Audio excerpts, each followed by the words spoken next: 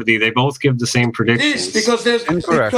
because not all the time, but they Newtonium- basically give the same predictions. Newtonium has been superseded. Newtonian gravity has been superseded. And Sir Isaac Newton, in his own words, out of the horse's mouth, said it was an absurdity to think of mass attracting mass for no apparent reason. Okay? He does not subscribe to that. He doesn't want his name ascribed to that. Don't call me, he will call you, he says. Okay? Sir Isaac Newton, quote unquote, words to that effect. And I'll post it if you want it. So when you actually do I haven't done it, but apparently when you calculate the effects of gravity relativistically and gravity due to the law of gravitation, they get the same results. Gravitation. I don't calculate gravity because it doesn't exist. So I don't even use the word. I don't even use the word. So with these long distance, Go down, go boom, boom is not valid. Yeah. So with these long range photographs, with I guess it must be the world record one I'm looking at, 9,300 feet above surface, 273 miles in distance. It's not the world record. That's the correct. world record one's a longer Guinness distance. For a camera. Yeah, there's a longer distance now. This is an old world record. Okay, so whatever one I'm looking at, and it gives a hidden height of 12,000 feet, which maybe the mountain is higher than 12,000 feet. I don't know. Yeah, the fact is, it's a Guinness Book of Records, and apparently there's a new one now, yet to be seen. The top of the mountain should be hidden by 6,985 feet, or over a freaking mile. Yeah, 9 miles. 9 miles. No, when you account for refraction with the 7/6 over R calculation, just as a basic way to check it. The refraction you're talking about is minuscule at the distance we're talking about. It's not going to refract anything over 9 miles. I'm sorry. So again, you lose. And like I keep saying to you, I want to know how it is that I don't notice any curvature from 180 degrees over 19 hours. Please. Because I'm the rate that I'm enjoying a movie. I'm going to the toilet. Yes, I get it. Yes, I get it. Yes. The stewardesses and the air hostesses are serving me well. You know, we don't notice any curvature over 19 hours. And we're going from New York all the way to Sydney. What's happening? Where's the curvature? So you're rotating, it's a ball, isn't it? So 180 degrees in 19 hours is the same as 9 degrees per hour. I'm going to notice the curvature. Or 0.002 degrees per second. Different position on the globe Earth, supposedly. Yeah, never even bothered to calculate it. I have to notice the curvature because it's a ball. It's an unsafe position. The angle and attitude of the aircraft as it follows the curvature of that globe would make it impossible for me to go to the toilet, have a meal, have a drink. I have to have my seatbelt on all the time. But no, it's perfectly level, spirit level, all the way, 19 hours. My. Okay? So I'm sorry, my friend. It's impossible, okay? We're talking a ball Earth, man, a ball. It's a distinctive shape, 24,901 miles of a ball. There's no way you can be level on a ball. There is no level surface on a ball, okay? Any engineer will tell you that. Any engineer will tell you that. You don't have a flat surface on a ball. There is none. That will not be a ball if it's there, especially a ball bearing. There is no flat surface. And if you put a flawed ball bearing in an engine, you're going to have some performance problems and some horrible noise coming out of that engine. So please refrain from saying that the ball is flat. There is no flat surface on a ball. Nowhere is flat on a ball. None. Okay, so now that you're done, I'm just going to ask you, calculate how many degrees per second would you rotate on the plane if you're rotating 180 degrees in 19 hours? We're doing 500 miles an hour every 2 minutes. The plane has to nose down 1 mile because it has to follow the curvature of the the Earth supposedly there. And when I've flown, that's never happened in my life. Okay? You do. No, we don't want to go ranting. We want to do calculations. It is your model. It is your model, absurd as it is. You do the maths. I'm bringing out your flaws in I did your the maths. model. 0.002 degrees per second. Would you notice that? And that's still not right, because we're traveling at 500 miles an hour. We're traveling 500 miles per hour. That has nothing to do with that maths, way I calculated that. Every 2 minutes, 1 mile nose down. Otherwise, you're going to be flying off the curvature of the wall. So it doesn't happen. Every 2 minutes, the plane has to nose down. What is it? 1 mile. 1 mile every 2 minutes. So I'm sorry, it's unacceptable. But gravity will pull the plane down even more than that. It's an unproven theory. Which gravity are you talking about? Are you talking about Einsteinian? Are you talking about Newtonian? Which one? Newtonian gravity. Is now debunked. It is Einsteinian now at the moment. And that's the bending and warping of space-time fabric, special relativity. And I don't know how that applies to a plane flying over a supposed globe. So you apply that stupid gravity that's never been proven. It's never been proven, please. And again, you still haven't established that the Earth is a globe. Where's the evidence? So before you can even mention gravity, please establish the Earth is a globe spinning so do you in agree, the vacuum of space. When we have that established, then we can talk. Do you agree that there's a downward force? Do you agree that there's a force towards the center of the Earth? I'm not even going to agree with that at all. No, I don't agree that it's a downward force. Okay? I don't like the word force, because it would imply something is pushing or something is pulling. No. Yeah. Sorry. Also, mainstream science would not call it a downward force, so you are just inherently wrong and against your own religion. Yeah, it's a supposition and assumptions, which are the mother of all fuck-ups. And I don't deal with fuck-ups really, so forget that. We're talking engineering and engineering. Well, I'm an engineer, so that's why I'm shouting so loudly with the ball that is no flat spots.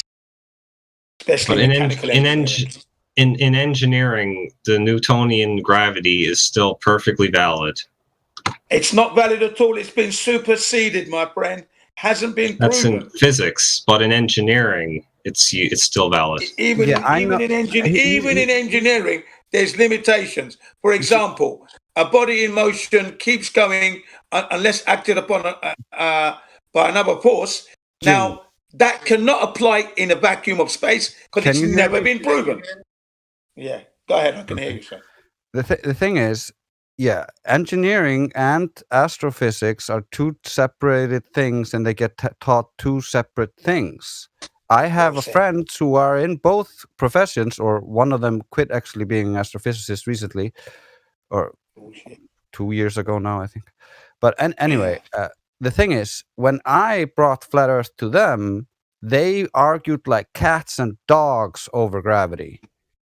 And neither one of them could experimentally validate or support their theory. Exactly. There you have it. And astrophysics, bullshit physics. I don't know. Nothing substantiated. I wonder about this story. It's kind of anecdotal a little bit. Yeah, now, okay. What you're saying, so what are you wondering about? Nothing. I'm just saying there's a downward force on Earth. I don't think that's controversial. That's what you're saying. I didn't think that's controversial. I would like validation for your claim now. Yeah, that's right. Okay, if you drop a rock, it falls. Yeah, that's density. If I drop that rock in Mercury, it floats. So you're wrong. It doesn't fall. Yeah, that statement's kind of... air is basically a vacuum. That statement's kind of ridiculous, but I drop a rock, it falls. That proves gravity. Give me a break. No, that just shows that there's a force towards the center of the Earth. No, it doesn't show there's a force. It does not show there's a force. Stop the word force. Yeah, no, there is a force. Your example showed you to be wrong because you expected the rock to fall, but it actually rose in the medium because I changed your medium. Yeah, you have to calculate buoyancy, the buoyant force as well. What causes the buoyant force in your belief system? Well, do you know that? Do you know that Do you gravity? know that? Do you know that little Do you g? know that? Do you know that little g Hey! is in the buoyant Hey, You're force not formula? answering the Answer question. me, You're not don't answering. fucking- You're avoiding the question. What's the question? Remember, gravity is an unproven theory. What You is haven't the established Earth is What a is the ball. cause of the Please. buoyant force in your belief system? Yeah, let's be honest here. One step at a time. Gravity pushing the medium downwards, and then there's Yeah, so buoyant force Again, is you haven't gravity. established the You Earth as fucking a ball. retard. But the problem is when you Yeah. drop a helium balloon, it goes up. And because of the Up. displacement of the gas, there's more pressure above the balloon than underneath it. So your theory that the lighter gas is pushing the helium balloon up is completely bunk. Yeah. And as we keep telling you, gravity is an unproven theory. The theory of gravity. It's not been proven. And what's his name? Neil deGrasse Tyson was asked, what is gravity? I don't know. Next question. As quick as that, he said. Okay, so if there's no gravity, how do objects stick to the surface of Earth? Things don't stick to the surface of the ball. Things just drop down due to their molecules and the density of the object, and they just drop down to the ground. That's it. Not sticking. They're not sticking because if you moved it sideways, it would roll down, roll up. But they're not Gas Okay, is so- not as you say. sticking to the So- surface. Gas is diffusing and filling the available volume. Except there's Not a sticking to the density surface. gradient. Well, Yeah, we have a temperature gradient, and Charles's law says there would be more pressure down below than above. What's wrong with you?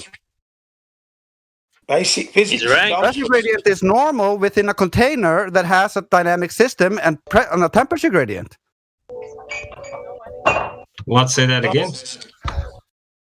A pressure gradient would be expected within a temperature gradient in a dynamic system where we have something like vapor pressure, where vapor is generated at ground level and then condenses back into liquid higher up and falls again. So Yes, a you have dynamic this, system. you When have it a gets dynamic colder as system, air pressure gradient as within you a container. rise. Yes, don't you're gonna have a- that. you don't So you'd have expect it to be gas pressure denser up without a higher. container, so you therefore you cannot have gas pressure gradients without a container. You need first the gas pressure. It's super Right. simple. So now you're on this. Now, we're back on the how does objects stick to the surface of Earth? We don't get objects are not sticking to the surface of the Earth. They're not sticking. So I don't know where you get that idea from. I'm Lose just that using idea. Nothing's loose sticking. language. Excuse me. Nothing is sticking to the Earth. Okay? So get that out of your head. Okay. Yeah, you laugh. You laugh. See, things have to stick to a ball, especially when it's upside down. They have to stick. But on a flat Earth, level plane, nothing sticks. They just lie there, waiting. Okay? They don't stick. Nothing's sticking. I'm So not how do sticking to things- the Earth. I can lift up my foot. I So can how do walk. things lie I on can the ride Earth my then? motorbike. I can ride my motorbike. It's not sticking. I How can do ride my things lie bicycle. on the Earth? That's a pretty Well, they dumb lie question. due to I'm their not gonna weight. lie. They lie due to their weight, the weight of the object, What cause? Yeah. Where? So Because you're not we have throwing it in weight. the air. That's their why. mass. If you- So they go downwards. You're saying? No, weight is relative to the medium of air. It's a human conception. It's not That's actually an inherent thing in anything. Like if you Right. take something that weighs something in air, but you put it in a medium that is the same density as the thing you're trying to weigh, it suddenly has no weight in that medium. Yeah, take a piece of paper. Take a piece of paper. I pick it up, I let it go, and it rides on the medium and then gradually hits the floor. Then I take that same piece of paper, I crunch it up in the ball, I throw it up, it drops straight down. I just changed the shape of the paper. You see what I mean? It can no longer ride. So, it's not gravity, is it? For sure. You see? You see? You see? Best There you go. example. So have you would be seen hot that? air balloons? Have Okay, you wait. seen? Wait.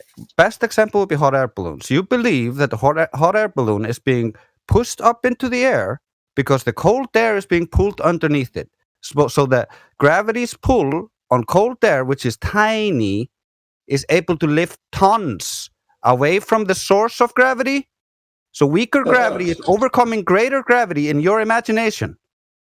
Crazy. I think you've got Now, a confusing Now, question. if you're being honest, really ask if anything. you're being honest, I'm not asking you're anything being- because there's nothing to ask, you retard. yeah. If you're being honest to yourself, and to the listeners, when you're asked what happens to a spinning ball when you throw water on it.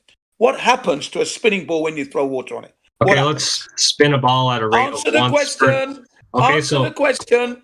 You have a spinning ball, and I throw water on the ball. What happens to the water?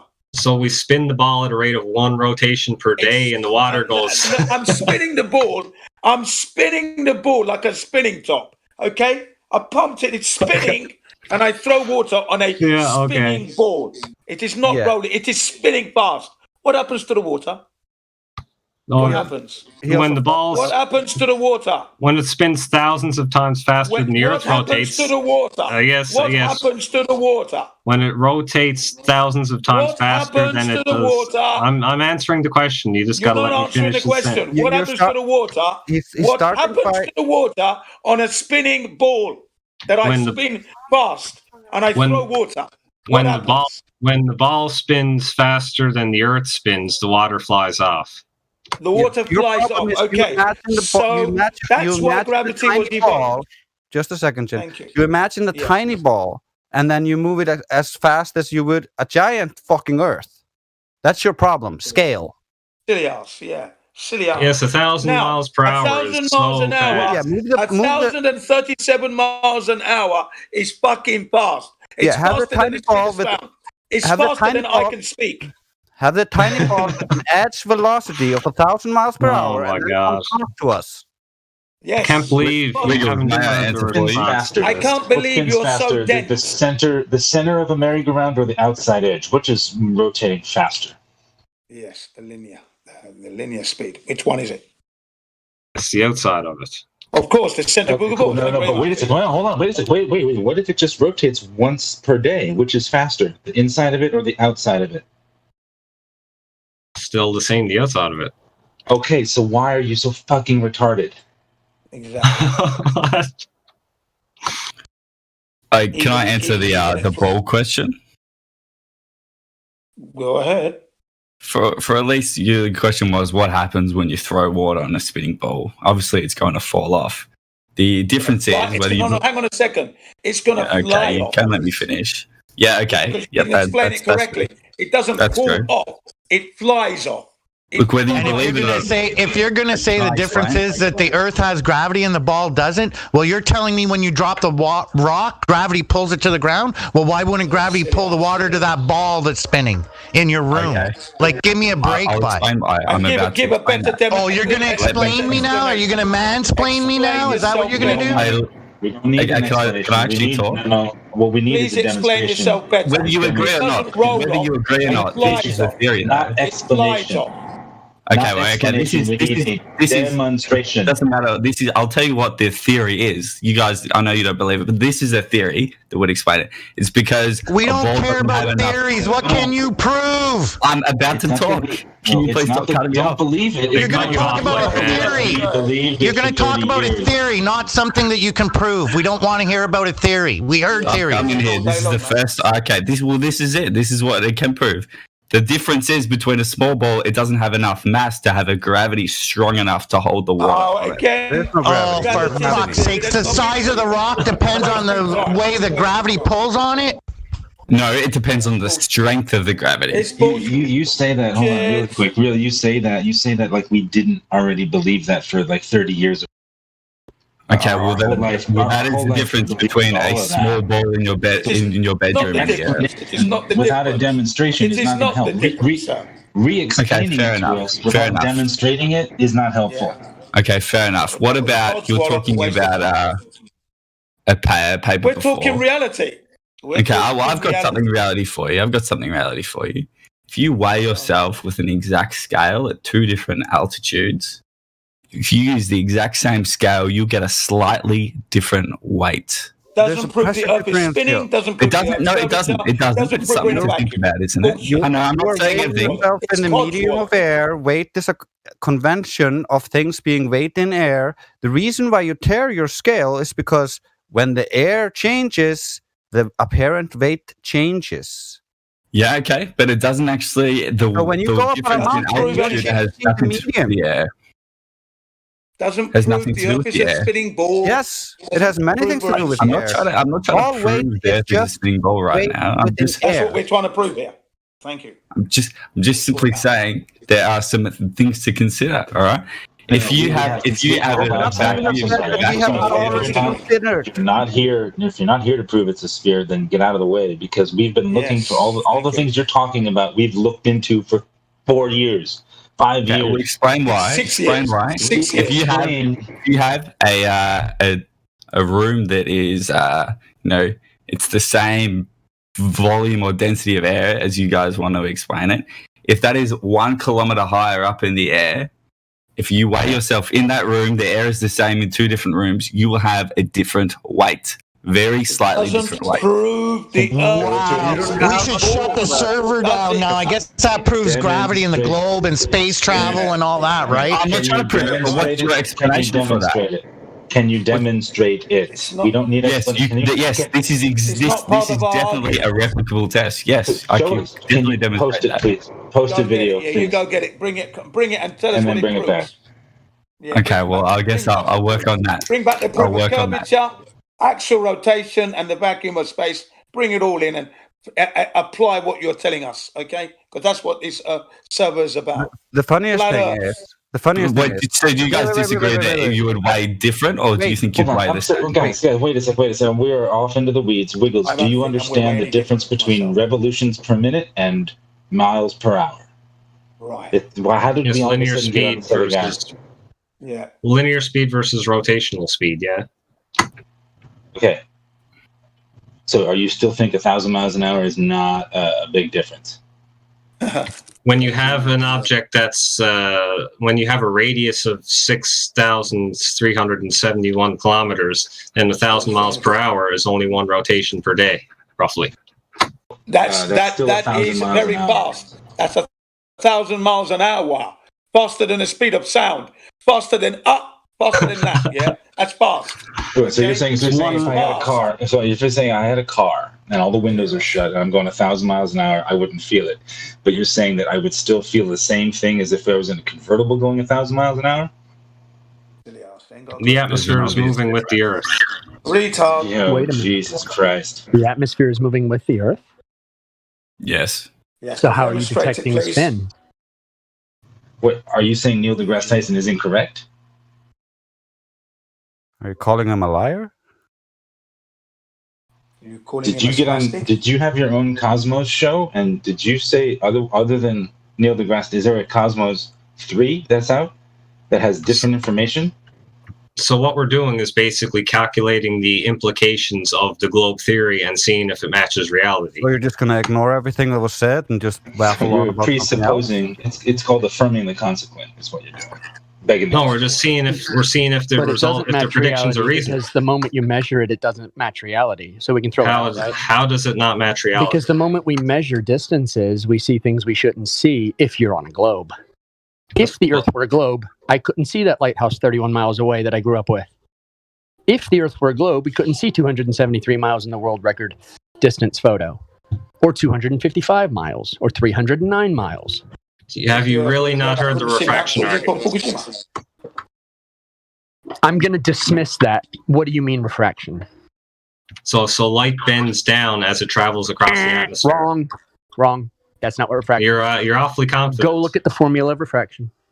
Where'd you get the radius? Can you prove that's wrong? Mimus? Look at the formula and then you'll learn. Can you prove where you got the radius value for your equation? Hold on, I'll be back. And Wiggles, anybody would be confident after listening to this for 4 hours now. Yeah. I mean, you keep repeating. You're on repeat, man.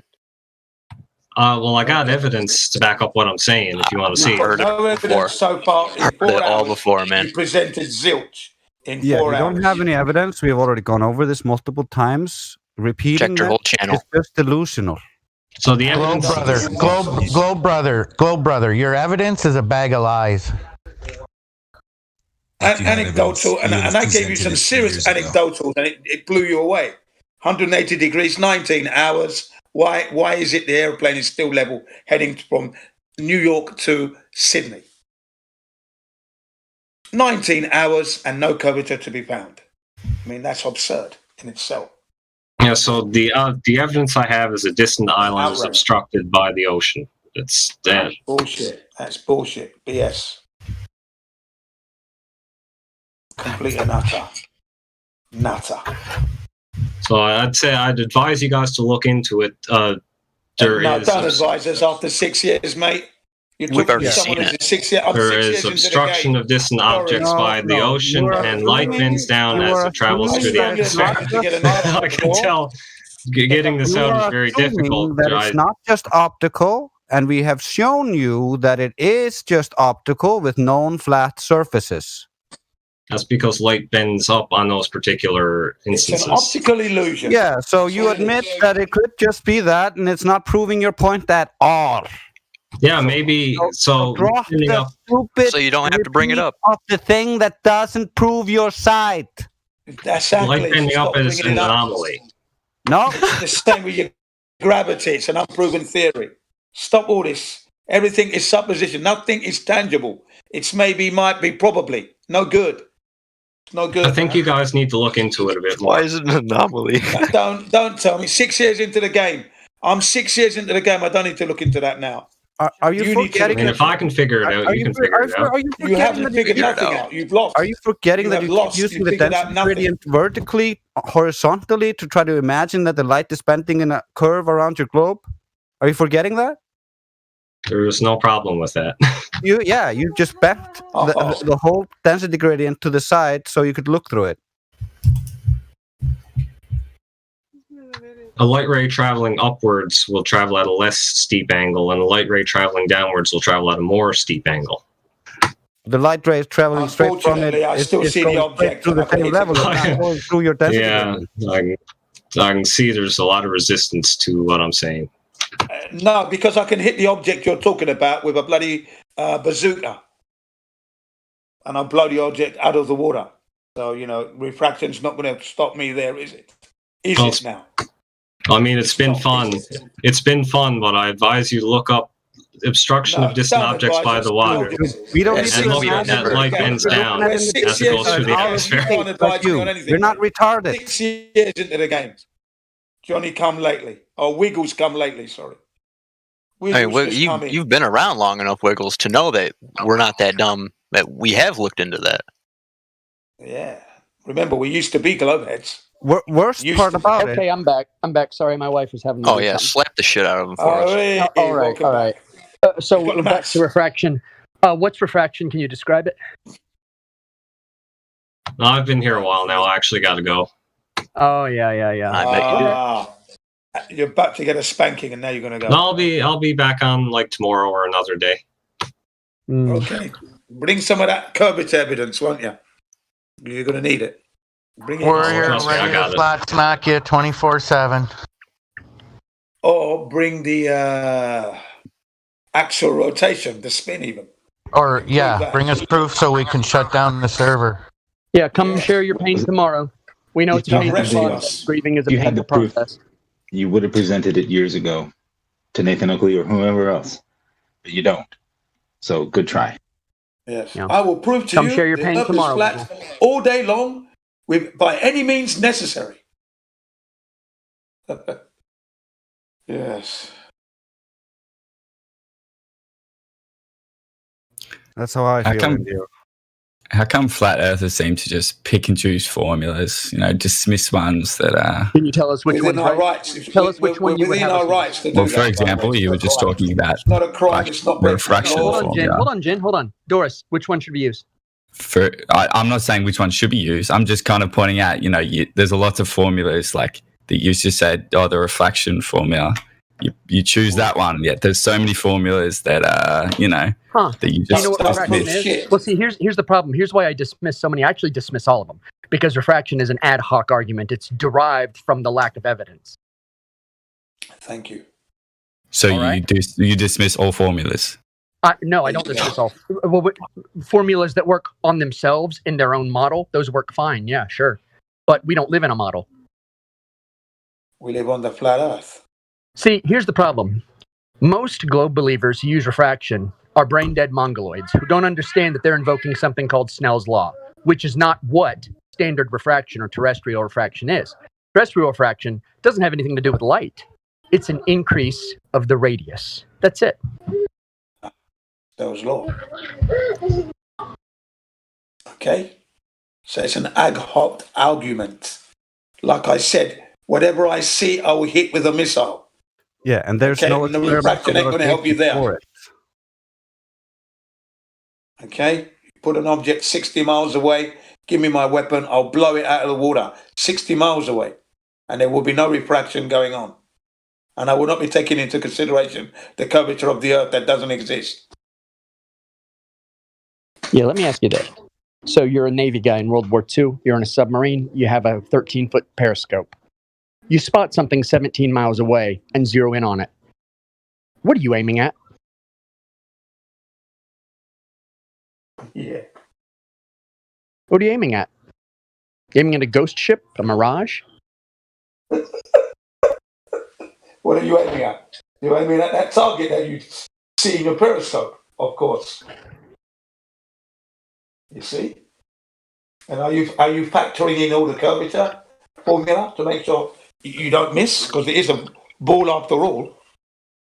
Now, how about this? Navy ships, they use line of sight targeting, right? Yes. So a Navy ship uses line of sight targeting and target something 80 miles away and then lob around within 3 inches of that sight. What are they aiming at? 3 inches.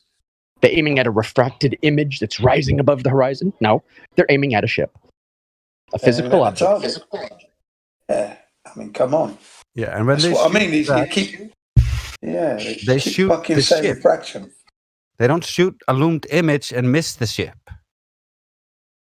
Exactly. You see? Can you see your problem? Yeah, see, here's the problem, is that refraction is an ad hoc argument that takes reality and says you're not seeing reality. It's a derivative. It is not a solid argument. It is an insult to anyone's intellect. I'm telling you that now. Well, if you think you're looking at anything that's being holographically projected in every single direction that you look, you're dumb. I mean, yeah. I mean, that's like some schizoid thinking there. Like, Which begs the question, who the fuck are you? The Earth is a Who the hologram. fuck are you? That's the question that gets asked next. Who the fuck do you think you are? Bringing in that stupidity.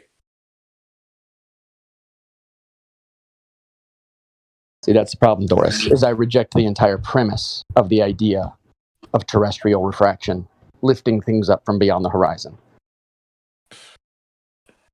Children would laugh you out of the house. I'm telling you. Children would laugh you out of the house. I was just generally talking. I wasn't even talking about refraction. I was just talking about formulas in general, you know. Yeah, Anyway, I respect what you said. I do respect it. Don't know if I respect children laughing at the house. Yeah, there's because they'd laugh at how absurd it is. Children are quite smart. Don't underestimate their level of intelligence. Because half of the problems we're talking about, like water sticking to a ball and angular resolution, we all played with as children. Because I remember as a kid. Well, globe theory doesn't say water sticks to a ball. Yeah, I remember angular resolution as a kid looking at the table. So, come on. I don't know what the hard part is, brother. When my parents told me Santa wasn't real, I stopped trying to catch him putting gifts under the tree. We're telling you gravity's a theory, and you're like, but Einstein, but Newton, but this, but that, but when I drop a rock, I literally said none of those things, but thank you for your input. Right. Just be real. Be real, that's all. And try to connect with your childhood, because most of the answers will be found in your childhood, actually, because it is that simple that a child can work it out. That's the problem. So what you're saying is real intellect and real knowledge, I should go to small, minute Discord servers where people who are too afraid to show their identity. We're small and minute. We're so small and minute, you can't even prove the globe. We're that minute. Hold on, Jen. Isn't that an ad populum fallacy? Doris? You'll have to tell me what that is. An ad populum means that something you're claiming that something isn't true because not enough people believe it. Yeah. No, not necessarily. That's not No, necessarily really. what Then why talk about the size or say that Yeah, because the a little consensus. bit of people believe this? Why even bring it up? In a small server. A was minute more- tiny server. It was in the middle of nowhere. more talking about Jin. I'll call you Jin. Was talking about In CBR. where you should That's go right. to get information. Let me tell you No, where you should go to get information. You should follow the general, scientific I was talking method. You should follow the scientific method and believe what you can prove on a personal level. Yeah. Right. Well, maybe that's why you're stuck here because you. I'm not Because you stuck here. can't I prove believe it. what I'm you not stuck. believe. Listen, I'm not stuck. listen, Doris. I believed what you believe for 35 years. What are you talking about? Yeah. Yeah, we I'm left your stuck. cult. Yeah. You're Excuse still me. in the cult. I'm a helium balloon. I'm a fucking helium balloon. You're the one I'd who's probably, stuck. look. I'd You're probably stuck in describe 2003 flat clocks. Earth as more of a cult than just believing. It's not a it. cult. Growing up. Okay. It's not a cult at all. Hold on. You're the I'm one one in of the the. cult. I'm, No, hold okay. on. Well, let's Hold on, regardless of what we believe. Doris, Wouldn't a you cult, say it's hold more on, of a- hold on, Doris. The cult You leaders believe, usually I- make a lot of money, right? I know. In a cult, that's typical of a cult. The cult leaders make a lot of money, right? Yeah, who is the cult leaders of So me, Globo? Indio, and CJ and Jose founded There this is no server. cult Why leader aren't we here. rich? I don't make any money off of this. Look, if that, I don't really think that's the I get definition. nothing cult. out of this. Actually, I get my wife telling me to And keep this it is down not a cult. sometimes. That's it. And if someone wants to leave flat Earth, sorry, What if did someone you like wants to about leave flat Earth, we don't stalk them like scientism does or anything. You know, like go ahead, go back to your globe religion. Yeah. Is that what happens when people go to flat Earth? Scientism stalks them. There is It's no flat Earth interesting. scientism. Guys, y'all don't get caught in the weeds. Come on, Doris. How do you Yeah. find out what The guys what are truth Wally. is? The guys How are do you Wally, find you know, out? he's coming No, in don't with make arguments, judgments on him. Let's Prove your talk model. I don't to know. him. I'm listening to you. Let's talk Amos. to him and find out how he Prove- thinks. Doris, prove how your do you model, find out man. what? Prove your model. How do you find out what truth is? It's a very deep question. Very deep Answer the question. question. How do you find it? Well, he might not be able to. It is not a common question that people get asked. People don't really think about it. Because they just believe. How do you know what's without true? checking. How do you know what you believe is true? Ever? Yeah. Yeah, okay. It's more like to me, How do you know? logically, it is a lot more likely to be true than not. Would you say? Again, that's hopeless. Would you More say? likely? No, Jen, come on. Would you say that the majority of people usually believe what is wrong throughout history? I mean, this is the same argument you just used on me, like just No, because. you actually just used this argument, and I'm showing you why it's an invalid argument. Okay, but as I said, that wasn't really my argument. I was just kind of taking the piss almost. But anyway, What is your argument? well, I mean, if we're not really Your in, argument. we're kind of talking about nothing right now in terms of what is my argument. Well, What I is your argument? I'm asking you directly. Jen, What he is doesn't your have an argument yet. He doesn't have an argument. I don't think he's thought deeply about these things yet to Well, no, formulate no, an I have. argument. He does have a claim. He called us a cult. Yes. No. That's Yeah, right. I said you guys called whatever you're No, not. someone a cult, called and I said, globally well, I feel the like cult first. Someone called I feel. the cult first. So Yeah, I fault him All on I that. said was, I feel like if you were unbiasedly looking at both sides, you'd probably say the smaller group was the cult. I just said that feels like an Size does not- unbiased. Size is not what caused. That's absolutely ridiculous. All I said, I was responding to you calling me part of a cult. That's all it Yeah, was. That's all. somebody Well, did you call know. him part of a cult. So I can't fault him for it. Somebody did say cult. Yeah, it's a know defensive who measure. said that. None of us did. Try to say no, you. I understand that. Well, as I said, it's not about no you or me defending anything. I just thought, as I said, it's unbiasedly. You're looking. It doesn't matter what you believe. You'd think that the people who It's are what we know. against society is probably the cult. I'm not against society. We're But not- We know the Earth is flat. Against We're the not view flat Earth of society either. This isn't flat Earth society. Yeah. Thank Hold you on. for clarifying that, mate. I said you're against the view of general society. Anyway, we're spinning around in circles here. What's a cult doesn't really matter, does Yeah, it? that's correct. That's what's happening. Nice. I love the spinning. So how do It's the only you time the Earth spins, how do you determine what is truth on a practical level?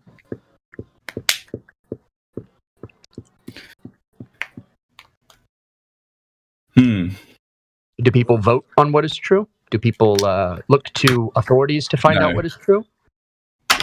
True is something that is tested Tested how? Philosophically or empirically? using the scientific method. So there we are. The Something scientific that method. something that makes Perfect. sense. Perfect, Yep. because that is my favorite method. It's the only trustworthy thing that mankind has ever come up with is the scientific method. What's the first step of the scientific method? Write a hypothesis. No. Wrong. What is it? If you're, well, I want you to come to the answer. I don't want to just tell you. If you have a hypothesis, how did you come to a hypothesis? Find a problem? Is that, I don't know. Not a problem. Nearly. You observe nature, right? Yeah, Okay. You observe nature, you experience a natural phenomenon.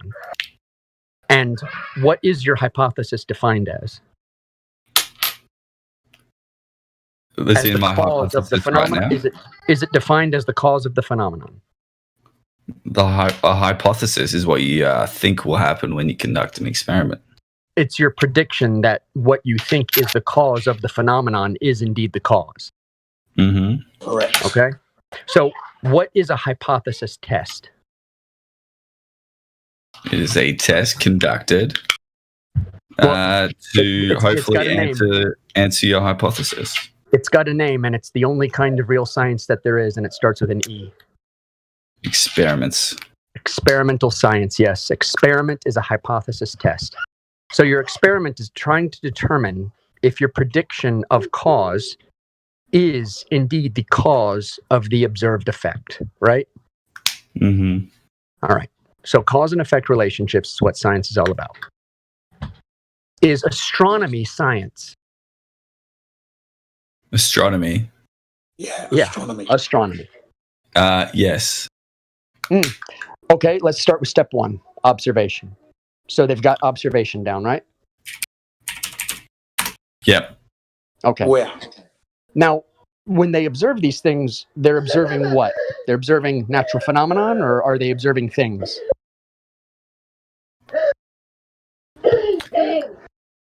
Not quite sure where this is going. Are they observing natural phenomena? Are they observing things? Like a tree Okay. isn't a natural phenomena, but a tree growing is a natural phenomena, right? Yep. Phenomena is a thing that's happening. So I they're just looking at the want to stars. say, I don't think flat Earth really. You don't need astronomy to follow. No. We're not even theory. in flat Earth yet. We're just determining what science is first. Well, science is just the study of everything, how things work. Well, it's we don't need to the get study all of the physical and natural world, right? Mhm. Okay. So natural, not the unnatural. So it's not technology. It's not math, right? Mhm. Okay. So science is a very narrow field, and it is defined by its method. If it Mhm. doesn't follow the scientific method, it's pseudoscience. So astronomy gets Right, to so observation it's and then pseudo. gets to really tenuous hypothesis, and then there's no way to experiment with any of it. Yeah, and that's fair enough. Right. As in, like, So- no one's claiming exact distances to fucking stars and whatnot. In like, Well, NASA are. But Jen, Polaris, it doesn't even matter. It 425. doesn't matter. He got yeah, none of he this got it matters. like that. It doesn't even matter what they're claiming. It doesn't matter if they do claim exact distances. I don't really care. Just so long as he and I are on the same page of what science is, right? So there is a method, a wonderful method for determining what is true. Not necessarily what is false, but what is true, what we can know. So you do agree that we can know things for certain? Of course, I do. Okay. I do. So- Yes. Excellent. So the thing about flat Earth is it's not even a scientific question.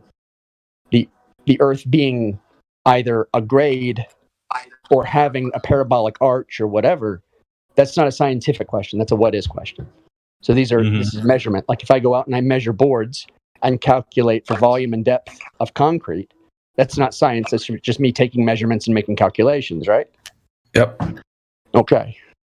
So if you look at the Earth, you would expect to find what on a sphere that's 24,901 miles in circumference? Lots of things. Go on, answer it for me. I hate answering for people. Would you expect to find curve anywhere? You would expect it, yes. You would expect it, wouldn't you? What if I told you we could see 273 miles straight with no curve? Where's that? Hold on.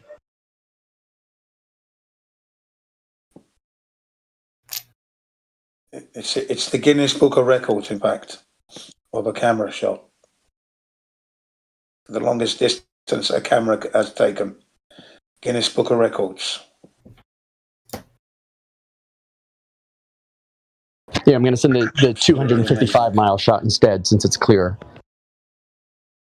This is taken from Italy. That's France in the distance. Amazing. Sorry, which server did you send it in? In live stream voice text.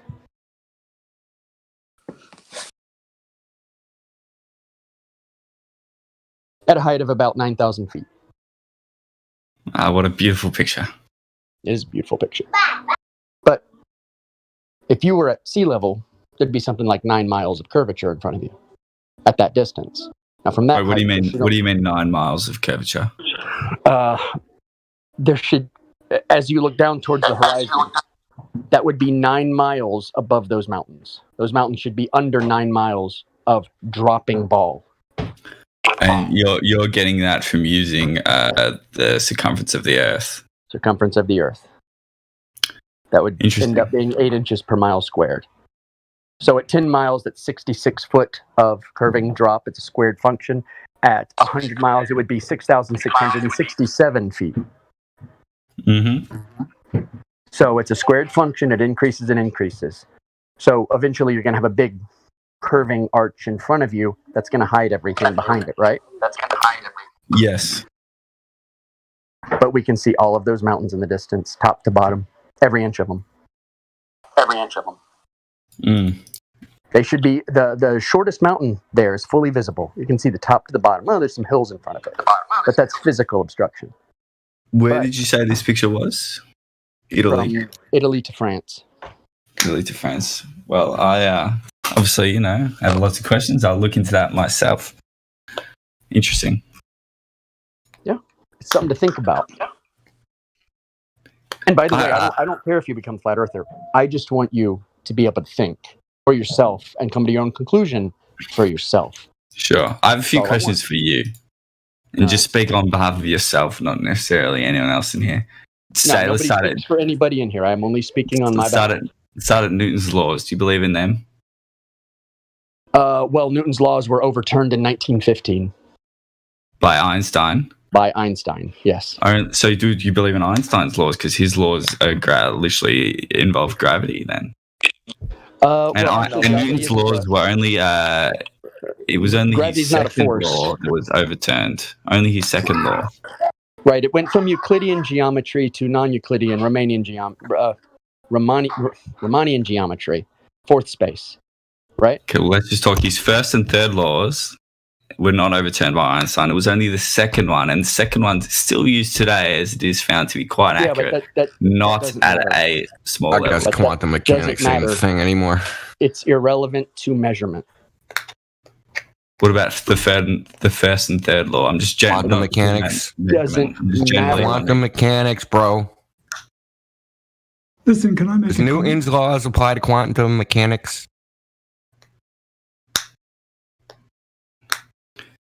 What do you know about quantum mechanics? What do I know? Where do you want to start? Well, have you studied it? Yes. Why? Did you go to university or was that your own study? Yes, I went to university. What the fuck does that matter? Well, that was just a simple question. That doesn't need to be met. Listen, no, you're trying to listen. And an appeal to credentials or appeal to authority fallacy. Trying to backdoor it. We don't do sophistry and propaganda here. But what about quantum mechanics and how do Newton's laws apply to quantum mechanics? Okay. Well, as I've said, it's only the second law which was overturned by quantum mechanics. And as I said, you're right. It was not necessarily disproven, but it was found to not work on that scale.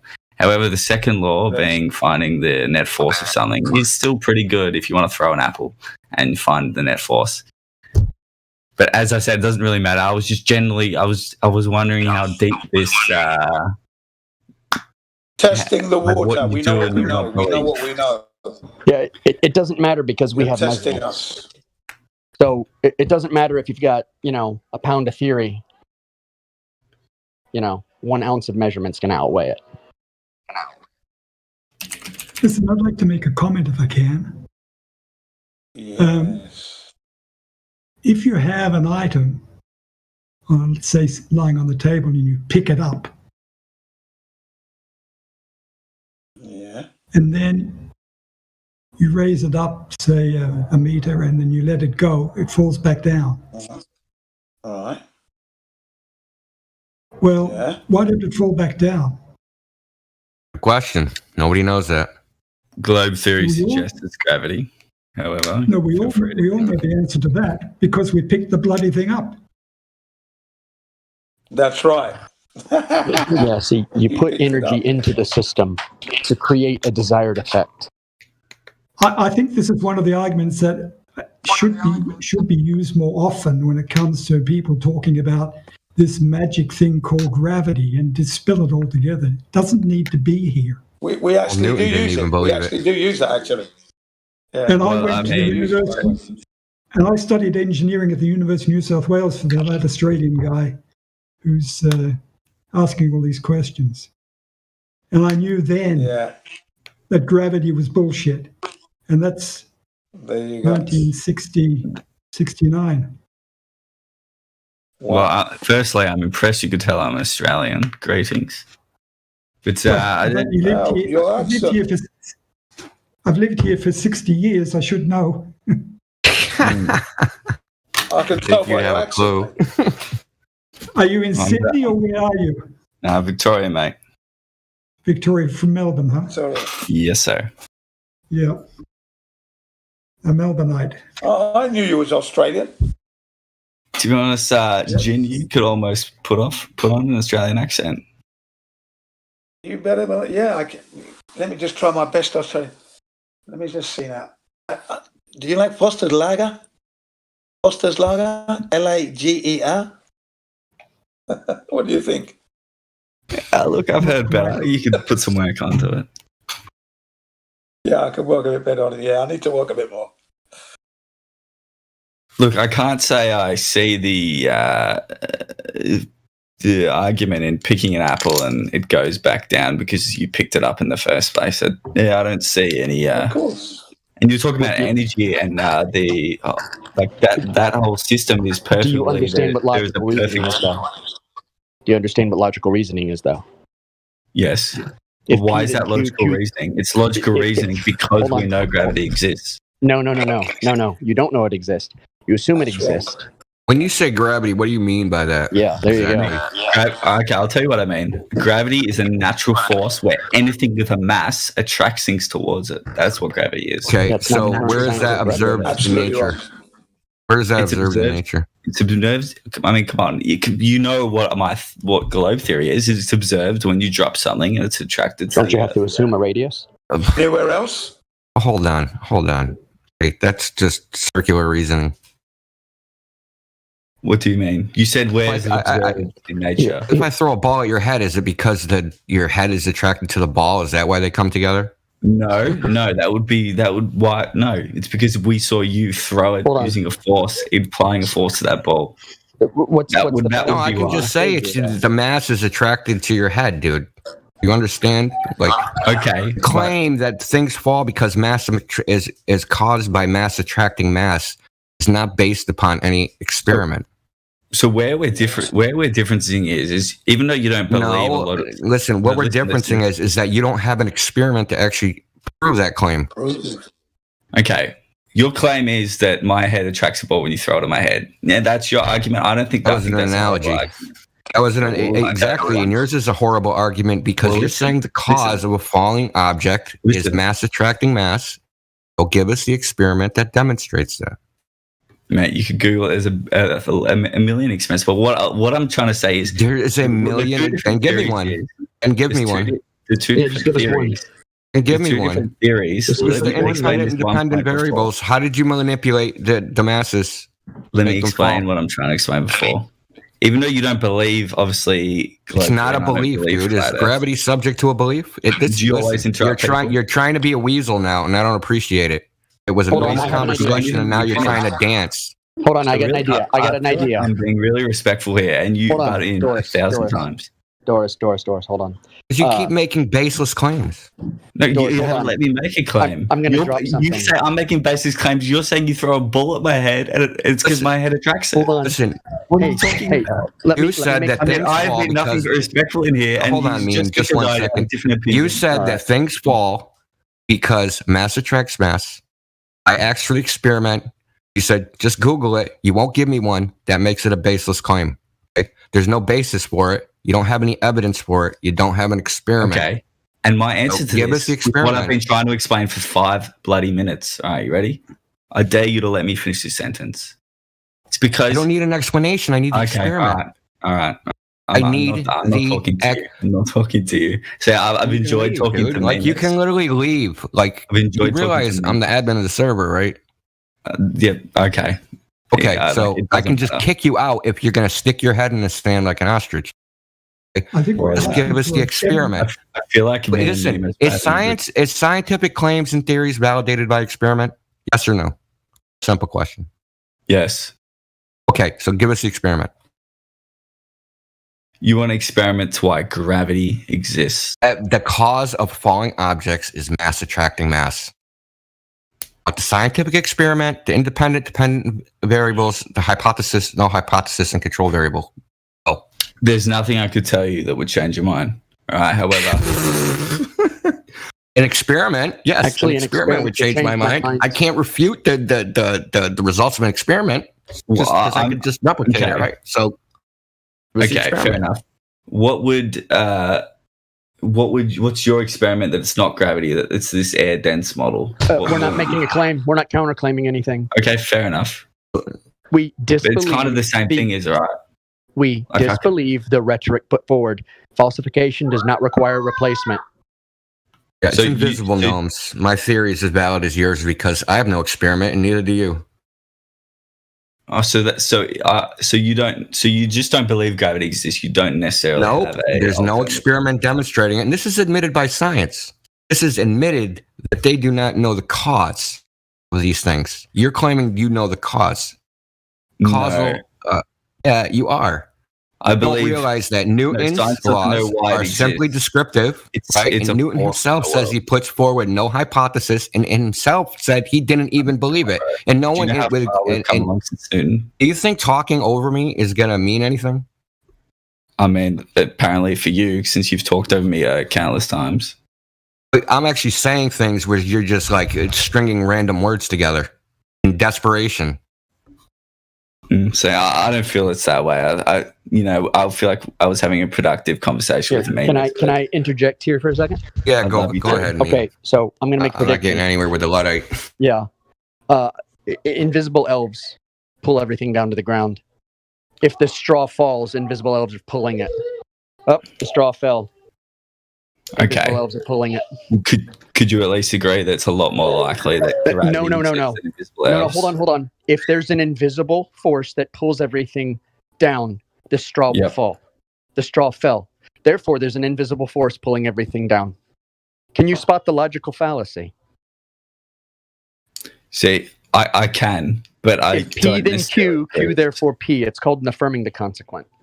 Mhm. I think where he gets confused is that the fact that we can use concepts, mental concepts, and mathematics to calculate certain things, that they're actually real. That they and validate. He that's thinks the called the description is the reification explanation. Yeah, he Yes. thinks the description. Yeah, just because something explains it doesn't make the explanation true. And that's fair enough. But what I'm saying is, I feel like it is the best explanation. That sounds sciencey. That's where we differ. I'm not looking for the best So do explanation. you, India. I'm going to This is disbelieve. so Hold on. sciencey. Hold on. I'm going to disbelieve explanations that are not backed up by experiment. I'm just going to disbelieve them. And I'm not going to adopt some explanation. I'm just going to say, that's not known. We need to study it. I feel like you have adopted an explanation. Bro, you literally said, I feel like. It's not an argument. Look, what explanation do you think I've adopted? The world is flat. What do you mean flat? I mean, you know exactly what I mean. You think the world is flat. Here's what I say. See, I have to call myself something that I'm labeled as. Okay? That's all I have. I have to do that because nobody's going to know what I'm talking about. What we measure, what we observe is grade everywhere we look. Everywhere we test, how we practically build, how we measure, how we engineer, how we survey, all of it. Everything turns out to be completely flat. I don't know what the Earth is. I don't know how big it is. I don't know its extent. I don't know anything about it other than the region that we live in and inhabit. I have no opinions about the greater shape of the Earth or what's beyond. I have no idea. I make no claims about it, and I claim no knowledge about it. Hey, Melbourne, Melbourne, do you live near the water? Can you see the ocean? Are you in St Kilda or where are you? Oh, you know, sometimes I go to the beach, mate. I've definitely been there a few times. Went to the beach in Sydney just 2 weeks ago. Tell me what I see a horizon, mate. Excellent. What is the horizon? Is it flat? Is the water flat? Yeah, is the water flat? Yes. Yeah, is the water flat? Yes. Yes, flat. yes, it is, and it fits in globe Earth theory very well. What? Why wouldn't it? See, that's what I'm trying to say. Like, I feel like there's an explanation for everything on globe theory. We're not looking for explanations. We are looking for truth. You may be happy with explanations. You may be incurious and not care beyond that. Just tickle my ears. Tell me what I want to hear. Explanation. Stories. He's in a context there to begin with. The globe Earth theory. There is no such animal. No such thing. Yeah. Unless he could tell us, give us an experiment on how the Earth was created. Can you do that? How the Earth was created? No, I cannot because do that, that's mate. a theory. I don't have that one for me. Then you don't have a theory. You're in a category error. So anyone who can't tell you how the Earth was created is just a baffling buffoon, I guess. Theory. I'm saying you're using the word theory wrong. Get it? Look, I get that no one was talking about the creation of Earth until you brought it up. Oh my God, you said globe Earth theory. There is no such animal. There is no flat Earth theory. They're not theories, is the point. Fuck. Okay, you're right. There are no theories. Scientific theories deal with phenomenon. Is that simple enough for you? Let's do it this way. I'll make it simple. There's no theories. You're going to open up a whole can of whoop ass, son. Don't you overtalk me either. What is a scientific theory? I think it's globe Earth fact. I just use theory because we have two different opinions. Theories are facts, you dumbass. What is a scientific theory? Globe Earth is a fact. I'll start referring to it as that so it doesn't offend you. Yeah, sure. So what's your scientific evidence of a globe Earth then? What's your scientific evidence of a globe Earth then? Why is everyone so hostile? Because you're a dumbass. You're using sophistry. QE earlier he told us that. You think you're tricky, you're not, dude. You can't use your little politics server bullshit here. Earlier, QE, he told us he dropped a rock and that proved gravity to him. So that's part of his That's proof. a real friggin' rocket scientist, huh? What is a scientific theory, sir? Quantum. I was saying theory because by the way, QE, since he cuts you off so much, allow me to cut him off. Welcome to the room, QE. Thank you. I'm still waiting for what a scientific theory is. Quantum, I was saying globe Earth theory and flat Earth theory because we have two different opinions of what they are. And yeah, I know one of them to be fact, right? Yeah, and you're using now for the fifth time.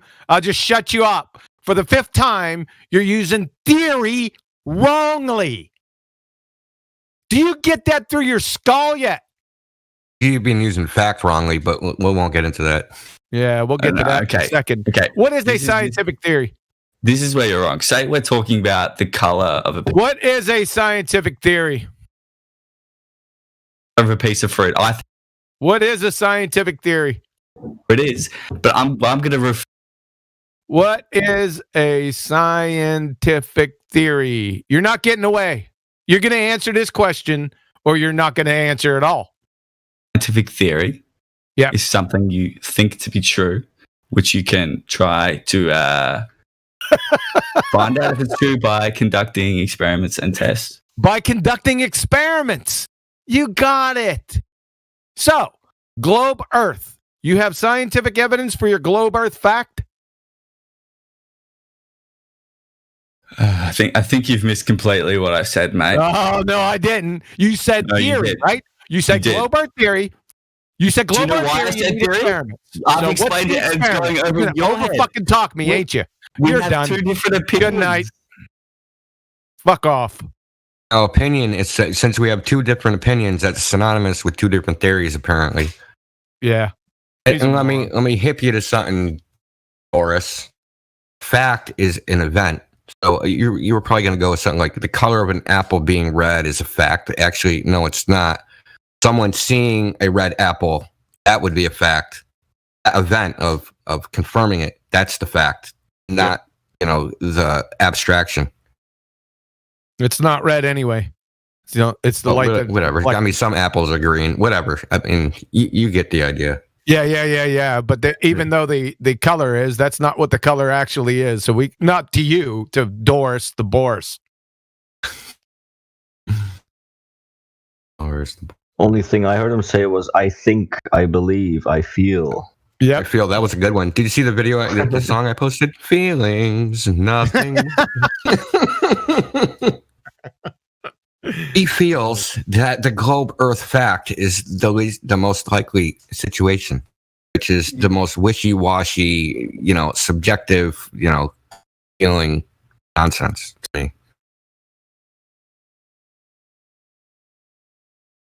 He thinks that opinions mean facts, and that's not how it works. His claims are facts. Did he scientifically validate gravity at any point besides the rock? Oh, hell no. He jumped off. He tried to come in with Newton. He jumped off that shit like like out of a hot frying pan. That's a smart move. What's up, Indio? I haven't seen you in a coon's age. What you been doing? Yeah. Nothing. Just, this, that, and the other thing. Busy here, busy there. Yeah, I've been super busy, man. I've been trying to get an empty clip scored away. It's a lot of work. Yeah, I heard the EME moon bounce, man. I heard that one. Oh my god, dude. Because they don't actually think about just someone says, "Yeah, I bounced a radio signal off the moon," and they're like, "Yeah, you did." And they don't look any further than the claim. They don't look into it at all. Nope. If an EME moon bounce was even possible, it would disprove the theory of general relativity. Because when they think of it, right, they think that the Earth and the moon are moving through space, and when you shoot the laser or the radio wave, it's still moving at the speed of the Earth, right, towards the moon, bouncing off the moon and then back to Earth. Well, according to the theory of general relativity, the speed of light is constant.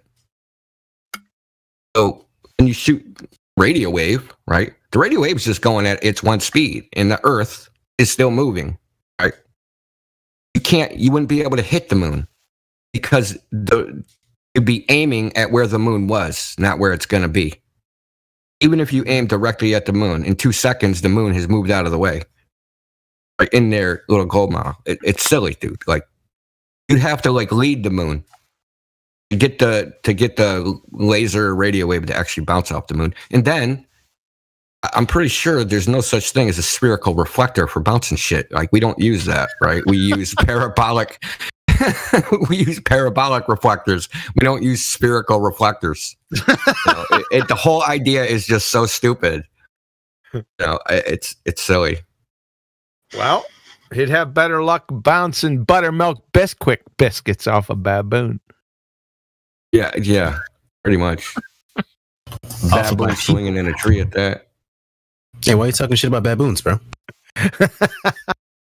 Why? Where'd he touch you? It's racist as fuck. Where'd he touch you, man? Huh?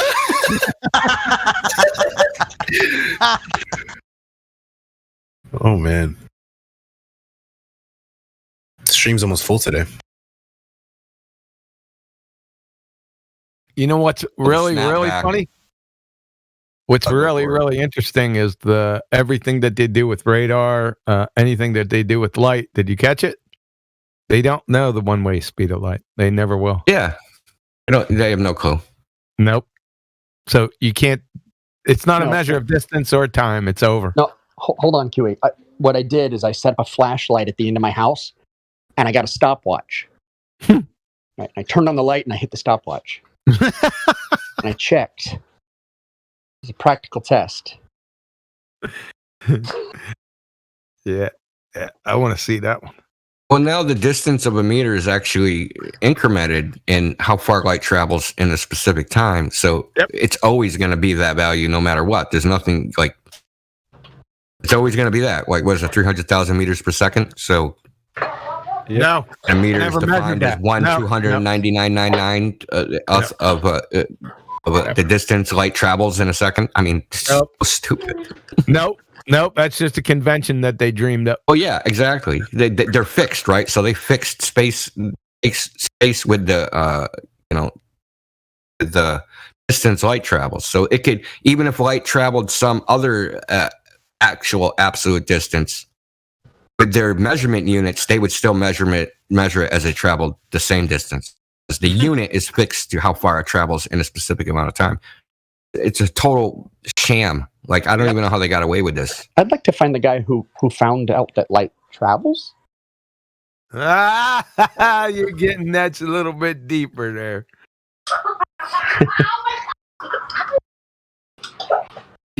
Actually, that would be a pretty cool test. Yeah, who gave light a passport? Yeah. Is light like a sovereign citizen? Is it? Well, even in their own, the problem is even in their, it's just waiting to be lit up. I don't know. No, the problem is it's even in their own rhetoric, but they don't know it. Yeah. See, Brother, they parrot the wrong to understand it. Go ahead. That is not my field of expertise. I got you covered. Yeah, I'll leave that to you with the quantum eraser. So yeah, I got that part covered. Just sitting back, waiting for them to open up their incoherent blowholes. Someone play the Jaws theme. Because we're all just swimming around looking for blood. Hey, make sure you check Wednesday and Thursdays, because Wednesday is going to be Georgie and Rumpy double speaking and destroying their entire religion on their own. And then the Clown Show Co-Show to finish up the week with Invisible Horizon. How's he been? Is he doing all right? You think Doris came up with the definition of theory yet? Go ahead, man. It's all yours. I want to do this. Go ahead. We had Wiggles in here earlier. Oh, you know what Wiggles is, of course, right? Oh, he deafened himself. Forget it. He undeafened himself. Wiggles is really smart. He's got the IQ of an octopus. Oh my God! Did you hear me in here with him, meme? Like, oh my goodness, man! Like, yeah. I was about to get him. I literally wanted to lobotomize myself. When I came back, he said, "Oh, I gotta go." I want to lobotomize myself so I can have a conversation at his level. Yeah. Yeah. Oh, like Wiggles must be a real loser if he's not spending 4 hours. The frontal lobotomy where they use the pick through the eye. No, with a Coke spoon. Wiggles did spend 4 hours in the server, so what the hell are you talking about? Joke's on you. You already were. Wiggles loves coming here. He's been banned. He just keeps begging to come back over and over and over again. So, you know, y'all are addicted to ass beatings.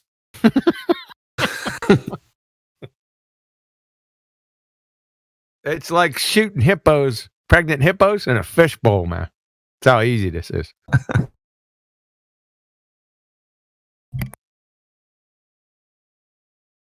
was gonna say it's like shooting. Period. I'm gonna play a little game with Doris, the creator. So, Doris, you seem to think that Newton's theory of gravity, or even general relativity, pick some like so-called theory of gravity, predicts that particles form into a ball. Do you have any like evidence for that? Do you have an observation? Do you have a simulation? Do you have a model? Do you have anything, or do you just have a claim? You're asking me. Yeah, because you think that because I know why Globers bring up gravity, right? Because just mute me. I can't talk. Oh, you don't answer the question, dude. I said 4 words. You're asking me, and then you started talking. Yes, I'm asking you. Okay, thank you. You're asking Did you me hear what I said. Yep, I'll answer. You're asking me if I have a test that I can prove that particles extremely small fall into a ball. No, I don't have that test, mate. Sorry, I cannot provide that for you. And why do you bring up gravity? Typically, Globers bring up gravity because they have this idea that an ensemble of particles will form into a ball. And there's literally no evidence for that. It's not even predicted by the physics. So, like, why do you guys say that? Why is it not predicted by the physics? Because when they try to model it in a simulation, it doesn't happen. I mean, I simply just don't agree with you. You're saying I don't think it's true. You don't have to agree with me or not. It's been tested in simulations. So, I mean, the only way they can even get it to remotely form a ball is to add something called a stickiness factor, so that the particles don't bounce apart when they touch each other. They have to magically glue together. I hear you. But what gravity theory is, and I hope I don't offend you by saying theory word, because that's what got me server muted last time. What the theory is, that gravity is a force that just simply exists. Incorrect. Gravity's not a force. Incorrect. Newton's universal law of gravitation. Okay, shut up. If you're talking about Newton, he never proposed a scientific theory in his life. So I don't know what you're talking about. I don't know what he's talking about Newton for. Newton was superseded about 106 years ago. Hey, numpty dipshit. Direct your attention to not 01 minutes after the hour. Can you read those 2 citations for us, please, out loud? I thought I was server muted. I lost where are we at? We're at 01 minutes after the hour. We're in voice text 01 minutes after the hour under quantum eraser. You kept on talking about Newton's theory. Newton never proposed a scientific theory in his life, number 1. Number 2, you're parroting 106-year out-of-date pseudoscience. Can you read those 2 citations for us, please? See, I think you were late to this Discord. When I brought up Newton, literally all I said was I was asking Mimas. I was thinking, okay, well, I want to go understand where you're at. Let's go back to Newton. What do you believe about that? That's literally all we were talking about Newton. I didn't even come up to you guys and say Newton and all this shit. I even said... You just said, why doesn't it predict in a clusterfuck of a way? Why doesn't Newton's theory predict it? Which is a stupid question. Why does it? Well, it wasn't a theory to begin with, number 1. And number 2, it's 106 years out of date. Are you following us now? Spear. Are we going back to... are we going back to the sticky ball thing? Is that where we're at? Oh my God. Newton's, listen, what is Newton's? Is Newton's law large particles form a ball, or things fall when you drop them? Like, is that his theory, or his theory? Every particle attracts every other particle in the universe inversely proportional to the square of the distance. Is that the theory? The last part. Newton's 3 laws. What's the last one, right? Not directly to gravity. Newton's 3 laws are one, right? Listen, just entertain me for a second, Kiwi. The last one, right? Every particle attracts every other particle inversely proportional to the square of the distance, right? That's what it is. Okay, is that it? Yes or no? That's Newton's universal law of gravitation, right? Okay. When they use this in a simulation, they do not get a ball. Right. It's not right. Yeah, dude, that's what happens. Okay? Formation of a ball would only be a special case would need a completely isotropic, homogeneous ensemble of particles that are equally and evenly spaced apart. And then it might form a ball.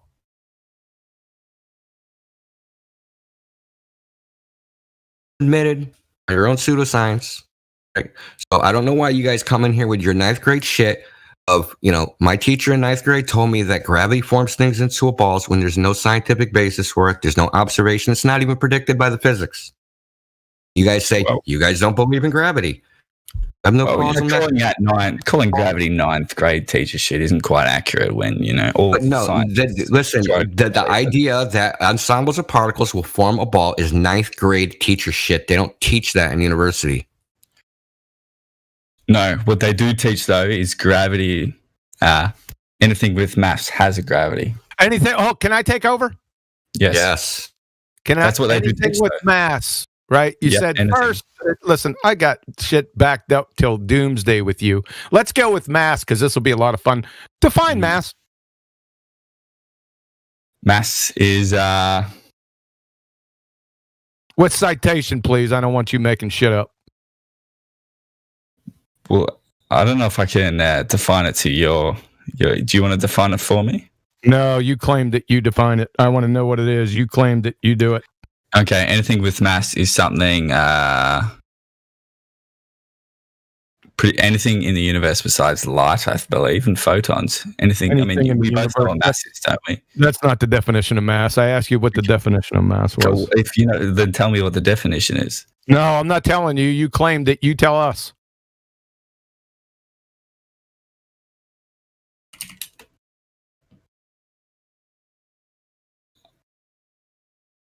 It's a body? I don't know, mate.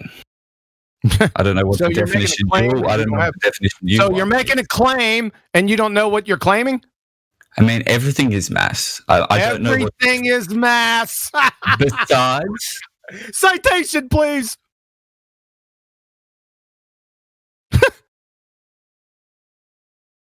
That's a new one. I wasn't ready for that. Here you go. Mass on Google says it's the quantitative measure of inertia. Is that what you measure of it? Oh, so what's inertia? Inertia is something moving. Is it? Let's take a look at this. I'll go ahead and get the definition for you. Since you were right. You were right.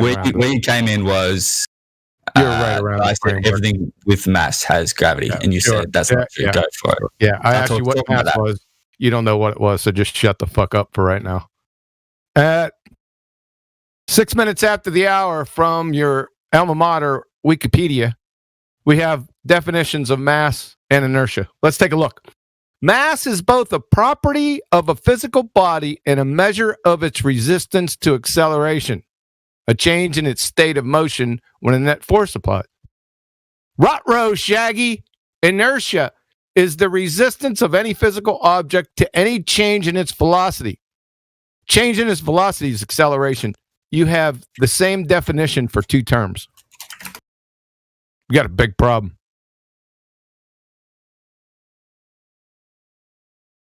So, you're saying mass attracts other mass? Show us, given a change in an object's velocity, how can a change in an object's velocity attract a change in an object's velocity?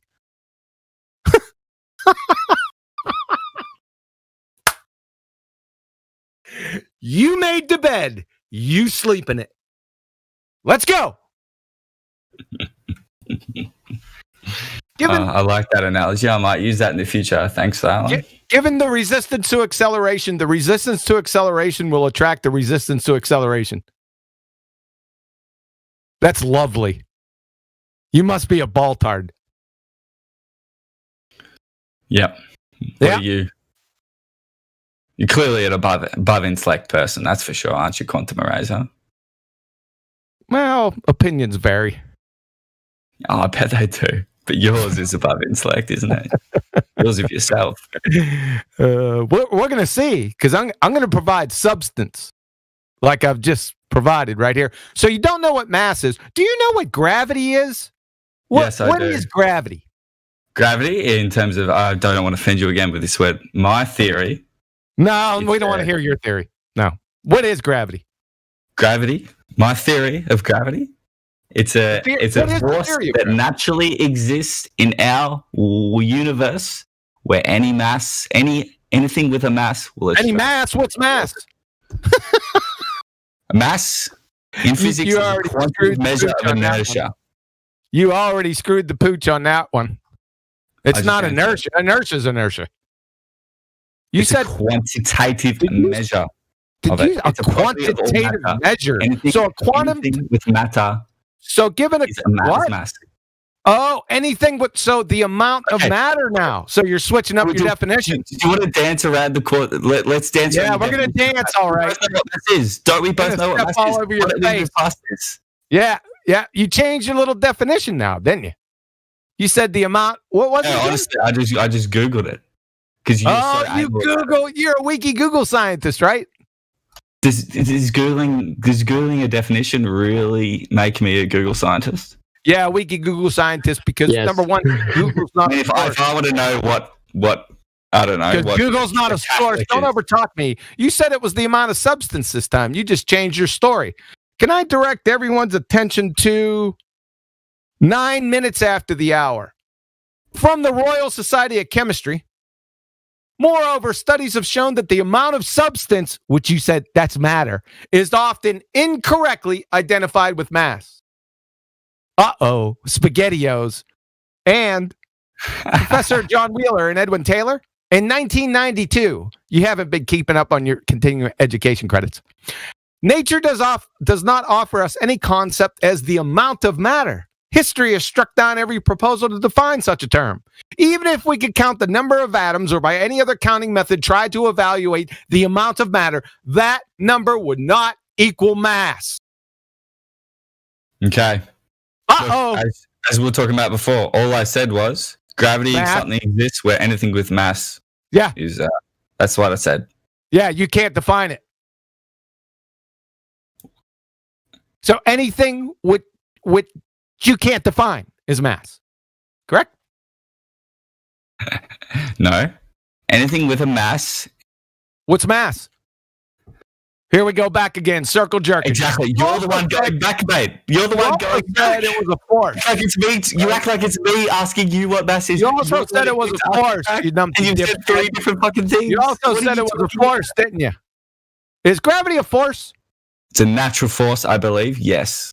You believe? Do you know for sure? Gravity is not a force at all. Well, if you know for sure? I mean, you don't believe gravity exists. So, I believe. Now, this doesn't have anything to do with believe. Okay, let's not get into this belief. Hold on a second. He called it a force. Let's see. No, it's not a force. That's bullshit. Yeah, I know. We're going to deal with that right now. One second. What you guys want to believe in? It doesn't matter. Just believe. 1 second. I got him covered. You know I got him covered. Just relax. Just 1 second. Just sit back. Relax. Gravity is a force. All right. Say it. Can you say it louder? Gravity is a force. Who's interrupted me? Guys, if you guys believe gravity's real... Who's interrupted? Shut up. So, at 12 minutes after the hour... And somebody squeezed... Wait, hold on. Why can you Google things? 12 minutes after the hour. Can you start reading the citation? Remember you said gravity is a force. Can you start reading? It is. It is. Okay, go ahead. Start reading. 12 minutes after the hour, please. No, tell you what I'm going to do. I'm going to post more articles than you. I'm telling you gravity is a force, so I know you don't read my stuff too well, so I'll read it. Does anyone mind? Please go on ahead. So he said gravity is a force. So from George Musser, Scientific American.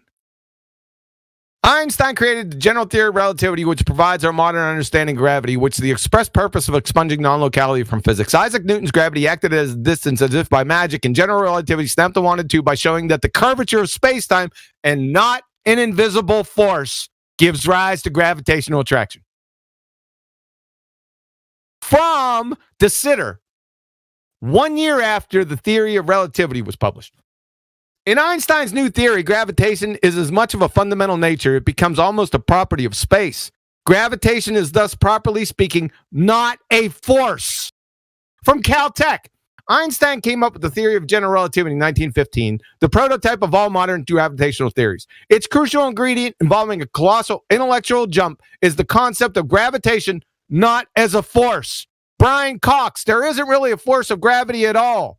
Georgie friggin' Mooser, 2019, gravity is not a force, but you can think of it as a force. From your alma mater wiki, gravity is most accurately described by general theory of relativity proposed by Albert Einstein, 1915, which describes gravity not as a force. Universe Today, in general relativity, gravity is not a force. From the University of California, strictly speaking, gravity is not a force. From Phys.org, according to this theory, gravity is not a force. From New Scientist, so although Earth appears to be pulled towards the sun by gravity, there is no such force. From Phys LibreText, the answer is that gravitation is not a force between two objects. From the Physics Hyper textbook, gravity is not a force. From Joyland Bluefield, Cornell University, to summarize, general relativity says that matter bends spacetime, and the effect of that bending of spacetime is to create a generalized kind of force that acts on objects. However, it isn't a force. So, 12 citations. Is gravity still a force? Thank you for unmuting me, mate. I'm glad you went through every single one of them. I do find it funny. Every article you addressed, I guarantee you the author of those articles would call you a fool for your really? theory. You guarantee me that? Yeah. So now we're let in me the continue. Now, okay. of people you don't fucking know of what they're going to say in the future. What's next? You're going to divine my fucking weight? Or my favorite color, Baltard? You're a fucking laughing stock. You hear me, sunshine? Go ask Brian Cox. Fuck off. You're a pretender clown. Numpty dipshit. That is all. I thought this was a peaceful server. This is a server of peace. Yeah, explain that. You want a piece? Not when you're calling gravity a force. Wait, whoever said this was a peaceful server? If you're a glober and you come in peace, you may leave in pieces. Look. It's very peaceful when everyone's dead. Believe what He you also guys want to cited believe in. Brian I Cox respect what already. you believe in. Just as long as you're not forcing it into someone's beliefs. If you No one's forced to be here, though. Did somebody force you to come here? No one's forced. Somebody forced you to come here? Actually, someone is twisting my arm right now. If you respect what I believe in, I respect what Green, you the believe truth in. is objective. Well, I fundamentally don't agree with that statement. Like respecting what people believe. Like, what if they believe something terrible? Word. As long as they believe in something that's not harmful. As long as they believe in something that doesn't harm anyone. This isn't a belief server, son. This is 24/7 Flat Earth Discord, not a belief server. Go find a religious server somewhere. You're in the wrong forum. Yeah, it's also they believe in stuff and they force our children to go through that indoctrination. We're not forcing anyone to go through anything. You know what's hilarious about all that is that it's you guys who end up coming in here and almost crying like, but you guys don't believe the scientists. That's you guys. Right? You guys come in here and ask us to trust scientists and stories that y'all gave us. Same shit I've heard since I was fucking 5 years old. But at least, as long as you can respect what we believe in, as long as you don't force it. Yeah, that's fine. That's fine. Nobody went to your house and told you, hey, the Earth's flat. Deal with it. Right? You showed up here. Right? Is that correct? Hello? Crickets. Okay. Anyway, we're not here about beliefs. Flat Earth, bro. Kick rocks with that shit. Well, feelings.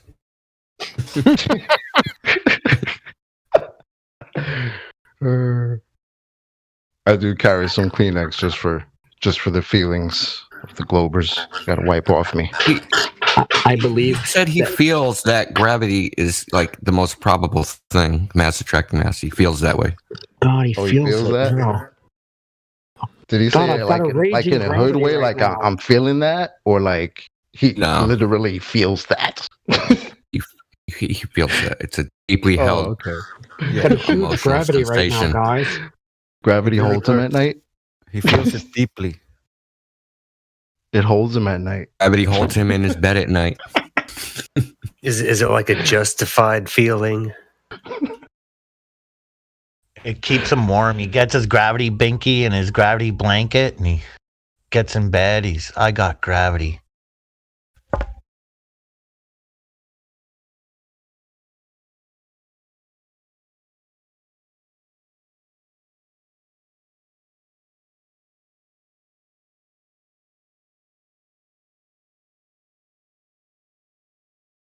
I'm just DMing. I'm gonna read it. I haven't even read it yet. Link your Instagram so I can laugh. There's a reason you spend all your time on Discord server. There's a reason why you're fucking dumb and all your friends sound like they have IQ of 90. There's a reason why you are an incel loser who gets angry on the internet. Anyone with a brain can talk to you for 10 seconds, realize how dumb you fucking are. You hide your identity on the internet with a bunch of virgin losers because you think you're smarter than people. Notice how all the mods talk with a lisp. Ha ha ha ha ha. It's legit a clown loser fest. Link your Instagram so I can laugh. Don't use It's a lot of Instagram. projection. Instagram. I mean, are you serious? You guys are gay. I have an Instagram. Really? Talk about the pot calling the kettle black. Plus, I wish I was an incel. I have 3 kids and a wife. Bro, God, I wish for the days. Sometimes he's older than you, Doris. Bro, he probably didn't even do his homework yet. 3 kids, a wife, no spare time, and no spare dollar. How do you win at life? God, I wish I was an Live a incel. moral life and get a job, bum. I wish I was a baller. I wish I was a little bit taller. I responded. He sent me the same thing, by the way. I responded. I wish I had a girl. I would call her. I would call her. Like I said, Y'all talking over QE. Stop it. yeah, they are. He sent me the same message. I responded, "Piss off! You've been erased." That's my. Flash. God, you're so old. I wish I was an incel.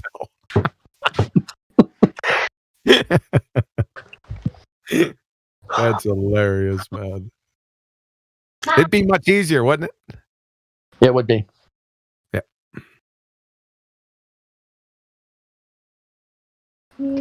Guys, you're a virgin if you don't believe in the ball and have an Instagram.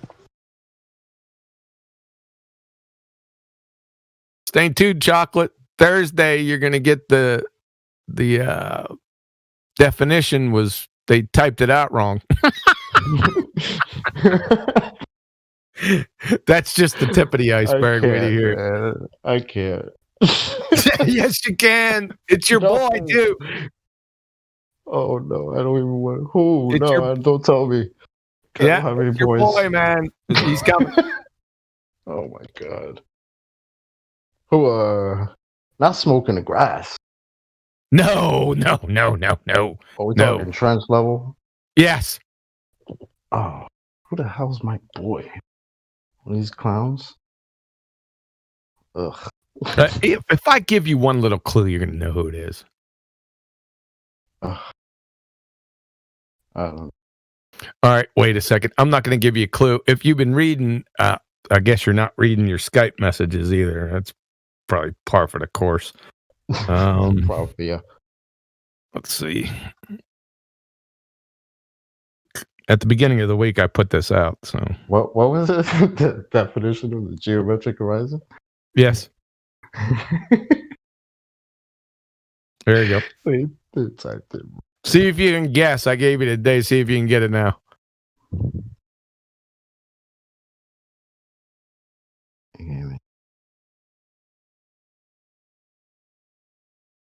Oh boy. No way. Why doesn't this surprise me either? Oh my god, brother, man. You said they typed it out wrong. I almost choked. I said, "Wait a second. Did he actually say that?" Oh shit, man! What do you do with that?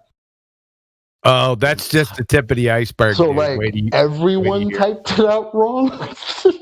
Wait till you hear it, dude. I'm telling you, tip of the iceberg, man. Yeah. I forgot all about that.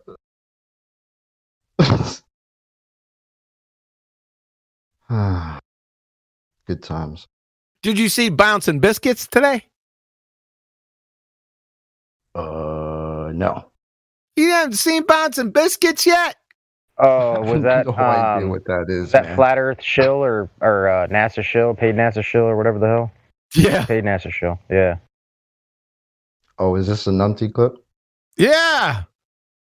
Oh no. Hold up. No.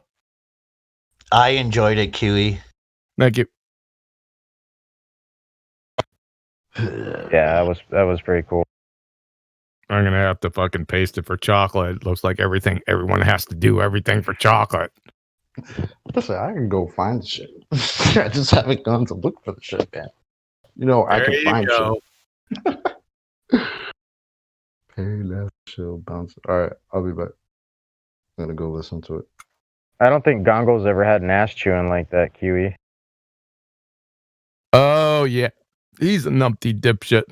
But he was so perturbed. Mhm.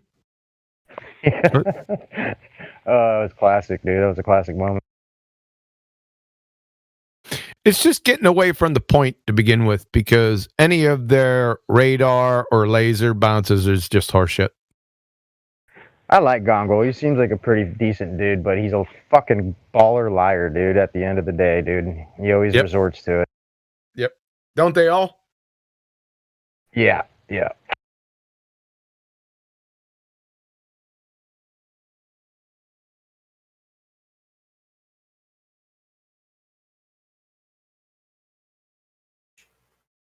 know, I was wondering this the other day. Can a liar be a decent person?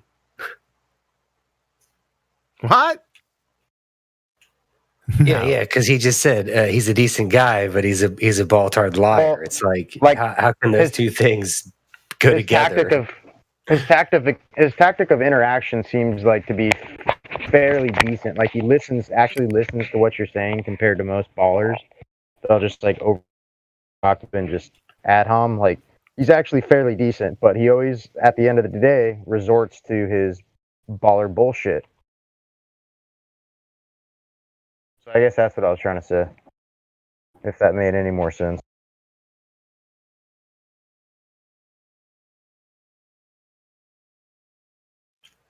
Yeah, so he just plays along better than the others. Yeah, he's just a bit respectful, I guess. Put it like that.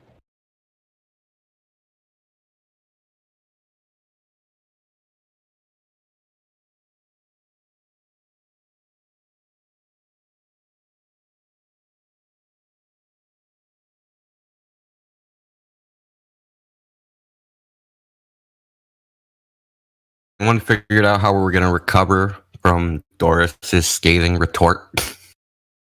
I don't know. Will someone hold me?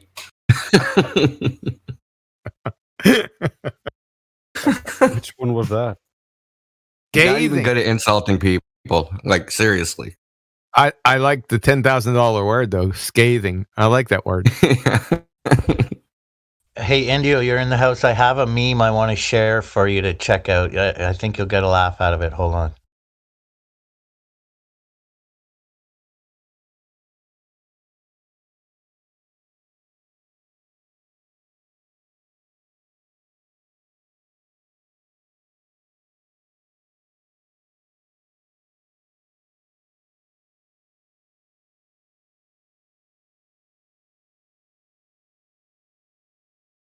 Love.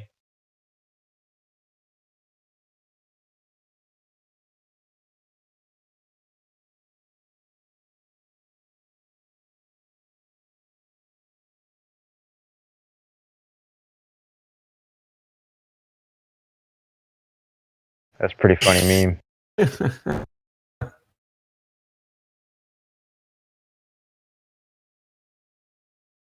I thought you might get a laugh. It's too much reading, dude.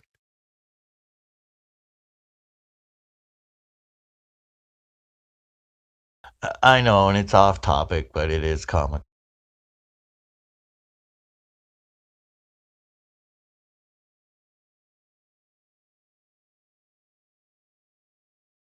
We can't forget to have a laugh once in a while. Yeah, it is good though.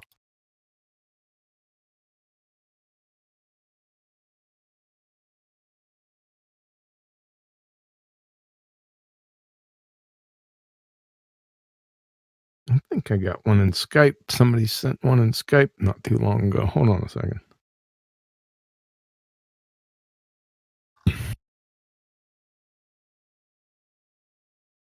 Where did that go? That's pretty good. Jim Jam. That is a good one. I'm gonna try that. Oh, I forgot to do that too.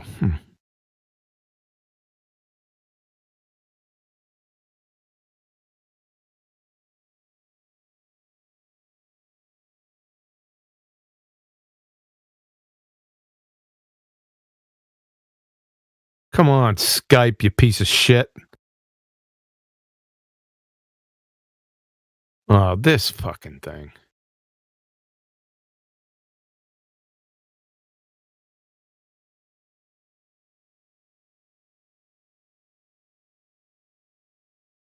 Motherfucker, man.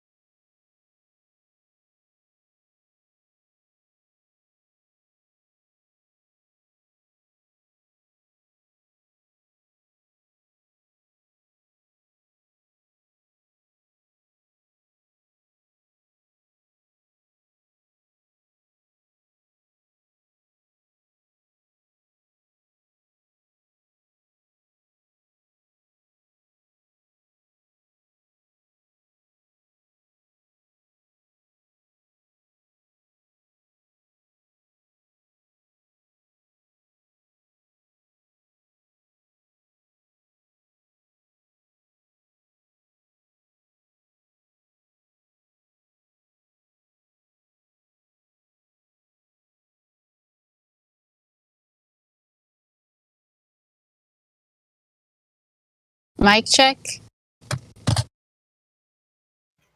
Loud and clear. Hi, nobody's talking, huh?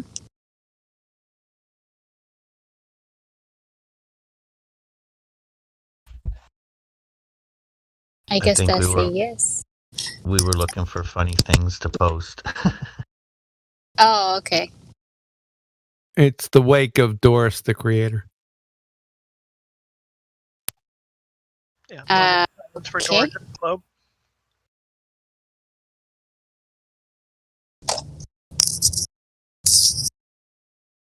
Carry on then, don't mind me. I always do.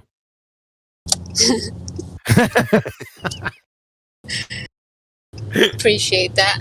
What's up, Kai? Oh my god, this is not Kai. You're like the 5th person to call me that. Really? Obviously not Kai. Do I Sounded sound like- like Kai? Sounded like Kai there. Yep.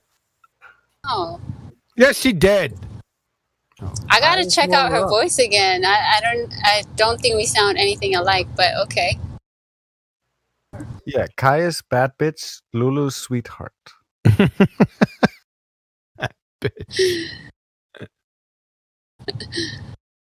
No comment.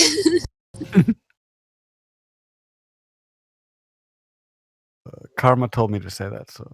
Aw. I miss Karma. When is she gonna show up to Ladies' Night again? She should be on next one. I didn't see her when I checked in with them, so I pitched.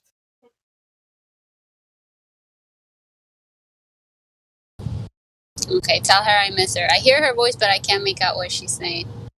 Yeah, it's because she's laying back in the bed. I'm up front near the TV and screen.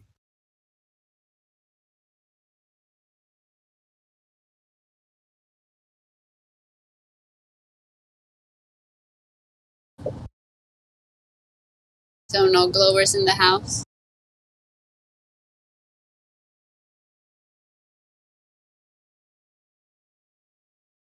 They might be lurking and listening in, but none of them interacting.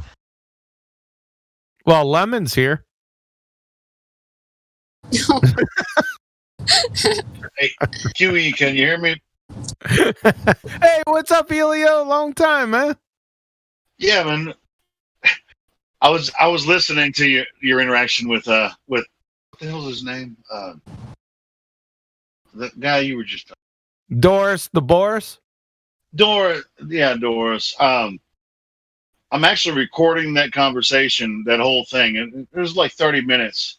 I'm recording it on my computer instead of like waiting till the end of it and then downloading a 12-hour clip and clipping it all out. I just backed the video up and I'm recording it with my OBS, and so I'm gonna put that up. Thanks, man. I'm gonna start with Indio and Meme was talking to him a little bit, and then you came in with all your stuff. That was really good. I like it. So I'm recording that and I'll put it up. Oh, appreciate it, man. How's it going, man? I haven't talked to you in a while. Yeah. Well, you haven't actually been on here recently. I just pop in every now and again. I've been too busy, man, trying to keep up the channel. No, it's all good, bro. Appreciate you being here. Yeah, Nothing that was personal, badass, though. Man, I mean, it's like all those citations you get. He's like, oh, I mean, every time you do that, I mean, all these Globers will be like, oh, you're just cherry picking. What? That's not cherry picking. What are you talking about? That's not cherry picking. That's one of the 5 escape If you have routes. all those sources that say gravity's not a force, that's not cherry picking. That's that's just an escape route. Remember, there's the Bagax. Ready? Bagak! Gravity. Bagak! Refraction. Bagak! You don't understand. Bagak! Cherry picking. Yeah, that's all that. Yeah, I'm talking about Bluetooth because I can't use my Blue Yeti because I'm recording that on my computer. I got you. Oh yeah, and it'll be up by the end of the night, and I'll send you the link and send India the link so you can put it on the podcast. Thanks, man. That was really cool.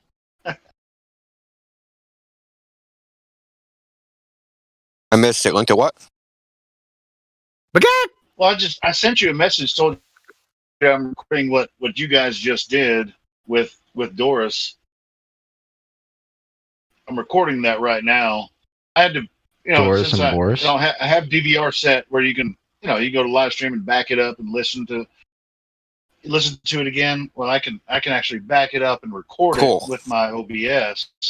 So I'm recording that conversation you guys had with Doris, and I'm going to upload it tonight.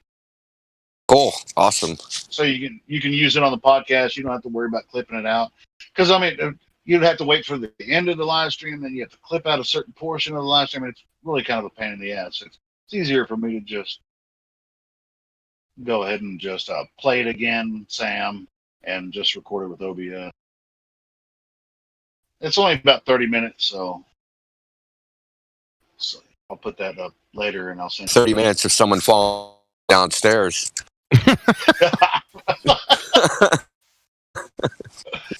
Yeah, it starts with like you India, where you started to talk like to Peter him, Griffin. and Ow, jumped in ow, a little ow, bit, ow. and then QE came in with the hammer, so yeah, I'm kind of monitoring that. Listening, I just want to let you guys know that that'll be up because Yeah, it was pretty good. it was good. Good little.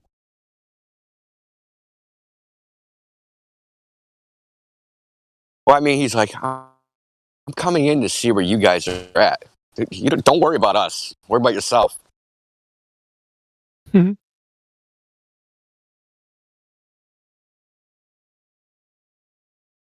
I mean, obviously one of the other pretenders, well, that just.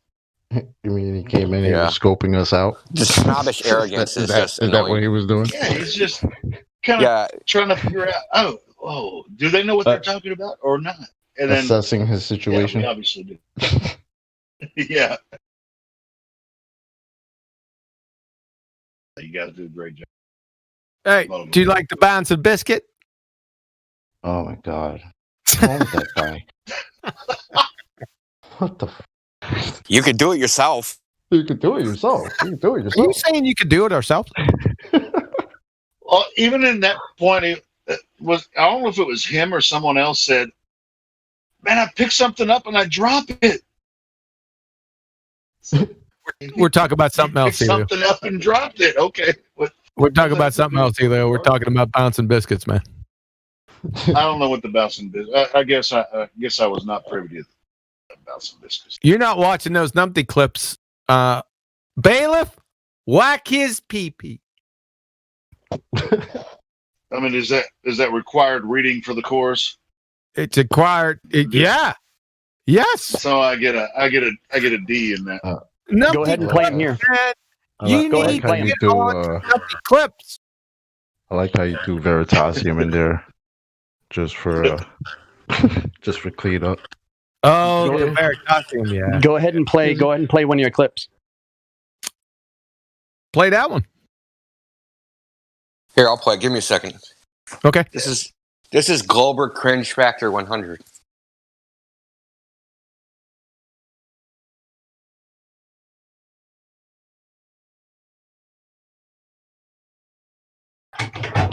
Are you playing it through the bot or through something else? I'm gonna play it through the bot. The Just give me Groovy a bot? second. Yeah. Paid NASA Shield Bouncy Biscuit. That's it. Hold on. Yeah, the Groovy bot.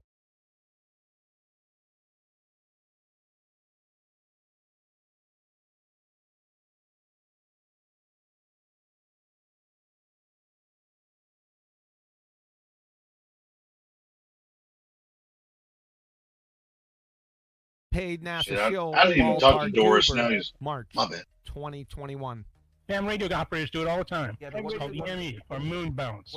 Moon bounce? Who are you, numpty 00 doofus? Very well. Present your moon bounce evidence. You can do this with a ham radio license and an EME outfit. A couple of antennas. You could do this yourself. No. You can do this yourself, since it's your bouncing claim counselor. It's not anyone else's job to provide evidence for your numpty claims, window licker. You know, your incredulity has nothing to do with this. The fact that you cannot accept the results of this experiment proves that you're a Poe. Experiment? Your mindlessly parroted numpty EME bounce doesn't come anywhere close to a scientific experiment. And where's this evidence, you bouncing bonehead? You could do it yourself with a radio. Oh, boy. You can do it yourself. Do it yourself. Do it yourself, you idiot. Still waiting, Crayon Muncher. No, you can do it yourself, Chemo. Are you saying we can do this ourselves? Do it yourself. Call up your local radio club and ask them.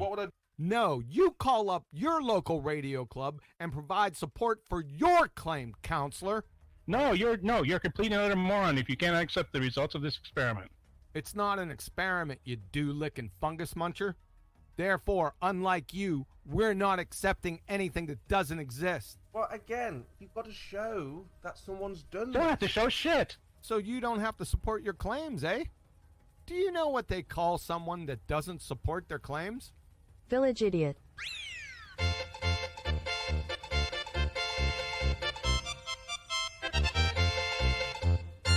Correct. Which proves that 1, the moon is a real object. 2, it reflects laser and radio waves. 3, how far away it is, because we can time it. Wow,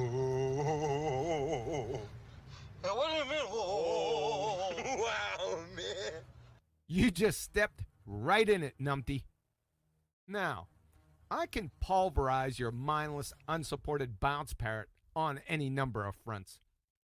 Photons traveling through a second law of thermodynamics violating fairy tale vacuum, free space path loss, wave propagation when they're not even waves.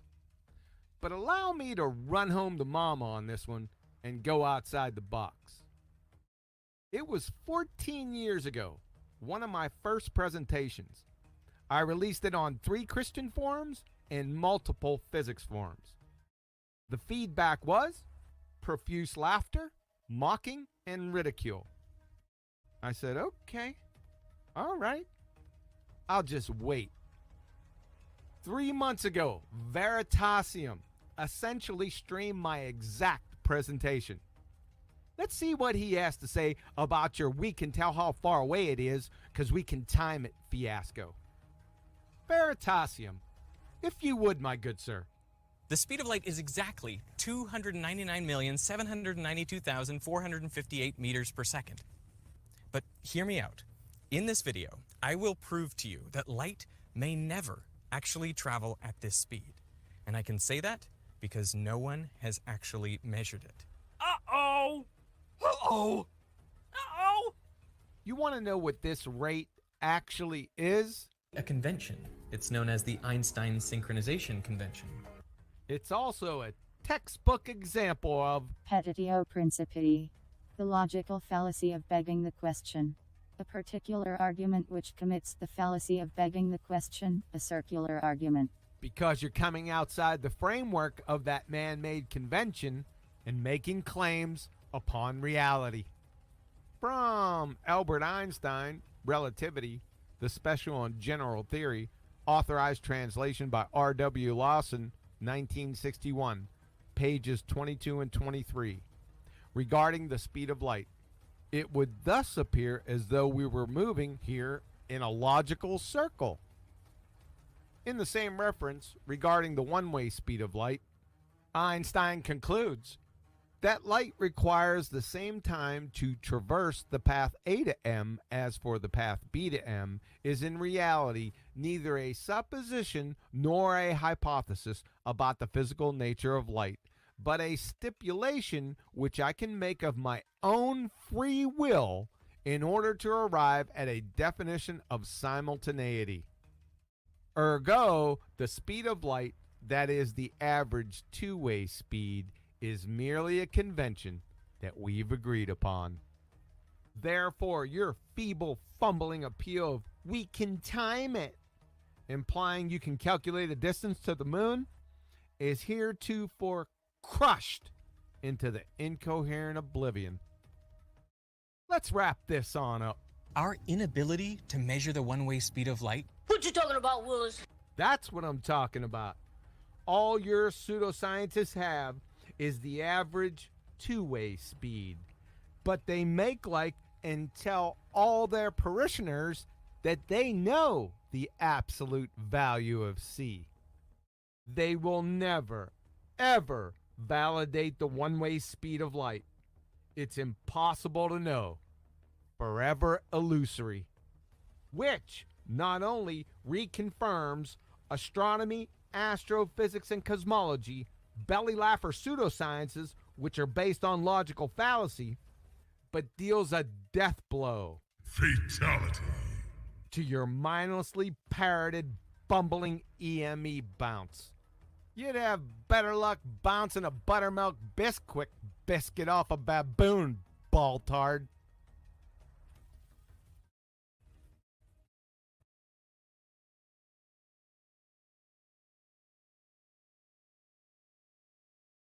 Why'd you have to go and bring buttermilk biscuits into this, man? It was Betty's idea for the buttermilk biscuits, man. I used to like buttermilk biscuits. It was just biscuits at first. And then I went because she said, "What the hell are those?" And I went and looked them up, and it had buttermilk biscuits. I said, "Shit, I should have used buttermilk." So I changed it. Yeah, get real snazzy with the editing there. I like how you'll have Alexa jump in and talk about begging the question. I love your creativity, Funny. QE. Very well put together, brother. Well, thank you, man. I put a lot of work into it, man.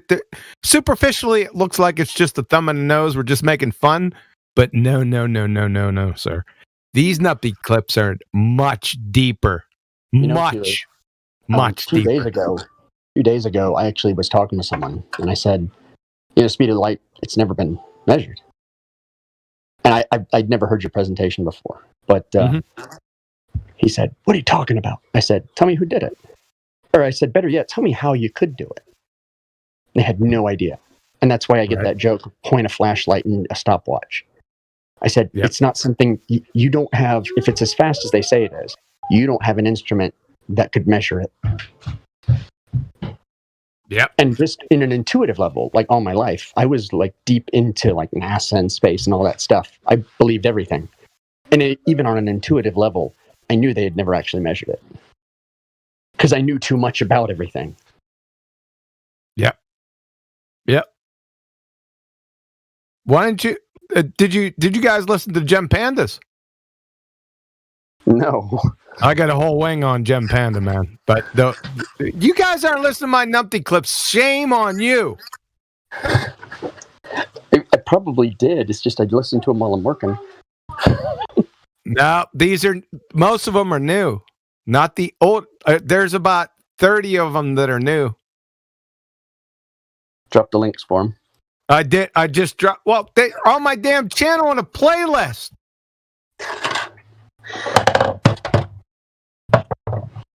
The Numpty Baltard Clips playlist. Indio, play that one, man. What one? The one I just posted in there. Could you play that one? Yeah. Yeah, we got it. And you guys ain't heard anything yet. This is just the tip of the iceberg. Shamalama Gamma Panda Ding Dong. Calm, cool, collected, and coherent. March 2021. Listen! Wow. Well, why can't you shut the fuck up and just let me finish one sentence? Please! Why? Well, there's about 83 reasons why. But the hairy T-Rex in the room is, you're a certifiable pretender clown numpty dipshit of epic proportions with projectile diarrhea of the mouth syndrome. The ICD-10 code is Shamalama Gamma Panda Ding Dong 83. Listen! Let me make a fucking point without interrupting me, for Go God's ahead, man. sake! Don't get mad. Well, because you do it constantly, dude! I Go ahead. cannot finish a single thought, because you are badgering me! Shut the fuck up! Hey, mellow out, man! Now just go, What? Do it, man.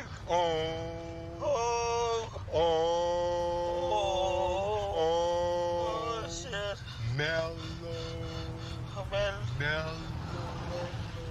Mellow. Yeah. You better now, man? Yeah. Mellow? Yeah. Feel alright, huh?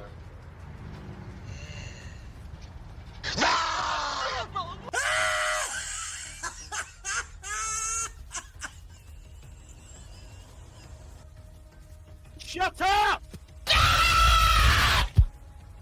Thank you. Well, so much for the ohms, Holmes? Well, my point is, there's no such thing as definitive evidence. Well, what about the ohms, Holmes? Numpty. Show me a piece of evidence that you say is definitive of something that already exists. Water. Water. Water. Water. Water. Water. Water. You might understand it as water. And I'm going to mute you.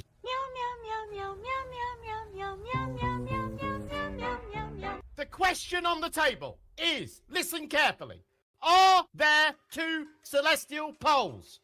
No, not according to Cornell University and the 1 Minute Astronomer. From Cornell, there is no South Star.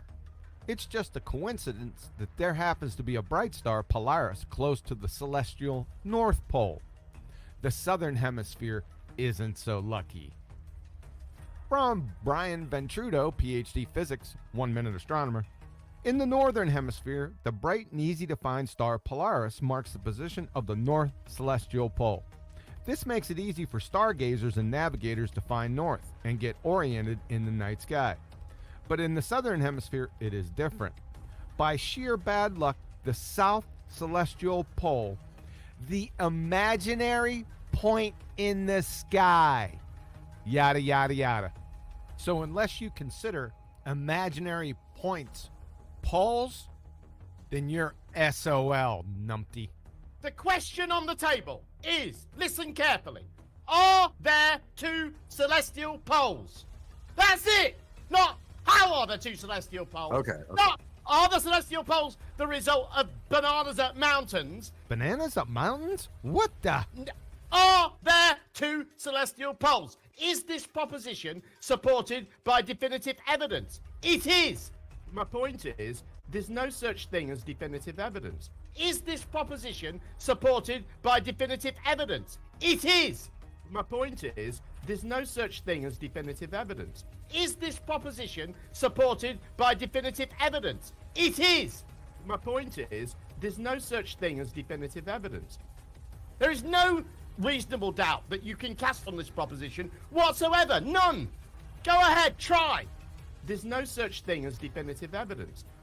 Is this proposition supported by definitive evidence? It is. My point is, there's no such thing as definitive evidence.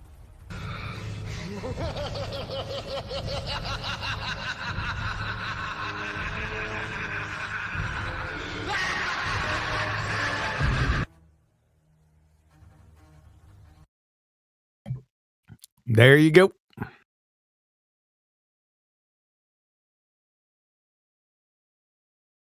Tip of the iceberg, baby.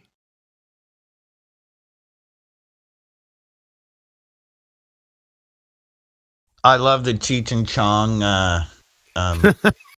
weave-ins. Oh, that's amazing. You're mellow now? Thank you. You got a little Sister Mary Elephant in there, man. Class.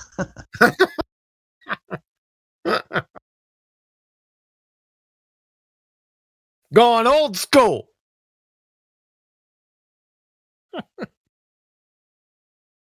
We still need like the globe's not here. Globe? Oh, fuck. GLOBE. Globe's not here, man. There's no such thing as definitive evidence. That's right, baby. I love that. Thank you.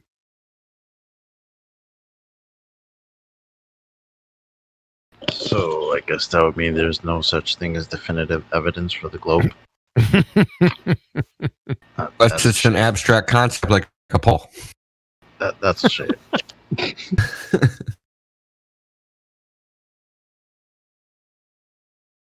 Yeah. Are there two places in my imagination? Yes, there are. There's lots of places. That's a big house. It's Funhouse Mirrors, man. Oh, I'm not going to go there. Mm-hmm. It's the fun Some house. short mirrors. Yeah, fun house mirrors between your ears. You're gonna hear that here in a couple days.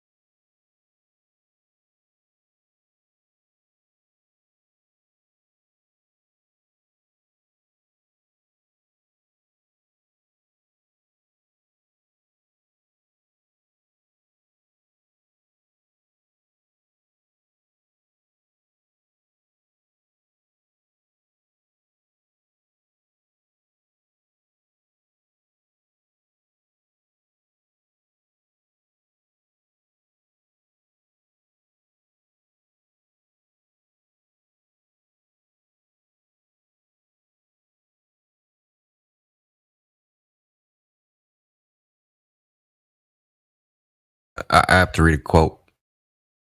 The Globers. There's no opinion, however absurd, which men will not readily embrace as soon as they can be brought to the conviction that it is generally adopted. All Globers in a nutshell. Fatality.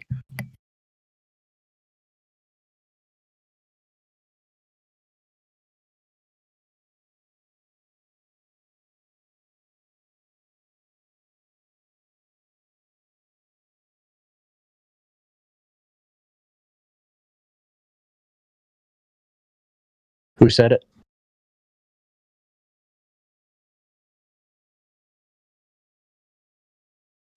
Barbara Streisand.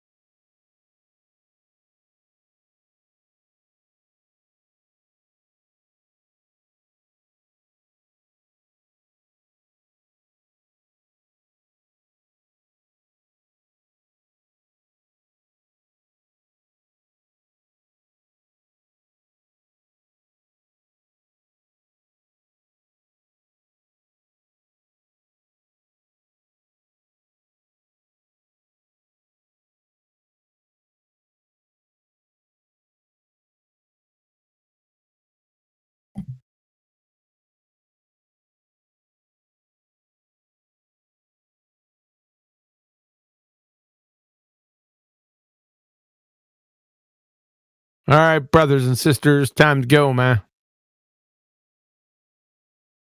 Buenas Take care, noches. bro. Yeah, Night, Curie. hang in there, guys.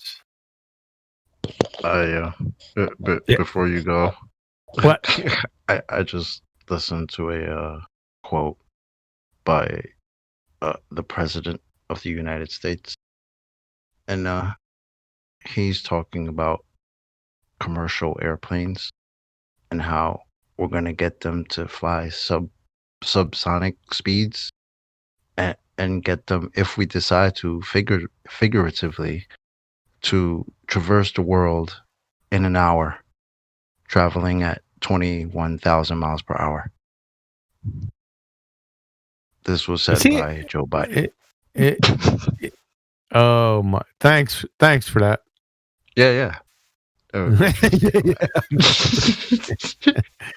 just sleep on that one. Yeah. I'm gonna sleep on that one. All right.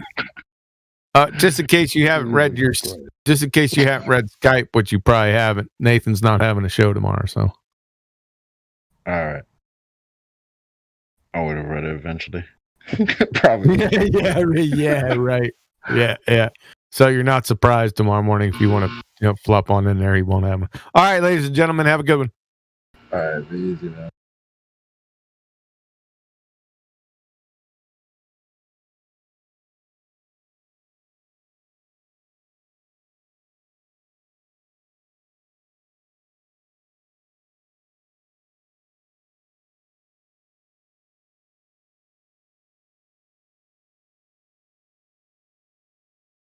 This is time to replay commercial aircraft, man. 21,000 miles an hour. Is that what you said? Yeah, bro. Hold on, I got you. Oh God. What Is that going to come with ejector seats? I don't know, man. Come on, man.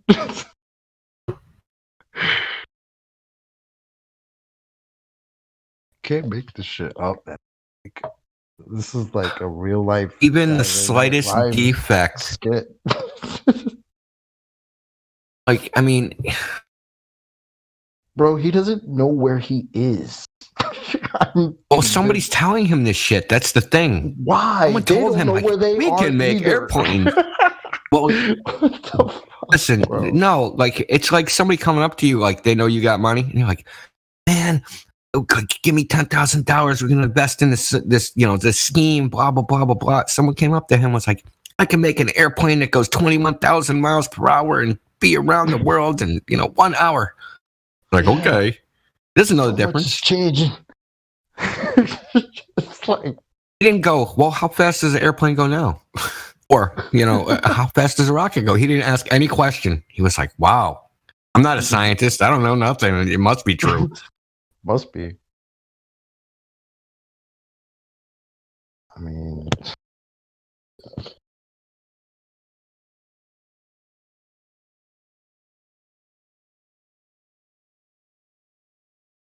I gotta play my replay segment of my favorite Nathan rant. It's so funny. I don't know if you heard this.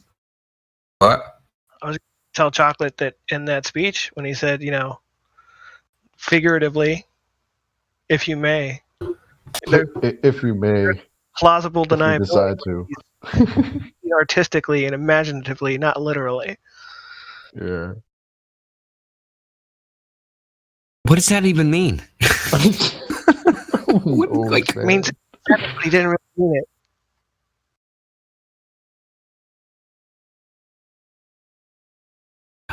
My brain is actually hurting trying to figure out how that could be figurative. Like, it's not possible. Right? It doesn't matter, dude. He's the president. If we decide. If we decide to do it, we can do it. If you may, if we decide. You do it figuratively? Yeah. You do something figuratively. You know how he gets all excited? He starts whispering, "We gotta lead." You know the thing. You know the thing. He does that thing where he leans into the freaking teleprompt, into like the podium. Corn Pop was was a bad dude. Tell that thing is just because he can't see what he's reading. Corn Pop was a bad dude. Come on, man. Figuratively. Adverb. Used to indicate a departure from literal use of words metaphorically. So what is airplanes going at 21,000 miles per hour a metaphor for? Or. It's a metaphor for It's a lot of not change. going A lot at of change 21. the generation's going to see. You know, That they're not college gonna see. college generation is going to see a lot of change. Like, if we decide to figuratively, we can make planes go 21,000 miles an hour, if you may. I mean, this is what we've been waiting for all this time for the Biden administration. Now we could traverse the world in an hour. I mean, we should have voted for this guy a long time ago. Yeah, we can't even leave the house without a mask on, but we can, go around the globe in an hour, right? Yeah, bro. Helicopters on Mars. Watch them build bridges. It takes 4 years, but we can fly around the world in an hour. And we've been building bridges for 10,000 years. Hey, just think of it as disclosure, guys. They're going to release the 21,000 mile per hour planes, the secret space program. They're coming. I mean, Biden's going to be our disclosure president. Mm-hmm. Yeah, can't disclose that he had a We stroke. revealed that but- he's, We can't disclose that he had a stroke, but we're going to disclose that there's 21,000 mile per hour planes. I mean, the way things are going, man, it wouldn't even surprise me if he just came out. So, yeah, aliens and stuff, you never know. Figuratively, if you may. Figuratively, if you would like. I'm just a kid from Scranton. In Scranton, I saw an alien UFO. Square up, you dog face soldier.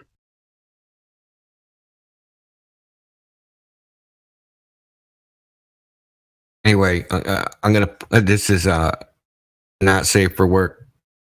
Parental guidance suggested. I'm gonna play Nathan's Rant.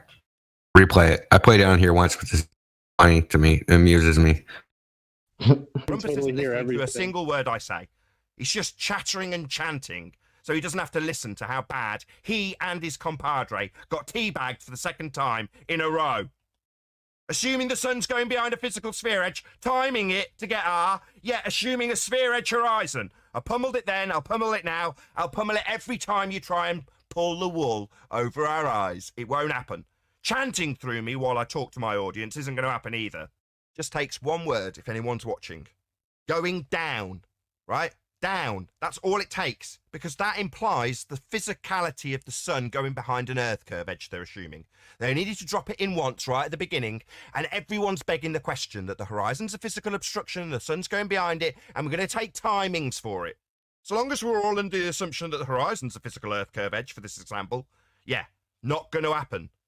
But Rumpus can call me impolite as his rebuttal and tell me that, oh, you're so obnoxious to all these fundamentalist religious zealots and their dogged determination to beg the question of sphere edge horizons. Yeah, they're just going to get told to go fuck themselves. That's what we get told as flat earthers. We're assumed to be dumb, talked down to and belittled like nobody else in this entire plane that we live on. We are treated worse than any of them. Yeah, I should respect a bit of politeness while he chants through me, which he absolutely did. Chanted through me. What? Chanted that he's going to assume Earth curve and I should have heard him out? No. As a flat earther, I am going to be so rude when I'm right. Because we've dealt with it for what, 6 years? Of nothing but ridicule? Now we're in a position of power. We're right. We can debunk your assumption of your assumption that the horizon's a physical sphere edge for the sun to go behind for your timings. Yeah, that already depends on you assuming a sphere.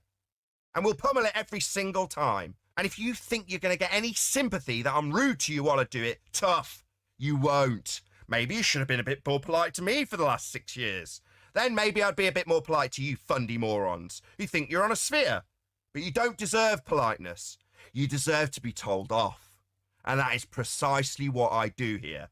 And it angers you all greatly to the point where you feel compelled to come in and tell me off. That's how you all frame your visits.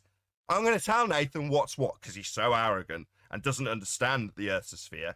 and then you come here and end up with my nuts on your face. Yo, I love that shit.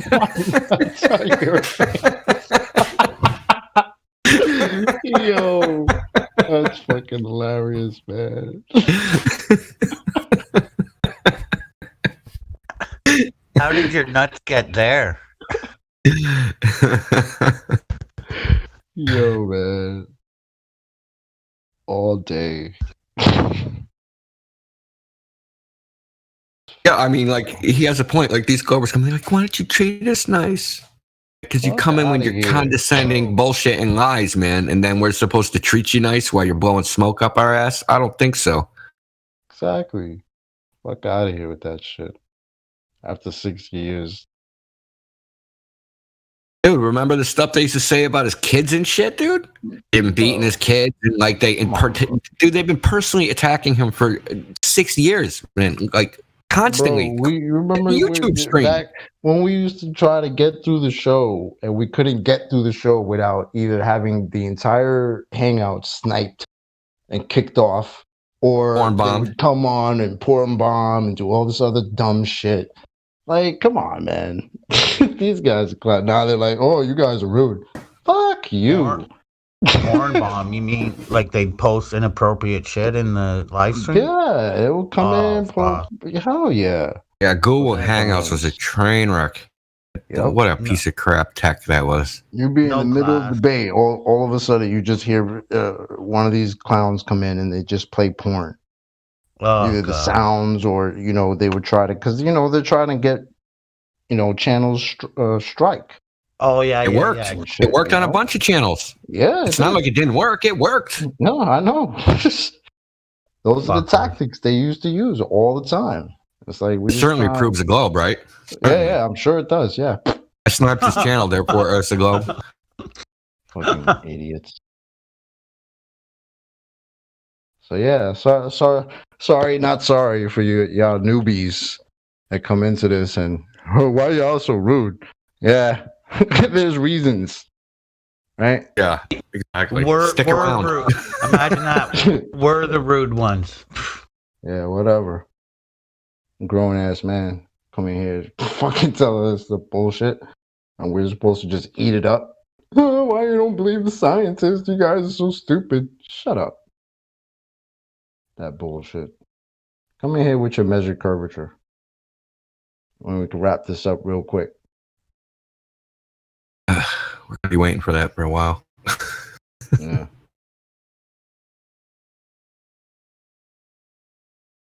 You know, there has to be some Goldberg that went out and tried. I was like, damn. Couldn't do it. Said, I'm gonna just pretend that never happened. I mean, the level of the tactics now is just sad. Now it's prove that's my claim. That's not how you define the word. I mean, it's like not even doing actual arguments anymore. We're just doing arguments to get to the arguments. It's like, what are you doing? Why do they keep coming in telling us, give me a citation that's my claim? Motherfucker, we've been doing this for 6 years. We know what your claims are before you come in here. What are you talking about? Yeah, exactly. Just go, you don't know them. Go click the videos tab and listen to yourself over the last 2,000 episodes. Right? Like, are you serious? Oh my god, man.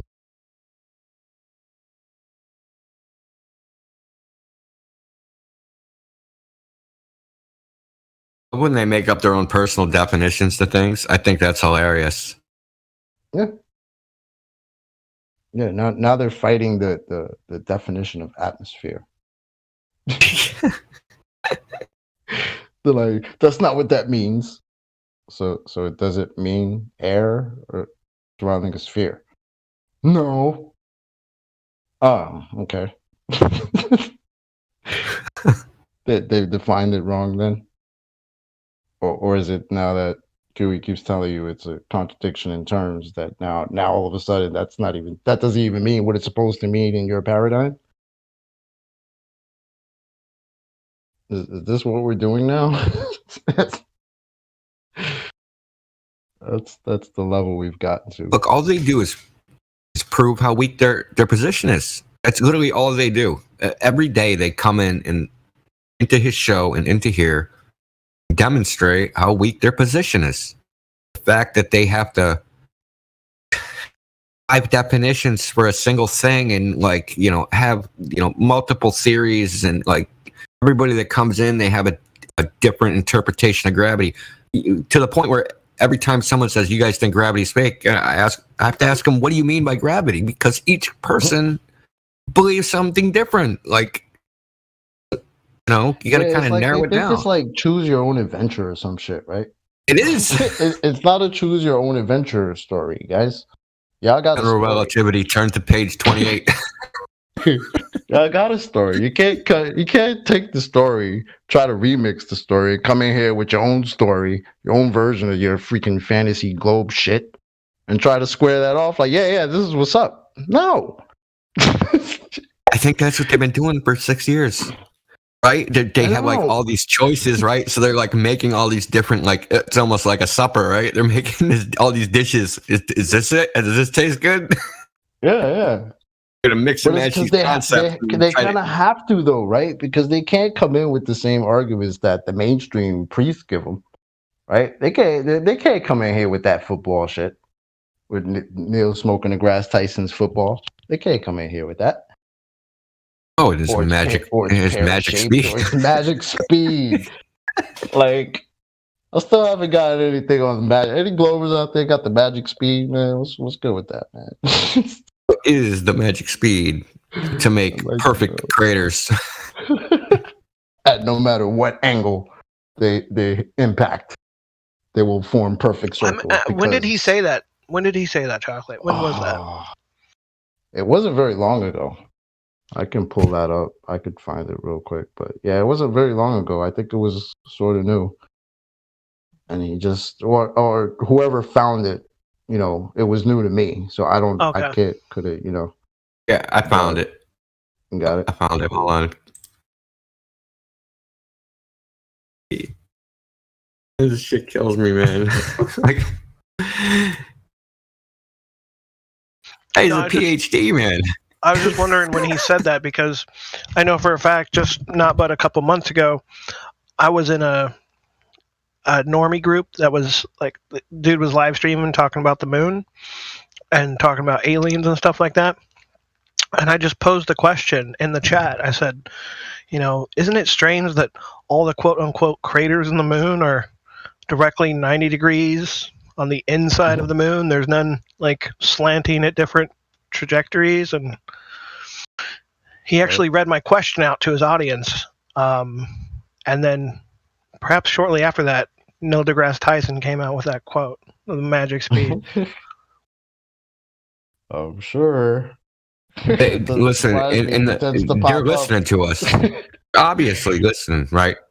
Yeah. Because no one has ever, I'm fairly old, heard all the space rhetoric, junk crap, Discovery Channel, school. This question has never been addressed. Why are all the moon craters perfectly round? And all of a sudden, like, they're going to address it and have to say magic speed. But he addresses it like this? It's the best they can do because there is no plausible explanation. First of all, who the fuck is sending asteroids anywhere? What the hell?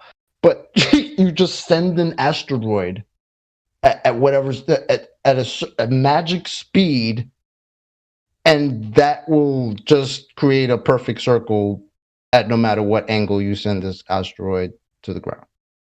Every single one hit at that speed. That's the weird part, right? Or everyone achieved the magic speed. Wow. Yeah, and didn't go any faster relative to the surface of the moon, and didn't go any slower relative to the surface of the moon, no matter what angle they came in at. If you got the magic stick and a magic touch, you can hit an asteroid at the magic speed to make a magic hole. I mean, imagine trying to be serious. Magically gay right there, but Like that's why he had to say it to this guy, what's his name, Chuck or whatever the fuck his name is. Like you could have said that shit seriously to somebody. Like what? Magic speed, bro? What are you talking about? This dude interview him didn't even like flinch or even question it for a second. This guy is like. Oh, is that his co-host on from Fantasy Island? That's his Is that his tattoo. Hey, the co-host boss. Tattoo. Is that his co-host on Star Talk? Yeah. Chuck or whatever. That's not his. That's not his interviewer. That's his cheerleader. Yeah. Definitely. Just okay, George. He's anything deGrasse Tyson says is, oh my gosh, that's so amazing. I understand it so much better now. Thank you. Yeah. It's really fucking gross, actually. Like he says, I don't know, and people are like, oh my god, he doesn't know in such a wonderful way. Like, dude, he just told you he doesn't know. This guy's a street hustler, man. He just told you there's a magic speed. You send an asteroid, no matter what angle you send it at, it'll create a perfect circle. Anybody with 2 brain cells will tell you that's full of shit. Like, if he wasn't an astrophysicist, he'd be doing like 3-card Monty down in Times Square. Kids who have seen Superman's meteor hit the Earth will tell you that's full of shit. What are you talking about? Like, are you serious, man? The magic. Dude, literally, just throw a baseball like into some sand. That's all you have to do. Just throw a baseball. Hit the dirt, sand. Throw it really hard. Doesn't make a perfect circle. Ever. Well, you didn't get the magic speed. Yeah. I'm still going with 88 miles per hour.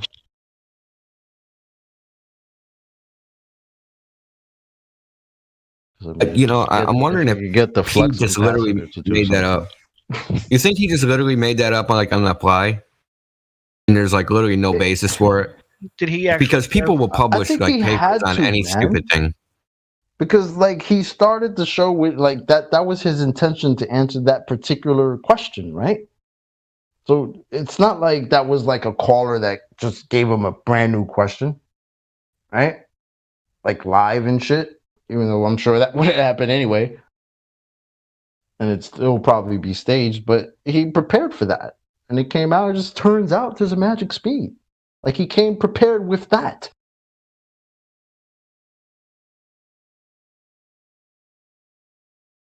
I mean, any of us tried some nonsense like that, we would just get laughed out of the building. But this guy could just, there's magic speed, and that we were supposed to take that as fact. Well, I think he had to say it was a magic speed because he couldn't do the calculation right then and there to give you the actual number of what the speed was. So he just had to make some shit up, and then he can calculate it later. Do calculations when he's watching a football game. Exactly. He can tell you real quick how much the Earth rotated underneath the football, but he can't calculate the magic speed of said asteroid. The magic speed at any angle to make a perfectly round crater? Nope. Yes. No. Okay. No. But the speed is definitely magic to, The article in Scientific American about it, which basically says the same thing without using the word magic. You just like assert it, right? But they're just going so fast that like the speeds is so fast that the thing just vaporizes and the energy is like a point hitting the moon. Okay. Yeah, it's like they just say shit, and because that's insane. Is that how like some really smart people disintegrated into the Pentagon, right? Like that, it disintegrated just like that. Yeah, exactly. It vaporized. Oh, okay. Because planes do that. No, see. Well, they're about to do that 21,000 miles per hour. So, the fuselage did it, but the wings. Yeah. Yeah. Foldable, man. Come on. Of course, you could fit a freaking aircraft, with 150-foot wingspan into like a 60-foot hole. I mean, because physics, man.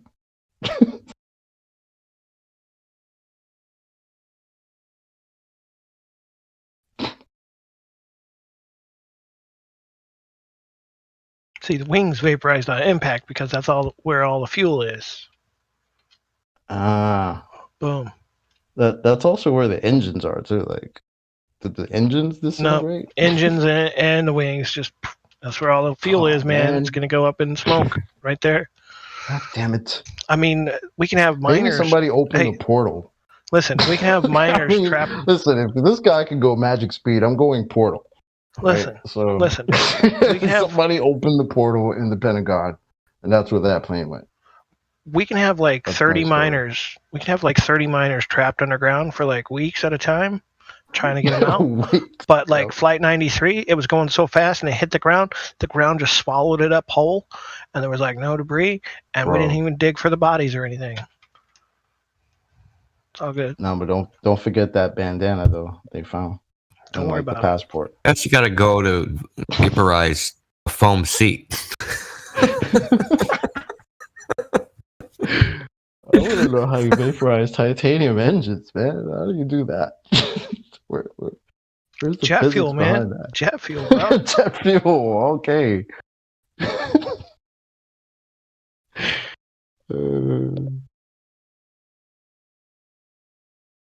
It's got that magic additive. No matter what it is, jet fuel's gonna vaporize it. Well, if passports can survive that kind of a crash, why don't they make the airplane out of the passport material? They should, bro. Just laminate the plane, bro. What's that laminated paper made out of? Man? They That's do. Jet beautiful. fuel's just gonna burn it, man. Man, Just somebody threw that passport out the window before it crashed. out the window, of course. Or the black box when I was younger, I remember. If the black box survives, why not just build a plane out of fucking black box material?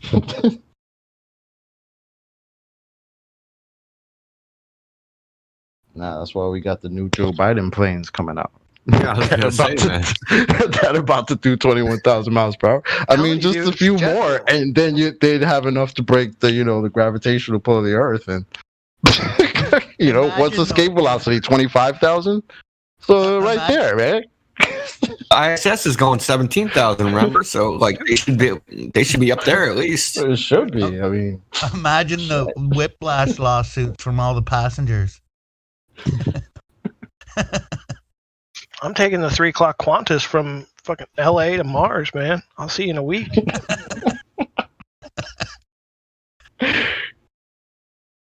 that's what they want it to be like, though.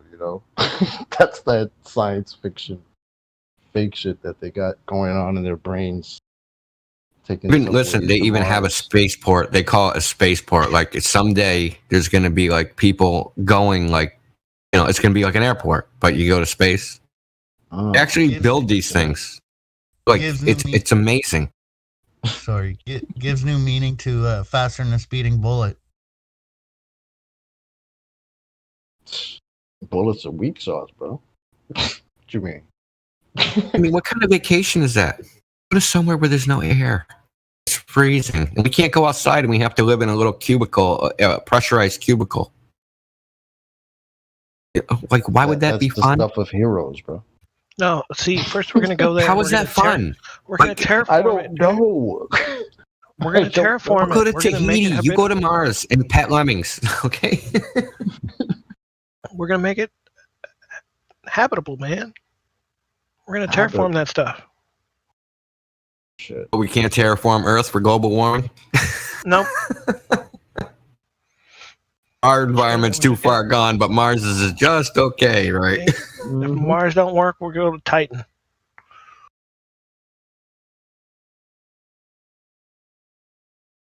Scope out all the ones they've made movies. Those are the next vacation spots. Yep, making science fiction science fact, bro. Imagine for just one moment if any of it was even possible. How long do you guys think it would be before there'd be like homeless people on or houseless people on Mars?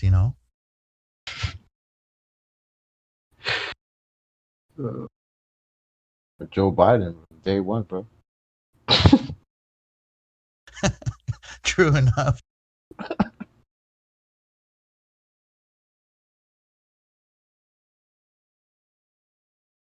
They don't need any of these jobs. Nothing to Mars. I wonder if they'd fly Mexicans there to build everything and then, okay, it's done, and then send them back here. I mean, where are the builders of the ISS, man? Get those guys on. Good thinking. Good thinking. We could build the ISS in a vacuum while in the vacuum. I mean, imagine you building my house. It's unfortunate they didn't have the capability of building the shit out there, but they didn't have the capability of filming themselves building it. That's a shame. Yeah, you want to hear a story about like that particular instance that you're talking about right there? Sure. I remember being in second grade and my class was subscribed to this Time magazine, but it was Time for Kids. Does anybody remember Time for Kids? Yeah. Sort of kind of remember that. Yeah. Yeah, that was like basically the time when they were teaching us about like the mantle, the inner core, the outer core, and all that stuff, right? And I remember I was just flipping through this. It was like a 5 or 6 page magazine. It was called Time for Kids. It was just something that they just gave us, I remember reading about the International Space Station. And I was like, oh, never heard about this before. Like, wonder how long it took them to build it, right? Does anybody here know when they actually started building the International Space Station? No clue whatsoever. Right? It was just like this thing that just popped out of midair. It's like... Yeah. Construction started officially, according to the narrative, in the late 90s. Around the year 2000 when the first 2 modules were put together, supposedly in orbit. Then subsequently other modules were launched. That was between 1999 and 2000. I don't know when they stopped, when they launched the final one. I was there for 3 years of it. Right, but I agree with you there. And the timeline sounds about right.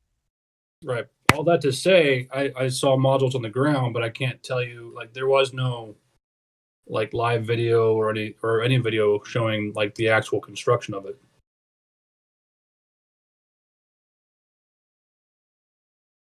Yeah, but you think that they'd like announce something like that. You know what I mean? Like that's at least a 10-year project, at least. You know what I mean? And they would be, doing an advancement and advertisement and like fundraising and all these, all these things that they do nowadays that they just didn't really have developed at the time, right? You don't need a fundraiser for getting taxpayer money. No, but I'm saying is like, obviously people would be like talking about this stuff, and yeah, well, it depends where you are, because I grew up down there, and that was basically the space program was our second language down there. We had news briefs and everything. So I guess it depends, like where you were. Where were you at, like Florida and shit? Yeah, I grew up in Florida. The launches and shit. Yeah. Yeah. I mean, it's got to be a hell of a thing to see in, real life, just to see a rocket, but... Yeah, it shook the whole house, too. But it always went out. You would think they would just go up. Where'd it go? It went out? It went out. Hang on, I scanned some of my old pictures. Hold up a second.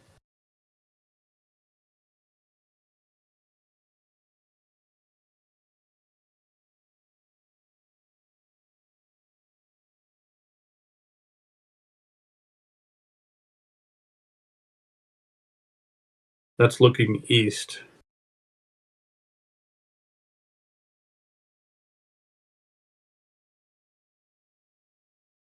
So that's in the morning, huh?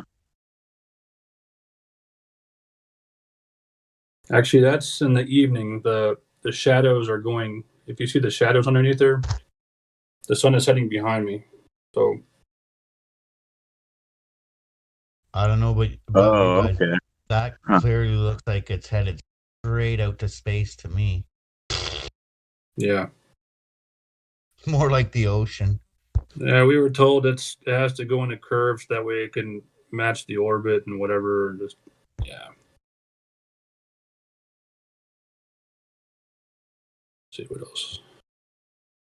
Yeah, dude, I used to play Kerbal Space Program. I know I'm not the only one.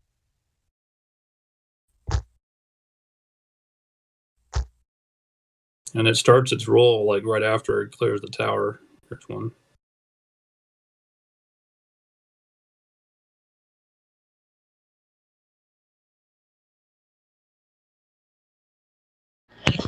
Was that the space shuttle? Yeah. Are those your own photos? Or The two I posted are my own, yes. damn, dude, how'd you capture that shit? That's pretty impressive, actually. The first one was from my house. The second one, I actually worked out there for 3 years, so I had a pretty good vantage point.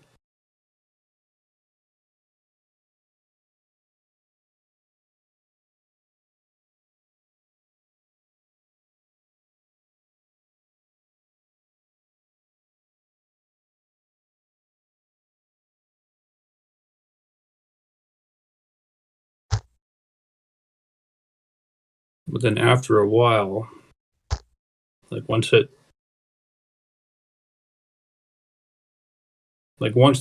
separation from the rocket booster goes away, if you look at this one, there's a little dot in the middle. That's all you really see. After the separation is on, I couldn't find any more pictures. I think I got some more in another box somewhere. Well, where'd the trail go then? This one I can't remember when this was taken. But once the trail is mainly made by the rocket boosters, the two white things on the side. Once those separate, then the big contrail kind of disappears. If you look in that first picture, you can kind of see how it tapers off.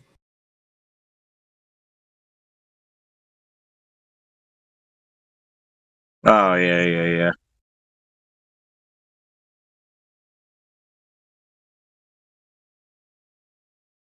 There's one from the first What series. what years were these taken? It's kind of interesting. I don't remember. This is like probably from a good camera, so they're probably being like 20 years ago.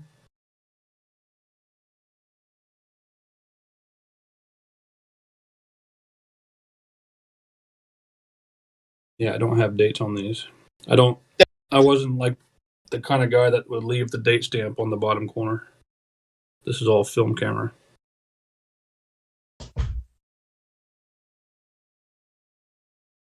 And here is the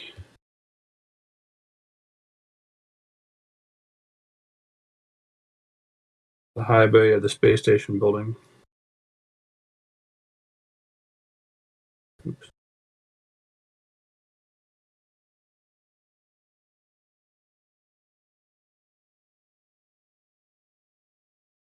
This is looking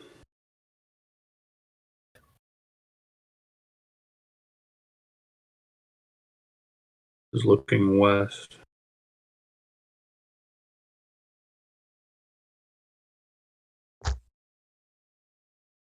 So in this first picture of the production floor, you see those windows up on the right side. That's the viewing gallery for it was part of the tour, the bus tour. The buses would drop. There was another building on the outside of it where you would get dropped off and you'd walk through this little mock-up of a couple modules.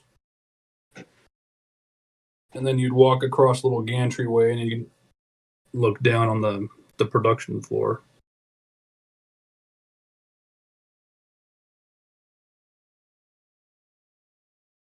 So they were building something. Don't know where the hell it went, but they were building something.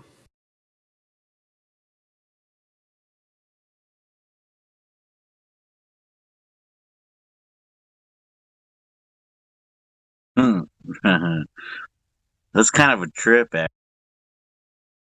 These are real? Yeah. If you want to get a little closer, there is Dude, that looks just like on TV. It's amazing. They've used this as in a couple cut. If you remember watching Star Trek Enterprise, there was an episode where that Vulcan chick was tracking some other Vulcan agent. She's looking at a screen, like some pictures where this guy was supposedly last seen, and they were actually photoshopped him in on this floor right here. So they were using this high bay as their what are those big arc objects that they got going on? Those like engines, like what are those big arc circle type structures that they got going on? Those are test stands. Let's see. On this, you talking about the first picture? Well, they're present in both, just more so in the first picture. Yeah, here's a close-up one. This is the U.S. laboratory. So they had the module on these rotating test stands, so they could rotate it in whatever orientation they needed to.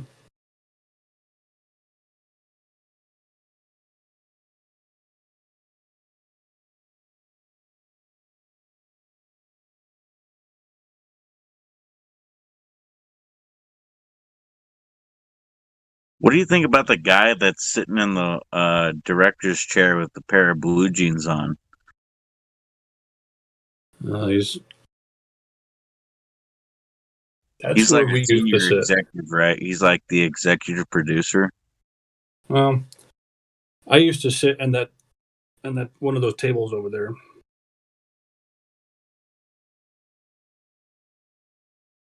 Because those guys in the bunny suits, or the clean suits, they would have to check their tools in and out as they went in to do work.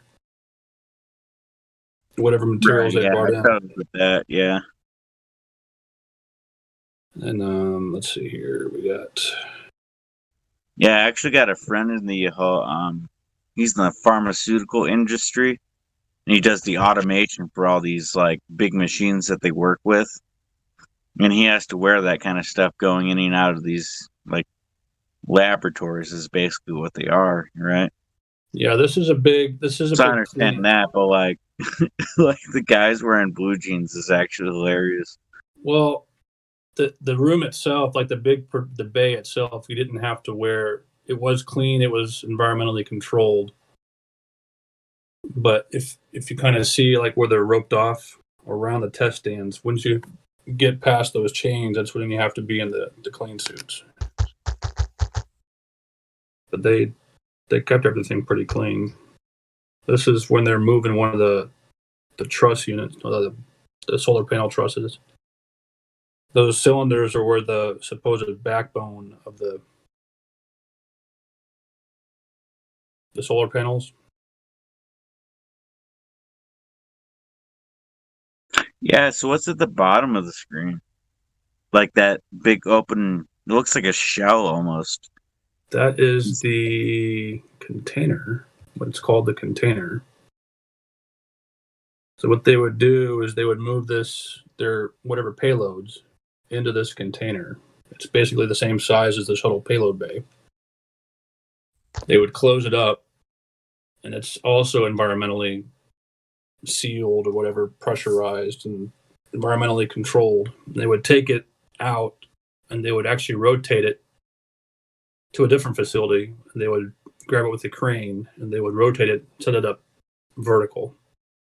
And then it would drive out to the launch pad. They would pull this thing up in the launch pad, transfer the payload to a clean room there, move the container out, and then load the payload into the shuttle. I never saw any of that, but that was the procedure. Yeah, I'm actually pretty familiar with clean rooms.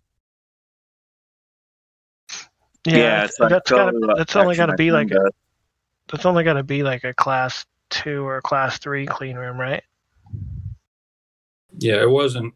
They had a couple high class clean rooms, but this was basically because you had technicians, you had engineers, right? You had anybody walking through there. But once you get past the chains and actually go up into the module, that's when you had to be in the full bunny suit. And here's a look inside the. Right. No, but I'm saying I've been in clean rooms before in the full bunny suit with ESD protection and forced air downwards. Like all the particulates get forced to the floor in the scrubbers. So yeah, this was actually, it was what do they call it? Is ESD static?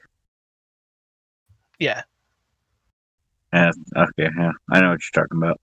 Yeah, I think this was like, it had like a positive pressure environment. Like high volume air. Wait, so what is the Jupiter picture like all about? What's the Jupiter one? This is just a picture of a dude doing a hyper realistic painting of Jupiter. That's not from me. That's somebody else. It's from another guy. Never mind. This is a close up of one of the solar panel racks.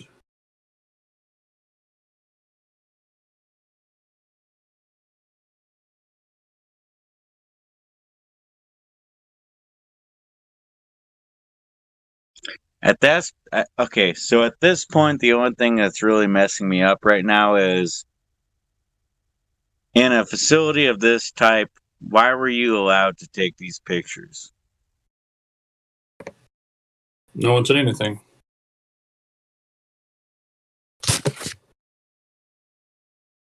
Yeah, that's interesting. Huh.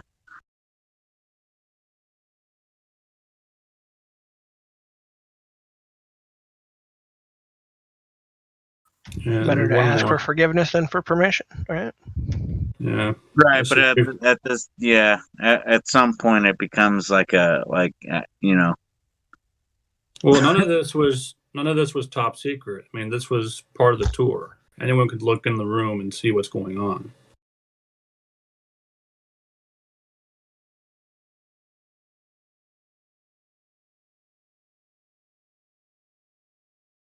So that one at what 2150 is what exactly? Say it again. 2150. Which one are you talking about? Can you The describe one it? before last has like two things jutting out to the top right. Yeah, those are the solar panels. Those are solar panels? Where do they come? They're folded up, and if you look at the one that's kind of like hanging from the roof, that's on the truss piece, it's on the crane. It's the one before the container.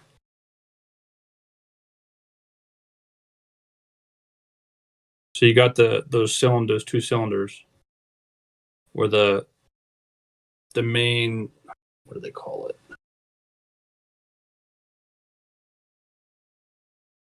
It's the metal piece it's the extending tower where the solar panels are stretched out on.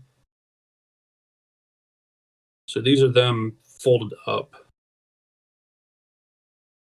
Kind of hard to explain it. The last picture is it's the solar panel array, yeah. So essentially what was supposed to happen once it gets out there, they're supposed to swing out. So you got the two arms together like this, and think of like hold your arms out in front of you, both arms, and then swing them out to either side of you. And then they would spread apart and stretch out.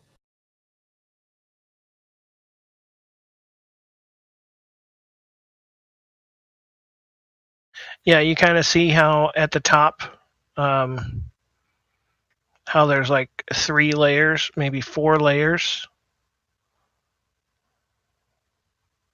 You see that? Yeah. You see the orange thing.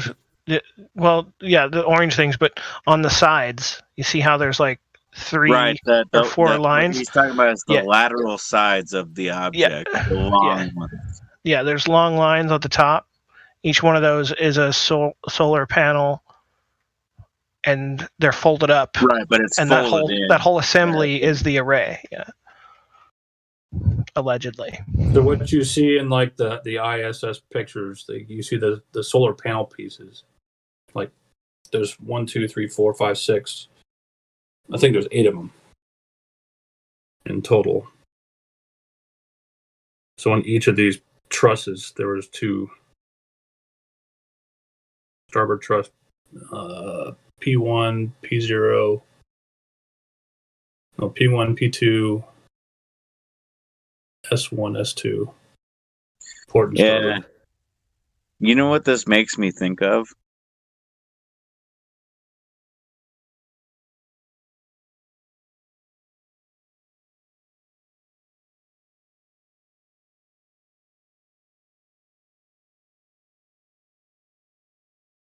What's that?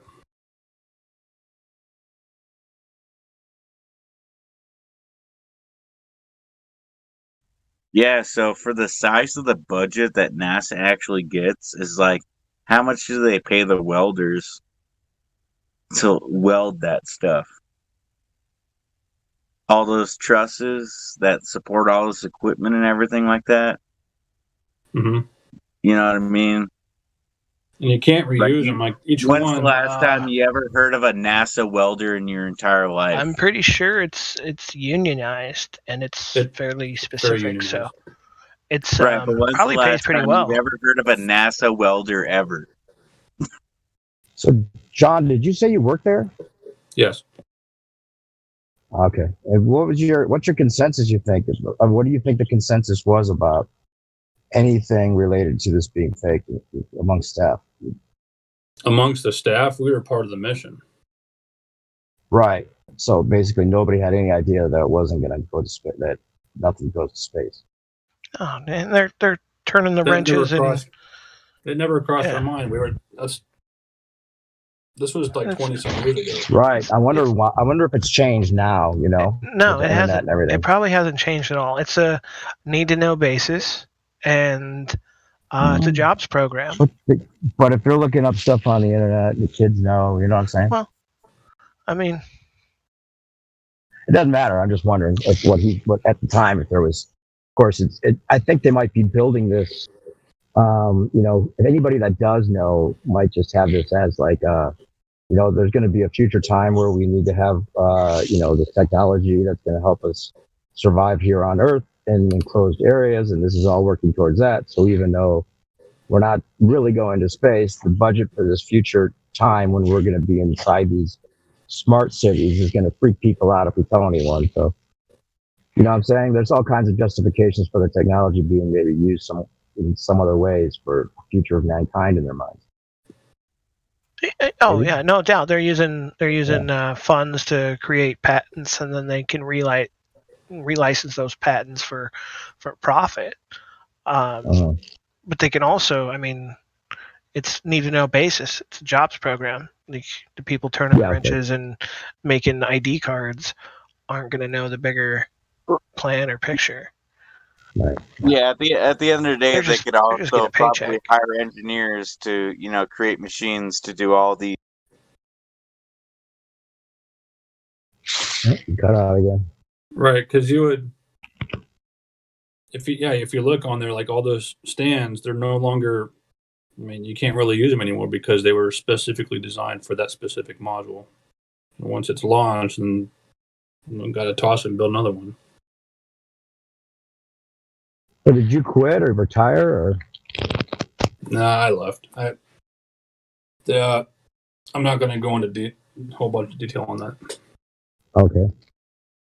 I had the thought after he was describing. Neither would I with that pension, man. I had the thought how after he was describing how the one part was inserted in the other part, and then they take it from his clean room to another clean room and stand it up to load it to get launched. For all he knows, whatever was being loaded was empty. Right. Right, but that's like speculation. You know what I mean? It is speculation. Yeah, I'm just saying, like, they show one thing and then they show another, and then it's like they're claiming all that force is required to escape Earth's gravity and lift all that shit away. And yeah, no one would ever speculate like a NASA welder unless it's by a machine that like Honda, uses. You know what I mean? Yeah. Well, they built whatever's launching off would be lighter if it's empty. Well, yeah, but they didn't just build one of them; they built two, right? They built one to put up and the other one to put in the pool for simulations and testing, right? Mm-hmm.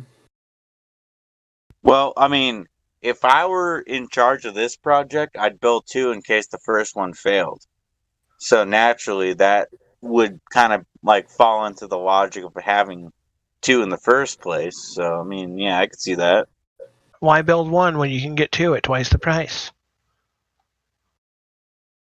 Right, and buying, stuff in bulk is cheaper anyway. So yeah, it's totally feasible.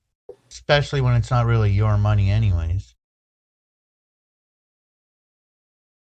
Yeah, but it was,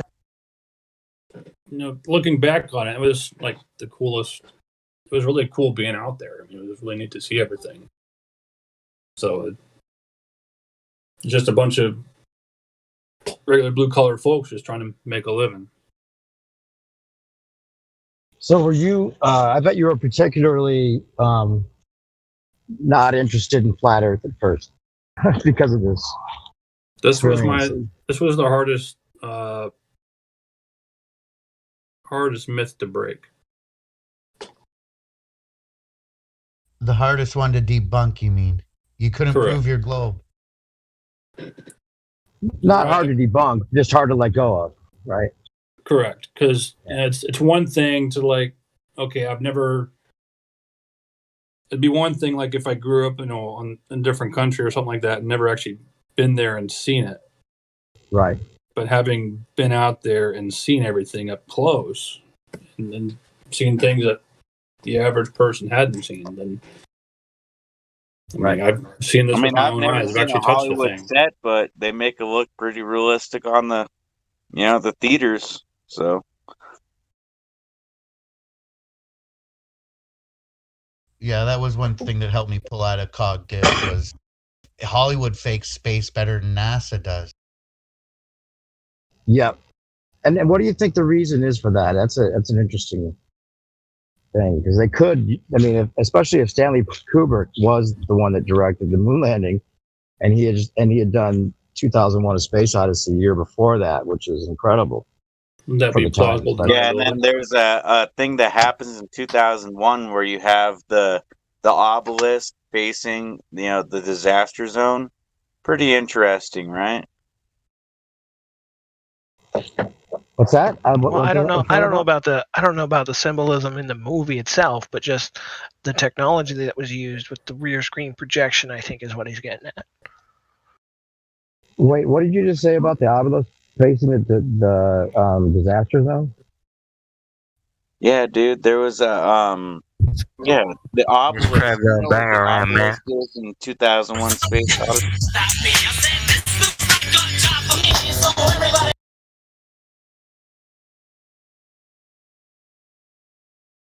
I'll just post a video in the live stream voice chat. All right. I got something related to that. That's why I was asking, because there's this connection that somebody was making. I'll find a website about the connection between The Shining, the 2001: A Space Odyssey, and 9/11. Oh, 2001: Space Odyssey and 9/11 are 100% tied together. Yeah. Trust me. With the obelisk in the city, the obelisk building, is that what you're talking about? It's facing the right in front of the Trade Center. Where do you get that? Yep. Okay. Yeah, with that, and then the twin towers with the twin girls in The Shining. Oh yeah, and it's in Back to the Future too, the Twin Pines Mall. Yep. And then that connects to the not only 9/11, but then there's another movie, the Man on Wire movie that connects to it. Have you seen that? Yeah, I never watched that movie, so I don't even know if that movie's real because I've never looked into it at that point. But I mean, if it were to be real, then it's kind of blatant at that point, right? Yeah. Being in the camp we're in, knowing what we know, it's almost like every day just going out doing your daily stuff is like you don't know what's about to happen, right? Like those 2 buildings, or 3, fell like boom. Nobody knew it was going to happen except the certain people, right? Crazy. Well, the interesting thing is they told us the truth about it on purpose. Like they hired the people to tell us the truth about it. That's just the level you get to at some point with it after you realize it's not only just that it was not what they said, but then they were slowly releasing pieces of the puzzle to us on purpose so that they could create the conspiracy separation with that. Well, I think that a lot of this stuff actually came through Hollywood, right? And now that we're facing this like big downfall of Hollywood, what you're going into is you have this big, like, massive people who are kind of like no longer on the outsides of the fringe, like they're getting inside. You know what I mean? Yeah. They're starting to figure out what's going on. I thought ODD's predictive programming thing was amazing. I couldn't believe how many cartoons and different things, album covers, had the World Trade Centers being destroyed in it, beforehand. That blew me away. Yep. Yeah, that's exactly right. It's that predictive programming, It's like there's a difference between a soft and a hard something. I don't really know how to word it, but foreshadowing, like hard foreshadowing and soft foreshadowing or something like that. Like soft is like more symbolic, but hard is like more like direct. And that's in your face, right? Yeah. Yeah. Subtle or more overt. I just want to say I'm really glad I found this I like to call us a community, because I definitely feel I found my tribe here. We definitely know things other people don't think on or consider. I have one friend, they just don't care. I'm like, I don't know how you can put your head up your ass and struggle for air. Like, it's weird. Well, anybody that's got life that, is connected with kids or, their job is, requiring them to be a certain way or of a certain mindset, it's a lot harder for them. Yeah, they don't they don't think they have the time. Well, they see the avalanche just it's like their whole life flashes before them when they hear that this is a possibility. They see let me ask you this: their friends turning away, their family thinking they're crazy, just like right. If you were to deal with the public and you were to just go ahead and just start spewing all this stuff that they would deem as nonsense, but is real, they would immediately be like, "Hey, this guy's crazy. You need to get rid of this guy." You know what I mean? Let me ask you guys this. Well, here's one more thing real quick, though. It's such a significant realization that it's not because they're in denial so much so that they realize we're right away, because it makes so much sense. And so they have to just stuff it away, because then it's almost like you see that it's so significant. You have to rethink every decision you've made in your life up to this point because it didn't include that information. And if you've made these significant decisions that implant you in a way that's just, nowhere to grow, then this is too much of a new paradigm shift to consider. Sorry, go ahead. I know exactly what you're saying. Yeah. Let me ask you this. When you came across this information, was it you that found it on your own, or did somebody tell you about it to your face? I found it out. Well, what's interesting is when I came across this information, it's because my friend, one of my best friends, was saying that he and his brother were just perplexed that they haven't been able to detect the gravitron, and that there's no proof for this gravitron, whatever you call it, whatever it would be called if it existed, right? I can show you a picture of the gravitron. Yeah, let's see it. Ride at the fair. Nice. I know I've been on it many times. Take it Yeah, he's yourself. talking about a fairground. I know. Right. No, I So just at some point to you, it's new. I'm just trying to make a point. Just trying to make a point. No, you're right. It is not the ride. It's the thing. It's the thing. The particle that that's not the would point. exist. The gravity particle. He was calling it. MP, that's not the point. My point was, for everybody else, did you come across it or did somebody tell you?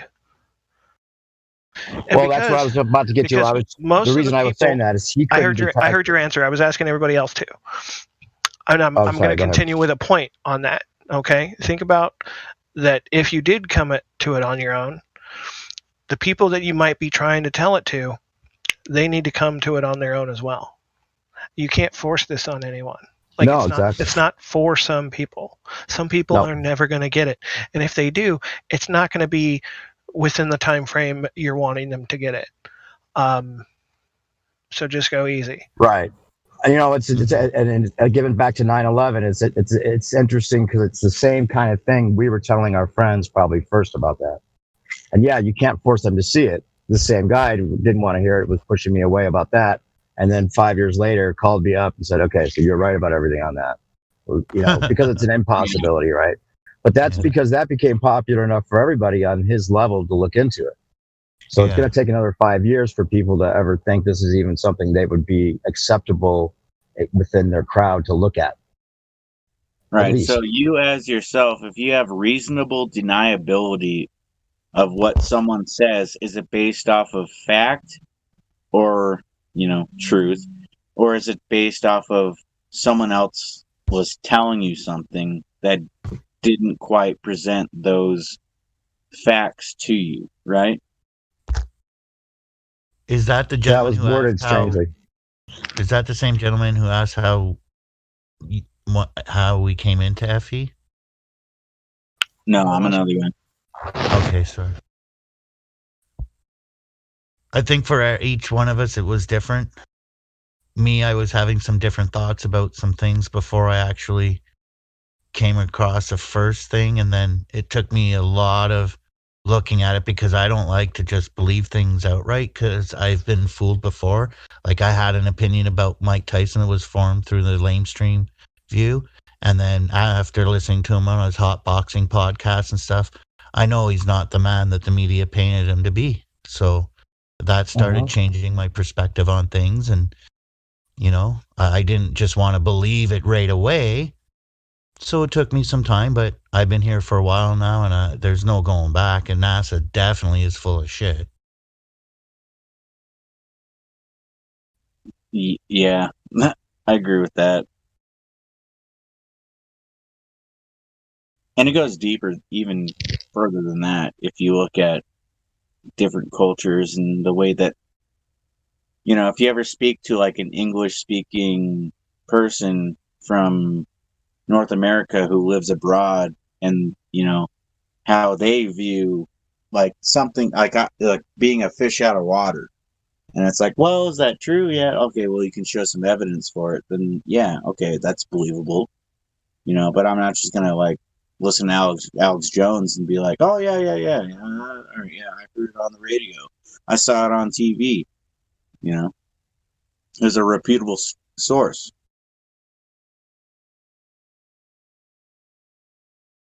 And then there was stepping away from it and going back to it and, taking some time to myself and, But now that I have a firm understanding of what's what, I feel like I have a better place to see where I'm going, you know what I mean? Rather than being stuck in this, like, so-called hamster wheel, always just trying to stay caught up on paying a bill or whatever, I seem to have found a way out of all that now.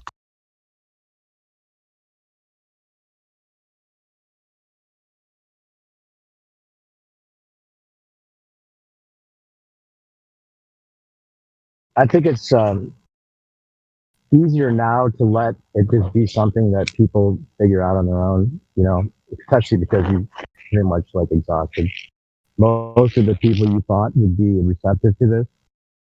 And, you could take that stance from the very beginning of finding this out, but nobody ever does. Nobody can resist telling somebody because it feels like an urgent, well, it could be, in fact, if they're not waking up to something like this, then it's, what about the discernment for the things that are going on now that they might have had if you had woken them up in time, or, you know, made them aware of, I don't like to use woke up, but, you know, made them aware of how big the deception can be. You know?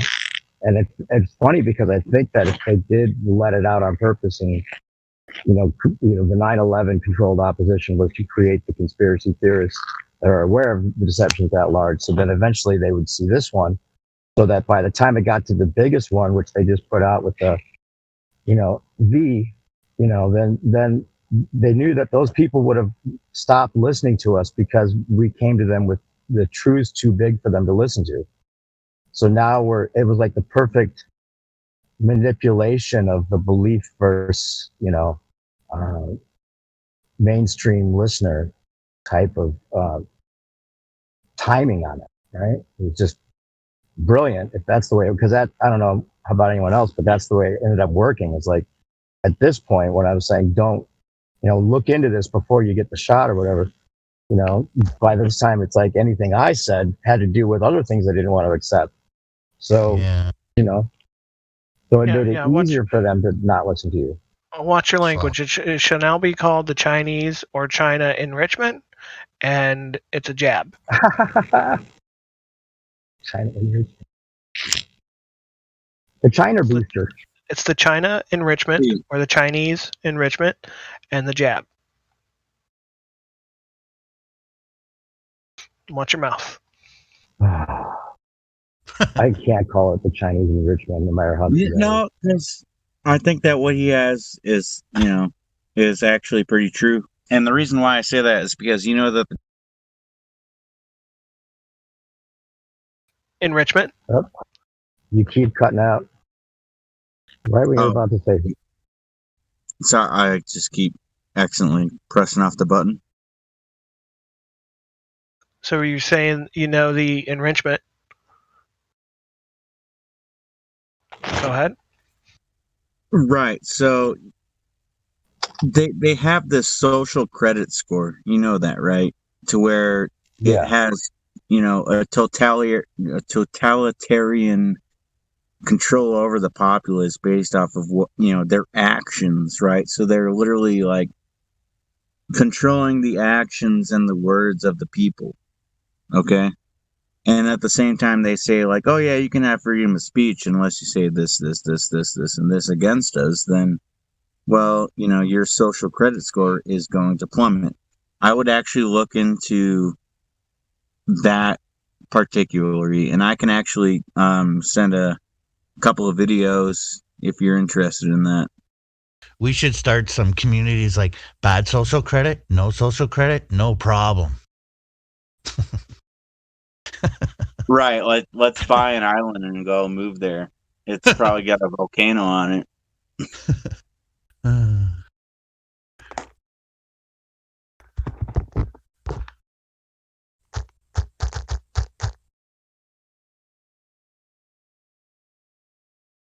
Yeah, that's really the scariest thing about this, is that it's an obedience test, obviously, for whatever reasons.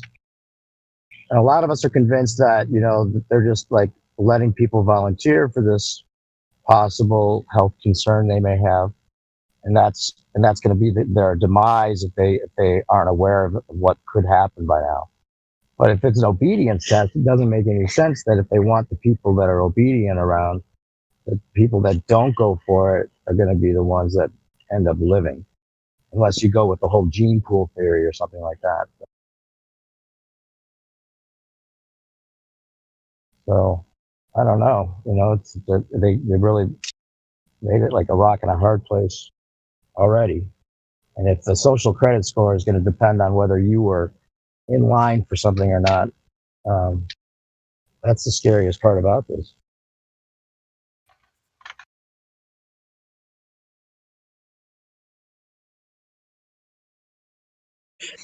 Yeah, I actually have a pretty epic video. It's I think he's from Canada, English-speaking guy, lived in China for over 10 years.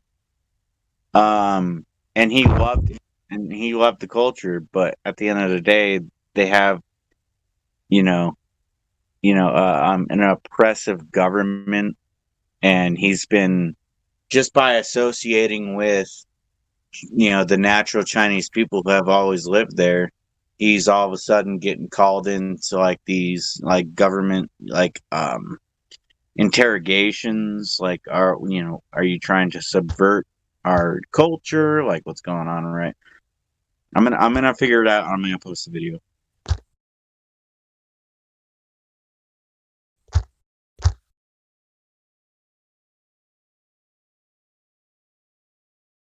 Yeah.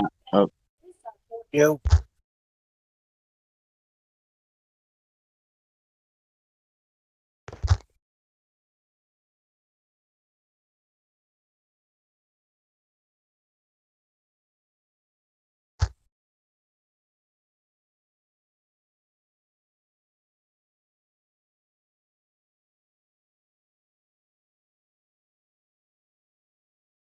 All right. Good night, y'all. Be good. Cheers. Good night, D. I'm actually getting ready to head out too.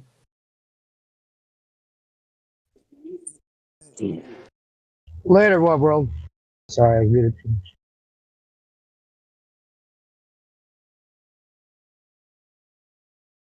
Keep it between the lines.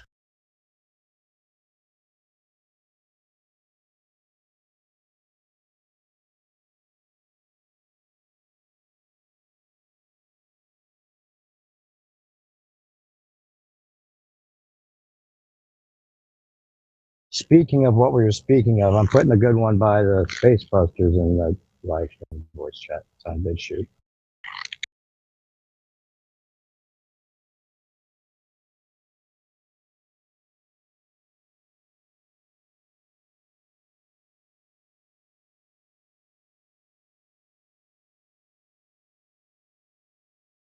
Is somebody here with audio control, like a mod or something? I could play a audio from the video. What's it worth? What's up? Crypto? Is it crypto? Yeah, what's up? What's up? Hey, you guys were talking about something earlier, and I thought to come in, then Quantum Eraser showed up, but people, and we were just talking about the steel and the ISS and stuff. There's this comedy dude that we played his stand-up routine on here the other night, and and Crackville was cracking up, and so was I, because it's just like it's such a flop performance, but he was doing it for us, which is awesome, because he's saying exactly what we would say if we did, like, the same kind of thing at the time he was doing it. It was a couple years back, but it's hilarious. It's a stand-up routine. It just is exactly to do with the conversation going on earlier. Yeah, I mean, I've already heard it a couple of times. Oh, you know what I'm talking about. Yeah. Isn't that great? Yeah. Does everyone here want to hear that? I don't even know who's here yet. So. Yeah, I don't mind playing it. I was going to come on with people who were a little bit more jovial, and then the guy John came on with those pictures, and that was awesome. Yeah, I'll play it now.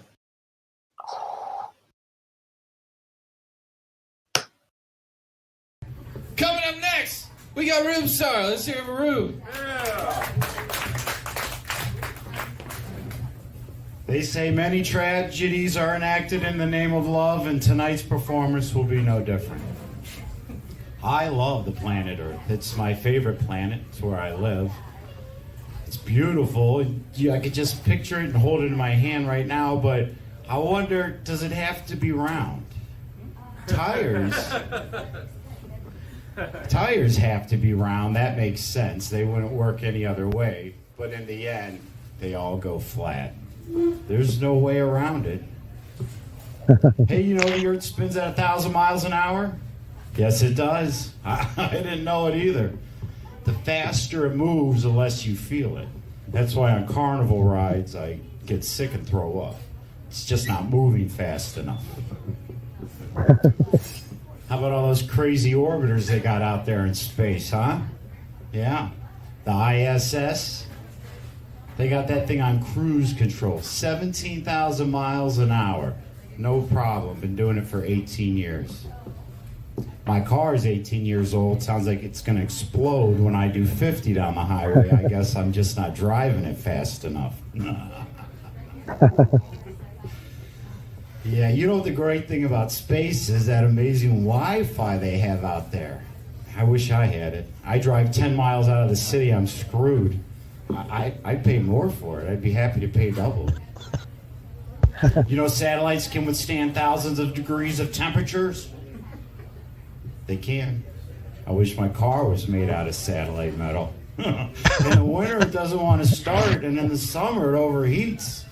So why don't they just build cars and trucks with high quality satellite metal? They say it was heat that weakened the steel that brought down World Trade Center 7. I bet you satellite metal could have helped with that heat part. I don't know how it would have held up to the demolition charges, though. What about that gravity? Don't you just love it? Who doesn't love gravity? Yeah. But the thing about gravity that I can't figure out is how does it erase the feeling of being upside down? You know, when all the blood is in your head? Like in Australia, they're upside down, right? So all the blood's in their head. When they take a plane to Canada, what does gravity do? Reverse and go on its feet? You know what I mean? There's got to be a calculation for that, right? There always is. Maybe it's when you take a 12-hour flight and a 12-pack of Fosters and divide it by the wobble. The wobble. I remixed to ignition, got bitches locked in the kitchen. Can't call no one or send a carry or pigeon. You guys have been great. I'm here all strong. Yeah. Nice. Here we go. The audience worried that's too brainwashed to focus. Yeah, that's what's great about it. Nobody gets it yet. They don't know yet. You should have like a Rube Star fan club, and he doesn't even know he's like this popular after we figured out how brilliant his stand-up was. What year was that? Like 2017 or something? Holy. It's a good idea though, fan club. He needs to know that he's appreciated for that after the fact, you know, because he probably still is like feeling like, oh, it's just such a flop. But yeah, he knew they weren't going to get it. You know, that's what's so brilliant about it.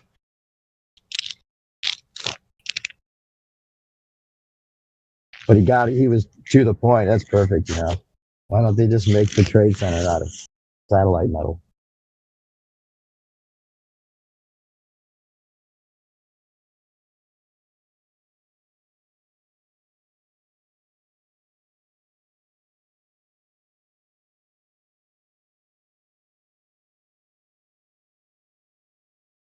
Yeah, they had to make it. They had to make it completely ridiculous so that people would have to have faith, just like a religion. That's what's interesting about it. I mean, they could have made it a lot more believable with their claims, but it's almost as if they make the claims more audacious all the time, because, well, many reasons. Because they're gaslighting us and telling us, you know, well, if you believe it, then that's on you. This is ridiculous. But then anyone that does believe it has to have faith that they believe it, you know, without even realizing it. That's the brilliance of it. Yeah, I think that one. Go ahead. Sorry, go ahead. No, go on. I was just going to finish it up with another thought, but now I forgot. Yeah, I think that one of the most ridiculous examples of it is, you know, one of these, you know, social media apps that we all hate. There's these people out there who, you know, they tag Neil deGrasse Tyson, and one of the ones that I downloaded from the server was can you prove creation to be false in one sentence? And he looks really hesitant and he says, yeah, it took millions of years to form all the planets in our solar system, not 7 days. You know what I mean? That's blatant scientism. It's and people believe it. That's the problem.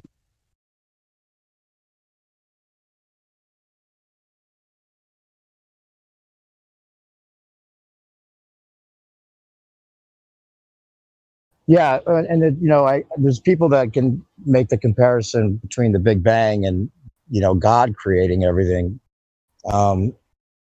as a better argument than that, because it is something from nothing either way if you look at it that way. And if you wanted to disprove creationism in one sentence, you could just say that the first law of thermodynamics, that matter can't be created nor destroyed, would kind of prove creation, or at least the way that the Bible says God created everything from nothing, could be wrong, because how does matter get here if it can't be created or destroyed? But when you investigate the amount of like synchronicities and the amount of intelligence that it came down to the creation of life and whatever the thing that we live on is, it's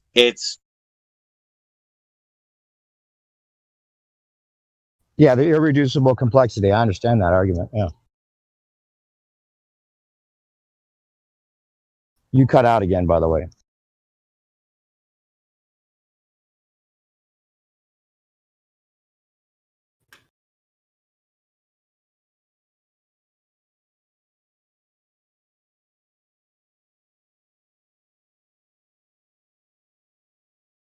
Hello?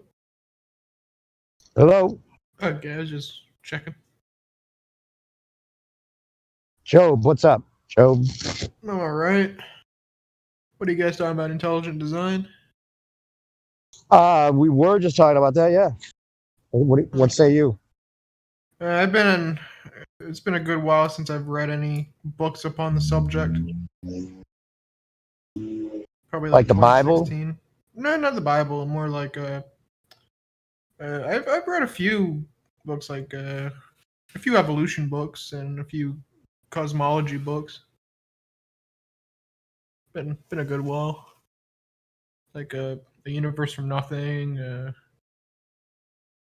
So you're talking about intelligent design as if there was an intelligent design from the Big Bang? Well, that's what they call it. It's not creationism. It's intelligent design. They renamed it. Oh, so they're calling the evolution intelligent design? Not just evolution. It's more like God created. It's like the whole Genesis story. Oh, okay. I thought you were talking about evolution, Big Bang, or was that? Well, yeah, that's in it too. Yeah. Into that version of it, huh? No, evolution's not in intelligent design. Oh, okay. Intelligent design is basically how God intelligently created the creatures from the beginning, like that, and they haven't changed. Right. Well, I was just saying that if someone wanted to disprove the idea that we were created, in any interpretation, whether if it's creating something from nothing, and that goes against natural law, as far as I can tell, right? So that means everything that was here was always here and always will be, if matter can't be created or destroyed.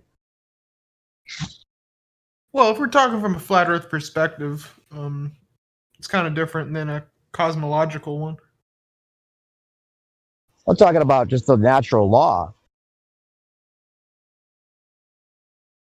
Like, the first law of thermodynamics. Matt, do you think that, I'm not talking about God and flat Earth. I mean, natural law is natural law, whether Earth is flat or not, right? Yeah, that would get into the prime mover argument.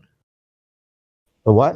The first mover, the the first cog. Who shot the arrow? The golden arrow argument? Is that what you're talking about? Yeah. The golden arrow.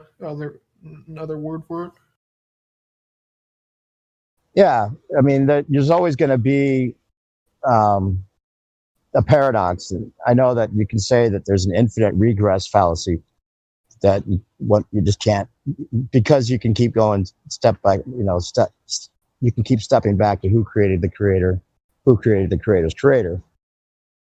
That's a fallacy that you could say it's a fallacy because for argument's sake, it doesn't lead anywhere except for regression.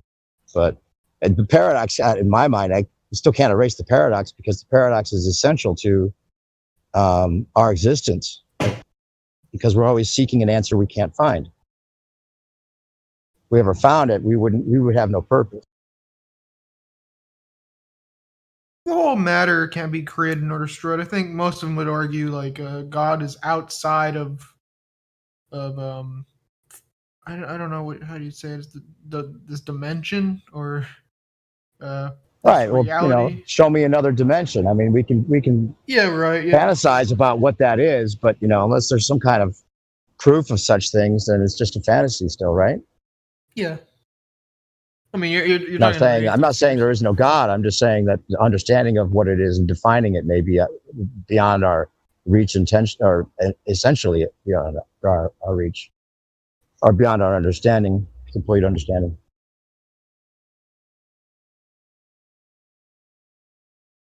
Yeah, I've been out of this stuff since 2016. Are you still a globe I'm believer? Flat earther.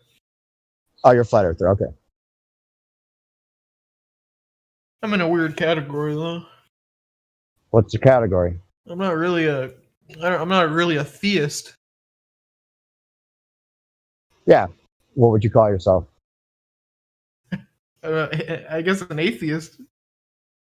Oh, so you're the atheist flat earther, the one and only, or somebody was talking about somebody being in here. It's a rare form.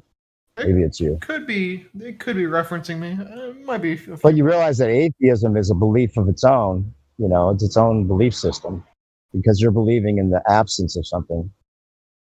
Yeah, sure. Which you can't prove either. That's also a belief. To be a true agnostic, you wouldn't have to be like, I mean, even there's different definitions of agnostic that people are throwing around. Agnostic, that's a knowledge claim. Yeah, it's about knowledge, but it's also to claim you don't have knowledge of, the answer to whether there's a God or not. I can actually relate to this guy though, because if you base what you claim to believe in purely off of evidence, factual, claims, truth, then you can obviously do that to dispel the globe, but as far as your spiritual nature goes, that's kind of up for debate as well. Sure, but to claim that there's, or to say, I mean, it's a claim of its own if you're atheist, because it's a claim that there is no God.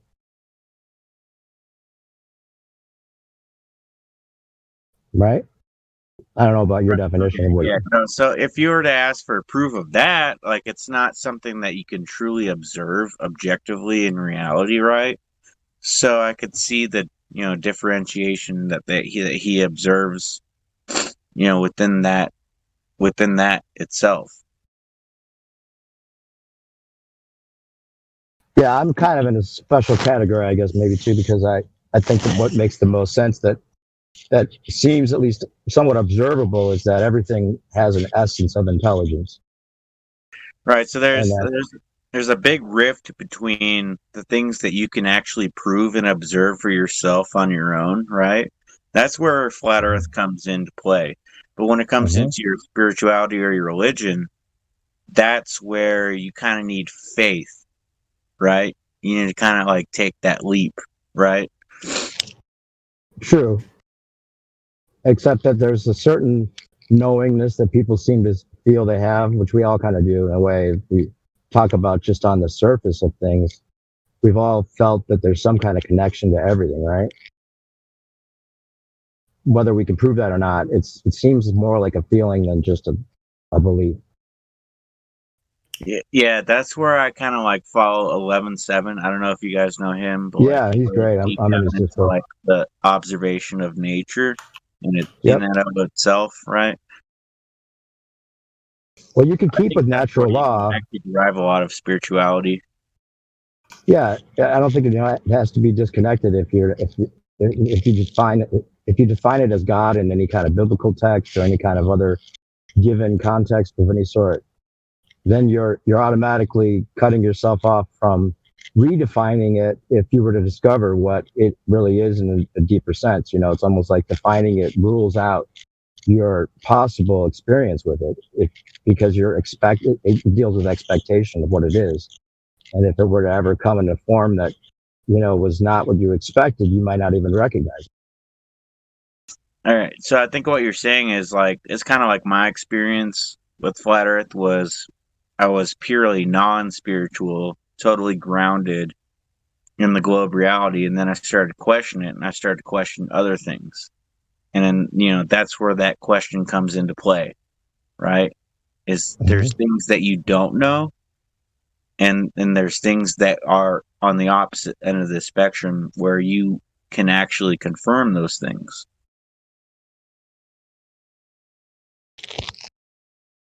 Right.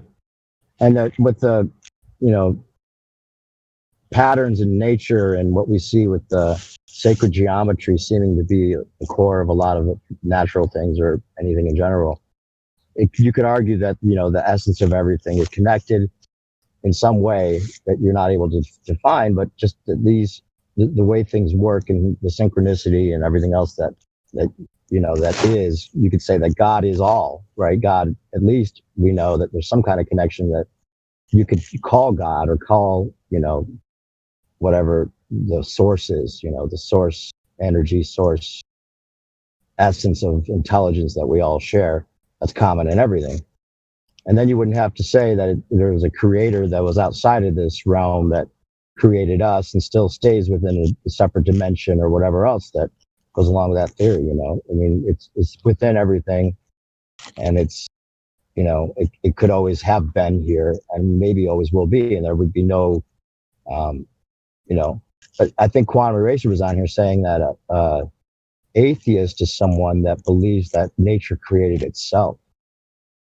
And that's kind of saying the same thing, but it takes out the idea of the Big Bang leading up to nature creating itself. If nature created itself just because the essence of everything is this, you know, universal intelligence that everything works on, and it's always been here and always will be, and there wouldn't be a beginning or end in the way that we, you know, a lot of people believe.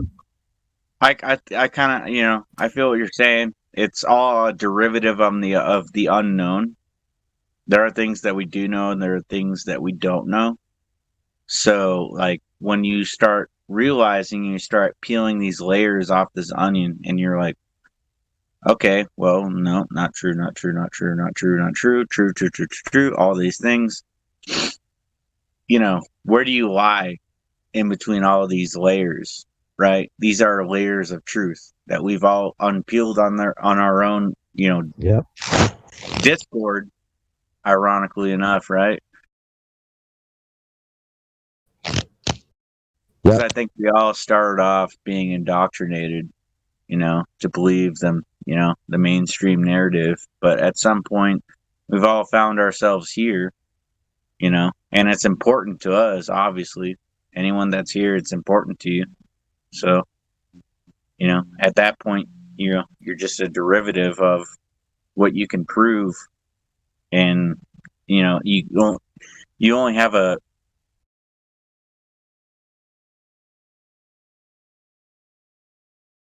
You cut out. I guess that. You cut out, Job, if you don't know. Oh, I cut out. Yeah. Well, that wasn't me talking. Oh, who was it? Oh, it was Somebody else. I'm not really paying attention to the chat right now. Yeah, I think that he keeps cutting it in and out. Like, yeah, he's getting dropped from the call or something. Latin man, Yeah, I think it might be my connection. I'm sorry. There you go. Cool, go ahead. Whatever you were saying. Nah, that's pretty much it. Yeah, you're derivative of you can't. We're all here because we realize something that most other people just won't accept, won't even look at. You know, that's what's crazy about it. It's like again, back to 9/11. Like, at first we were like telling people about this because it's like, well, how could you not tell someone? You know, because it makes it seem like there's something else that might come that they need to be aware of. So you kind of feel like you're saving them from possibly being under some other kind of trick that could be, you know, like we're dealing with now or whatever. But back before all of the flat Earth and everything, what became interesting about people that were in cognitive dissonance was not just that they wouldn't, that they wouldn't look at it, but I mean, it became more interesting to study why it is that people were in cognitive dissonance about this subject more so than the subject itself. And that's happened with flat Earth too. Like we're past the point of, you know, the subject matter because we realize that it's just ridiculous to believe you're on the ball any longer. So our interest is focusing on others who are still having a you know, psychological confrontation with this that doesn't even allow them to understand common sense. You know, it's so unbelievable. Right. So I think that everything that we all have in common is that we all accepted that we were wrong at some point. That's why we started to question reality objectively, you know, and, you know, the difference between the people that aren't, you know, here or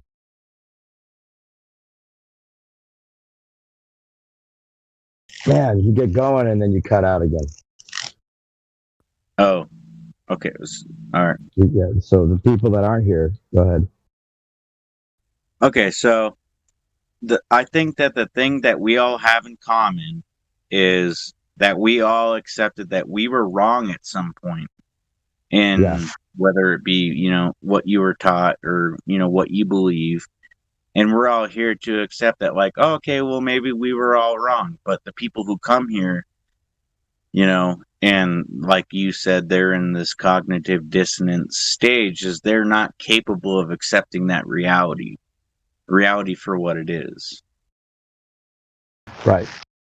And I like to say that, you know, it's probably, like, I think what Rose is saying, it's not meant for everyone, you know, and that's true. I think a lot of normies just couldn't handle it because and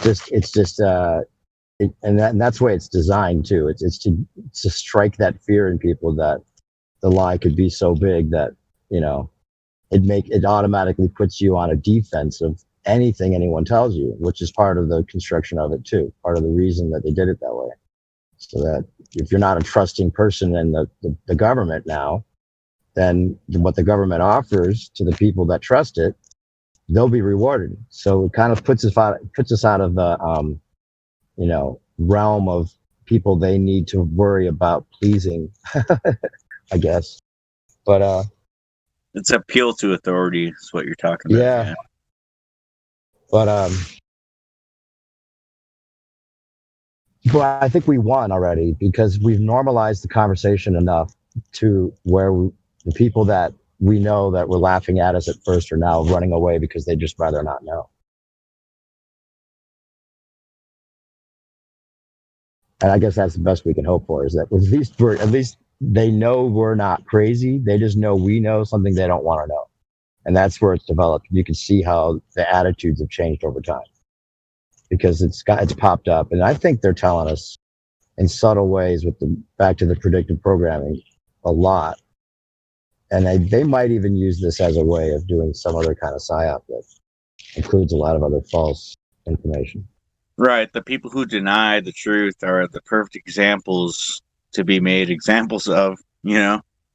Right. It's like, I mean, like, you're the exact person that they wanted, but, you know, you encountered a group of people who, you know, obviously can prove otherwise. Prove being the key word. So, like, what do you have to say at the end of the day, right?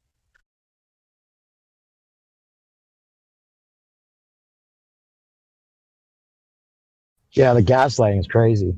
Like the Super Bowl commercials are always mentioning flat Earth. Have you seen those? This last one, they had Picard, or Jean-Luc Picard on the, in Antarctica with all the other stars, and then they have that globe, that little snow globe type thing pop up out of the ice. Did you see that? They had Will Ferrell punching a globe. See King Kong versus what's this thing? You talking about Kong vs. Godzilla? Yeah. Yeah, Oh, dude. yeah. You watch that movie? With the dome, with where he throws the spike at the dome. Yeah. Where's the And the Yeah, Avengers had there's that a same kind of lot- grid there's a thing, the lot of honeycomb dome programming thing. there, man. I agree with that. Yep. Oh, they Seems like even they're about to had, tell us. flashes of the Sumerian texts. That mean like, and they flashed they used the word 33. There was the 33rd sector on the 33rd level. Like, it's so blatantly obvious once you really understand like what's going on, and the rest of the people are like, oh yeah, 33. That doesn't mean anything to me, Right? Meanwhile, Kong is like actually like throwing a big spear against the globe. He's like, I'm challenging you, but no one's ever gonna recognize it unless you're kind of in the know. You're in the know, whether or not. Yep.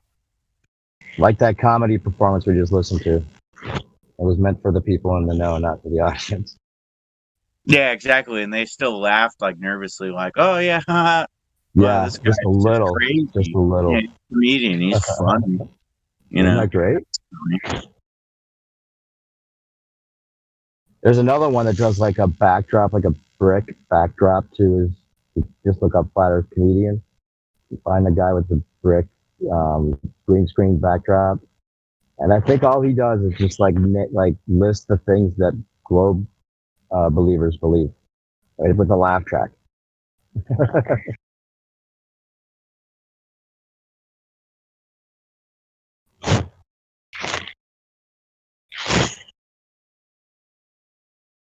What were you saying? The 33 doesn't look like anything to me. It's like from Westworld, where they're showing evidence of another world, and they always say it doesn't look like anything to me. Well, the whole 33 thing comes from the Freemasons.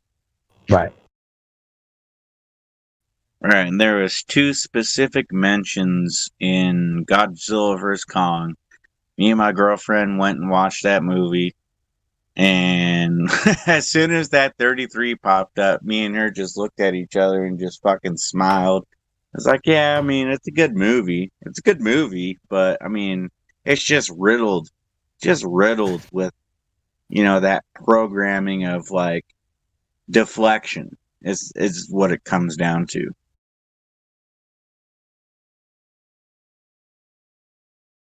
Well, they put that on purpose there so people in the know can see that they own it, that their hands are in there, that they're controlling it. Right, exactly. And that's I don't think I've met a single person who actually thinks that Hollywood is anything other than absolute evil at this point. I mean, come on. It's all in the past it was effective, but I think that now with today's internet, social media apps, everybody being connected, whether or not you're within this what's considered a fringe group or not, there's people that the truth movement is out there.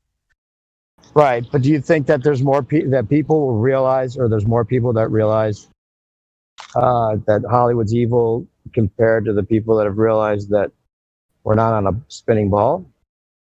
How close are those? No, it's an disproportionate amount of people who basically buy it, and I don't think that anybody in here actually does. Otherwise, at this point, I think that they would.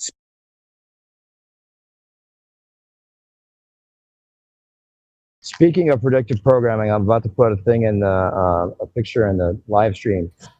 Voice that That's from the American Gods television show, the opening credits, where they have an astronaut being crucified. What the fuck? Yeah, that's fucked up. Where it's like, basically, in my mind, that's predictive programming of, the tearing down of the space religion. Yeah, I think that they're gonna bring it to a point where it doesn't matter anymore. It doesn't matter how much opposition you have against, an unstoppable. It's like, an unstoppable force versus an immovable object, right? I'd like to see us as the immovable object because, objectively speaking, it's truthful, but there's this immovable force that's going to force us, against all odds. And, I think that it's an uphill battle. I think that we'll never win, but, the more people you get on board, the better it is in the end place, right? What would winning be if you could define win for us? What would that entail? That's a great question. That stuff is flat. I'm just going to quote Neil deGrasse Tyson on this one. That's a great question. I don't know, but that stuff is flat. Okay?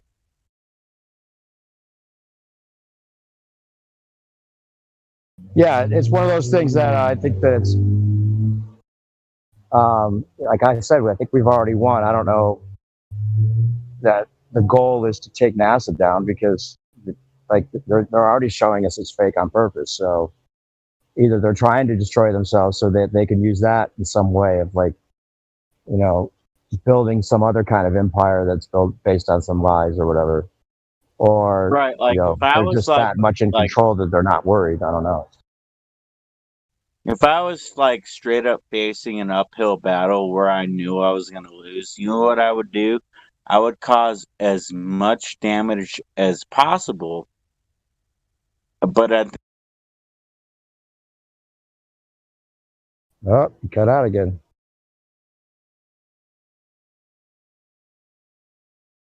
That sounded like it was going to be really good, too. Oh, you're a little bit, your mic's okay, but not great. Say that again. Sorry, that's enough.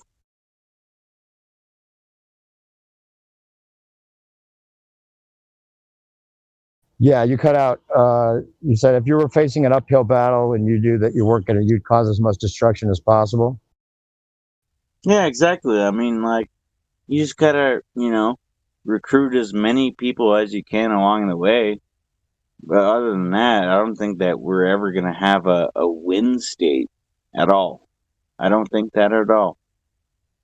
Yeah, because the only way for that to happen would be that there would be actually, respectable people in charge that are interested in making sure people are told the truth about things, which has never been the way. It's never been that way, and it never will be that way. But at least there's a remedy in that we can find out for ourselves if we want and theorize openly at this point still without being charged with a thought crime. Yeah, it's totally a loaded system. It's a loaded question. It's all reflective. But if I were to hypothesize what it would be like, I'd probably, own some land in the country and raise a family and just chill out, man. Oh yeah, for yourself that's a win. But as far as the quote unquote flat Earth movement goes, I think that it's designed to be a limited conversation for those who would want to treat it that way. They're not going to ever go mainstream with it and if they do, then we know they rolled it out on purpose and they were planning on using it to do some other kind of. Well, if you did, you wouldn't reach that point because you'd be canceled immediately. Well, no. What if they came out and said, okay, well, I always like to say warfare at this point. You know what I mean? Well, they could also they could meld the UFO conspiracy with the flat Earth conspiracy. that say that those are just ancient ancestors, ancient humans from other worlds outside of our own on the infinite plane, the outer ponders, I call them. And now we have to protect ourselves from the outer ponders and become one world. And the reason we lied to you is to protect ourselves from them and them from us. Then they would have the excuse, and they could keep the Space Force as like they're fighting the outer ponder budget and just repurpose it. Right. And then with that truth, then we would believe anything they say. They got the blue beam technology set up. They can show us the grid dome, but with this Starlink thing, maybe that's what that's for. Who knows? They could at least make it appear as such, revealing all. They've been following the biblical scripture with this big reveal that gets everybody to believe everything else they say. Yeah, it's as crazy as it sounds. I actually can't wait to get older. Because when I was a kid, I was like, well, I want to be young forever, right? But with the current climate of what's going on, right? I can't wait to get older to see how this stuff evolves. And I can't wait to see how are they going to really push this? What angles because they have multiple angles. What angles are they going to do it at, right? And what's going to be the one that folds it all over, right? I didn't cut out there, did I? Did I cut out? Can you hear me? My audio bad? Cut out? Did you hear my No, whole you're thing? all right. Yeah, I did. What unfolds? Okay. Right. Well, it's not the destination; it's a journey, right? So, I'm looking forward to seeing how it unfolds as well, but step by step and paying attention to all the details along the way. The thing is that it seems like there's an organic nature to this, which there is. We're all here on our own accord, mostly, I think, and okay.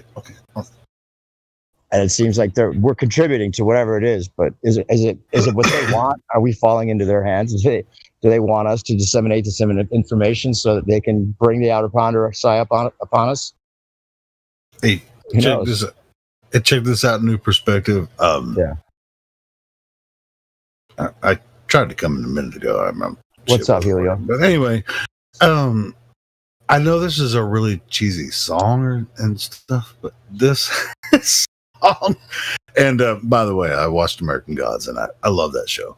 Yeah, we talked about it. I was showing it the other night when you were mentioning it. This song. Oh shit! This wrong link. Share this. This is who Michael W. Smith is, like Christian singer. No. The song called "Place in This." My place in this. He's looking for a reason. Strong to find my place in this world. Place in this world. Anyway, it's like. Are you gonna sing it for us, or are you gonna play it for us? No, I'm not. I'm not just. I just sharing the video. I'm not going to sing the whole okay. song. I'll keep it. But yeah, I mean, it's just like. I mean, I'm personally not a Christian, but I mean, this is a really good song. I mean, when you guys were talking, this is where it's like, when you talk about outer lands and how we're inside the prison of our mind that was controlled by everything. We're all looking for a reason, trying to find a place, our place in this world. I mean, I think that's what.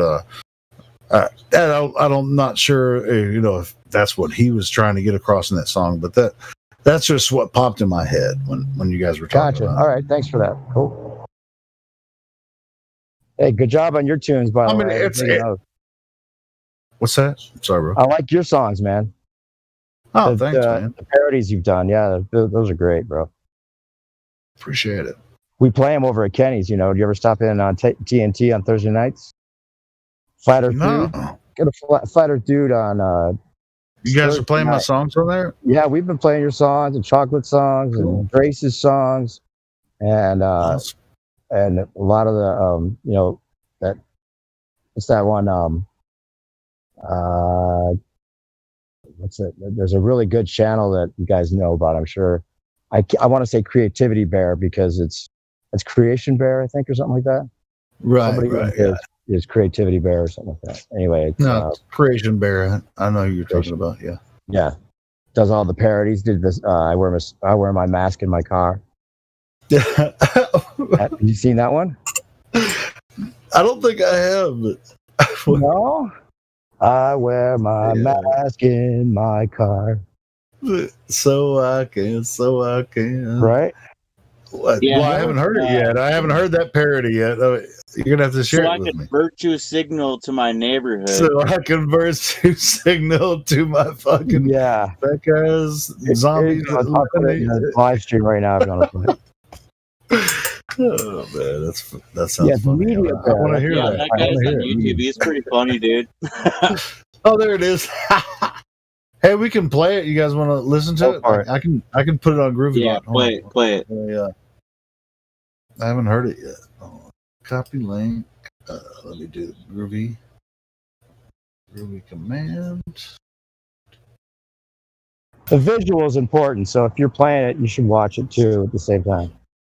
Yeah, anybody? Well, I mean, Yeah, I can't show it on the live stream, but we can play it. I know. Yeah, does anybody know if he's actually on this server at all? Media Bear? I don't know. No, Chief Crow. No, that's not Chief Crow. That's who it is, right? I No. Is that who it is? It's No, not Chief Crow. Oh, I'm looking at the No, wrong. he's on YouTube Live. Never mind. Here it comes.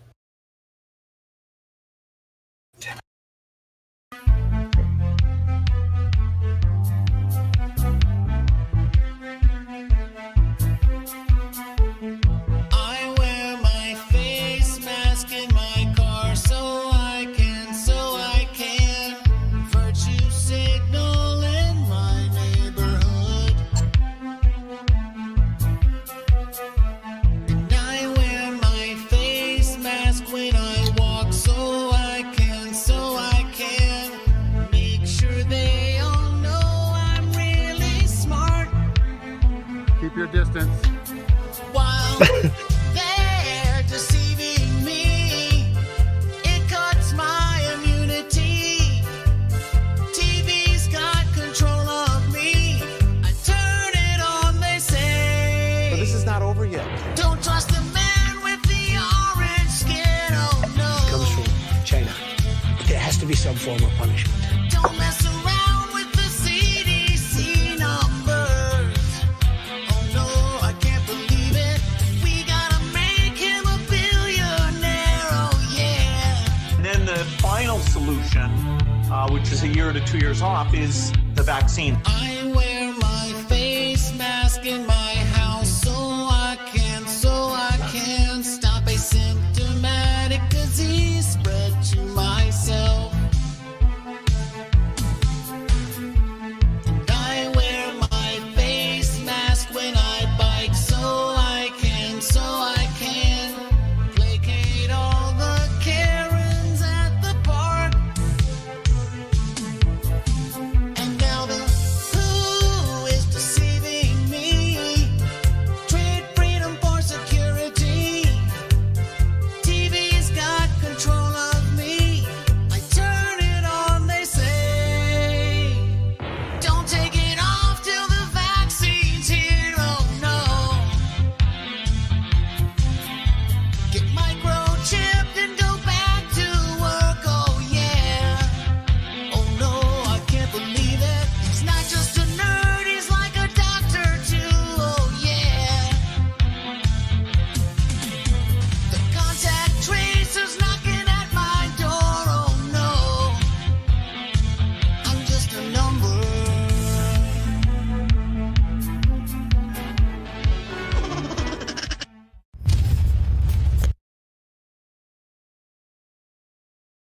Pretty good, huh? I put a couple of. Yeah, it's pretty funny, man. I like it. That's by Media Bear too, but that's from someone else's channel that mirrored it, I think. So I put a couple of other ones from the actual channel below that. Yeah, you should definitely subscribe to that guy on YouTube, man. He's pretty funny. What'd you say, Lou? Lou? I said he actually, his tone of voice in that song, he sounded sort of like Weird Al even. Yeah, like Weird Al kind of stuff. Yeah, and all the stuff he does is like, I don't know if it's a team or not, but all the stuff is of that quality. Like the reproduction is Weird Al quality. That's pretty cool. Yeah, just go to the channel. There's a bunch of some of them are marked private now. There were some really good ones on there. What's this? I'm masking alone now as a Yeah. media bear. What is that? I'm masking. The part is he's like, I'm Doesn't seem to be anyone to my around. I'm masking alone now.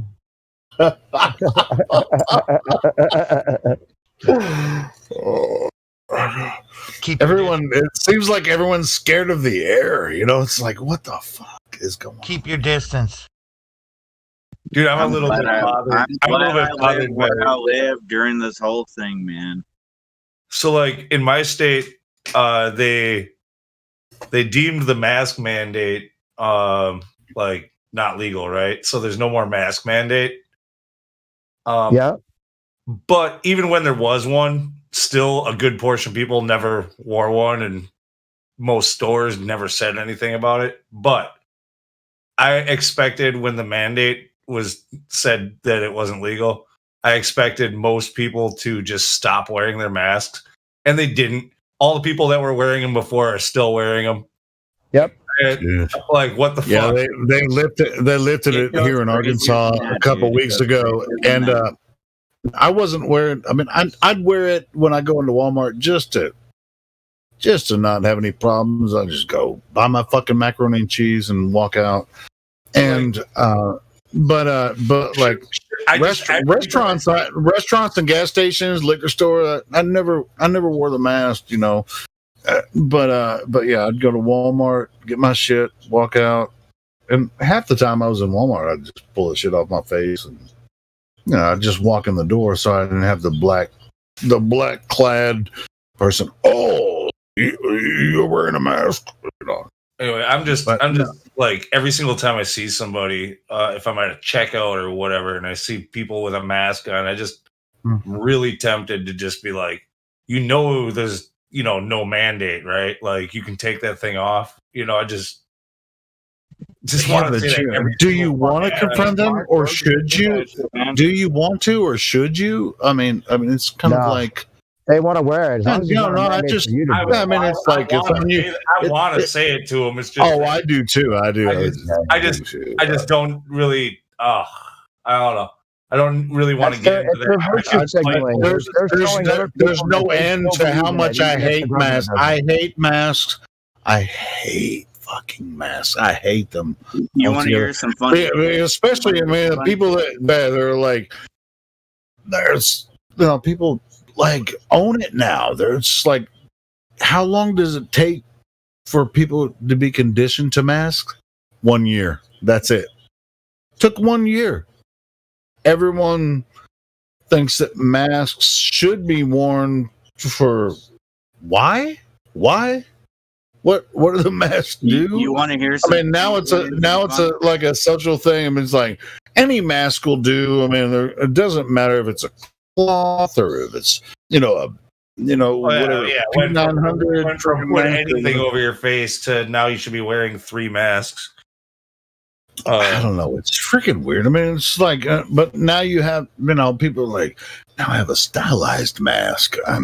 It's like when I go out in public, I can, I have a pretty mask.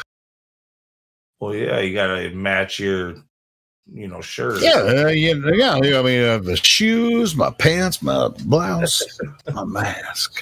Right, my glitter mask matches my sequins pants, man. You got one for your car that matches your car. You got, like that kind of thing. I'm gonna wear my fucking Spider-Man mask to Walmart, man. God. Who are you? I'm Spider-Man, bitch. I do have a Spider-Man mask. I can put it over my whole head. I'm gonna walk into Walmart and be like, yeah, I'm Spider-Man. I'm buying macaroni and cheese. Anyway, who was it that kept trying to get in? Yeah, that was me. What's up?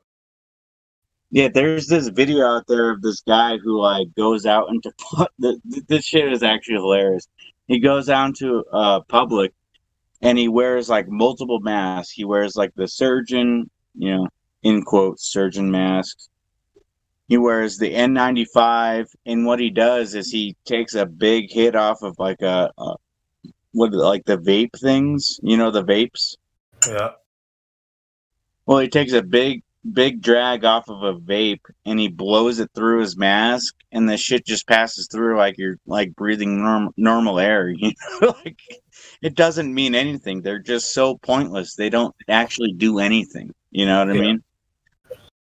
Yeah, it's like if you over winter, kind of like that too. You know how you can see your breath when it's really cold. Like, there was a guy who took his masks and demonstrated how when he breathed out, that all that steam still gets out around the mask anyway. Like, that was pretty much the same thing as the steam from a vape.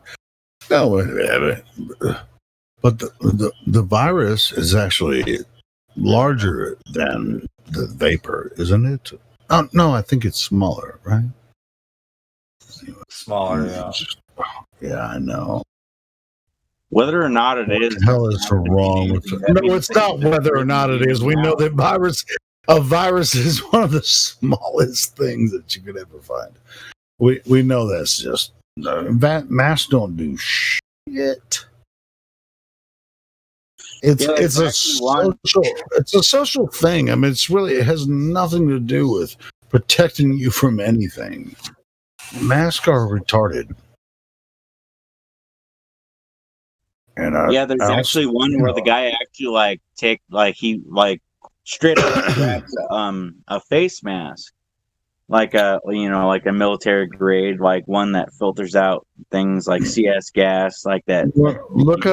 Look up how many people have, like, they used to give us flu statistics of people dying from flu in the past friggin' 20 years. This year, nobody died from the flu. Last year and this year, nobody died from the flu. If you're gonna wear a straight up like gas mask, what it does is it filters things going in and it doesn't filter things going out. So what that means is, if you are COVID positive but you don't show any symptoms, but you're still, exuding vapor and air that comes out of it, then you're basically infecting people anyway. So a gas mask doesn't even. Yeah, we should stop talking. We should stop talking about it, because we could definitely get into it, because nobody's COVID positive. There's no fucking such thing. There's no accurate test, so it just couldn't happen. But we should move on from this.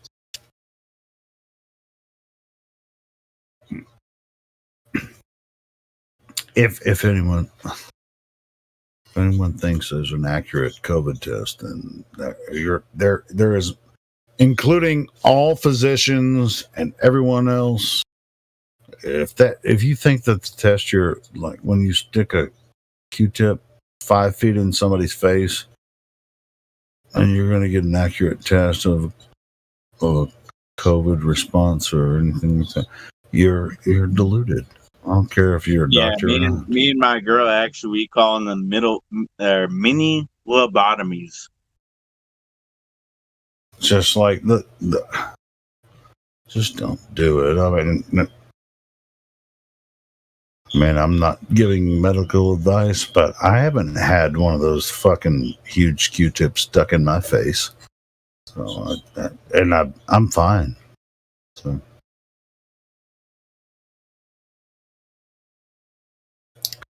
And actually, I don't know anybody that's died of COVID, so I don't know. Where's this pandemic? It's a 99+% survival rate. No, where's the pandemic? If it's a pandemic, just like if the Earth was a globe, it would be obvious to everyone. If there was a global pandemic called COVID-19, it would be obvious to everyone. Yeah. So neither one is true. I don't know anybody who's died or been hospitalized from it. Like, just the I don't either, and I have a lot of relatives that are elderly, and they're just fine. I mean, I'm not saying they're just fine. They actually go to the doctors all the time, and they still receive the same relative treatments and all this kind of shit, but they're not affected by COVID-19. And I'm they have to wear their face masks, and they think it does something, but I don't really. Have you guys heard them reporting that people who had COVID months later now are what did they say? Having neurological problems and like anxiety and like whatever a few different symptoms that they've been saying on the news. Of people who like recovered from COVID, supposedly, like they're having this months down the road. And I'm like, okay, so what's the angle here? And then it just kind of popped in my head this morning. I'm like, well, that makes perfect sense, actually. Like these people are freaking, they're whatever. They either had treatment, right, that they're talking about, and something's happening there, or Hey, Lou, most of your elderly. Go ahead.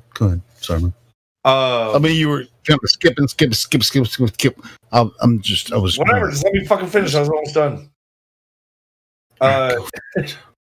Anyway, no. The other thing though is just like these people, like when they're saying that they're having like, I don't know, but I forget the exact word that they used, but long COVID is what they call it. Anyway, it's like anyone that has an elderly people who were like they were told that they had something, and then I think maybe they're realizing later on, like I think maybe they're like it was nothing, it was just the flu basically or whatever, like and yeah, now they're telling them that you can never know. You can never know. You know, the people that know that they don't have something is the people that don't go to doctors and get diagnosed by them. Because you will never know. Say, our elderly parents and grandparents and aunts and uncles and everything, like, doctor told me I got this and I got this and I got that and got that. Now, I don't, to my detriment or benefit, I may or may not be diagnosed with something. If I get diagnosed with something, I'm going to diagnose myself, or I'm going to have to go to the emergency room because I don't have a general practitioner to generally practice medicine on me. So I don't have a doctor, so I don't go to doctors. So those guys. What's up, guy? But I'll tell you what though, my mother and aunts and uncles and everything, they go to doctors all the time, and they get medicine practiced generally on them, and they're diagnosed with certain conditions, and they're prescribed medicine for their ailments, which may or may not be based on certain practices they do, behaviors, you guys know what I'm talking about. I mean, not everybody does, but hey, check this out. I don't go to doctors, and I don't let them generally practice medicine on me. So I'll be all right until I'm not. I'll be all right until I'm not, and then when I'm not, that means I'm heading towards death, which everyone dies. So anyway, everybody gotta die sometime. What's up, guy? Hello, can anybody hear me? Hey, it looks like there's a lot of. Okay. I did have a lot of Brothers and VC check-in. Oh, really? Yeah, that thing is packed. It's my favorite place.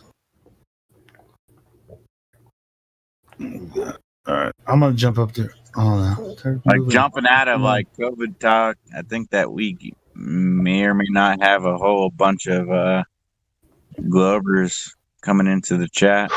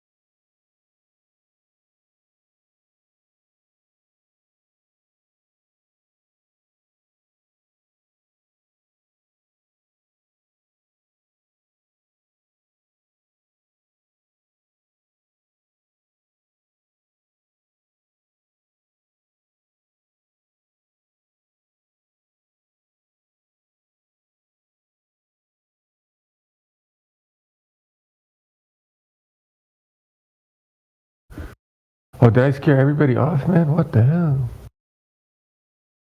Good morning. Good morning. What's up, guys? I just woke up too. Good morning. Nice. Get the coffee ready. I don't drink coffee. I drink tea. I already have it. Green tea. Hell yeah. That's right. You can Coffee. start. You got time. No, man. I used to drink so much coffee. I don't want to do it anymore. It's bad for you. And I'm talking about Italian coffee. We're talking about espressos like a motherfucker. It was like, and it was good espressos too. But I don't do that shit no Those more. are strong. Well, yeah, but I mean, like, you can dilute them, make cappuccino, make all kinds of shit with it, right? So Yeah. it was like a the right 7,000. amount of water. Well, it was a $7,000 espresso machine. It was pretty good, trust me. Oh bloody hell! I better buy a car. The fuck, dude?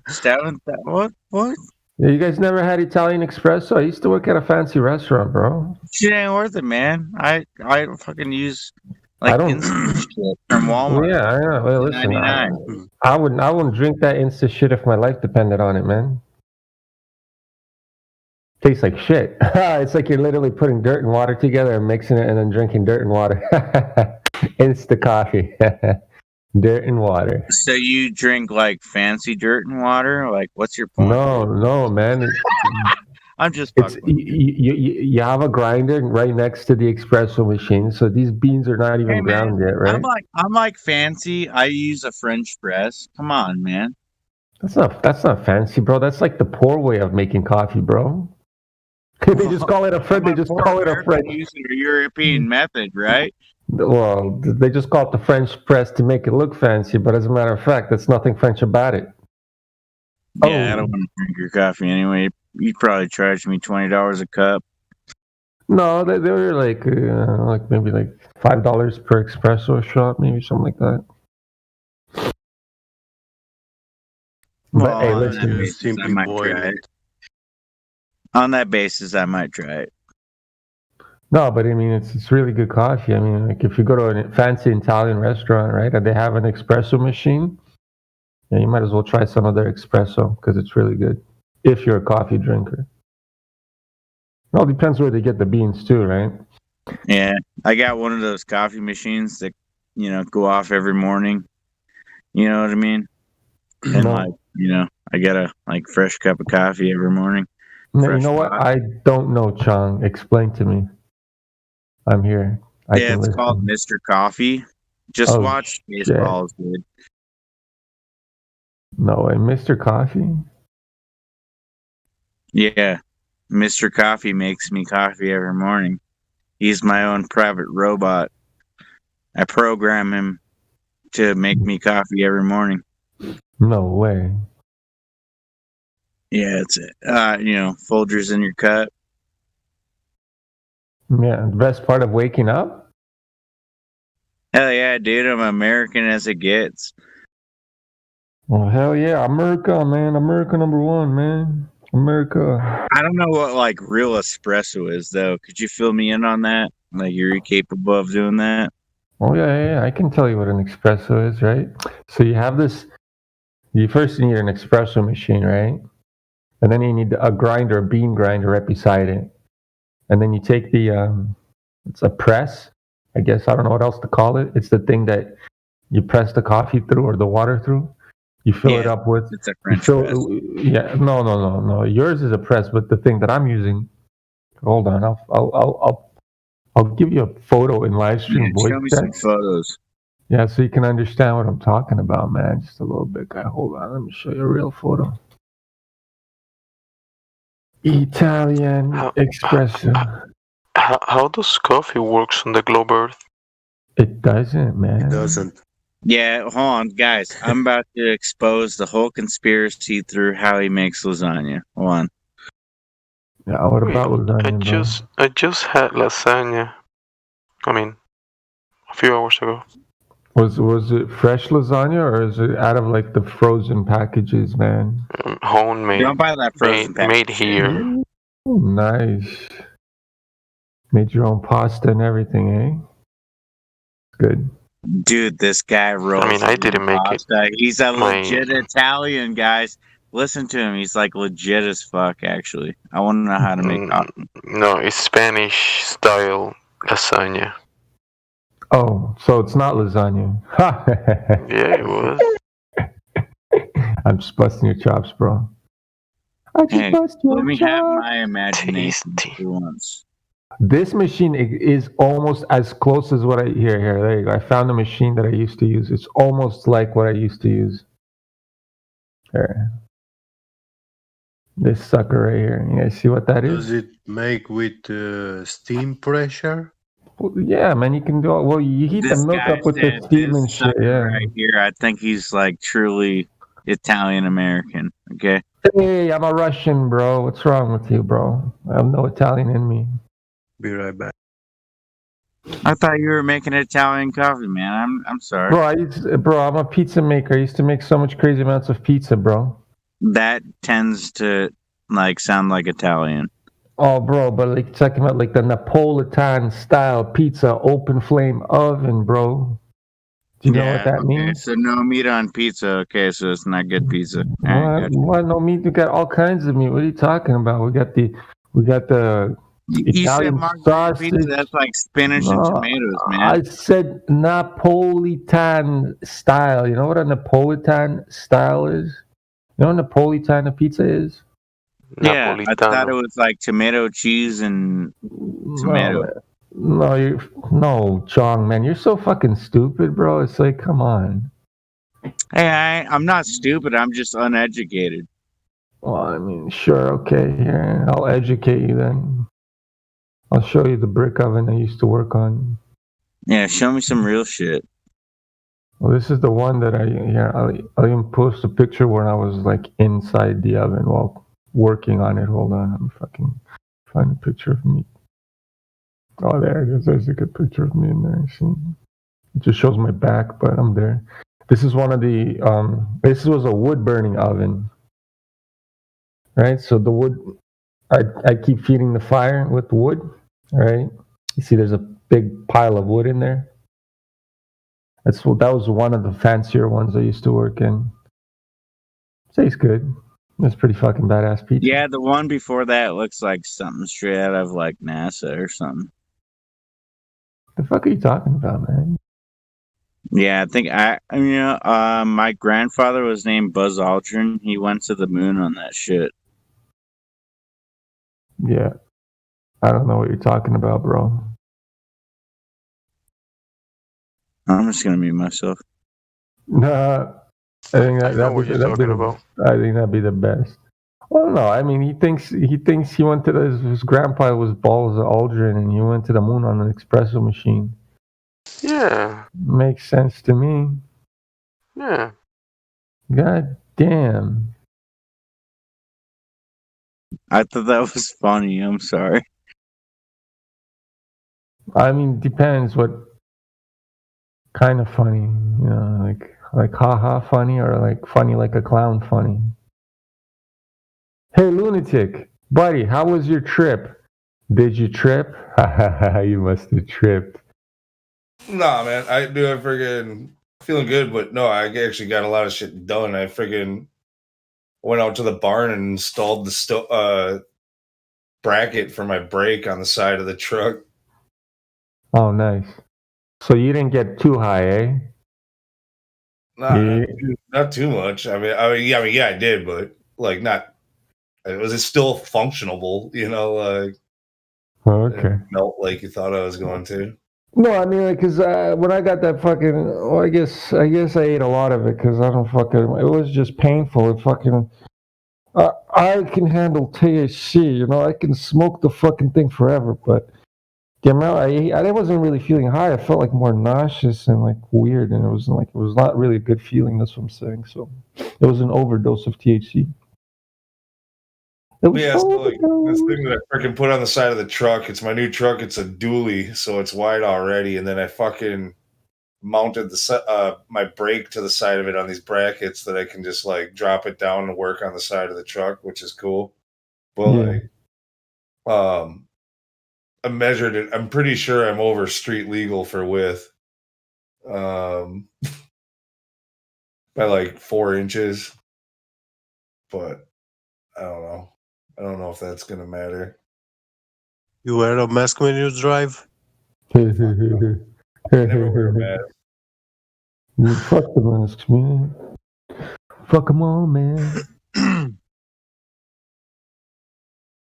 Gonna suck your blood if you go to the doctor.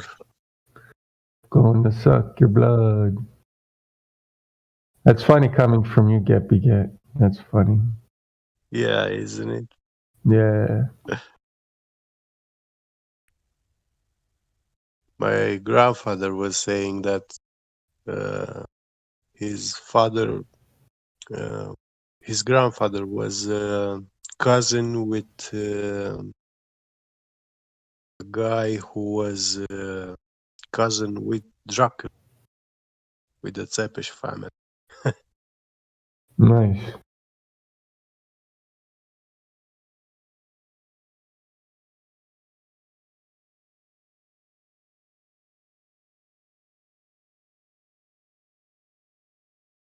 But dwelling into genealogy, it's not.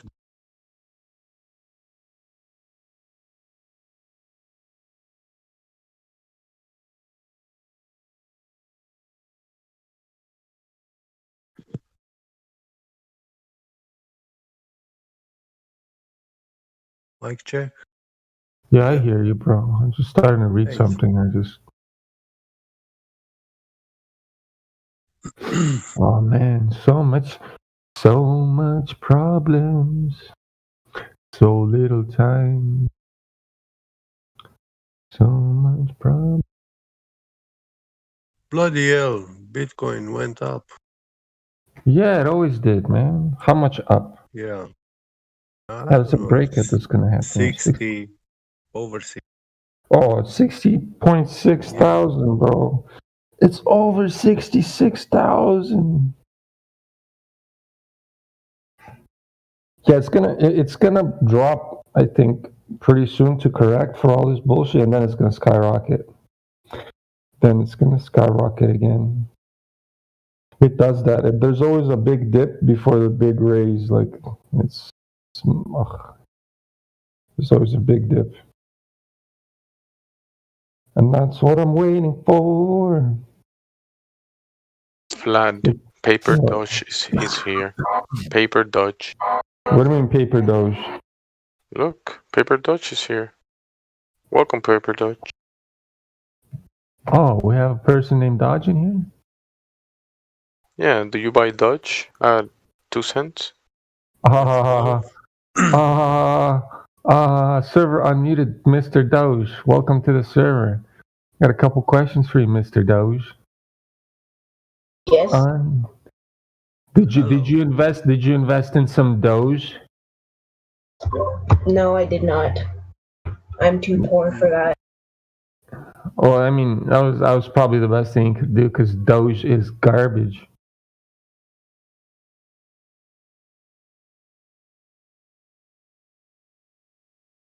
But on another note, are you a globe earther or a flat earther? Let me guess. Don't answer that. You're a globe earther. What do you mean by that? Well, You watch Tesla, fake X, SpaceX. Yeah, you like Tesla? Is that like your like idol? Teslas? Yeah. You don't know who Tesla is, bro? Or what's his name? No, I don't know. Nikola Tesla. Elon Musk, man. That's why you're paper Doge, bro, because you like Elon Musk.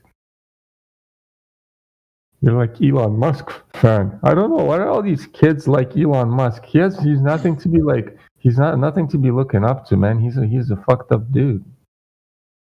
He's like a real life Iron Man. How did you find man. the Flat Earth server?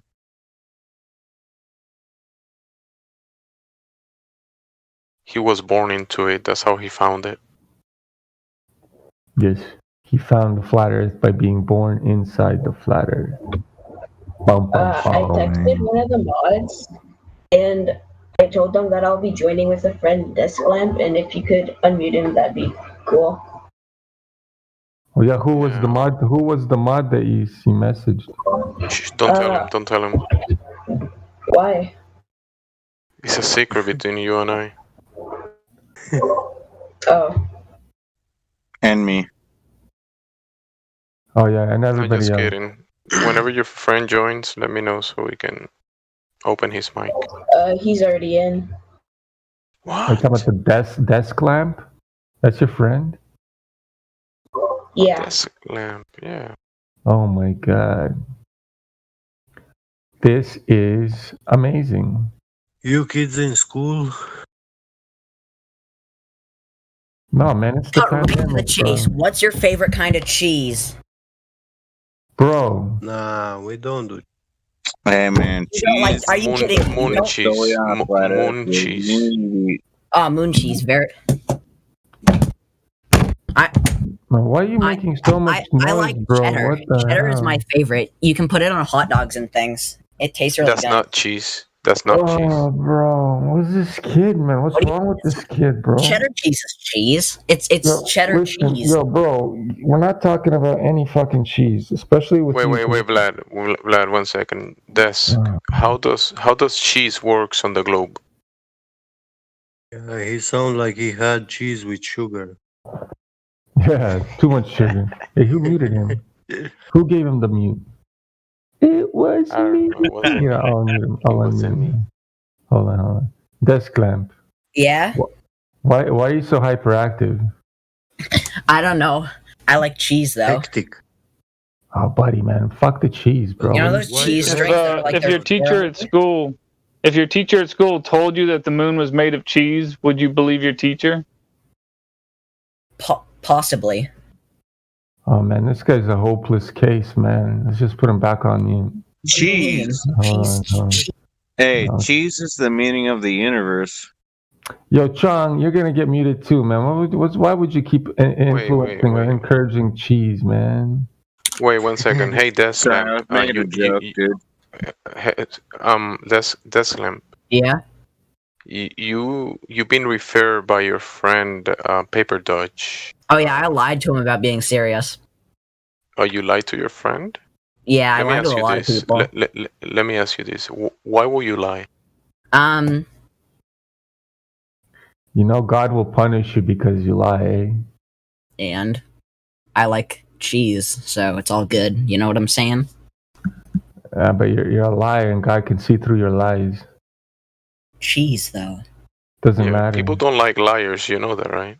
Yeah, But we I don't like liars here. That's irrelevant. Do you know what irrelevant means? Yes. Okay, well, everything you say is irrelevant, but you're still a liar. Cheese. Don't be a little mouse in a maze, man. Yeah, man. Why are you such a little mouse in a maze, man? I Mice like cheese. That's a good comparison. I'm not Right, gonna lie. cool. Hey, Mr. Cheese, you want to get a little You know, serious those- or no? Those mazes are flat. They're on a flat plane. Okay, paper dodge. Paper dodge. Yeah. Why are we entertaining this? Wait, That's paper what I'm dodge. saying. Why are you entertaining this, man? Yeah, let's talk to Vlad. It's more interesting just talk between us. No. Anyway, I'll talk to paper him. dodge. Wait, I want to talk to paper dodge. No, paper dodge is not interesting, man.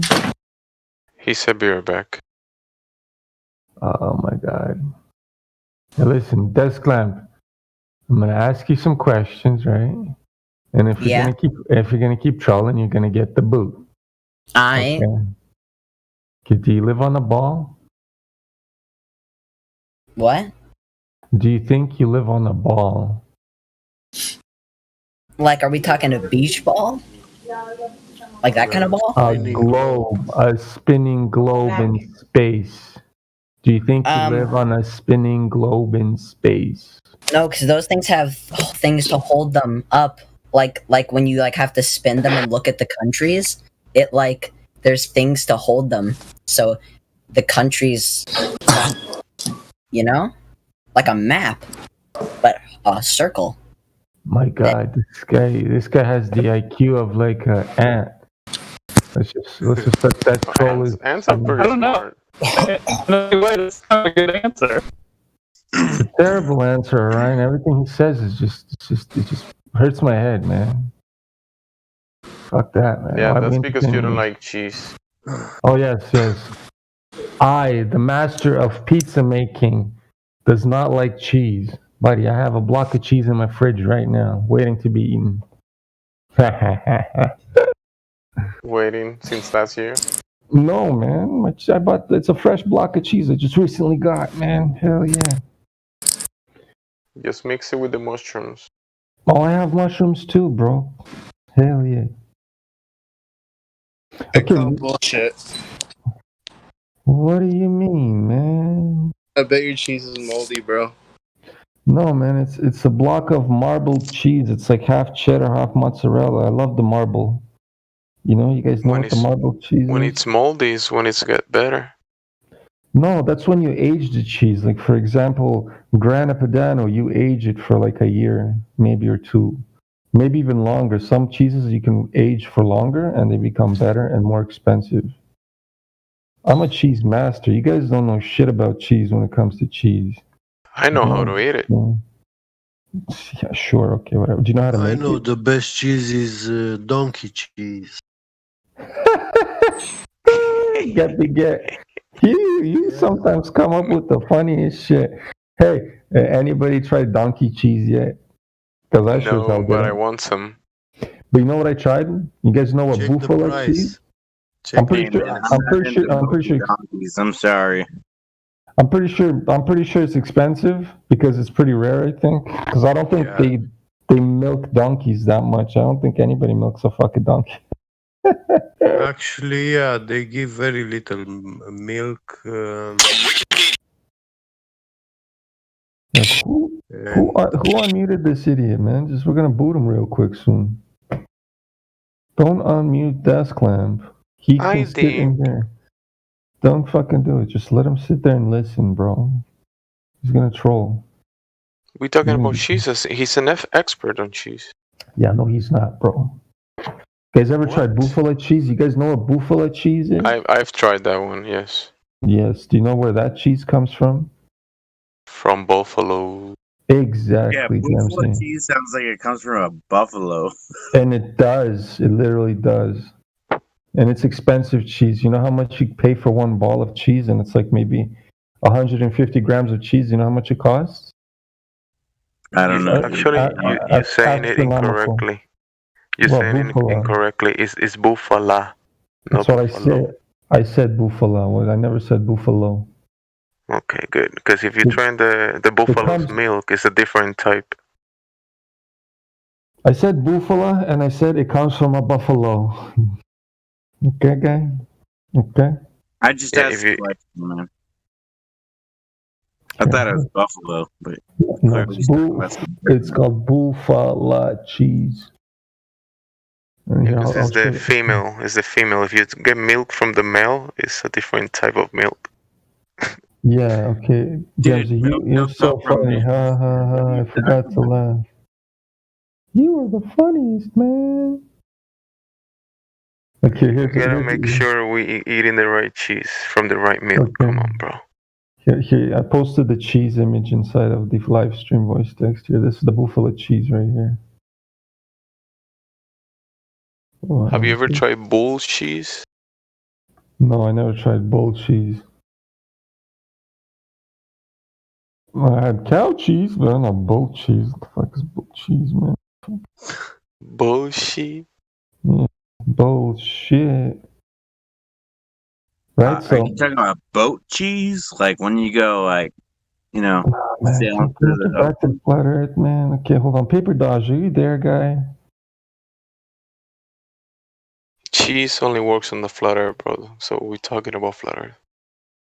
Everything works on the flat earth, so we're talking about flat earth. Yeah. Yeah. Your Doge. Papering Doge. You know, Vlad, sometimes I think you're a smart guy. Sometimes only? Only sometimes, eh? Goddamn. Because I think I'm a fucking genius, bro. I think I'm a fucking genius. Genie. You're a genie? Yeah, that's my ego coming. Hey, bro, it's about to hit 61,000. No way. That's crazy. But no, I'm looking at it. $60,734, bro. What the hell? It's been having a lot of resistance around that price. Yeah, man, that's what my guy Bitcoin Chris said. It might drop out. It's gonna drop out and then go back up. I'm waiting for the drop. If it's gonna drop, Well, then let's sell right now. No, bro, you don't sell now, man. You buy more. You just buy more. You know. Fuck. Hypo 75 at banks 0.07. How many banks are jumping in? At 75, banks will jump. In? Yeah, when it will reach 75,000, then it will be an event, something like the big banks will make a move towards Bitcoin. It's not just Bitcoin. It's a big move towards that, but they buying a lot of digital assets. Yeah. Bitcoin being one of them. Yo, Flatman, that's either feta cheese or that's a brick of cocaine. The second one. Well, I mean, pure shit doesn't really come out white like that, man. It's a little bit. It has a little like yellowish tint. So, yeah, I'm thinking it's more like a feta cheese, yeah. Because nobody already buys cut blow, man. Nobody cuts. It comes out brown, like, well, not brown, but like it's a little bit more darker color than white. Like that bleach white shit, that's not real cocaine. That's already cut. You know? But why are we talking about drugs when there's children in the house? Let's Yeah, be- I was about to like pipe up on that one, man. Yeah, man, I shouldn't talk about that stuff. Yeah. It's very bad for people. Drugs are bad, okay? Cheese is not a drug. That's straight off the boat. This flat man, you're crazy, bro. That's called the Colombian cheese, man. Is cheese white? So it's a cheese argument. That's a cheesy argument. It's cheese derivative. It's not a cheesy argument. It's cheese derivative. Yeah, bro, did you guys see XRP's at $1.50, man? What? XRP to the moon. Cheese crystallized? No. Yeah, it does. No. Yeah, I'm the not- hard cheeses do. They're not crystallized, man. What are you talking about? They're just dehydrated. They're not Right, there's a crystal- lesser, water level in them. Right, but they're not like completely dry. like crystal. But cheese crystals do exist. If you were to dehydrate a cheese block as much as you possibly could, you could come up with some cheese crystals. Like, I wouldn't snort them or nothing like that, but I mean, you know. Yeah, Hunter Biden does that, bro. He fucking smokes that shit straight from the Like, carpet. have you ever had like Parmesan cheese crystallized? You ever had it like powderized? Yeah, Hunter Biden does. I ain't gonna try to snort or nothing like that, but makes my spaghetti fucking extra tasty. You know what I mean? God damn. You're a smart guy, Chong, bro. You're like the smartest guy I know. Thank you. I'm proud of the dump. The guy who said thank you wasn't even me. Yeah, the guy that was saying is he's just having fun with you. It's pure irony. Yo, did you guys see this? Dogecoin hit 7 cents today. Whoa, bro. No, it's been at 7 cents for I know. 2 days now.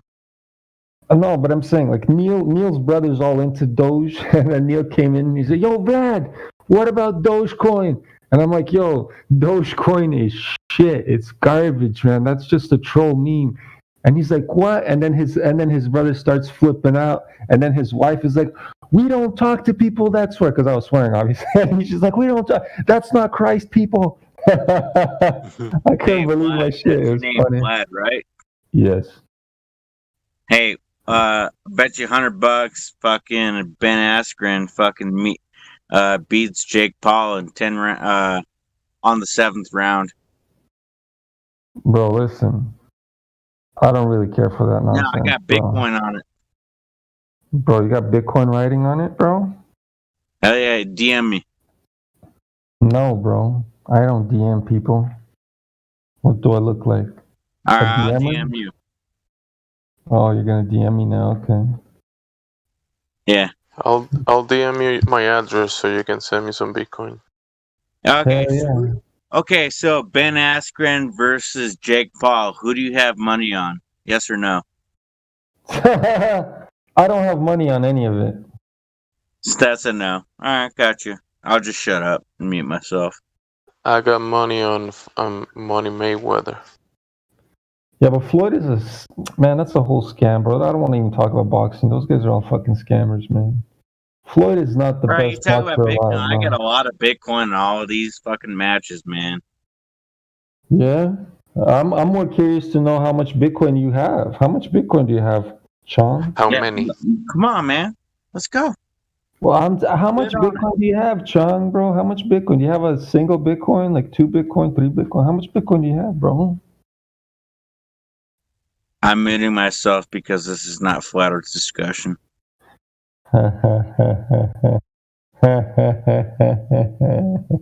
Tactical move. Make your own. Bro, don't forget about the show that the Pauls are in, and they could probably be juiced pretty decently. And the other guy, he's a mixed martial artist, and he's pretty decent. That guy, and I think naturally He's a in wrestler, hall, dude. He ain't a boxer. yeah, he should be able to beat this other guy in a real fight, but in the boxing match, it's a different story. Right. I It's a think Jake tough. Paul is like straight up fucking facing like non-boxing people in boxing matches. I think he has a lot of power. I think he has a lot of talent. He's a young man. Ben Askren's an old man, but he's an And he's Olympian juiced. at the same time, man. Oh, bro, that's all. It's all fucking bullshit. Like, bro, why you even pay attention to that? You're just feeding the demons when you do that stuff, man. Especially these fucking social media idiots, bro. Talking about Because like, I think that he's smart, dude. I think that he's like an expert at marketing, dude. That's the thing. no. He's It's being just a bunch prone of by the trolls, bro. bigger names. It's not him. He's a character. He's a toy being played with. Right, He's he's a part of the show. marketable option. He's a marketable option, right? Yeah, It's for fucking children. They're feeding more garbage to children. Like, this is like soap opera shit, bro. Dude, they got millions of followers. They sell a lot of tickets, so yeah. Well, yeah, that's what I'm saying. It's soap opera shit. It's not real, man. It's all fake, bro. Nah, I don't think he'll knock him out though. No chance. No chance. Bro, I'd fuck up that Jake Paul guy, no problem. No fucking problem. Challenger, dude. Yeah, I'm a nobody. They won't even look at me. But I would. I'd be like, yo, Jake Paul, I'm gonna fuck you up. I'll put give me one 1.5 anywhere. Bitcoin on Vlad. Yeah. Because I'll be I ruthless. put two on. I'll put two on opposition. You want to bet? You don't have to Bitcoin, Chong. Chong has 2 Bitcoin, everybody. It's the only 2 Bitcoin that I own, man. I'm fucking staking it. What you got? Don't worry about what I got, but I sure as hell don't tell people I have 2 Bitcoins. I got proof of the flat Earth. What you got? Buddy, I have more proof than that. Good. Bitcoin, cryptocurrencies work on a flat Earth. I'm gonna make myself a friggin' band. You're banned now. No, but how much times does he do this? It's like, bro, Chong, are you doing drugs, Chong? Are you high? No, just alcohol. Oh. No. Did you fall off the wagon again, Chong? I don't know what that means. Wow. It means you went sober for like a minute and then you started drinking again.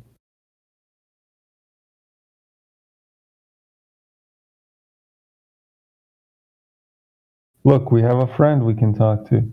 Hey Trist, are you there, buddy? That's such a weird number. He has this 666 in his name. Holy shit. How did you manage that? Must be some Satan worshiper. Yo, Trist, you there? Trist? Trist? How do you ever pronounce your goddamn name? I wear my sunglasses at night so I can. Okay, I'll mute his ass too. Hey, who heard my latest song? Did anybody hear me? Did anybody hear my new song? Jamesy, did you listen to my new song? Not to the last one. I think you made one today, didn't you? Oh shit. Look, I see PMAC's face. Yeah, I made one last night or last morning. I don't know, man. It was this morning I did it. Well, now it's the next day, so yesterday's morning. Bro, I see PMAC's face. No way. He doesn't even look like an alcoholic. That's crazy. Pretty interesting. PMAC's face? Yeah, he just commented on my SoundCloud and his face is on his SoundCloud page. He's like, PMAC approves of this.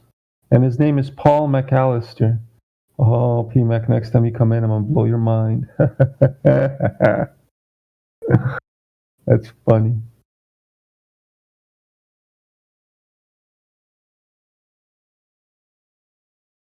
Yo, Jimsy, you didn't listen to my last track? Okay, here, I'm going to post it. I'm going to share it. Yes, motherfrogger. Oh, so you did hear it, eh?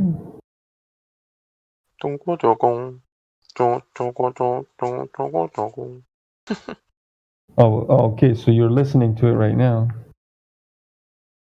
Yes, motherfrogger. Okay.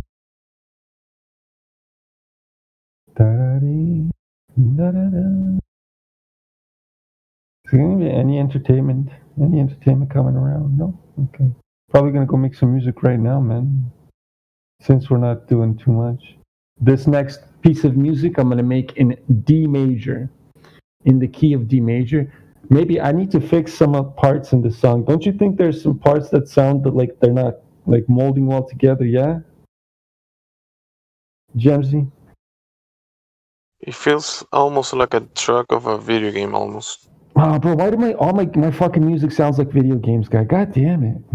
It's because I play too much video games. Is that why? And I have subconsciously video game music running in my head, and it's coming through my music. Is that why? Possibly, but not all of them sound like video game, but maybe this one. Except for the voices. Yeah, you like the voices though? Yeah. I think that was a cool layering. Yeah, it's actually Elijah's sample. Still the same sample. He had a sample. He said, "Motherfucker." I didn't use it on my last song, but I used it on this song. I was like, "Yeah, fuck it, why not? Let's use." I mean, it's 2 words. Yeah, motherfucker. But it kind of like breaks up the flow, right? So that it kind of gives you like, "Whoa, what the hell is that?" You know, so it doesn't stay monotonous. Although my melodies are becoming a little more complicated, right? I have 16 bar melodies that I'm making, and they're not all like it does because a lot of people go up to 8 bars and then they kind of chill out, and then the second 8 bar would be like whatever. But I'm doing like a full 16 bar melody. Yeah, just fucking with it.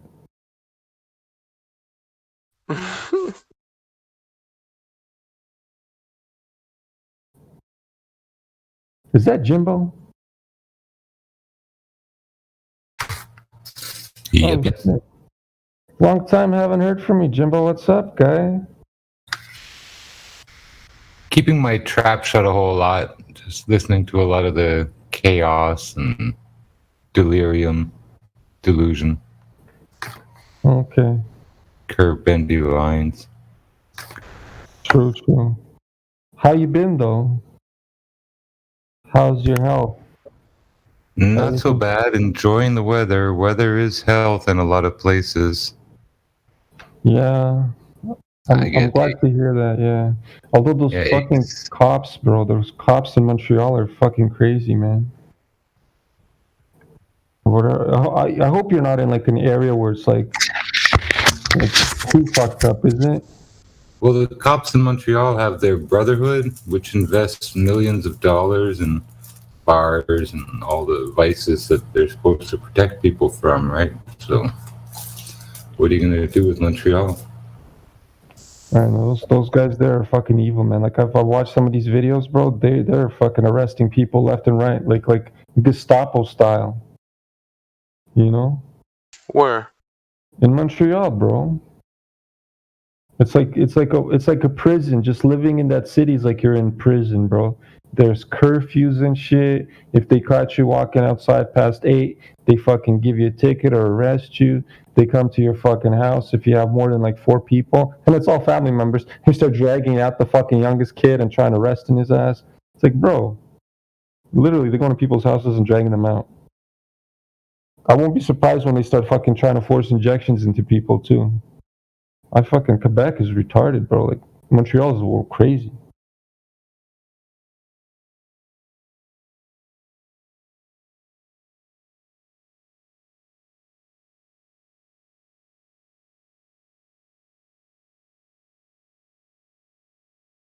Da-da-dum, da-da-da-dum, da-da-da-da-da-da-da-dum, da-da-dum, da-da-dum, da-dum-dum-dum-dum-dum.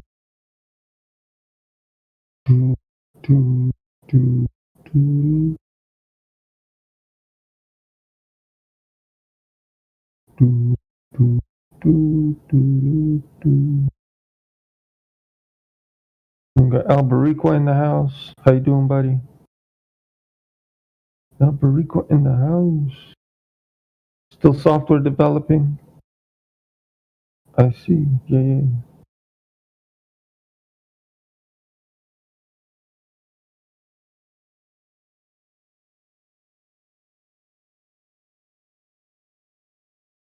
Oh man, nobody wants to talk to Blade.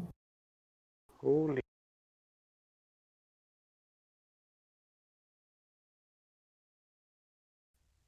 I'll talk.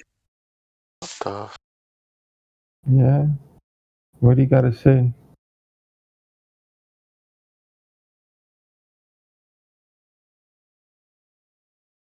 Oh, it's Chong. Chong, yeah, you can keep fucking talking, bro.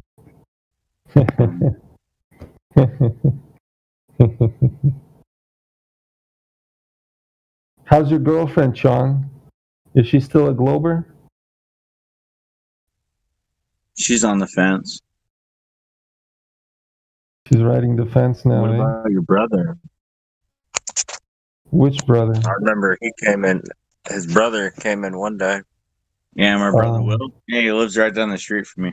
I could like walk there, but I ain't going to. What, your brother's a Glober? Yeah, he's a total Glober, dude. But you know, he came out here and heard you guys out, heard me out, and you know, he's got his own fucking thing going on for himself. Glober. Glober. Jen, Jen, Jen, Jen, Jen, Jen, Sure, Jen, man. Jen, Glober.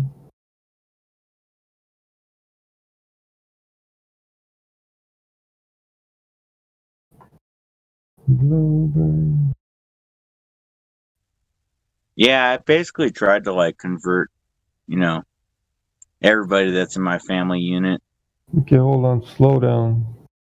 Don't use that word convert, because you're making us sound like a cult. All right. We don't convert people. We just show them the truth, and then they make a choice. You know? Yeah, his choice was the opposite of what we believe in. What So we he- actually know, in fact. Yeah, you pretend to be Morpheus and you offer Neo, are you going to take the blue pill or are you going to take the red pill, right? So if they're blue pillars, well, what can you do, man? You going to force the red pill down their mouth? No. Nah, dude, I plant them seeds, man. That's what I do. Yeah, well, if you sobered up a little bit, man, maybe you'll get more credibility, man. Well, you know, that's subjective. No, it's not. That's actually, nobody likes to listen to alcoholic drunks, bro. You know what I mean? I do. Get out of here, Jonesy. I haven't drank for so long, Chong. You know, and I used to drink a lot. I know exactly what alcohol is. And let me tell you, bro, the best thing I've ever done in my life is quit drinking. And that's a fact. No, you didn't. Man, I haven't had a beer in so goddamn long, bro. I don't even remember my last time I had a beer. Huh. It's been over a year, man, for sure, over a year or two. My God. So how do you cope with this shit? That's my question to you. How do you cope with this shit? Everybody What? thinks that you're a fucking madman. Everybody thinks you're crazy. Like, what do you do Because he in is. response to it all? Well, you see, you don't drink anymore. That's what's wrong. You sober up. You start taking care of your health. You start doing physical exercise every morning, every time you wake up. You know, you look different. Your physical appearance looks more healthier. When people look at you differently, right? So when you tell them the real shit, you're more credible when they listen to you. Who wants to listen to a bum? Would you ever take advice from a homeless bum? Well, Yes, you. if you keep taking advice from homeless bums, you'll end up a homeless bum.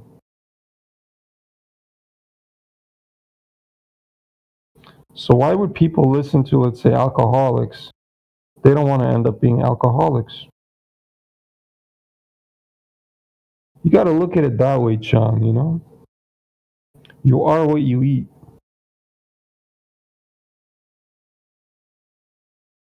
Okay, I'll shut up now. Hey, man, at least know the truth, man. Hey, listen, yeah, as long as you know the truth, bro. But everybody around you doesn't, you know? So, holy shit, I should have waited. I should have bought more BTT. Man, fuck, man, I should have bought way more BTT. It's going down in the club. It's going down. Search TLM. Oh shit, what's TLM, man? What's TLM? It came out 13 minutes ago. Oh, Jesus Christ, I just saw it. Is it flying off the chains right now? Is it going up? That's That's what the chart is showing, but when it came out, I didn't see a chance to buy it at 10 cents. You never do. They lie, man. Okay, I see it. It went up to $5. Now it's 10 cents. No, it came out apparently at 10 cents. It went up. It had a signal for 6, and it's at $1 now. Oh yeah, I see the $6 now. It's at $1. Why does it say low at 1 cent or 10 cents? What the fuck is that? TLM. So that's why I don't like buying fresh coins. When they just put them on the market, they're shit. It's so hard to buy them. And the fucking TLM is TLM. On Coin Market Cap. Let's see what it says.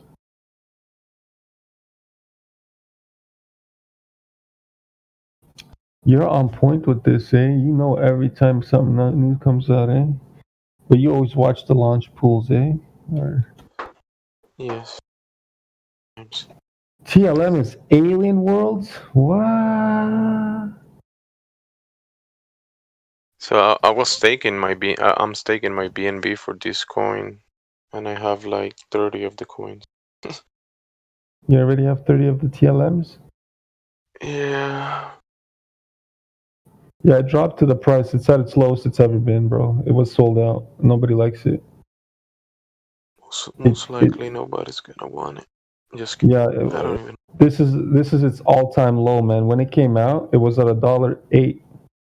Now it's at $1.3. Yeah, and it came out in when they start. Yeah, it was in the 8th of April. It started coming out. Whoa. TLM price live driver as an annual price. What if?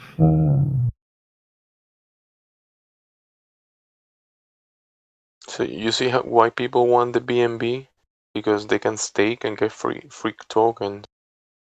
And let's say I don't have that many BNB, right? But if someone that has like a bunch, they will get a higher percentage of the coins. So just by leaving their BNB over there staking, and then the coin they got goes public in the market. Like look at this one, BTCST, right? Yeah. BTCST, that one. Yeah, that's Satoshi were Vision, staking no? it, and it went up a lot. So a lot of people sold it like for I think like 300. So that's why people want the BNB, because they can stake it into new coins and stuff and get free coins. Yeah, you make money on that point. Yeah, you're right.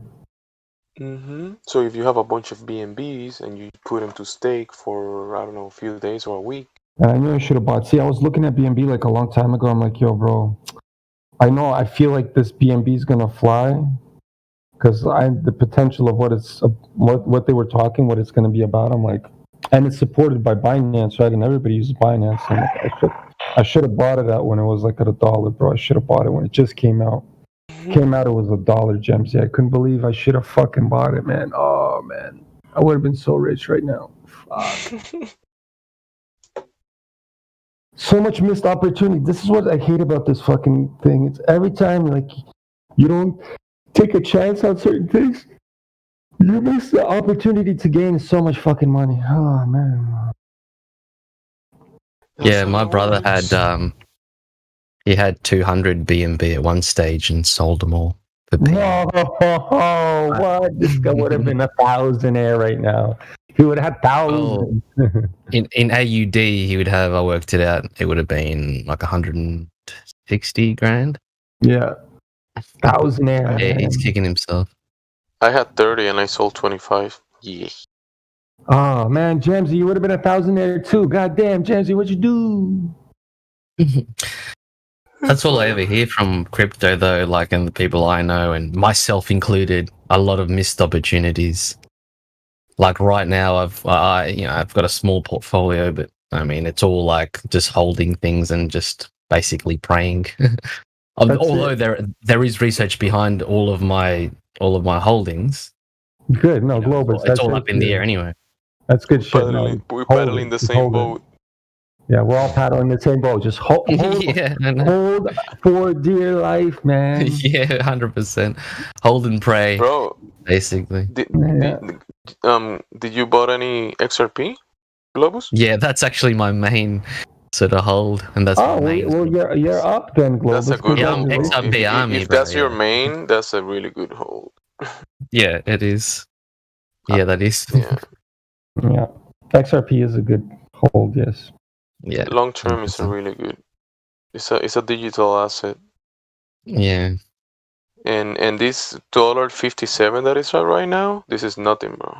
Nothing. Well, it's reached those heights even with the SEC case still pending. So can you imagine what happens if they do? You know, when they eventually win it? I don't think it's a matter of if they win. I think it's when. Just imagine what will happen then. I mean, people will just FOMO straight in. That how do you say that lawsuit, whatever, from the FCC, whatever. SEC, yeah. FCC, yeah. Whoever they are, that's like the world is way bigger than these people, right? This is just like these people want to get paid. Hey, we're gonna bill you, fine you $1 billion. Please pay. Yeah. If you look at what XRP is sort of doing in the background and or what they claim to be doing and the sort of people that they're sort of, rubbing shoulders with, especially the CEO, Chris Garlinghouse. I mean, we're talking like heads of the IMF, BIS, big boys, and they're rubbing shoulders with them. And, if XRP do eventually sort of take over that whole cross-border payments market, which is a very old system, the SWIFT system that I've used many times, and it's ridiculous. It's from the 70s. It takes like 3 to 5 days to send money overseas, like large amounts, that is. And yeah, so they're aiming to obviously take care of that. There's a whole lot of liquidity that they could tap into. Yeah, that's $100 trillion market. So XRP takes over that, and we're looking at $100 XRP plus sort of thing. But I mean, it's all if. The thing is that market, you said 100 trillion, and that's really cool. The thing is that the market, the way they're talking about it, they want to expand the liquidity of the markets at a new heights that we never seen, and the only way they can do it is with digital. It's digital based. So yeah, people will have more access to money, and the numbers are gonna be way bigger than we ever seen. The numbers that we see now, they want to expand that to other how do you say, other heights. Yeah. Yeah, it's all a waiting game really at the moment. If we don't have liquidity, we don't have enough money, the recessions come by, right? And people don't buy, there's not enough money, whatever. Yeah. And the fiat currencies, like how they've been having experiments in the past, like the Germans and Zimbabwe and other nations, they printed their money out of existence. Yep. With the digital, apparently it looks like we're gonna have that similar situation again, possibly with the dollar and other currencies, but they're gonna fix it with the digital system. Yeah. So they're talking about a golden age of monetary and economic liquidity and stuff. Like they're talking about this stuff, like this new system replacing not replacing but upgrading the old system. Yeah. And they're talking about people that have nations that can't access bank accounts. They already have like smartphones, whatever. So they're gonna have their bank accounts in their cell phone. Yep. Definitely.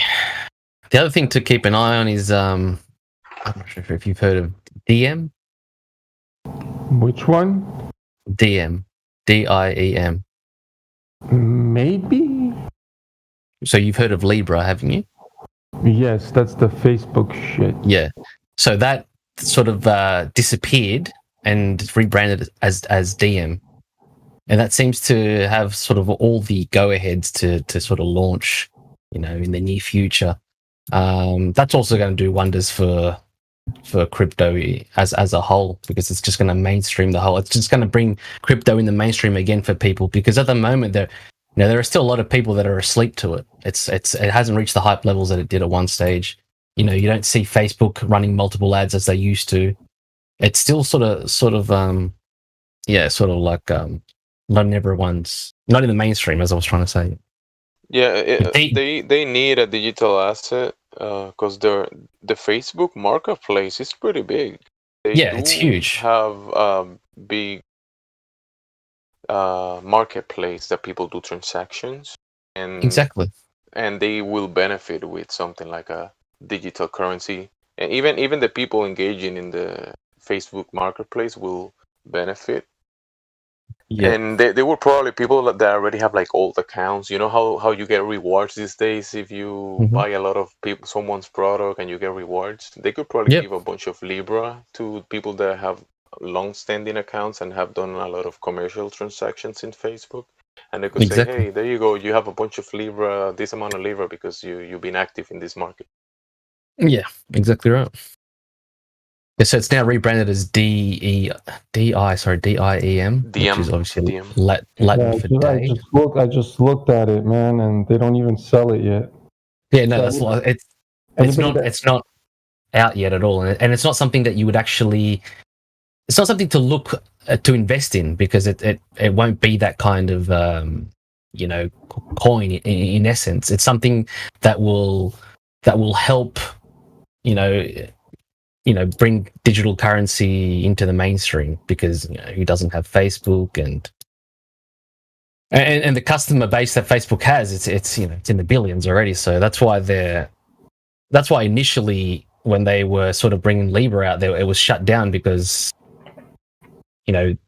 governments were really threatened by Facebook is almost like, you could say, its own nation. It has its own sort of citizens, and in It's essence, like a digital nation.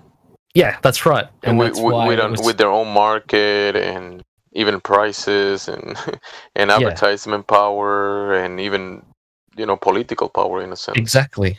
And what Facebook's trying to do now, and don't quote me directly because it was a while back when I researched this, but they're trying to basically get like a United Nations, in essence, sort of get people to invest to become part of become part of Diem in a way. But the buy-in is basically have to be like a Silicon Valley company to be able to buy in. So that's what I was saying before, is it's not really for the people to invest in, but there are things going on in the background that you should just definitely keep an eye on.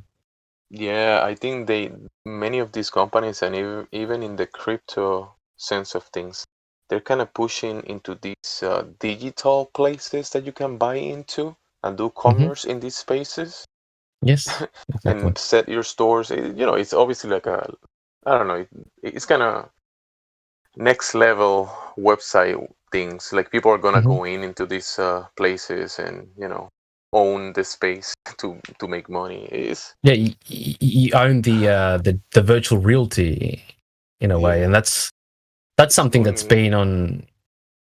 It's been sort of going on for a while now. You can buy digital art, and it's just an encrypted file. Nobody can replicate it, and that's why it's unique. It was the same thing when they had the CryptoKitties a while back. I think they were based. It was like an Ethereum program, and people. You heard about those CryptoKitties and what they sold for? I know, yeah, and they slowed down the whole fucking network, bro. That's why Ethereum is shit. Once CryptoKitties came out, it showed that Ethereum has a flaw in it, because if you have too much people on the network, it lags it slows it to shit, it crashes it.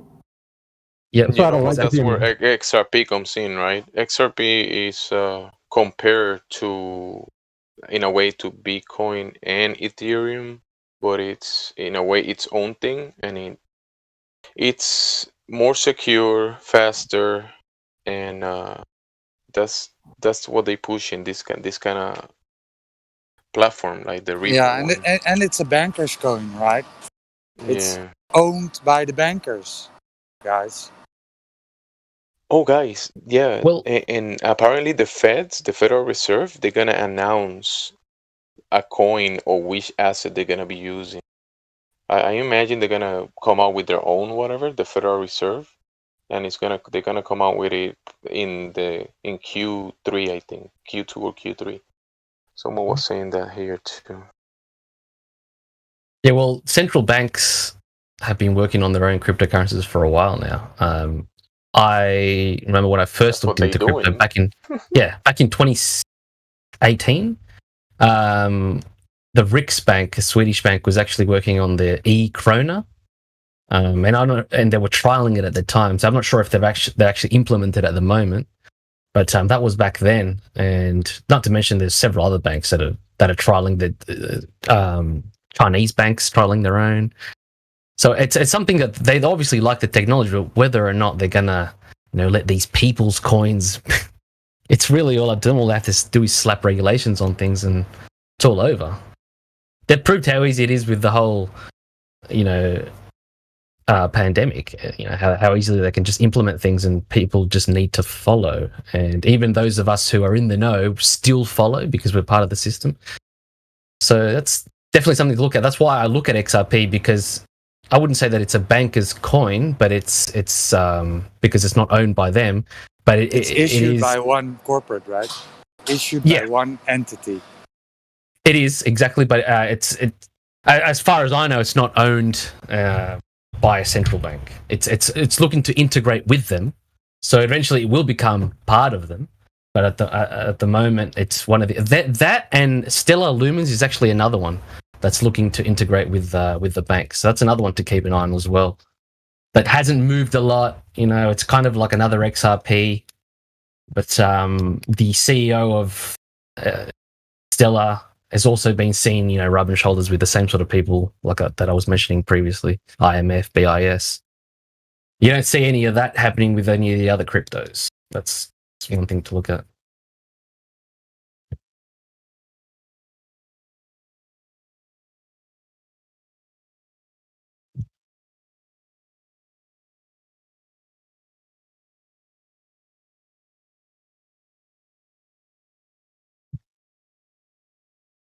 But yeah, I am growing kind of sick of missing the boat in a lot of these cryptos, so I'm just holding and hoping.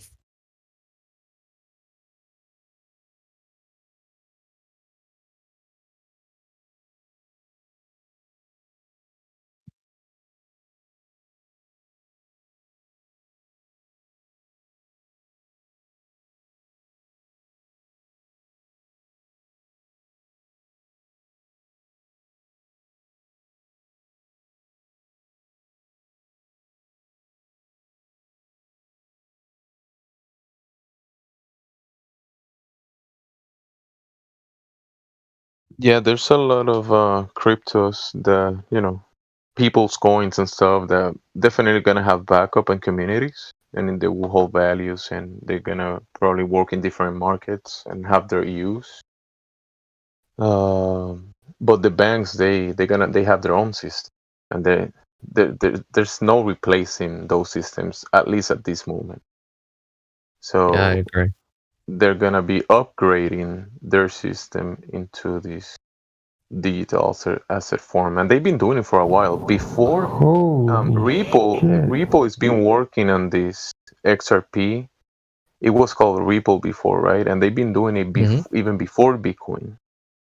Yep. So they've been knowing this game is coming for a while. It's just that I guess the time is kind of getting there to Do you see the price of Bitcoin right now, Jamesy? Do you see the price of Bitcoin right now? Yeah, it's AUD. It's 81.8. It's ripping to the all-time high. Oh wait, what? Mm-hmm. It's 500 more, and it's going to be all-time high again. Ripple's actually reached over $2 Australian, man. When? Keep going, motherfucker. Wait, Ripple went to $1 trillion tonight? No. No. I said it's reached $2 Australian, over $2 Australian. But do you guys get when I'm saying that you're kind of arguing which mark of the beast you like more, right? You know, Definitely. because Ripple is replacing the current system. I mean, It's gonna be part of it, not replacing it.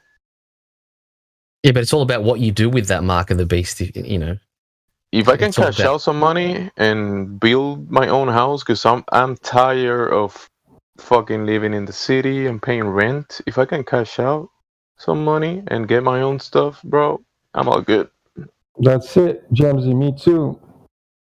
I'll go up north somewhere, right by a river. You know, build my own hydro dam.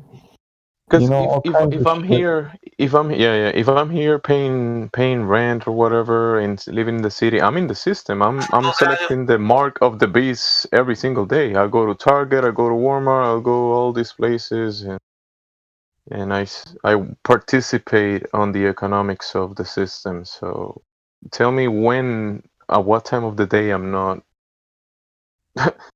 selecting the system. Yeah, I'm not taking no mark. Nobody's putting a fucking mark on my skin. Let me tell you that, Roger. You live good or you live but good it's or not you about. live, It's you live about. good or you live long. One of It's the two. about the double positions, right? You want to break free from the system, and then on the other hand, you're promoting a system coin, right? It's really not That's fair, what- I guess.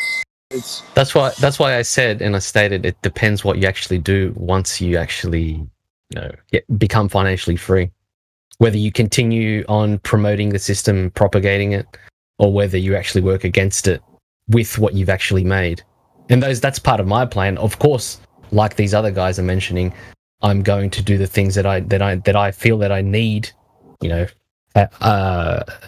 owned home, all those things where you're not a slave in that sense. However, as we all know, you don't end up owning anything, nothing. If you're still living within the company like that is Australia, for example, I'll always still need to pay my land rates on my supposed owned home, my registration on my supposedly owned vehicle, all those things. But like I said, it just depends what you do once you become financially free, because if the world and the system would be a better system if everyone that had the power to work against it actually did. But most people, once they become financially free, they just focus on themselves and they don't actually go anywhere. the whole point was for me is that I kind of feel like we need to stop shilling these coins, right? It's not financial That's advice. not gonna happen. Right, but it's not financial advice. And if you hold two positions that you want to be financial independent, and on the other hand, shilling your coin to be financial independent, so you can sell your coins, that's not fair, right? That's not honest. Do you get what I'm saying? How about it's standing more against about this stuff? egoism. It's more about your ego and your gains. Then how about standing against it and coming together and saying, I'm not going to accept the Great Reset, and everything that you do, I'm not going to accept, and I'm still going to live a life and pursue my happiness. You have no right to take my home away from me. You have no right to take my work away from me. You have no right to take any of that away from me. What about that attitude instead of running? You can do that and sell the coins too. Exactly. You can do everything you said, and even if you didn't want to use cryptos or dollars or Chinese or Japanese yen, you're gonna have to, because you're gonna have to engage in commerce no matter what. No matter If you want fucking to what. And you know what? even if you don't know it, even if you don't appreciate it, even if you don't want to, if you want to go to Target and buy milk, you're gonna have to do it. You're gonna have to You do can it. live without milk. You can live without milk. Oh, okay. Well, that's just an example. Flutter data is just an example. Exactly. So are you preparing for that? Like as far as like navigation skills? But you're still using the US dollar. Everything's backed by the fucking US dollar, which has fucking Illuminati symbols all over it. Right? guys, tell me you don't put gas. In the market. Yeah, exactly. Tell me. It has the eye Tell of me providence, right? Tell me you don't put gas in your vehicle. You don't put gas in your vehicle, right? Well, listen. If they're going to cut that out, then it's going to be not just whomever. It's going to be everybody. And if it's going to be everybody, then it is going to be the survival of the fittest. There's not going to be a way for you to survive, even if you go to Target. Wait, cut out the no. I'm saying I mean, at least me, when I need to go out there, I have to put gas in my vehicle, right? And I need dollars and engage in the Sure. commercial sense of things. it And gives why would I be complaining all the time and say, you- no, I'm not gonna do this, I'm gonna do that, I'm just gonna stay in my house doing nothing? Life is giving you the opportunity to pursue whatever you want. Most of the attacks against you are psychological. It doesn't mean you can't get up and For change your life sure. and go. Yeah, so it's just a psychological game. And yeah, Mhm. the Bible predicts certain things and prophetic things. But listen, when that happens, you're going to have the 4 horsemen of the apocalypse show up, which means this idealism of trying to go to Target won't happen anymore. It's going to be Yeah, bigger. but It's going to be bigger than Target, whatever coming down the pipe. And the thing is that for sure.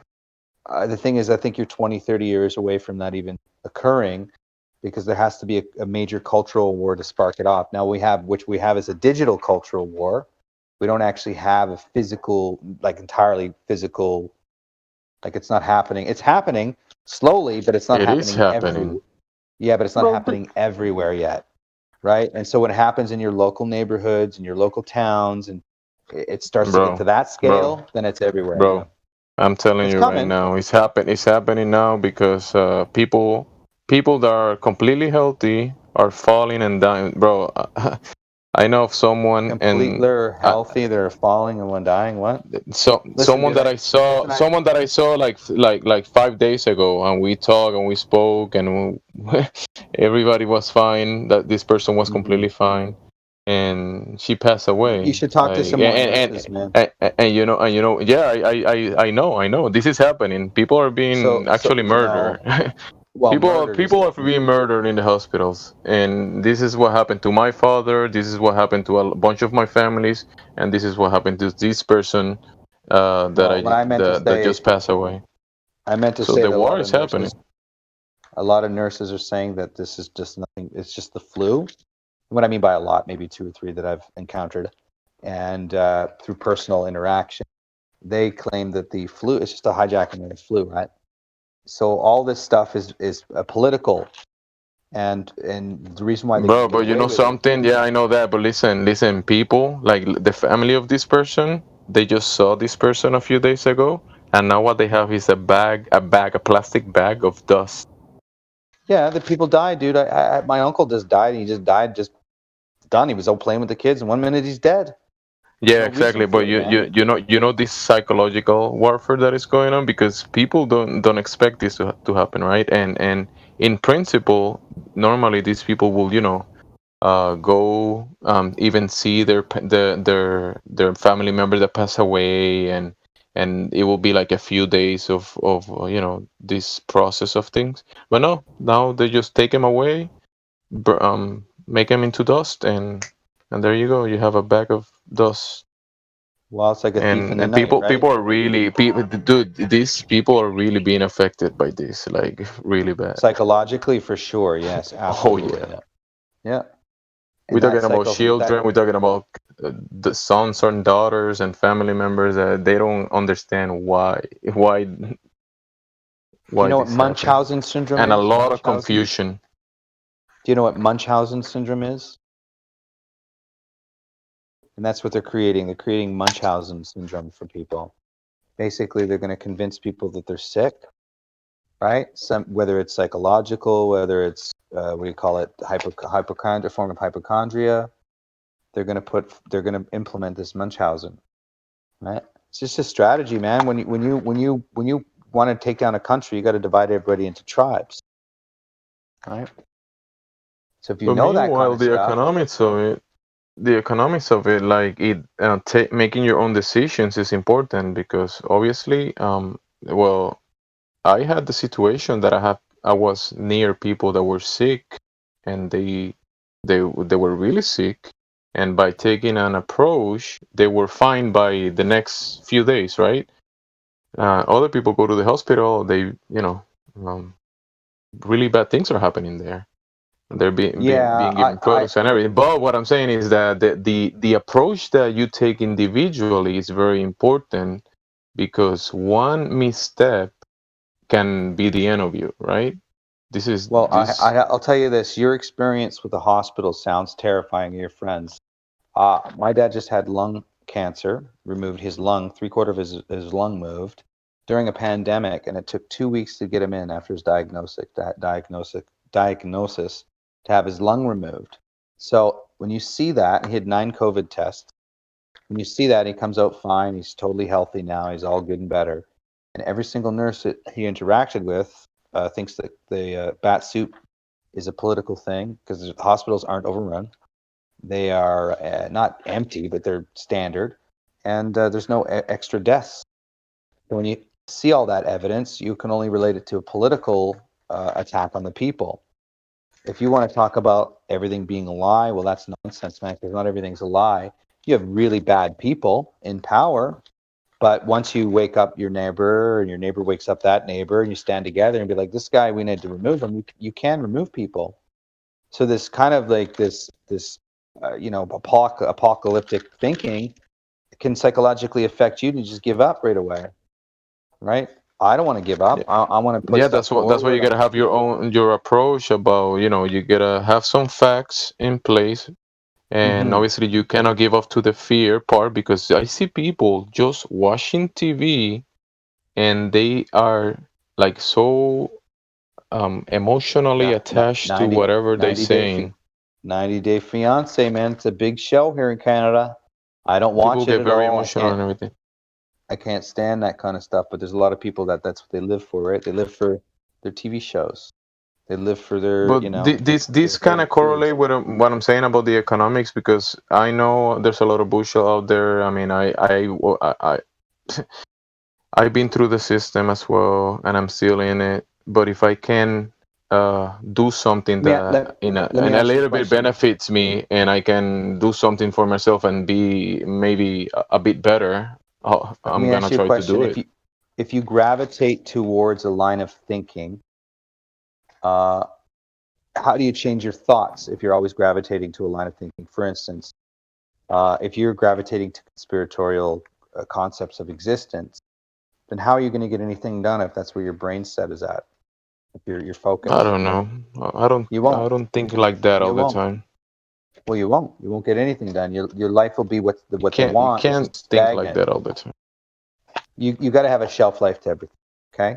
Yeah. gotta So have- if I'm buying cryptocurrencies, what's the problem with it? I'm not saying anything about That's my problem whole with point. cryptocurrency. No, about cryptocurrency, the concept of cryptocurrency is decentralized currency, right? But that's another lie. It means that Yeah. now they can control. It's part of the game. Yes, it's not lie. It's not decentralized. It's going to be controlled. And when it's digital, that means you actually have no independent commerce, right? That's Yeah. what you don't understand. So I wouldn't go to the apps. The apps are, what's going to happen is they're going to offer you soon, probably in the next year, 2022, 2023, they're going to offer you to make money eating healthy, and they're going to offer you cryptocurrency just for exercising and working out. How are they going to devalue the dollar and crash it? They're going to By getting your shots, you get an extra coin. Yeah, but Listen, Data. How much Bitcoin do you have? None. I don't do any. Okay, Bitcoin trading. exactly. So you know what's funny? A lot of people that don't have any fucking cryptos talk like you. You know that? Guess what I invest in? I through proxy though, so that's not true. I own a company called Hive, which basically mines Bitcoin and Ethereum. And truth be told, your best bet is Ethereum, because all the banking structure uses Ethereum. Through they've been using blockchain technology for email money transfers for years already, and Ethereum is the one that's going to be the best. Bitcoin is the flash in the pan, but Ethereum is the one that they'll finally use. So the company's called Hive. I invest through proxy that way. The reason why I don't get into the digital currency and the centralized is because it's a catch-22. I like cash. Give me cash. Never get rid of cash ever. But see, Cash that's exactly the mark of the beast. Is your fucking fiat currency that's controlled by the Rothschilds? That's controlled by the fucking devil. And you're cool with that. You're cool with that. It's not. It is. It's not the market. It is. No, it's not. All of them are owned by the fucking Rothschilds. Have you ever seen Mark of the beast. This is the mark of the beast, buddy. It's called your digital black screen. Anything to do with digital world is the mark of the beast, because it's anything to do with smart cities, anything to do with all of that is the mark of the beast. That's what you think. That's your Can I introduce somebody really quick? Satan is the prince of the air, my friend. Satan is the prince of the air. Everything that runs through your cell phone. Oh, that's you're taking biblical passages. And He said anything digital is the mark of the beast. Well, what about your digital dollars in your bank account? There you go, right? So the point is that once you cannot buy and sell without it, that's when you have to make the choice. We're not exactly there yet, right? So meaning the mark hasn't showed up yet. Yeah, it has, man. It's everywhere. It's a big fucking eye with the pyramid. I will have to agree with data. Like I will say, physical things definitely better. And when you go to the digital, I think the control structure can obviously have more power because they can just shut down your. That's your right. digital whatever. But listen, once you actually have to get a passport of sorts, or you have to get some sort of verification or ID or digital ID, and within that digital ID you cannot buy and sell without it, that will be the true mark of the beast. Because that means you have. Yeah, that's very dangerous. But you could let's say you can utilize let's say obviously you do because this is not the only thing you can do in a day, right? You do a lot of other things, but you could utilize this and maybe appropriate what you need in your day-to-days. I mean, cash will always be better than property. No, what I'm saying, let's say for a chance, if I make a decent profit on this, I don't know if it's gonna happen. I don't know, but I'm speculating. But if I do, if I can cash it out and maybe buy myself a property and a house, and I don't have to be living in someone else's house, is that bad? Okay, listen, Data, you're making a big mistake. Look at Venezuela, right?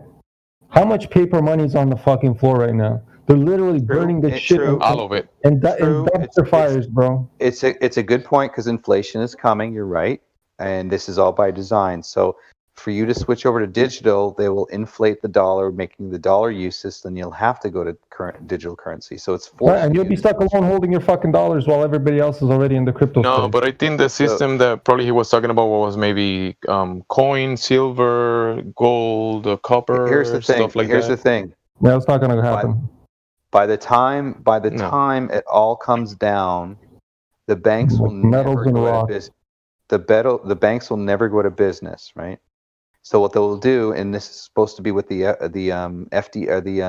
Federal Reserve is doing by 2022. We're going to be releasing their digital coin to replace the American This year dollar. they're gonna be announcing it. Well, it's released at the end of 2022. This is what the FD. Are you guys talking about the Phoenix? I can't remember who said No, it. I don't know the name, but the so Federal if you- Reserve they announced Q2 or Q3 this year apparently. Well, if you follow, okay, I'm going to give you guys a financial guy. His name's Greg Mammon, M-O-M, brilliant. He's a millionaire, brilliant guy. He's actually Greg suing Mammon. The Fed. Yeah, he's suing the Fed right now for millions and millions of dollars for what they're doing. The government is purposely causing inflation by loaning out money at 0.0% interest, right? So when they do that, and then the economy crashes because there's no jobs and so forth. Right now, and they brought all that money into the economy, they're going to inflate the dollar. And this is all by design. So this is there's a purpose to get you to go to digital currency. Because at the end of the day, they want ultimate control. So while you might think it's all peach and keeney, you're going to cash out and buy a house, most likely... There is no peach and keeney. They won't never control Bitcoin. I don't know what you're talking about. Bitcoin is decentralized. So China already banned Bitcoin. Yeah, exactly. Good for them. Yeah, so there's other countries that are on board banning Bitcoin coming up here. That's why you want to stick with Ethereum. They can ban it all they want. The smart people will always hold on to the Bitcoins because they know it's decentralized. The Russian Federal Bank fucking bought $10 billion worth of Bitcoin. So why in the fuck would they do that? Okay, so a cyber. When you say ban Bitcoin, do you mean it's illegal to have it? So they're going to ban on a it. So whatever flash drive?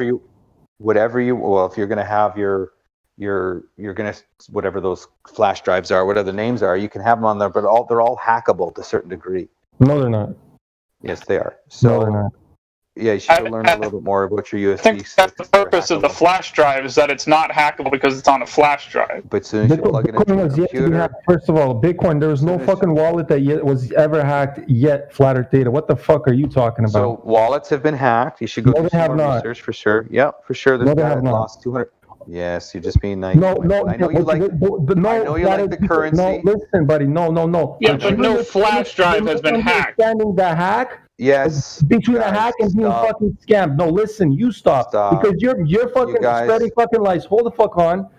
Would you You're like not me to talking- send you you're an not article? talking.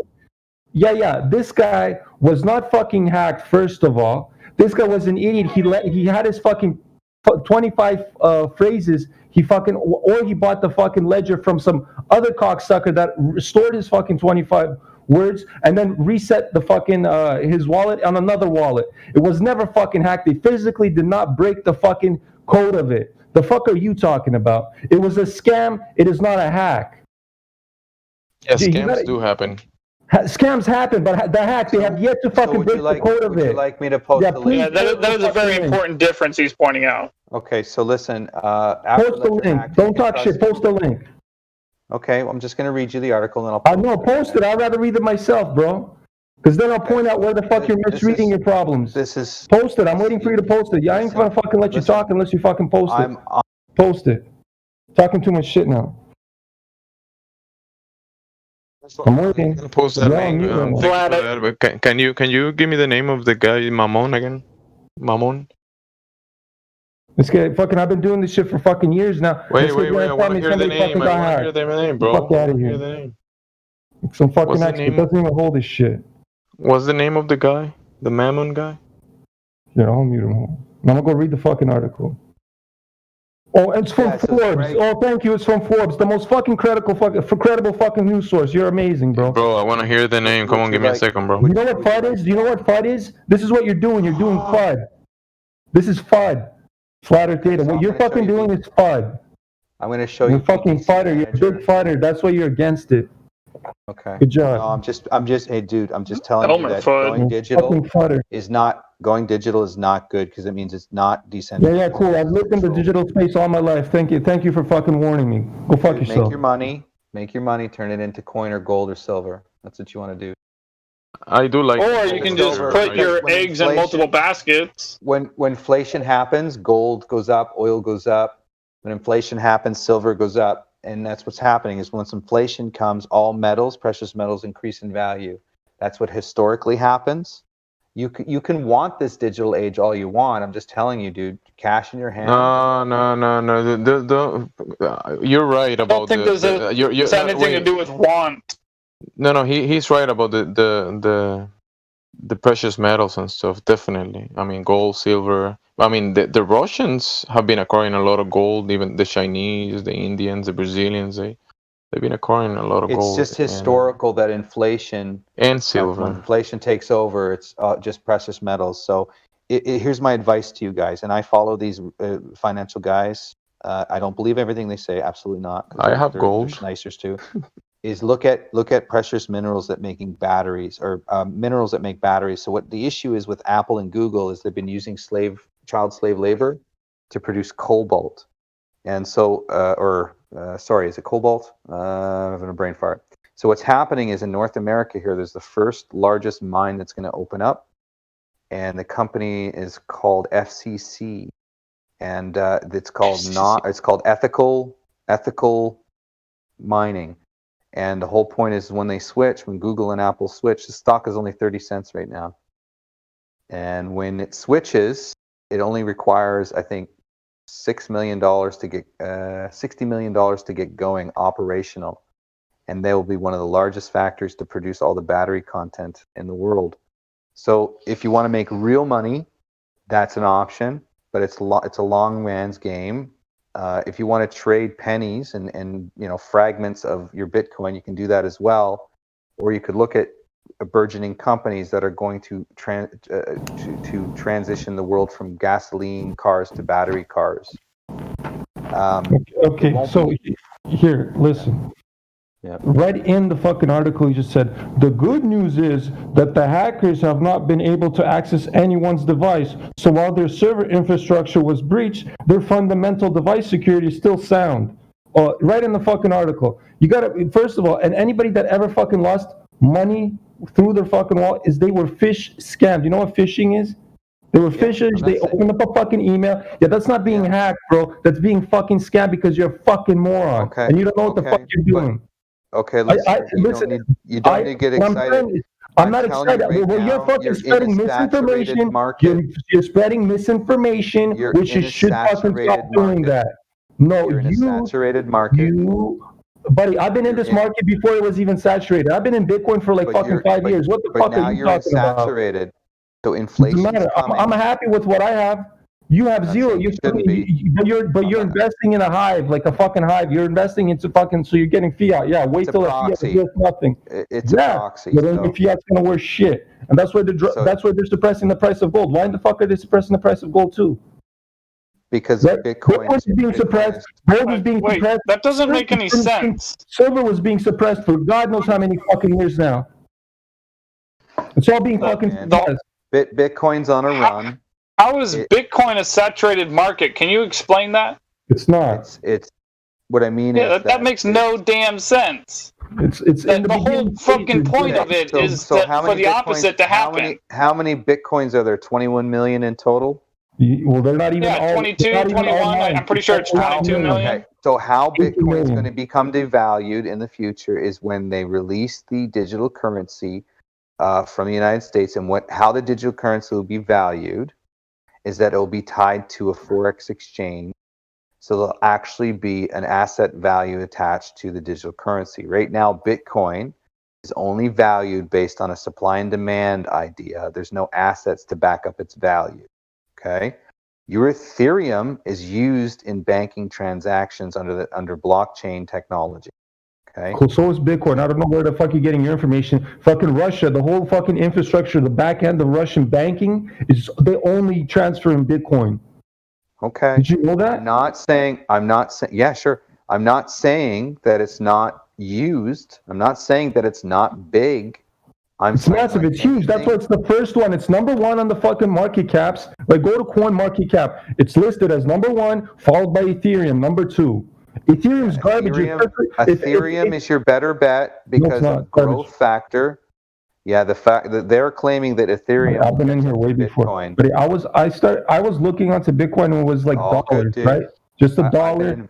Then I fucking, when I really started buying into it was $300. Ever since, I never stopped looking at the whole fucking thing, and I've been following the fucking Ethereum. I was there when the fucking CryptoKitties fucking saturated Ethereum, and Ethereum fucking just froze and crashed. I fucking know all of this. Bitcoin did the same thing, dude. Bitcoin never fucking crashed. The fuck you talking about? Bitcoin went from $20,000 down to $2,600, dude. So it crashed. No, it went down to $3,000. It went from 20 grand to $3,000. The fuck you talking about? I said 20 grand to $2,600, bud. So $3,000. It has a cycle to it. Yeah, I'm not saying don't own it. I'm not saying you can't make money from it. I'm saying that Ethereum is your better bet, long term. Okay. The growth potential for so I'll take your financial advice, and if I fuck up, I'm gonna sue you. So at the end of the day, you're telling everybody to buy Bitcoin, right? I don't buy. I don't give out financial advice. I never say Bitcoin. When we're talking on this thing, on this platform, we're talking about general cryptocurrencies. We're talking about pretty much all of them. So me suggesting you to buy Ripple. Why don't you even mention Ripple? What is Ripple? Ripple's better than Ethereum. Ripple is the banker's coin. That's actually backed by bankers. They're using Ripple's been caught doing some shady shit recently. Cool. So like keep fucking watching fucking, what do you call it? Forbes magazine, right? Because Forbes magazine is that was just the first article that came up. I posted 6 after that. Yeah, all bullshit, because I know exactly what fucking happened, bro. It's all bullshit because they're phishing scams. They're not hacked. You cannot fucking hack this shit. Do you know what a hack is? There's a difference between hack and scams. So a cyber attack will come because this is what they're going to do next. Just so you know, my opinion. Open your email. Yeah, you're gonna fucking. They're going to definitely set that know back. what they're going to do. What they get because they have all our IP addresses through Discord, right? Discord's one of them. Here's what they're going to do. Supposedly, Yeah, our IP is address is they short. want to have like a VPN, right? We use VPN. So the idea is Discord is a VPN. Discord is a VPN. If you didn't know that, the only people that see your IP is Discord. So let's say if I want to check if I'm talking to you right now, right? I don't know how to. There's no way to find out your IP address. Do you know that? The only person that knows your IP because we're connected to the virtual private network called Discord. And Discord only knows who's connected to it. So if Discord is going to be an evil person and sell our information, well, that's what they're doing with Microsoft. Well, that's it. They will, yeah. Yeah. So anyway, the point is you eventually will have your own blockchain virtual network. They want to have it so that your individual platform. So right now, like your own IP, but it's going to be blockchain. So your voice, your text, everything is going to come from your virtual machine. And the only way they're going to change that system that we're in now is through a cybersecurity attack. So they're going to put fear into people that change into these. It's going to be the same thing. It's a computer, but you can have your online virtual platform. So basically your own portal. Your own portal is going to be your own secure thing. So it's like blockchain, it's like Bitcoin, it's your own portal. It may sound great, but your own portal can be shut off, blocked. It could be, controlled. And that's the whole point. It's really just about getting you. What's an ISP, Flat Earth Data? Please tell me. What is an ISP? Your internet service provider. Yeah, but what is it? It's the gateway. It's the gateway to a DNS, right? And then whenever it's a portal, right? It's a portal. Right. Yeah. So you don't think your ISP has all this information already? You don't think the ISP doesn't sell your fucking information to everybody already? They want a great reset, my friend. So the whole setup that we have right now has to change on that premise. And the reason why I'm saying it is because BlackBerry is a company that you can invest in that is actually going to be the foundation of all smart vehicles, all smart cities, because of the security they invented. If you want to look at it, right now they have 170 million cars running an operating system called QNX. They are the ones that signed on with Jaguar, Toyota, Hyundai, XPeng, Lucid. BlackBerry is the new operating system. They have a program called Ivy, and they have another one. Yeah, Ivy and QNX are the big platforms. They are going to be the BlackBerry's still around, and they are. Hey, let me tell you something. The only person that can shut this bullshit down when it's not talking about flat Earth is me on this channel, and I can shut it down right now. So let's start talking about flat Earth and not this bullshit. Amen. God damn it, Helio. Amen, Helio. God damn it, Helio. Yeah, so fuck this, you. God damn it, Helio. the cyber attacks thing has been trending a Make lot. your own fucking cryptocurrency channel. Talk about that shit somewhere else. Yeah, Helio, did you listen to my latest music? I sent you my latest number 18. Did you hear it, Helio? I heard it. I'm just saying, don't spend fucking hours talking about it. There was no Glober, man. Relax, man. It was like fucking 20 of us in here.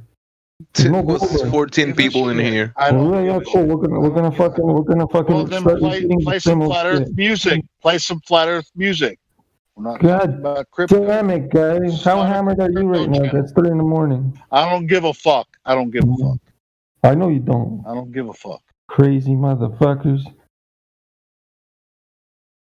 Anyways.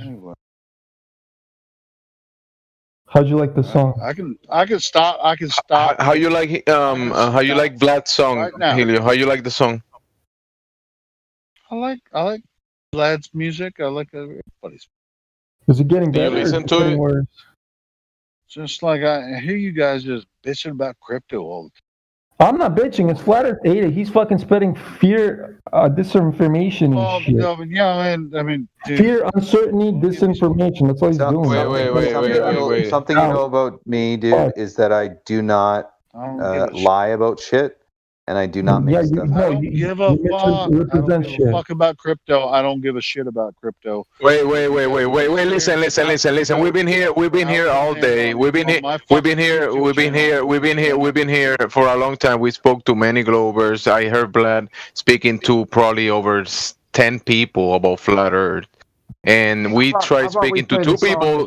We tried speaking to two people that they left, and there was no one in here, and we just kept talking about stuff.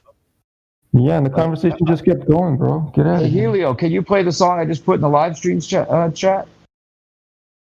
Play a song. No, fuck that guy. I don't want to hear that craziness, man. It's good. That guy that sings the song is crazy. Fuck that guy.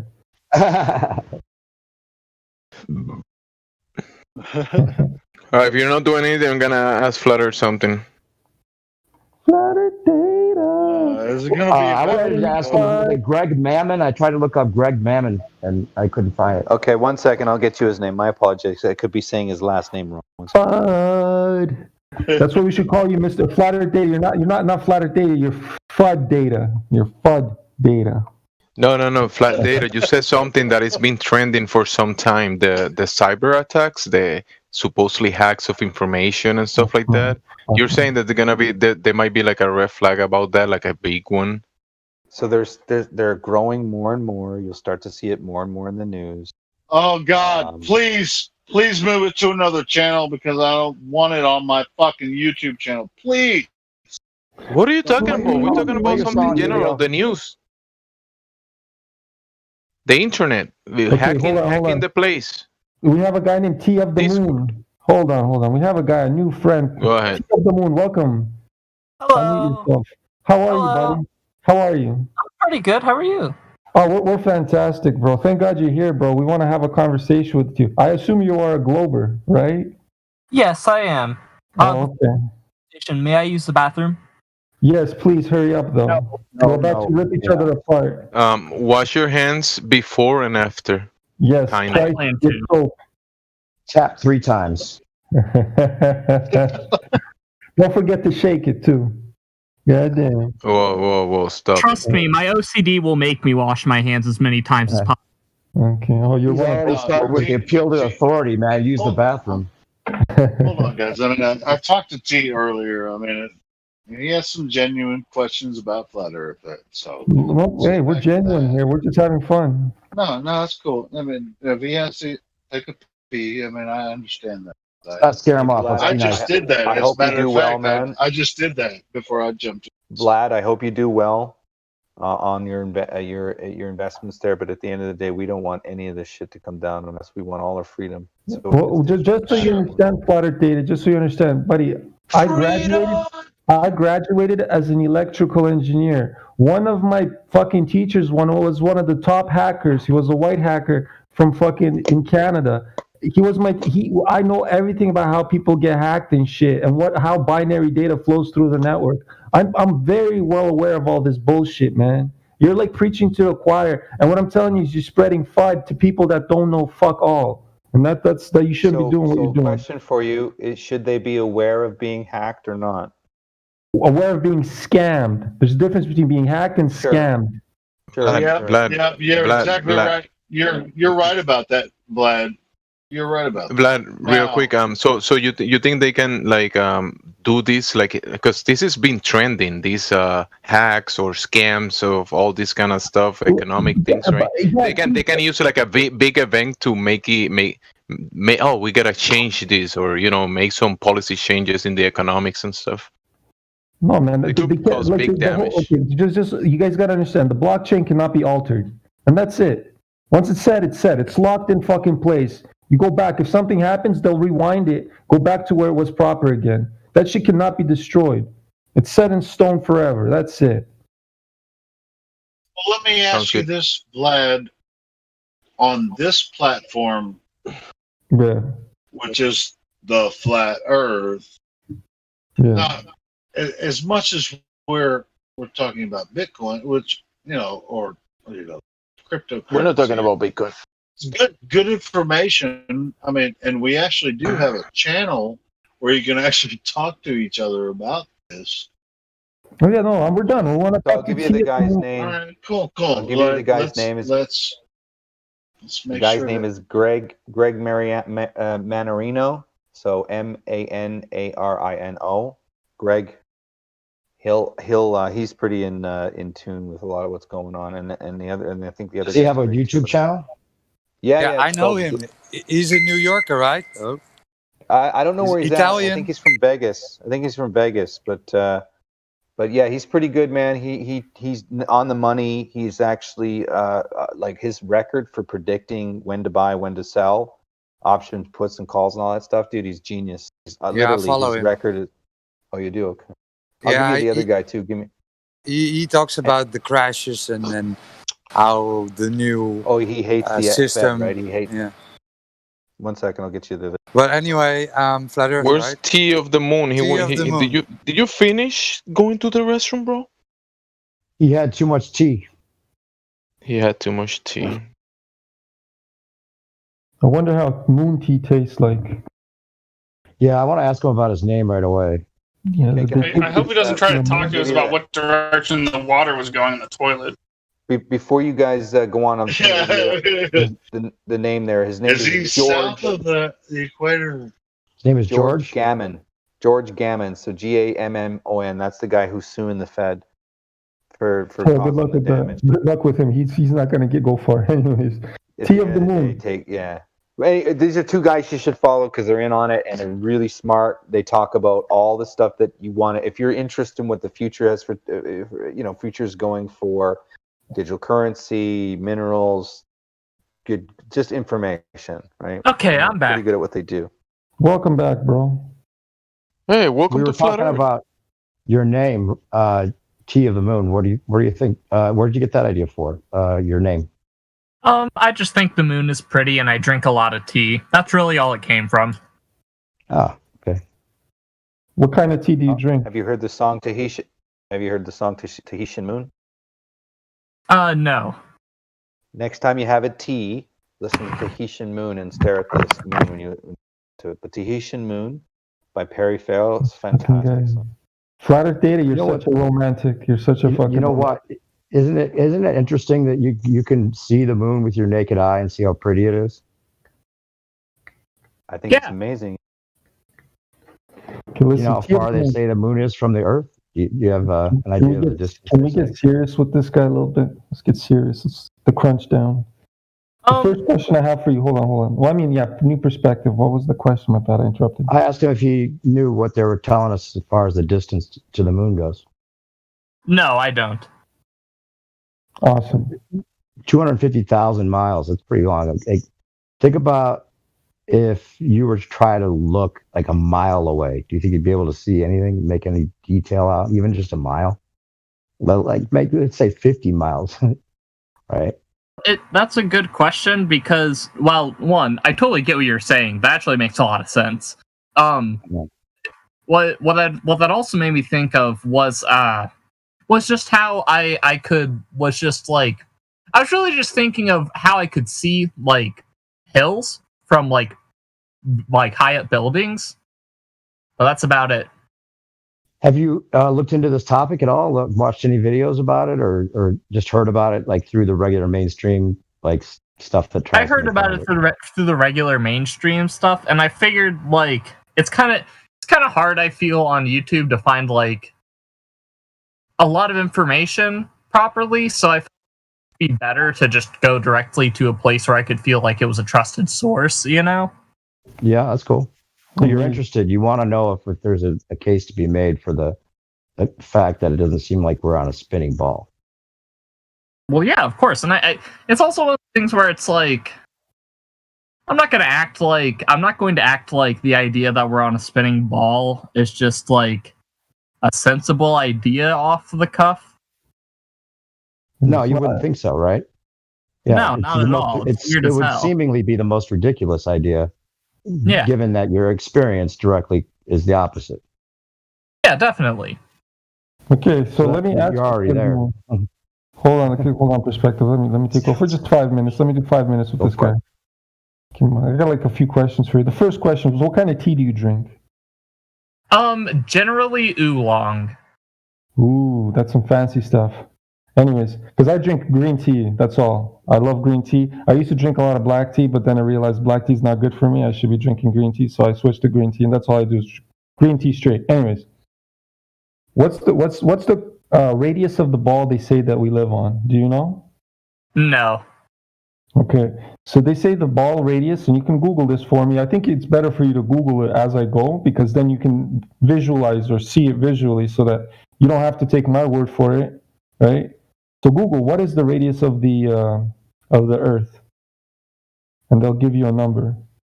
So that you know, okay, there we go. 3,958.8 miles. Right.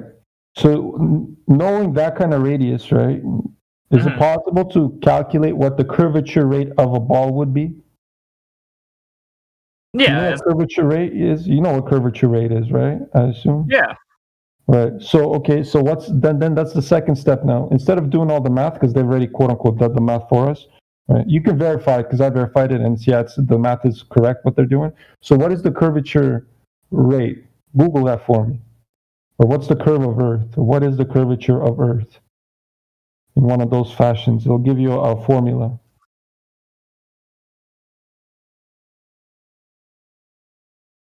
Okay, so I pulled up an Earth curvature calculator. Well, you don't have to. It's going to be like the first, just like you when you typed in what's the radius of Earth, they gave you like a paragraph in the beginning of Google.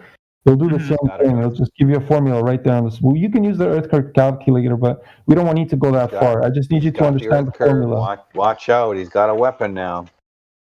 No, that's cool. You can use that Earth. No, I don't mean it like that. I hope you know that. No, you can use it. That's actually, I encourage you to use it. Yeah, no, I encourage you to use it. I just want to make sure you know I'm not trying to come here and I'm not trying to come here like this Can I ask one question before you continue? We're not trying to attack you. Go ahead. Hey, when you look at your Earth curvature calculator, could you tell me what's missing? Like, if you look at it, what do you think's missing from it? Is there anything missing from it? Oh, I can't tell you. I'm not that well versed in math to know this sort of stuff. So just next time you go out and look at reality, and look at that orthographic drawing, I want you to, I don't want to tell you, I just want you to see if there's anything that's not being calculated in that orthographic drawing when you go out in reality. But anyways, regardless of that, what is the curvature rate? What is the basic formula that they give us? It's a simple formula. Just go back to Google. If you want me to Google it, I'll give you a screenshot of what Google it for me. Right. Are you in the Sorry, live I'm stream feeding my voice cat text? right now too. Are you in the live stream voice text? Am I? Here, Yeah, well, right above this Oh, I live see. stream, there's a live stream voice text. People might put things in there for you to refer to. Thank you. Yeah.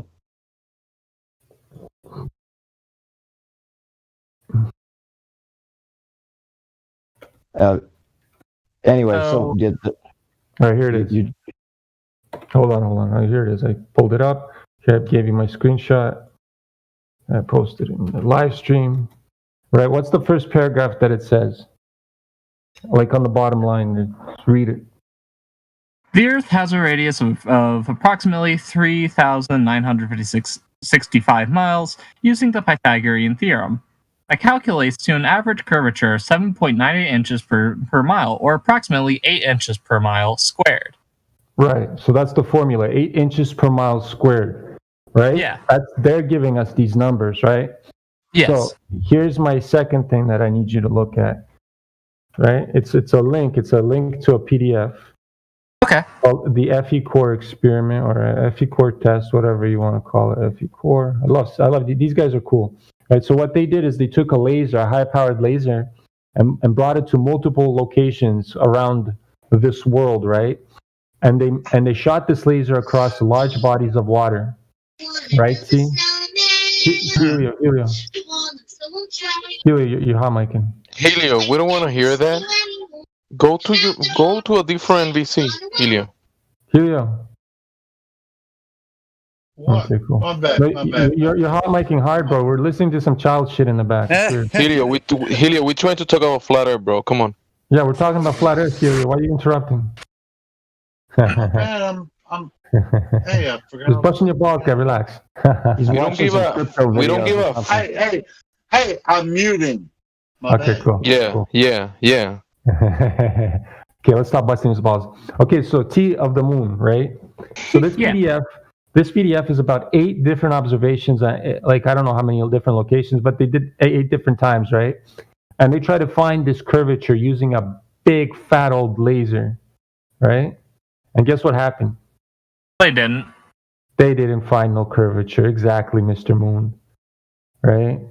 And that's pretty much the gist of it all. We can get into complicated, all kinds of other stuff, but this is the best way to explain what flat Earth is, because we don't know a lot. Like because we can't explore, we can't freely explore this world because the governing bodies don't allow us to do it, right? And the same governing bodies tell us what it is, right? So they're pushing lies and propaganda to us. Yeah, you know that was a big reason why I was really like interested in this sort of stuff, was because like I'm skeptical as hell of governments. I don't know about Good. you. No, we know they're all liars. They're a bunch of liars and scammers. We all know this, man. That's what I'm I'll saying. be real with you. I'm just sitting here waiting for a revolution at this point. Oh yeah, we're all waiting for that. Welcome. We've been waiting for a while. What's he waiting for? I missed that. What was he waiting He for? was waiting for a revolution.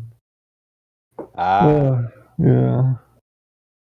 He's waiting for people to pick up arms and start fucking killing the politicians, man. Yeah, well, sure, that's not gonna happen. Yeah, but you know what? That'd be the worst possible idea because the politicians don't even have anything to do with what goes on. That's not advice. Nobody take that too seriously. Yeah, exactly. I mean, it's just they're gonna maybe give us a revolution as a thing. I mean, maybe the revolution will be televised and it'll be starring us, and it'll only give them what they want somehow. I'm sure.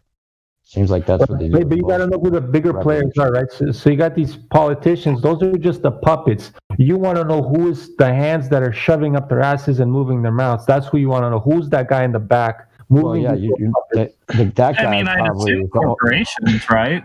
Yeah, but even if you could find the guy that's got the hand up the puppet's ass, that guy's got a hand up his ass that you don't have access to, you know, or even know the name of. They pay for their anonymity. Yeah, you're getting a little bit. Yeah, it's like, let's say who controls the Rothschilds. Bring it back to flat Earth. Right. We don't give a about this. No, but T already understands it's flat at this point, right? He must understand that. Yeah, T, do you understand that it's flat? You kind of got it. I'd say so. I'm pretty convinced at this point. Right, at this point, because if you have a logical and sound mind on your head, the way I structure my explanation comes down to a yes or no question, right? Is the Earth underneath that laser curving? Yes or no? And the answer is no. So if the Earth is not curving, then what the fuck is it? Well, it's flat, and that's it. It becomes it's not a ball. Exactly. It's just a binary fucking answer at the end. That's how I structure my shit, because at the end, it's a yes or no. You know? And also let them, you know, if you're not familiar with this conversation, you should know that they've got ways of explaining it that people accept as curvature, and they've hijacked perspective. So your limits of perspective are cutting things off from the bottom up in the distance from your angle of view. And so that's like something that they realized, and then they've substituted that illusion as curvature of Earth. And so if you could go watch a debunk video, and they may convince somebody that's not as smart as you that it makes sense that that's hidden by a curve. But it's just it's as simple as seeing that if 4 miles out, the boat's supposed to go over a curve, and you're looking at a 25-mile stretch of straight horizon with a line that's perfectly straight. How could 25 miles not be curved enough to hide a boat? 4 miles out in front of you, you would see some curve to the horizon. Exactly. That's simple. Yes. The 3 very, very important points and questions are curvature, rotation, and the second law of thermodynamics, the violation of second law of thermodynamics. These are the questions, the big questions, which the globe model is not capable to answer or to provide proof. Yeah, they the answer biggest one it is the in a way curvature. that takes faith. It takes a leap of faith to believe what they say about. I mean, gravity basically is like saying the gas holds the gas in. If you break it down to what they're trying to say, and so we're talking about why doesn't the atmosphere get sucked out into space? Have you ever thought about that before? But when they say gravity, tell them that at MIT University in USA, one of the most prominent universities, at physics classes, they do not teach gravity for the down vector, but they teach incoherent electrostatic acceleration instead of gravity. And they Well, say, I don't think that completely replaces exactly what the force of gravity is that they're saying. Though. I mean, there may be some sort of attraction that has something to do with the acceleration, but it's not even close. Even that force I is close to also what they're don't. saying gravity is. Yeah, I also don't go exclusively with this incoherent electrostatic acceleration, but I go with it all together with magnetism and the other forces which we can quantify, which we can work with. Yeah, whatever that force is seems to be pretty small as far as the actual effect on the. But you're right. There's some. Well, there isn't really a force. You guys are making a mistake here, right? It's called hold on, it's called relative density. Hold on, get. It's called relative density, right? It's when they weigh out gold underwater, they make sure they know the density of gold, and they do a displacement that proves that what they're weighing is just the density of the gold, nothing more. Right, so it's the medium, obviously, right? So depending what medium an object is in, it will react to set medium, right? So let's say helium balloon inside of the atmosphere, if you let it go, it's going to go up, right? Because it's less dense than the air. Or for example, a better example is like if you have a basketball, right? You throw it up in the air, it still falls down, right? But if you throw it on water, just because the water is denser than the ball will float on top of the water, right? So it's based on the medium. So if you take the basketball and try and submerge it into the water, guess what? Where's that gravity? It's not pulling it down. No, it's the water's pushing the ball back up. So it's all layers. It all depends on what the environment of the medium, like it all depends on the medium and if set object is in the medium. If there's multiple mediums, for example, a brick like air and water, right? Well, if you throw a ball in that mixture of medium, well, it will be in the middle of it all, right? Because it's going to be less dense than the air, but it's no, it's going to be less dense than the water and denser than air, so it'll be floating in between. So it makes a lot of sense, actually. Yeah. Right. So there's no gravity. There's no forces. Right. And they'll reverse engineer that as well. If you go look at what their information, their defense of these arguments is, and Can they'll say, I interject for a second? Do you like doing observations? Hold on a second. I was just finishing a point real quick. Oh, they're going to reverse engineer. They're going to reverse engineer the gravity as well, and say that the displacement of helium balloons going up is that there's like a gravity tunnel that creates the displacement, and so they've got a way of totally reverse engineering every bit of this whole thing. And if you can recognize that, you can see how it's done, And so they'll tell you that the perspective is curvature, and they'll tell you that the buoyancy and density has something to do with the gravity affecting it and making it weightless. But that doesn't make any sense. Just like an elephant would weigh just as much as a snowflake, then without gravity. Does that make any sense? Just objectively speaking, that there would be no weight. People come in here convinced that we'd all float off into the air if there weren't gravity, which doesn't make any sense because you're still denser than the air. So if do you like math at all? Do you like doing like little experiments at home? Oh Lord, I'm not good with math. I just know that and I accept that. I'm more of a writer. Okay. What do you like to write? What? What kind of writing? I like writing poetry. Ah, cool. Music. That's cool. You can write some lyrics. Nice. Yeah, write some lyrics for us about the Earth being flat. I found out the Earth was flat. Even poems. I learned it from Vlad. Have you talked about this with your friends at all, or anybody in your family, or have you brought this up in conversations with regular people? Yeah. Not as of yet, no. And you just found out about this how long ago? Not too terribly long ago. Probably like a week. I'd say I did it a while ago, but like I don't feel like I truly started interacting with it until like a week ago, just because I was busy on personal stuff. I'm going to leave some links in the live stream voice text that'll be kind of like the old school main Flat Earth videos that we all watched that kind of were the prominent ones at the time that, you know, gave good information that it would be good for you to watch just to get a grasp of the whole thing. So, and this is kind of a question I had. So, what was kind of what changed your guys' minds too? By the way, the lack that the Earth is flat. Yeah, the lack of curvature. I figure we all probably were taught in school that it was, you know, a globe. Right, the lack of curvature, bro. That's what. Not believing cartoons and movies and Star Wars is actual reality. Does the sun look 93 million miles away to you? Yeah, that's a good one too. Just observations of the sun. Yeah. So what turned me is, do you know what diffraction light is, or diffraction of light? Do you know? You do? Yes. Okay. I do know about. What you don't know about it? I'm sorry, I couldn't hear you. No. I said I'm not good at math, but I do know about that sort of stuff. Okay, so you know about diffraction. So when I was looking into it, I never looked at corpuscular rays, or what's considered to be corpuscular rays, the same. In other words, I have a question for you. What creates divergent light? Close light or far away light? Okay, I don't know that much. I just know that I just know what the term is. I don't know that much. Okay. Well, I'll give you a practical example where you can highlight diverging light.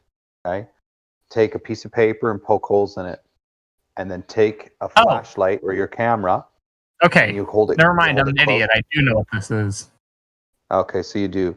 So when I was presented the concept of diverging light, I was already familiar with working with light and working with corpuscular rays, but nobody ever told me to look at the sun under the same concept. And then what I saw was diverging rays, and then I looked up at the definition of it and what modern science claimed I was seeing, and they told me that I was seeing in perspective, and I said, well, that's not true. When I mess with light, I can actually physically make it diverge into different sections. And science doesn't tell you that. And I was like, well, that's a little weird. Why are they telling me I'm looking at a diverging ray, but it's my perspective causing it, when I can actually cause light to diverge and create my own corpuscular rays? So that's what led me to research more. And then I came across the Robert Simmons. Do you know who Robert Simmons is? No. So Robert Simmons is a guy who made what's called the blue marble. Okay. And in the process of making the blue marble, he added a specular highlight. And I was like, why is he adding a specular highlight to a sphere in Photoshop? I'm like, what the fuck is going on? You're making the sun reflection that doesn't exist in your material, but you're adding it in what? And then he added in extra clouds and extra all this. I was like, wait a second. You mean these pictures of Earth aren't real? They're Photoshop. They're created in a, and then that's when I went into. But it has to be. That's when I went into editing programs, and I started to look at how to make the globe Earth, and I was like, holy shit! I could literally make the blue marble. Holy guacamole! I could have made that blue marble in half an hour with a map and with the skin, and put a specular highlight on it. Boom! I've got a ball Earth that everybody thinks it's a ball in space. And so I didn't know any of that stuff. So I didn't know those two things that got me to look, which was Robert Simmons and the definition of God rays, or why we see diverging rays. And both of them are lies, or at least both of them are founded. They're not telling the truth. So that's what opened it up for me. What was it for you? For me? Yeah. we're coming here and you guys giving me obvious evidence. No, we're not giving you any Information. evidence, bro. We're getting you information. The evidence is going to come from you taking the information and going apply it in reality. That's why I asked if you were good at math. So you actually don't have a reason why you're here? Like what happened? It was really, I had heard about it online, and it was one of those things where it was like, people just made fun of it, and I don't like doing that. I don't like just making fun of something. I like to actually learn about things, see other different points of view, see things like that. So I was like, I want to actually find out what this is. You know what I mean? Like, I don't. And it doesn't mean you have to know the math or be good at math or even figure that part of it out to realize this. It could be just as simple as just ask yourself the question: why is it you don't feel like you're spinning? And there's either one of two answers to that. That's true. Either because you're not spinning, which would be the most obvious Occam's razor answer, right? You don't feel like you're spinning is because you're not. It could be that simple. Just to clarify, it was just you just heard it online and you basically saw or heard sort of like censorship. Yeah, we asked him about that. Yeah, okay. He answered that. I didn't hear that. Yeah, he just said he. Go ahead if you want to answer it again. So censorship is what caused you to look into it then, essentially. Yeah, pretty much. Cool. Yeah. And so, what would be right now one of the most convincing truths that you can find out of all of this, or what you seem to be, what appears to be truth to you in the matter of Earth being stationary in a plane? The laser, like that feels like too irrefutable. You know what I mean? Like.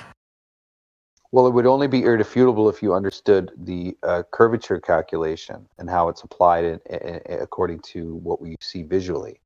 Well, my assumption is that you wouldn't lie to me as well. No. Well, why would you assume that? Yeah, that's the one thing that you. Because what would your motive be? What do you have to gain? Well, that's usually what people say about the NASA. Like, why would they lie? He will want you to pay in Bitcoin. Well, here's what you understand is that any kind of paradigm shift requires a replacement, essentially. And if you're going to look at what the potential concept of flat Earth means, it means distrust in the institutions, right? So if you're, I already had that. Yeah, I know, but if you're going to look, or if you're going to listen to anybody, you should be able to at least take the information and apply it. So while you say a laser, you maybe want to one day go do a laser test. But here's a simple test for you: is once you understand the mass of the ball, you can go to a large lake that would be over a considerable distance. Let's say 5 miles, 6 miles, if you can. I definitely can. I live in Missouri. Okay, so take some mirrors and flash some mirrors to each other. Now, light travels in a straight line. So if you can see on the bottom part of the, depending on obviously the conditions of the atmosphere, there's some variables in here, but you can do little tests like that to see what, does it match that curvature calculation? And gratefully enough, there's many observations that are already done by other people that can demonstrate that concept. But my advice is to you is don't settle for that. You're watching it on YouTube. Go out and do it. Or do you like flying? No, I hate flying. Okay. Well, there's things you can do to test the claims, and that's most important. It's not just test the claims. That's what you should do. So if you come here and you're told something, you should go test the claim. The best advice is test all claims and hold fast what is true. They do say that's supposed to be like 1 degree of for every 70 miles. So testing it is pretty hard for a lot of people to do accurately. Not to say you shouldn't do it, but you can start with the test of, do you feel like you're spinning?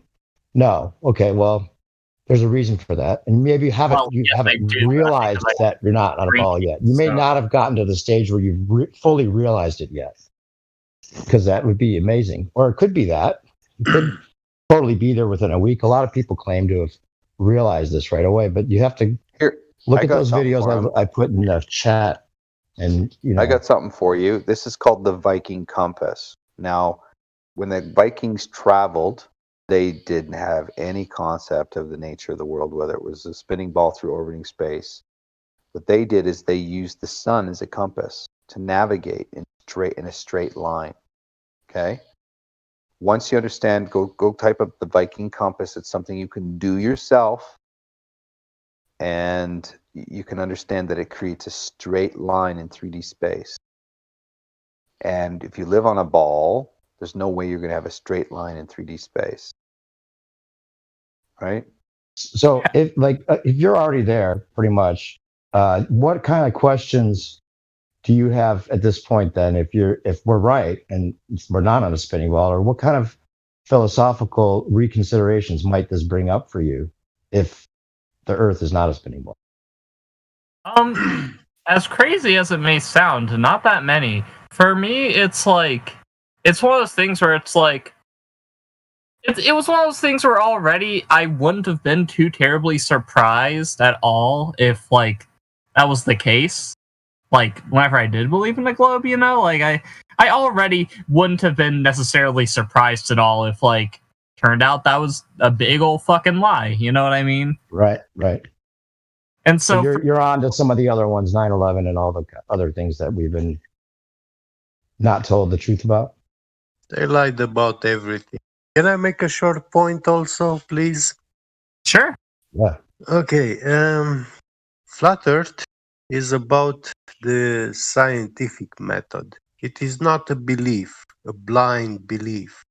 We actually challenge everyone to go and find a proof or a measurement to demonstrate I was actually going to say that it's not every day where after I say, oh yeah, I agree with you, someone tells me, oh well, you should test it to make sure I'm right. Yes.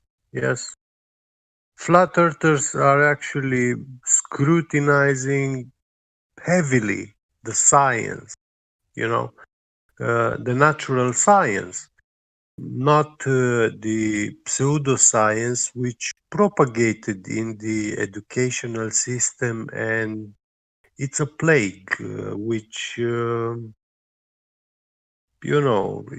it hides the real science, the natural science. And that's what we accept, natural science, but not pseudoscience like Tooth Fairy, Santa Claus. You're just beginning your journey. One thing you should take away from coming here is the assurance that you will learn something that's not based on something you cannot. Yeah, we want you to check things out, and if anything, try to prove the ball model and try to prove flat Earth wrong. The thing is, most people come here thinking that we're trying to convince them, and that we'd be happy for them to leave saying, "Oh, I believe you." So we don't want you to say like, "Oh yeah, what you said is more convincing than what I've always been taught." We just want you to know that's the only thing. I mean, that's the last thing we want, is for you to just believe us, because it's not a belief; it's just a matter of confirming it for yourself. Which is, every experience you'll ever have in the rest of your life will be on a flat Earth, and it'll be obvious to you. And if unless you go to Mars, it would be obvious. We wouldn't be alive. Unless you go to Mars. Oh, let's be real. None of us are going to go to Mars. What? I'm paying on Bitcoin now. That's all CGI, bro. Everything that you see on TV is a cartoon, bro. Wait, Tesla takes they take Bitcoin, so I can. Oh, bro, fuck the Bitcoin. I gotta ask this young man. Have you seen Tesla's? The Tesla, or what do you call it, Starman in space? The Tesla. Have you seen that footage? No. Tesla's launching of the car in Elon's. space. You've never seen that? Oh yet, eh? God, I'm gonna be honest. I hate Elon Musk. So. What? Well, he's on camera. He's on camera saying that you can tell it's so real because it looks so fake. Now, what kind of individual tells you something looks so real because it looks so fake? No, it must be real because it looks so fake. Maybe that's better stated. Oh yeah. You know that knife that is clearly just made out of plastic? That's how you know that it can cut fucking anything, dude. Like, Yeah, there you go. it'll go razor right through it. It's made out of plastic. Right. Also, ask yourself too: have you always had a defiant, like a, what do you call it? The authority defiant disorder. What's that thing they call? Like a your rebellious disposition. streak. Yeah. You also have to analyze that too when you're searching for truth, right? You have to be. I think what Flat Earth should give to you Oppositional is, defiance. there you go. Oppositional distance. Yeah. So you should Defiance really disorder. consider what's attractive to conspiracy theories, if you will, because this is what it's all labeled as.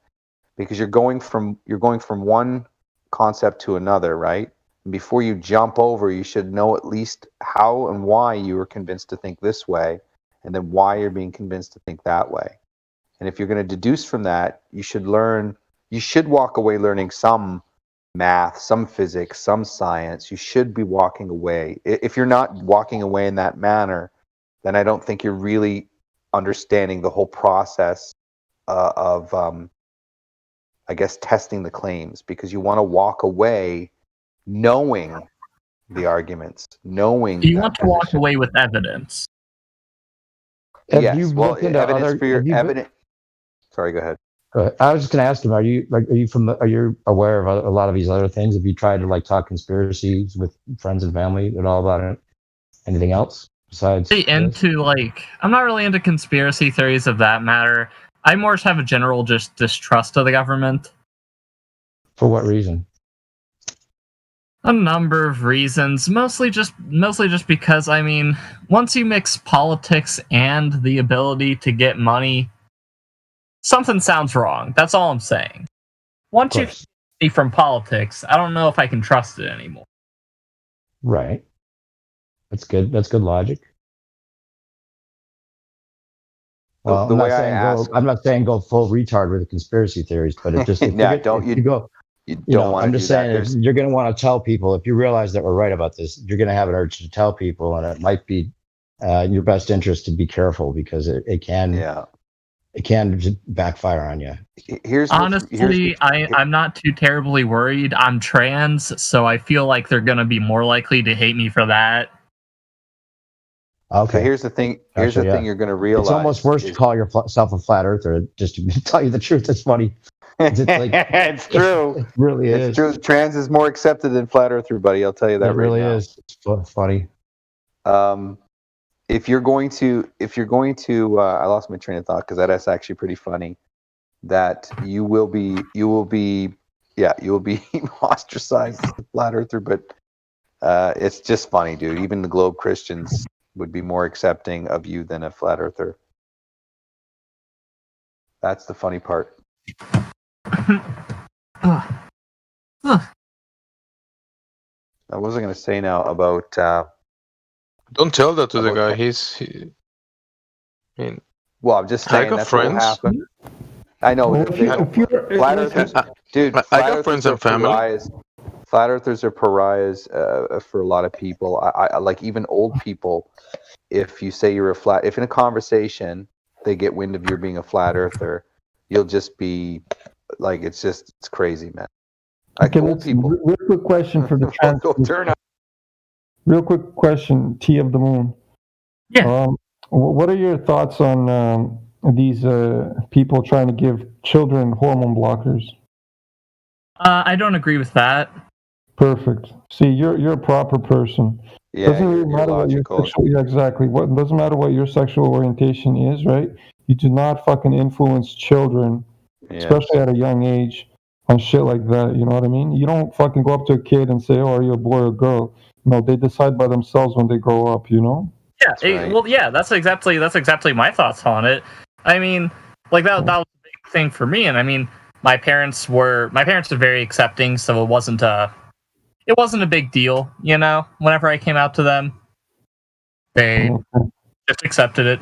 What do you think they'd say about flat Earth? I feel like they would just accept it too. Hopefully, they would accept it. No, they won't. I think they would. Look, if you break it down to them the way I broke it down to you, right? T, learn how I broke it down step by step, and just strictly curvature. None of this other extra shit that we're talking about. Just strictly break it down curvature-wise to them and see how they react to it, if they'll get it or not. You know what I mean? Huh? Yeah, maybe they'll transition to being flat earthers. Hey, they'll be trans. Too funny. You might be surprised that a lot of the people in the generation ahead of us have an attachment to the moon landing being a part of their cognitive experience of being an Earthling. They associate it with the history of mankind in such a deep way that it's hard for them to hear it and accept it, even more so than what you probably told them already. Maybe we'll see. Come back and let us know what they say if you end up talking to them about it. I'd like to know. Trust me, I will. That's cool beans, bro. Now here's the real question: should I take more shots or not? More shots of what? More so what? Hormone stuff? Vodka. Oh, you're drinking right now, eh? well, I vodka. recommend you not drink, but whatever. Vodka is always good with orange juice because you get a lot of vitamin C. So it depends what you're mixing. I'm currently drinking cranberry juice, but it'll. I used to drink a lot of vodka Crown. I used to drink a lot of that shit. But listen, trust me, alcohol's bad for you. You should quit. They don't call it spirits for nothing, my friend.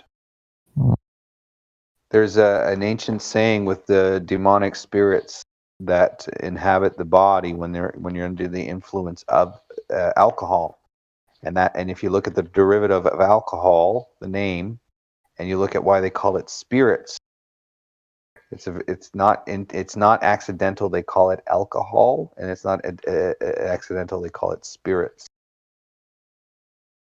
It's a coincidence. No, it's not, man. The things with words, they're specific for a reason, man. Why they're chosen to be what they are. Wait, words have meanings? I didn't know that it did, Jamsey. Holy shit. It's a revelation. It's a revelation.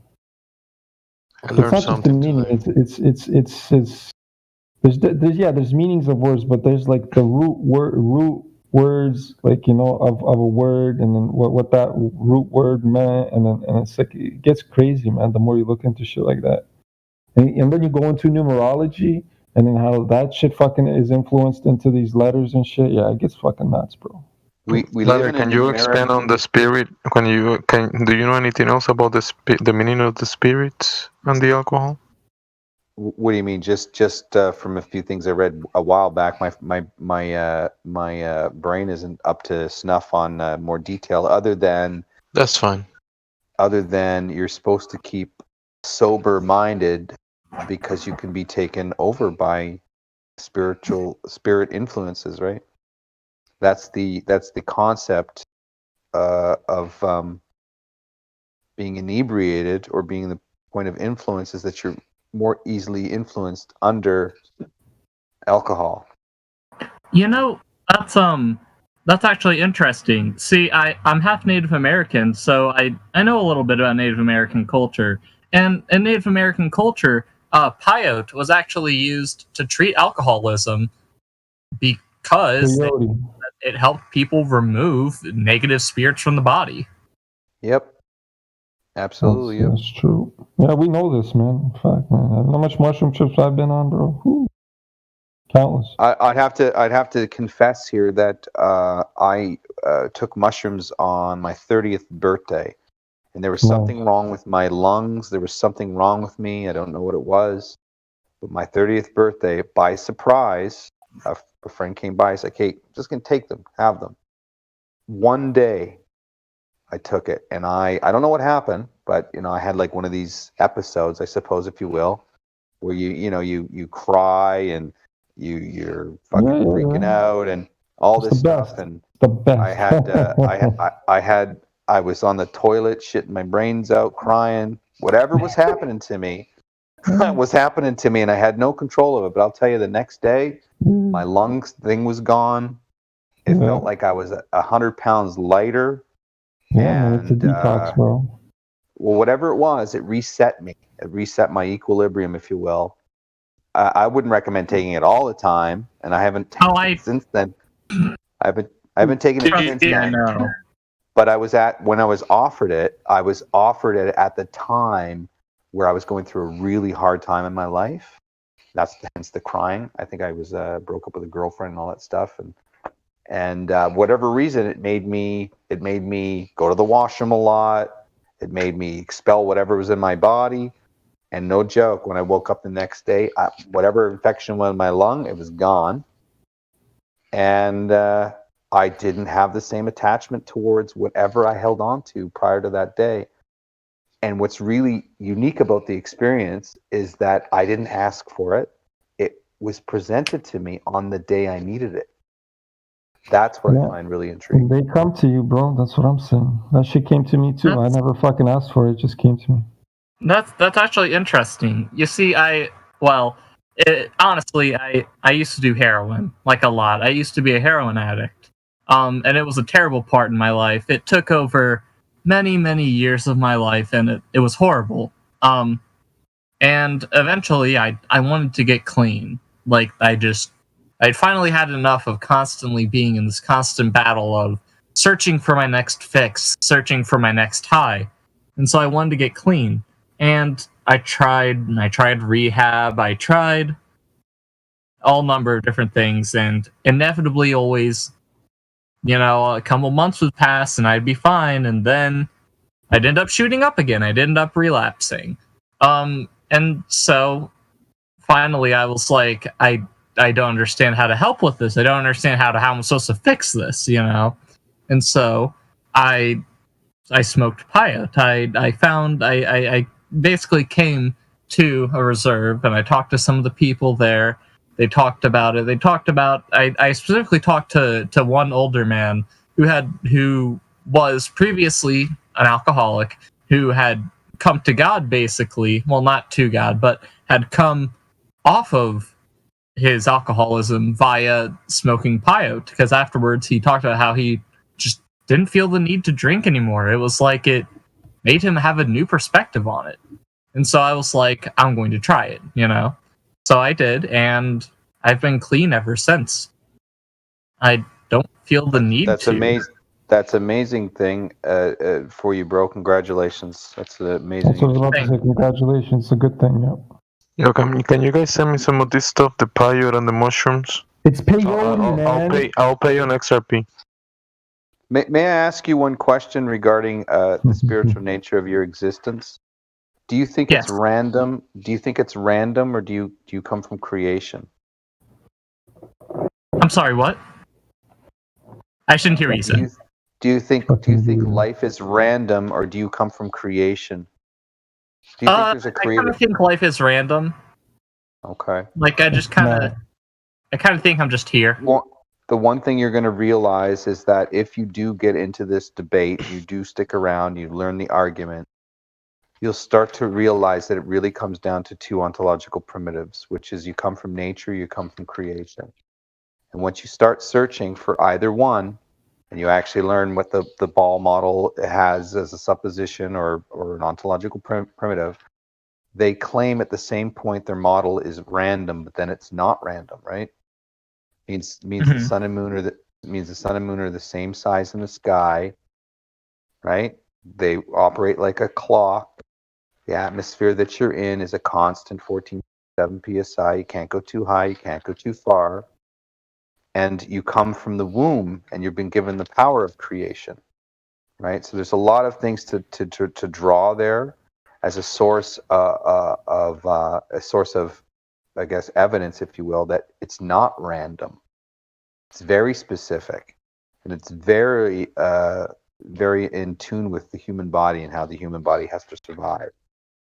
And if you look around you, life actually provides you with food, with water, with air, oxygen. All those things are around you, right?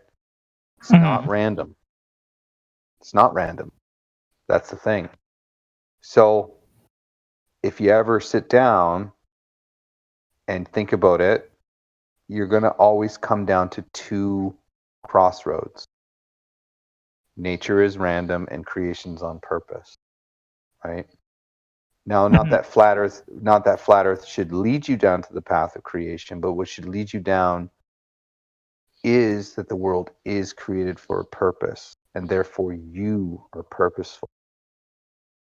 And everything that you experience probably is a form of trauma, past trauma, because that's usually what happens. You have some sort of past trauma that you need to deal with, and then you use these other avenues to outlets to release whatever you have to, right?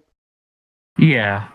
So when you go through this debate, you stick around, if you end up learning more stuff, be honest with yourself. You only have 2 crossroads to come in. I mean, unless your third option, you come from aliens, which means you're created anyway. But there's only 2 choices, bro. So, there's only 2 choices at the end of the day. And I know I hate to put it in that box and that context for you, but I don't know if you've ever looked at it as a primitive of thought. No, I haven't. So I know, and I'm just going to say this, that God loves you, Creator loves you. He created you, and while this world might be confusing and full of bullshit people and bullshit things, He still loves you no matter what. That's what I honestly believe. That He's given you life, and He knew you before you were entered into the womb of your mom. So I hope your journey is about truth seeking for what life is, and not for what life has been told it is. So, yeah, God bless you, man, and you keep at improving your life and keep searching for the truth, and I think you'll find it. Well, thank you. I do greatly appreciate that. It doesn't matter. That's really good. Like, I think the thing for me is, like, it doesn't matter if I necessarily subscribe to your belief system. It's like, I can tell that means a lot to you, and the fact that means a lot to you, it means a lot to me too. You know what I mean? You're going to come down to the idea there's only 2 ways about it, my friend, because that's what happens when you get to the bottom of truth. It's either you believe what you've been told, or you find out the truth for yourself. And when you find out the truth for yourself, you only have 2 choices to choose. You either come from randomness or you come from creation. And you will have to make a choice. And the creation part's hard because that means that there is a creator that has a way that he wants you to live, right? He gives you instructions on how to live. He gives you instructions on how to be. Whether you take that avenue or not, it's up to you, right? I'm just saying that you're not random, bro. Well, thank you. And pardon my language here. That's how I speak. I'm not trying to offend you or mislabel you or something. If that. No, you're not. It's okay.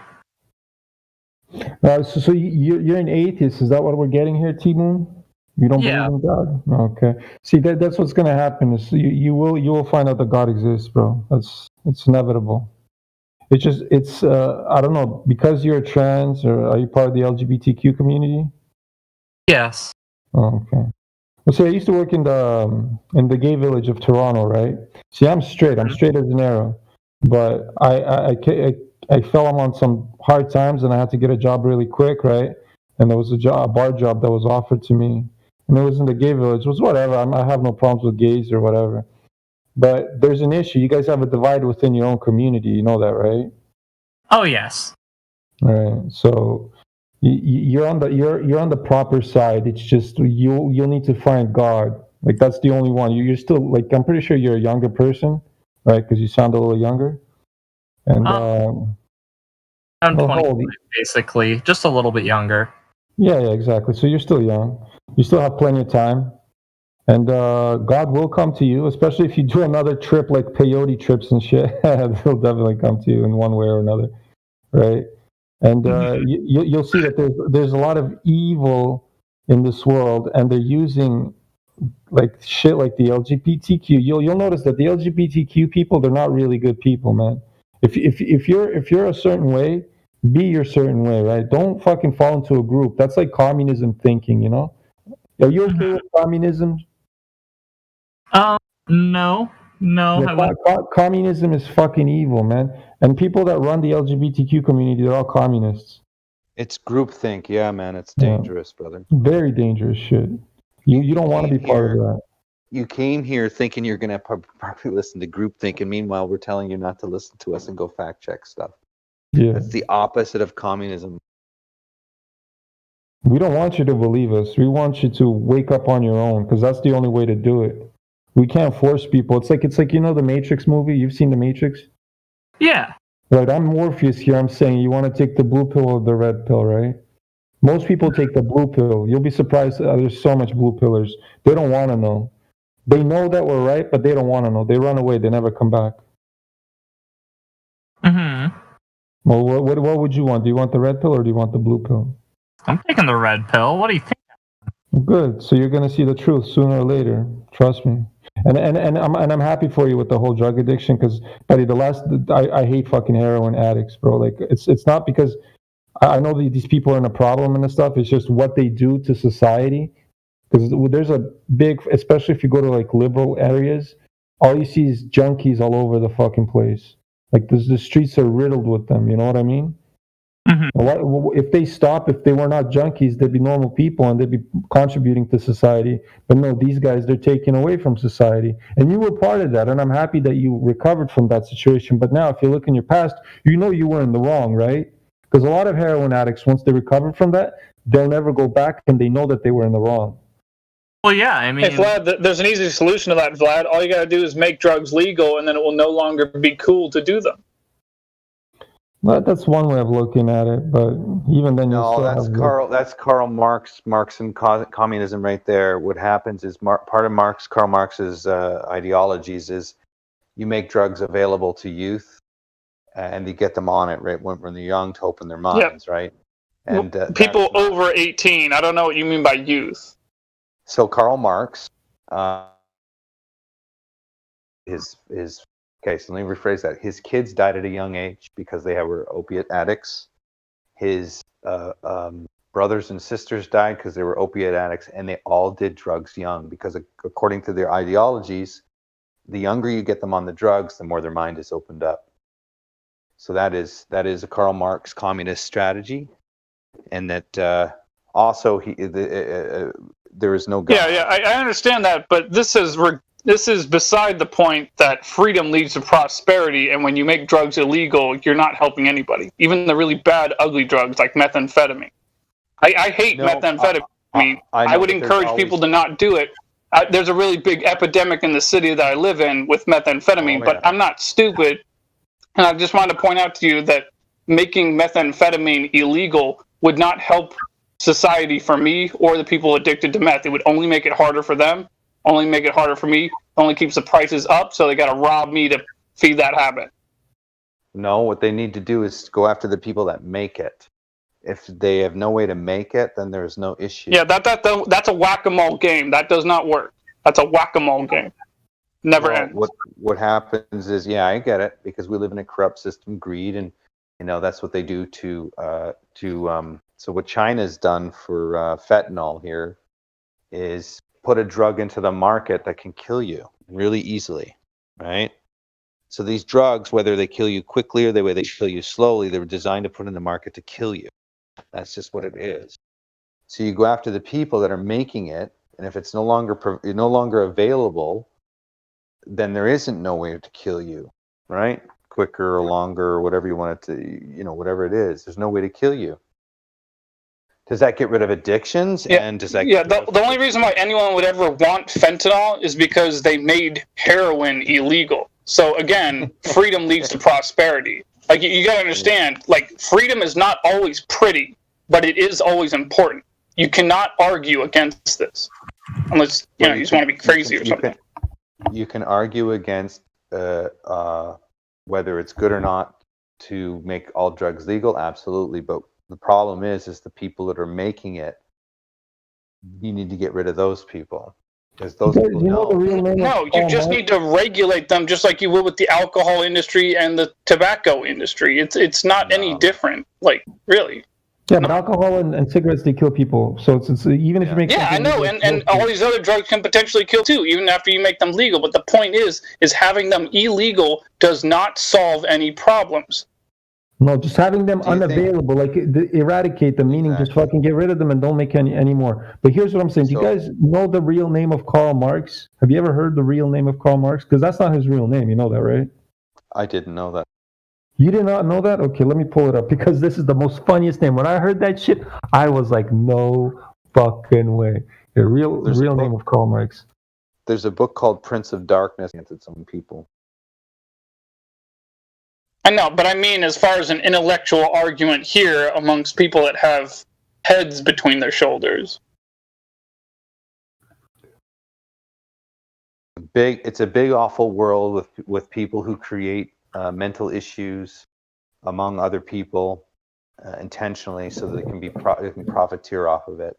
Those are the people that we need to go after. And the people that are struggling usually have a form of childhood trauma, and so if we break that cycle of childhood trauma by getting rid of the people that cause it, then you're gonna remove the addiction that a lot of people have. So it's a base problem, and providing access to people who providing a release to the addiction is never the solution. It actually has to start from the generation before it, and that comes down with not having kids. Here's his name.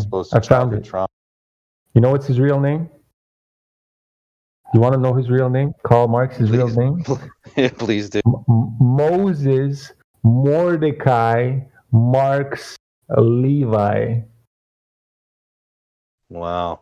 Right. Do you understand that name? Fuck. Moses Mordecai Marx Levi, bro.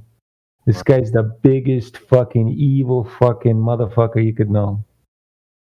With a big schnoz in front of his fucking face. He was he was so disgusting, dude, that he actually hated the poor, believed in a class system, was extremely racist, and he said he encouraged the youth, like 12-year-old kids, to be on high on opiates. Yeah, he was an evil person. Yeah, well, that's not what libertarians are doing, so don't get those two things confused.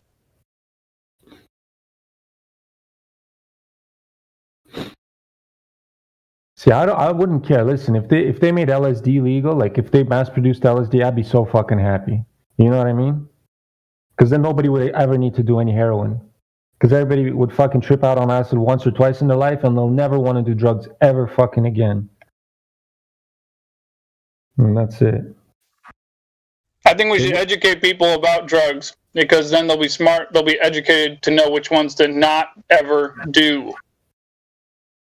Well, yeah. Education, but that's the thing. The educational system's controlled by the fucking communists, right? So the same people, and that's why we're in this shit. They teach people the wrong things right from the beginning, right? The globe, the fucking drugs, trust the government, all this other bullshit, right? But they don't teach you the important things like how to fucking become rich, right? Fucking assholes, man. They want you to be a slave. That's one thing you gotta understand, T-Moon. Everything in school that you think you know or what you thought you were, it's all bullshit. Pure bullshit. Mm-hmm. Right, so there you go. Welcome to Flat Earth, bro. Your mind is awakened. Thank you. I appreciate it. You're welcome, bro.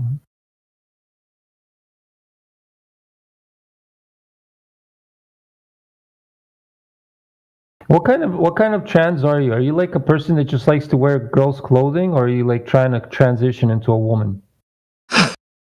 So I intend to completely transition. Oh, damn. Yeah, I've started hormone therapy. And eventually my hope is that if I can get the money for it, I plan to get bottom surgery as well. Bro, I should show you some documentaries of people that transitioned, and they don't recommend it. Because at first, that's the thing. They try and get to people like you at a young age, right? Because you're still fragile, bro. Being 25, you're not old enough to even make that kind of decision. Talk to a trans person that's like in their 40s and their 70s. They'll tell you that was like the biggest mistake of their lives. You know, just be who you are, man. God made you the way you are. Why you want to change it?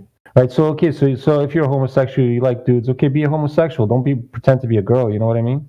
Well, that's actually what I was about to ask. He didn't say he was gay or homo, so are you still interested in girls? Like you just want to be a girl? Yes, I'm interested in both.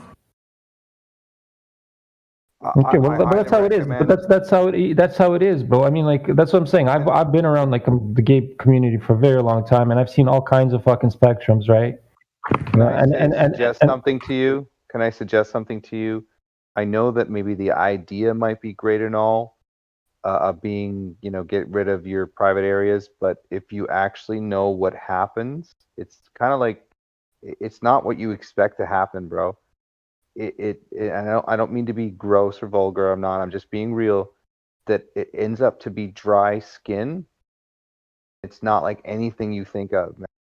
Like it's not. I know. It's okay. So it's not like it's not ever going to be what you want, man. It just won't. And I know. I can't. So listen, man. Just keep what you got, please, and just dress up and just it's okay. You don't have to become a drag queen, bro. You know how much drag queens they have so much fun at the bars, bro. They come in and they do drag queen shows and shit. You're okay to do it. What you're doing to your body is actually probably damaging your liver, damaging other things long term, and it will just exasperate whatever. I'm not trying to tell you what to do. I just know from other experiences and people that I've talked to what the reality is. It may sound good, you may be influenced to do it, it may be encouraged to do it, but the results are not reversible. And while you might, I'm not trying to tell you to do, it's not. And here's another statistic, just to back up a little bit of flat earth data here. Do you know that the suicide rate for trans people is off the charts, right? Yes. And the thing is, it's actually increases higher when they do after the surgery or after the sex change. It actually increases. Yes. Right. So the way you're going, just know that God made you the way you are, man. And first of all, just analyze that ontological primitives, those two positions, and why you've convinced yourself of the other one, but then claim to not trust your government, and then claim your government is the one that's forcing this hormone stuff. Your government is the one pushing it in the media. The government is the one trying to get younger boys to think this way. It's in the media, it's in the movies, it's, you know what I mean? It's everywhere. So at the same time you say you don't trust your government, maybe you should look at where you're getting that vibe from, if you will. Well, honestly, being trans is part of what made me not trust the government more. Because for me, whenever I was like first starting out, which was at this point 4 years ago, it was very hard to try to. I received a lot of opposition. I was constantly thrusted through having to do a bunch of different things that didn't make any sense as to why the hell I needed to do them, because I just wanted control over my own body. And so it was those sorts of things that really kind of first made me think more and more and more about like my distrust of the government, because I always had a little bit, just why would I trust it, but right. It was sorts of things. Hold on. And right there at that point, your distrust of the government. Now, why is the government pushing the LGBTQ movement so hard into children? Think about that. I don't know. I mean, and for context, I also need to note I live in a very red state, so that can also kind of affect my viewpoint on all of this. Okay, so you're a conservative. Are you a conservative? No, I'd say I'm just a Republican. Oh yeah, that's you're pretty much on the right side of things, right? Yeah. Okay, which this is, you're kind of a rare person, that's the funny thing. Most homosexuals, they're on the left side. You know that, right? Yeah, I know. Did you vote for Trump? What? Did you vote for Trump? I didn't vote in either of these elections. I didn't trust either candidate party enough to. Which is good. You don't trust the government at all. Anyways, it's good. Don't trust any of the government. But that's my whole point. Is why do you think these guys are pushing the LGBTQ movement so hard into children right now? Why? If you have such distrust of the government, you got to look at it that way too, because it's not a good thing to do. You grew up the way you are. Okay, everybody accepts you the way you are. Well, most people would. Trust me. Not a lot of people are fucking haters, especially nowadays, right? Why do you think that they're attacking the children? Because if you go into the past, yeah, there were still homosexuals in the past, but it wasn't so prevalent, right? You get what I'm saying? And I understand it wasn't as accepted, right? But there was still communities of homosexual people, right? And they weren't really like, yeah, there was some gay bashing back in the days too, right? But that is being reduced and it's being more and more accepted. But why in the fuck are you pushing this shit onto children? Because those people in the past that became homosexuals, none of that was pushed them. It was actually reversed. It was everybody was supposed to be straight, but those people that were gay, naturally they stayed gay. You know what I mean? So why are you gonna go into fucking schools and start fucking pushing homosexual agendas on children, where they have their fragile mind don't know any better, and they shouldn't even think about sex or their sexual orientation. You know what I mean? Do you get that? So why are you going to obviously your distrust of the government is great, but now think about it. Why are they pushing that specific thing, that what you are, onto children? And when I also talked about, okay, there's a suicide rate for trans people that's off the charts, and then after these bottom surgeries they even go higher, right? Well, they're trying to kill people, man. They've been trying to fucking off us all for like the longest time, and the best way to do it is these ways, right? Give hormones to people, chemical castration, all kinds of shit, so we don't reproduce anymore. You know what I mean? I'll admit I do have my doubts about getting bottom surgery, mostly just because it's more of a thing for me at least, to where I would like to eventually have kids and I would like it to be my own DNA. You've been given the power of creation. I get rid of it. You've been convinced to get rid of it based on some idea. You've been given the power of creation. Hey, so a minute ago you said that you'd be liking boys and girls, right? Yeah. Well, think about it this way. In the future, if you fall in love with a girl, wouldn't you think that she'd want you to be well equipped? Yes, but my hope is that you would accept me either way. Well, she should, and they will. Trust me. But that's what you got to understand is everything you're fine. Well, everything's fine with you. Nothing's wrong with you. The only thing I'm having a problem with is you have these thoughts about fucking cutting off your own balls and dick. This is the only issue I have. Everything else is fine. You know what I mean? And I as a straight person, I don't want anybody to go and self-mutilate their fucking genitalia. That's like the worst thing you do to yourself. If it helps you worry less, just know that I don't really know if I plan to, because it is one of those things where I might, if I ever got the chance to, but ultimately I don't think I will ever get the chance to, and that doesn't really bother me. Don't even think about it. Don't even think about it. That's exactly. Be happy with what you got. Be happy that you got it, and go dress up, go do your thing, go live life, and don't worry about that kind of stuff. Right? You shouldn't be. You're a grown adult. It's your bedroom. Do your shit, whatever you want. But to be focused on it so much and so intently, I think it's unhealthy to do that. You're missing out on life that way, right? Yeah, I mean, honestly, I don't really think about it all that much. Like, I honestly didn't think about it until it's been brought up, just because, like, it's at this point, I feel very comfortable in my body by now.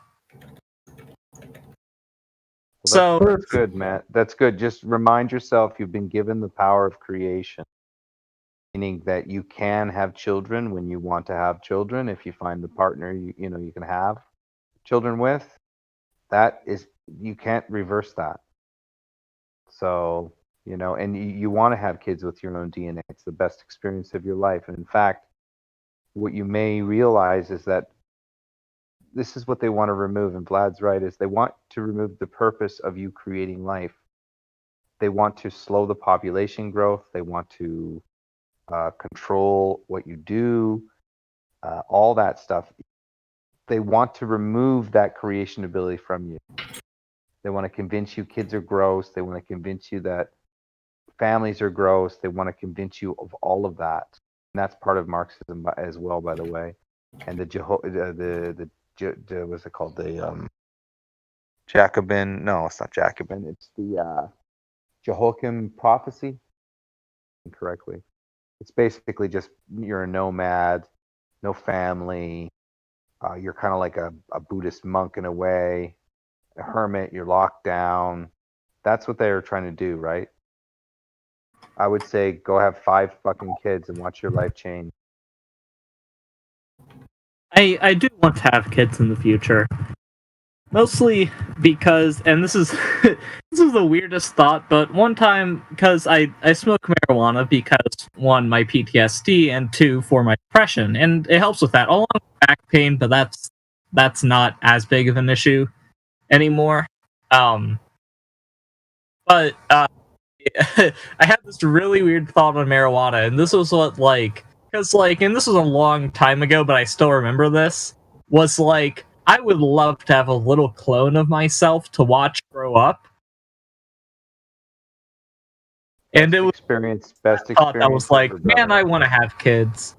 Best experience ever. I'm telling you, the purpose of well, maybe not everybody's purpose, but the purpose why you're here essentially is to fill the earth, procreate and fill the earth. Did you get the idea from an Austin Powers movie? Actually, honestly, I got it from Star Wars. Let me say that I've had 3 kids, and there's no better feeling in the world than to be a father. And You my realize experience is my that friends who didn't even want kids were very happy once they became a father, even though they didn't know, they weren't trying to, they didn't want to. Then they changed afterwards for the better.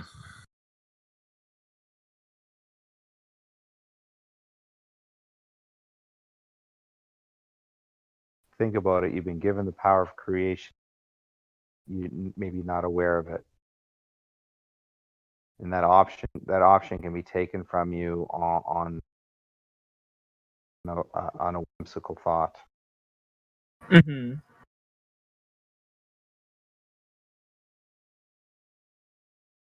And never make decisions high.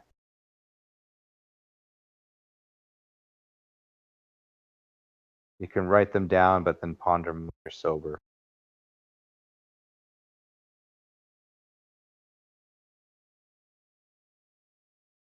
And welcome to Flat Earth. Thank you. Yo, Vladik Data, why is your mic so low? You just became so quiet all of a sudden, guy. I have no idea. Is this better? Yeah, that's better. Oh, obviously you have the idea because now you fixed it. Yeah, I just moved the mic closer to my mouth. Yeah, you were pretty far away from it, I guess. So there you go, bro. Do you frequent like gay bars and stuff, TM Boom? No. Well, I recommend you do that. Like, go to like a party where there's a whole bunch of homosexuals and see how you like it. You know what I mean? Like I'm saying, like there's like I said, I've worked in the gay bar where they had fucking drag shows every night at my bar, man. These dudes would dress up in these fucking queen costumes and shit, and they seem like they're having fucking fun, and they actually like discriminate against themselves a lot. You know, they call themselves faggots, all kinds of shit. And they really discriminate against. They hate each other too. Like it's pretty fucked Breaking up. each other's balls, no pun intended. Right, and then a lot of them wouldn't even want to do those. Like they'll get like these surgery for tits and shit, but a lot of them don't do the bottom surgeries because they know it's all fucked up. You know what I mean?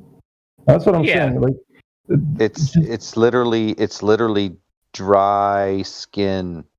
yeah, you won't even fucking feel sensation if you're gonna have sex or something. You know what I mean? It's not gonna. There's just fucking problems, infections. It gets gross, man. That's what I'm saying. That's why you should get that shit straight out of your mind. Go to like a gay village in whatever town you have. Go to one of those gay parties and stuff and see how you like it. Trust me, because at some point you're gonna be like, yeah, this might not be for me. Maybe I'm really straight for real. You know what I mean? Because there could be influences that are from the exterior that are influencing you to think the way you are right now, and you might actually change by actually saturating yourself in that environment, and then you'll realize that, yeah, I'm pretty fucking straight because this shit ain't for me. You get what I'm saying? Too terribly, like like I kind of doubt it, just because I've like had a lot of different experiences with like men and women, and so for me it's like I would just doubt it because of that fact. What would you doubt? Like doubt that you might turn straight? Yeah. Okay, well that's what I'm saying. It is what it is. You are the way you are. But I'm just saying, like, saturate yourself in that environment and see how you like it. Like, I understand you might have like one-on-one interactions with certain characters or certain people in your life, right? But I'm saying, like, literally go into that community, because I don't know if you have been, and then just really like understand it. Maybe you'll enjoy it. Maybe you'll become part of the community too. You know what I mean? Who knows? You'll find your place. Because they accept, and I'm not saying that they do discriminate against each other, and at the same time they do accept each other in a higher level, and like in a certain different level. Like the way they treat each other, especially if they're like friends, you can see it. They're very kind, extremely kind to each other, and the way they act and the way they touch each other, it's pretty funny. It's funny to me because I'm a straight dude, right? And they respected that. The only reason I left that, because there was one dude, he grabbed my ass one time, and that was more than enough for me to fucking leave that place. It's like, bro, that's a fucking that's sexual harassment. Just because I'm a man, and men don't usually get sexually harassed. Well, as a matter of fact, men do get sexually harassed to a certain point. But we're men, we don't go and tattletale to people. I just kept that shit to myself. I just went to the boss. I'm like, bro, I gotta quit. I'm done. You know, and that's it. And I left, never went back. You know, but there was a lot of gay dudes that fucking like they loved me, man. As a friend, and we had conversations, and I was pushing like right wing agendas. I was telling everybody that the earth was flat and their shit. I was blowing those gay minds, you know. I was blowing their minds up, man. You know, and people really enjoyed talking to me, you know, and that was the crazy part. Because I was like the main bartender in the bar, you know, and the fucking drag queens were fucking walking all over my bar and shit. It was fucked up. It was crazy. I listened to so much Britney Spears, Christina Aguilera, bro. I said, fucking shoot me, please. Shoot me, please. I had to do a makeup thing for a friend of mine in Toronto, makeup artist, and I was never exposed to a drag queen contest before. And I was actually quite, because I'm completely straight, but I was blown away just exactly how because it can be fun and entertaining if you got a good comedian on stage. It is, and they do their thing. That's fine and dandy. Like there's no issue with it. It's just I think what the issue is the children. I think children shouldn't be exposed at a very young age. Exactly. You don't influence children on that shit. With the straight people don't influence children. Straight people hide like sexual content from their children, even if it's straight, right? Now why are these homosexuals pushing homosexual agendas on children, you know? Well, I find that at certain age, like if a child can't pay rent, if a child can't drive a car, child can't drink alcohol, child can't, get a job, child can't have a bank account, they should be out there playing, learning mathematics, reading, writing, art. They should be learning these skills that when they're old enough, if they decide to do whatever they want, they're mature enough to make the decision and force them. It'll come from a feeling, it'll come from an emotion anyway, because that's what it is. They'll decide it. So for you, I hope that you don't base everything on feelings, and you think long term. And I really hope you do have children. You're given the gift of it. So. And if you do have children, listen. If you do have children, don't push any kind of like homosexual agendas. I don't plan to. That's it. They'll grow up to be whatever they want to be, and that's it. Exactly. Yeah, I plan to raise my kids like my parents raised me. Perfect. Just teach them how to make money, get good grades, learn how to be creative, learn skill sets, and like be a kid, play. It shouldn't be agenda-driven stuff, and it shouldn't be all this over-sexualized conversation. Like they don't even know how to pay rent, man. At 12 years old, they don't know how to drive a car. Most of them, So why we messing with their minds that way? Yeah, teach them how to walk in high heels. Just kidding. Well, there are some parents that do that, because the kid expresses interest in it. I understand that, but the kid is getting that interest from somewhere else, whether it's TV or media, because I was never exposed to any of that stuff until I was later on, and I made a decision. I was like, well, that's not for me. I'm not into that kind of stuff, but there's other people that were exposed to it as well, and they made the decision to go to that direction. So it's got to come from the parent too, right? The parent's got to have some sort of moral aptitude towards what should a kid be focusing on, right? Getting your kid to focus on wearing fashion and wearing makeup, okay, but does your kid know how to do laundry, sweep the floor, and do chores? If not, and they're doing makeup, then the parent is not really, I think, focused on developing a kid with decent skills. They're focused on maybe themselves so much they're forgetting about the kid, right? Mm-hmm. That happens in a selfish society. Is you got parents that don't really. Speaking of parents, I think T of the Moon. I think that it'd be a good idea for you if you could, if your parents are open to it, of doing like a little video documentary or document the proposal of this flat Earth idea to them, and then compare how it was when you came out to trans. Mm-hmm. And that would be an interesting video for people to get the perspective that it's less acceptable usually. Or actually, society is basically saying that it's less acceptable. It seems like there is an agenda. Have you seen that, like the trans agenda? Don't you see that? That's part of it. What's going on?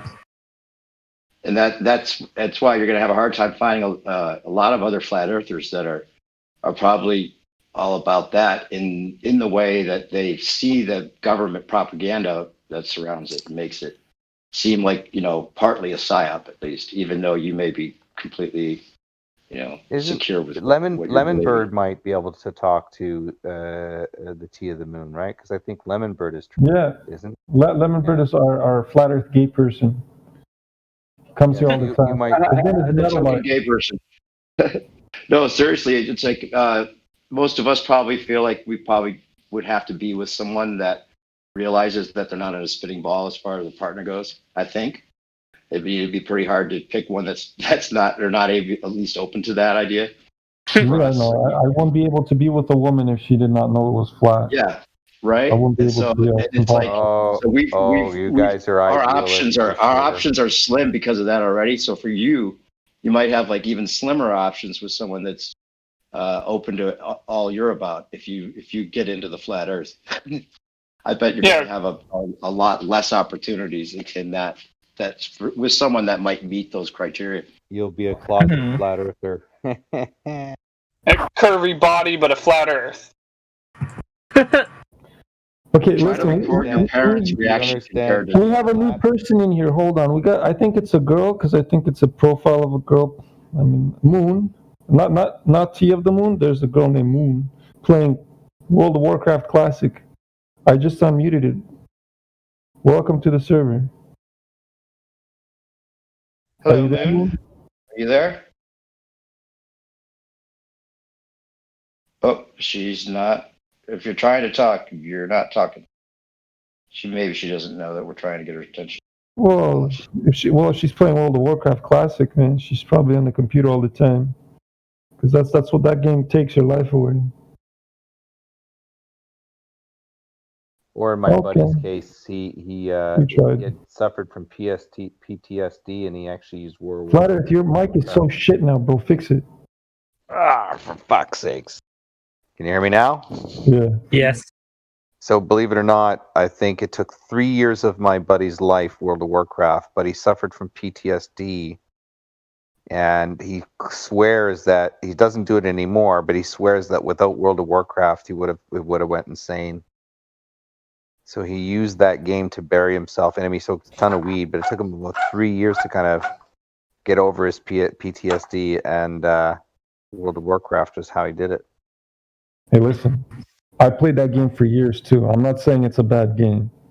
I'm just saying how it is. It takes your life away.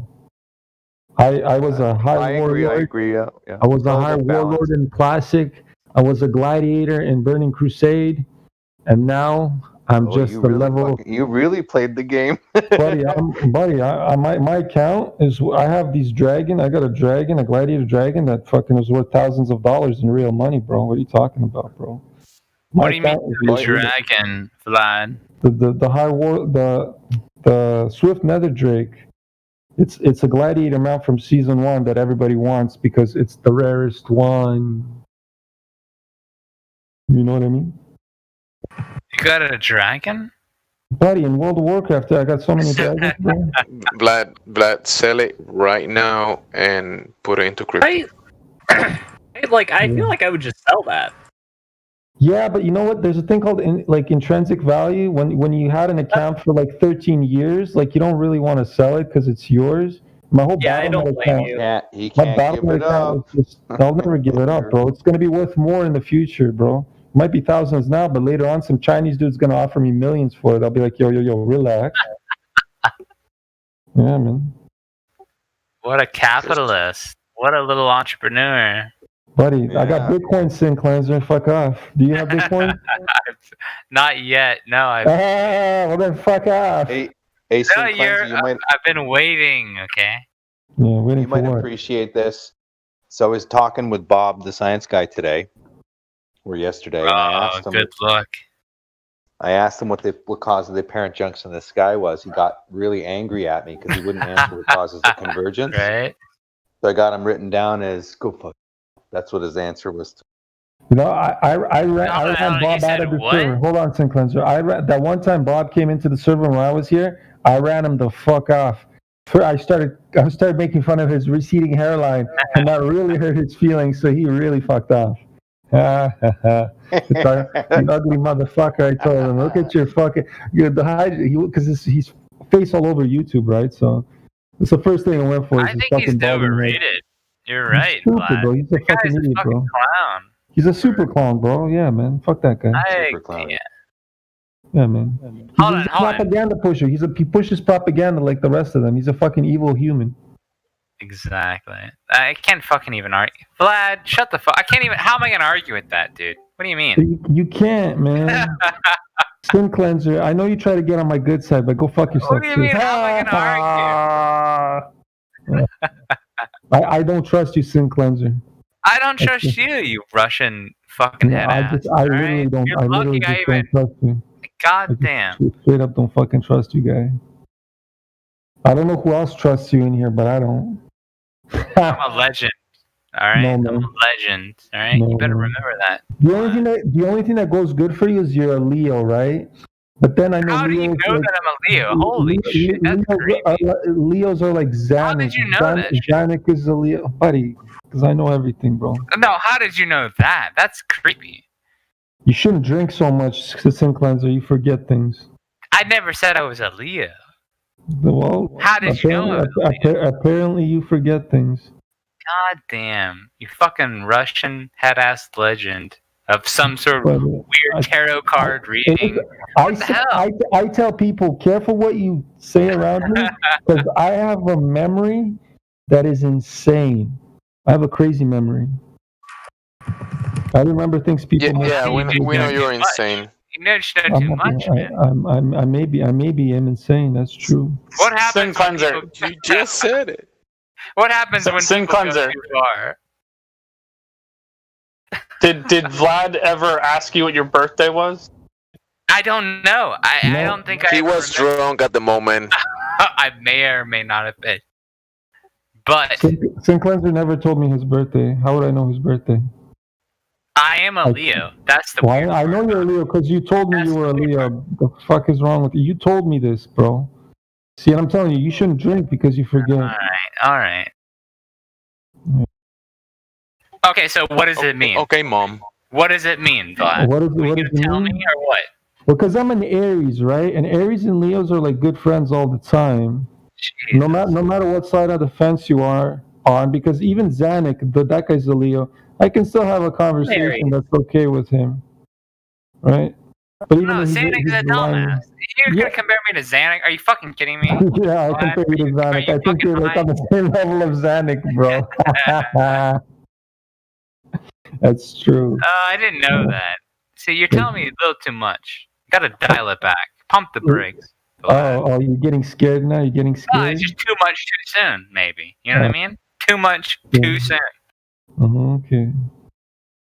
What am I gonna do with that information, Vlad? Tell me. What the fuck am I gonna do with all this? I don't know. Go look at your birth chart. See what it tells you. I don't want it. How about I don't want to, Vlad? How about you're doing too much? I think you should. Maybe it'll tell you what kind of asshole you are.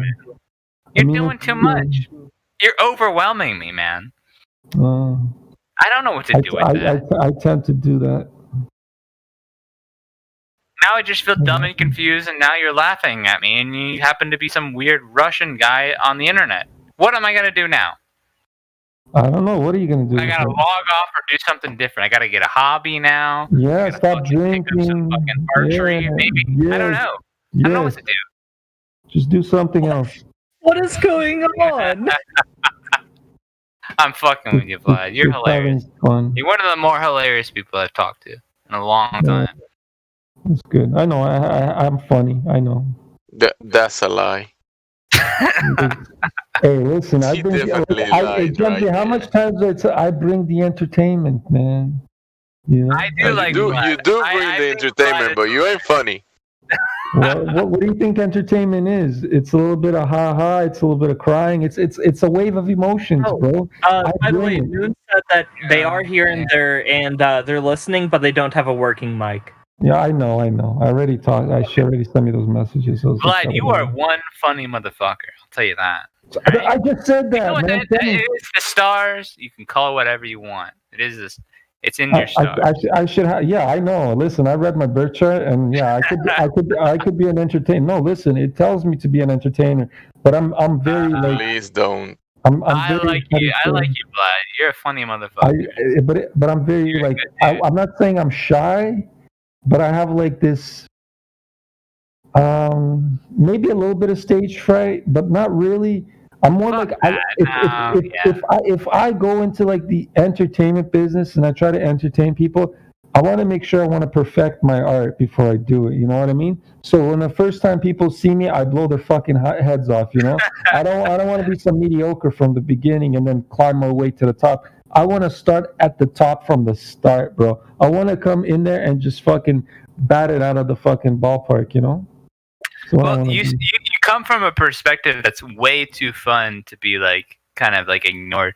You're like blasting on them with the fucking stars and shit. Zoroastrian. Bro, why you keep feeding his ego? No, okay. I can also say Jemsy wants to tell you, she's like, no, too much.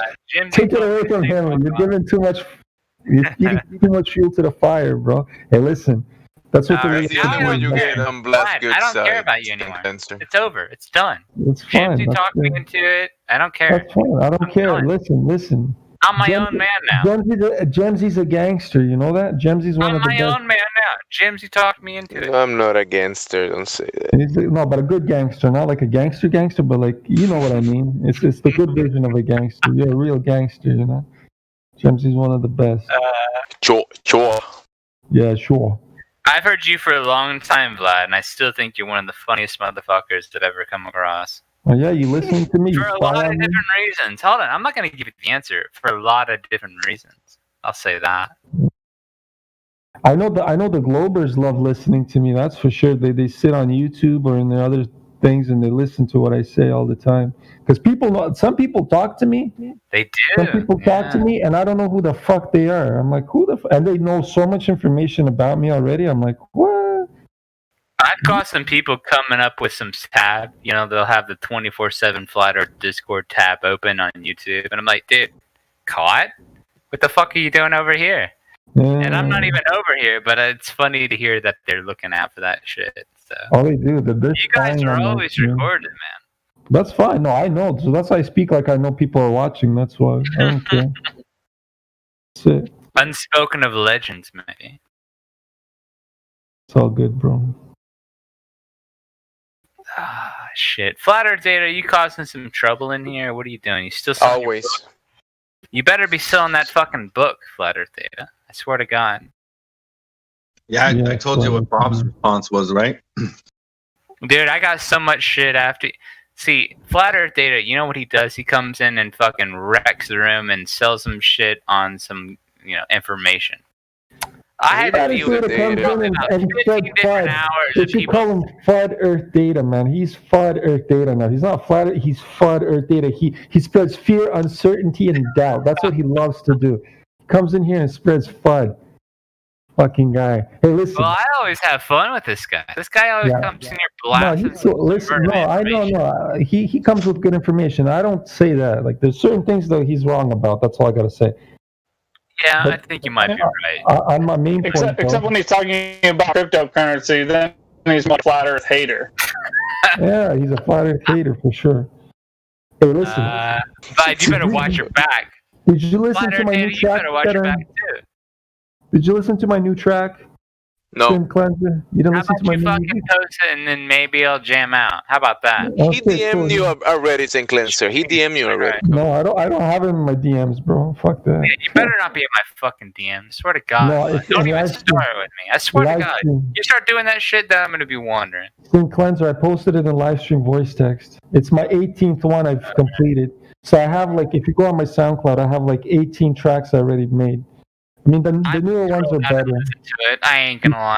You can listen to my whole album now. It's pretty much a whole album. It's a complete album of Yeah, start from number 1 and keep going. No, honestly, hold on. Let us Vlad, know. Let us know when you're done. How many Yeah. tracks you got, Vlad? Honestly, I'm gonna. You go on my SoundCloud. There's 18 there right now. 19 if you want to count the details. Jesus Christ! You're gonna ask me to get into the zone. I'm gonna have to fucking grab a beer or something. Yeah, grab a beer, smoke a beer, fucking do it to it, bro. Get relaxed, enjoy the music. All right, all right. I'll see you in 30 minutes, maybe. No, probably an hour. Because Better not You don't have to go. You could do it on your own they're time. like 3-minute, 4-minute tracks, bro. They're 4 minutes. He just 3 got minutes. here. Come on, Vlad. Well, yeah, he doesn't have to do it Now now. I don't even know what's happening, man. I'm gonna put this on to do to this. All right, Yeah, it's 5 a.m, bro. Do whatever you want. you're in the same fucking time zone. How about that? Let me ask you this. Actually, I'll say this. I'm gonna put I swear to God, Vlad, brother to brother. It's already playing. Holy shit. Holy shit. It has no lyrics, so you can keep it in the background while you're talking, bro. Don't worry about it, man. What's up with Moon? What's up with Moon? What's up with Moon? Moon doesn't have a mic. She's here to listen. That's it. Just leave her. It's hard as fuck, dude. What you mean she doesn't have a mic?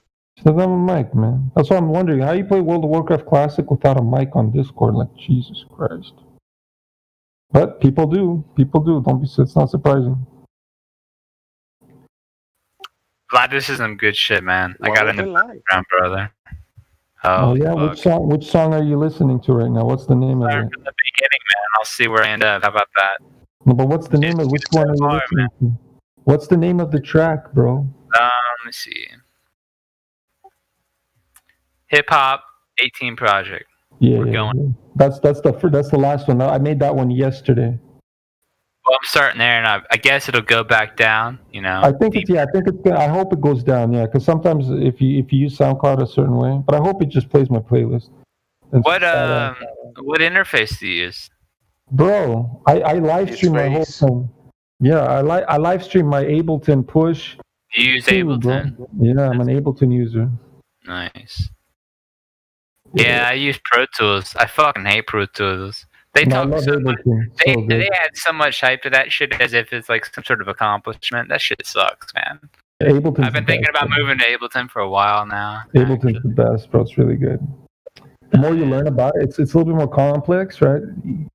But once you learn it, so good. What? Dude, Pro Tools is overrated. Don't let anybody talk into that shit. Like I use Mac, so I use Logic. Logic is good too. Yeah. A lot of good records made on Logic, by the way. Same with Pro Tools. I still think Ableton's the best. Ableton and Logic are kind of like the perfect duo. They complement each other in different ways. But there's a lot of really good records that have been made on both of those. All right. I record rock music, so I use Logic. I don't. Ableton's more of. Dude, I record a lot of guitar and drums, and I use Pro Tools. And I'm telling you right now, Flutter, it's fucking overrated, man. Don't even get into it. It's hype. All fucking hype, brother. It's the same as Logic. There's no difference. It's just the same. It's the same. It's just different plugins, man. Yeah, I've used Pro Tools and Waves and all that stuff, and it's the same. It's just like I started off in Cubase, then tried Appleton, and then from Appleton to Pro Tools, and then from Pro Tools I ended up with Logic. I was paying $100 a month for the fucking subscription to Pro Tools 9. I paid that shit for probably 2 years. Overrated as fuck. That's a waste of money, bro. Why would you waste so much money, man? Saint Clair. I did it. Saint Clair, Flutter Data, and Vlad as a trio making music. I'm just. Yeah, no, I'm a solo I don't even artist. know what happened with that shit, Jim. Chill out. I don't even know I'm a what the solo fuck was artist, James. I'm a solo artist. My mind is going like. Crazy. I'm a solo artist. You're a solo artist. You're not a solo artist. You're just a solo artist because nobody's worked with you. Fucking. Vlad, I think all you need at this moment is a cooperation with Saint Clair. Saint Clair's To take your music to the next level. Brother. Yeah, sure. Okay, tomorrow. Right away, bro. Well, what are you looking for? Do you do I'm not looking drum? for anything. Hold on. Listen, I record my own drum tracks because I have a bunch of fucking mics and a drum set. What do you do typically? Like, do you do MIDI? What do you do? Yeah, listen, you want to really see what I do? Go on my YouTube here. I'll post my YouTube, right? No. That's what I'm saying. It's all recorded on YouTube, bro. I have like 2 cameras set up. One's looking at what my hands are doing. One's looking at my face, and I have. So what do you want? You want me to set a guitar track or a drum track? I don't need anything from you, bro. I could fucking. Are you kidding? Vlad, just a recommendation from now on: you can skip the camera showing your face. Are you making fun of my face? Nah. Yeah, I'm kind of scruffy. I mean, it'll be easier for me to go to your YouTube and listen to the music if I'm. I haven't You one funny motherfucker. Listen, I didn't shave, nor did I get a haircut for months now. I look like I'm a bum, but I don't care. I'm making That's what music. I mean. Just look at my YouTube right now, St. Cleanser. Look at it. Look at what I do. Just so you get an idea. Pull it up. Okay. It's right in fucking live stream voice, bro. Pull it the fuck up, bro. What the fuck, man? If you're really interested to see what I do, it's right there, man. And everything I do. All Vlad needs is those drums that you got and some voice input to his music. Jemsy, thanks for telling people what I need. Because you know exactly what I need. You sound like a fucking snitch, Jimsy. What are you doing, mate? Jemsy's the best. I'm just trying to bring some input into Vlad's music because I've listened to all his tracks. All of my tracks. Oh, that's what I'm curious. Listen, Vlad, I'm not shit talking you, brother. No, I'm not. What do you do? What can I send you? I do drums. I do guitar. What do you want, brother? Well, but I have. We can do some shit with whatever, man. It doesn't really matter to me. Listen. Okay, St. Cleanser. I have all the drum. Fucking. The amount of samples I have from Ableton, because Ableton 11 came out and it had over 5,000 new sounds it pushed into it. So my sample, I have too much samples. I have so much samples I can't even go through all of them, buddy. I have a hard time trying to find a fucking kick. So what are you looking for, man? What do you want? You got a beat already? Probably. I already have fucking 18 tracks that I've made, man. What are you talking about? And everything I do is MIDI. So whatever. You're gonna go off.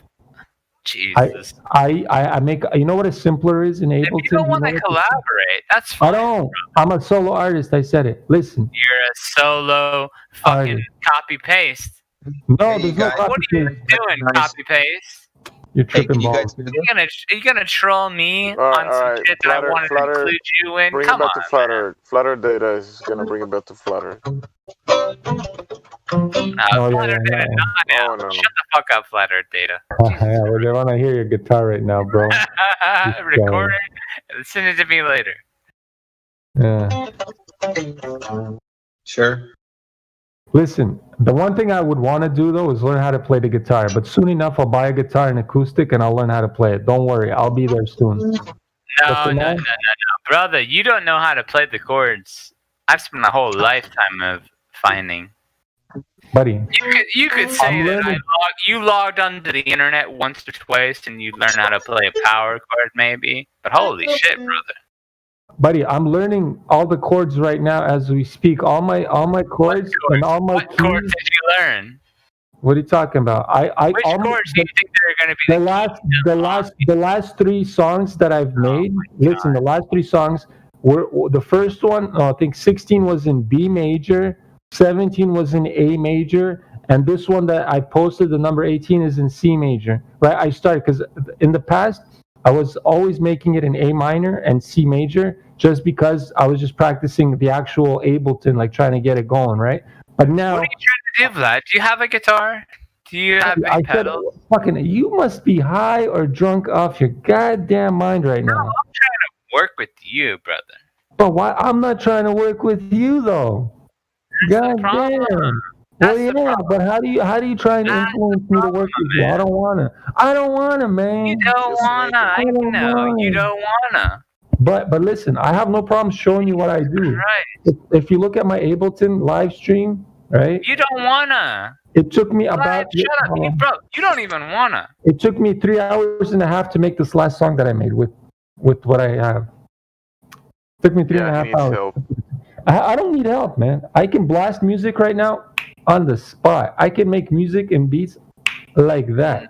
You don't know how to play guitar, Vlad. Stop lying to yourself. I can grab a guitar MIDI, right? And I can play the guitar on my Ableton Push too. What? Yeah, I can play guitar better than No, you. I could probably blast a crazy guitar solo better than you, bro. 100% better You than are you. such a ego fucking You're a hater. You're a hater. Are you Why you kidding hating? me, Vlad? You're a hater. Stop hating. You're a hater. You're such a hater. Comrade, Mr. Soviet. Whoa. I'm not a Mr. communist.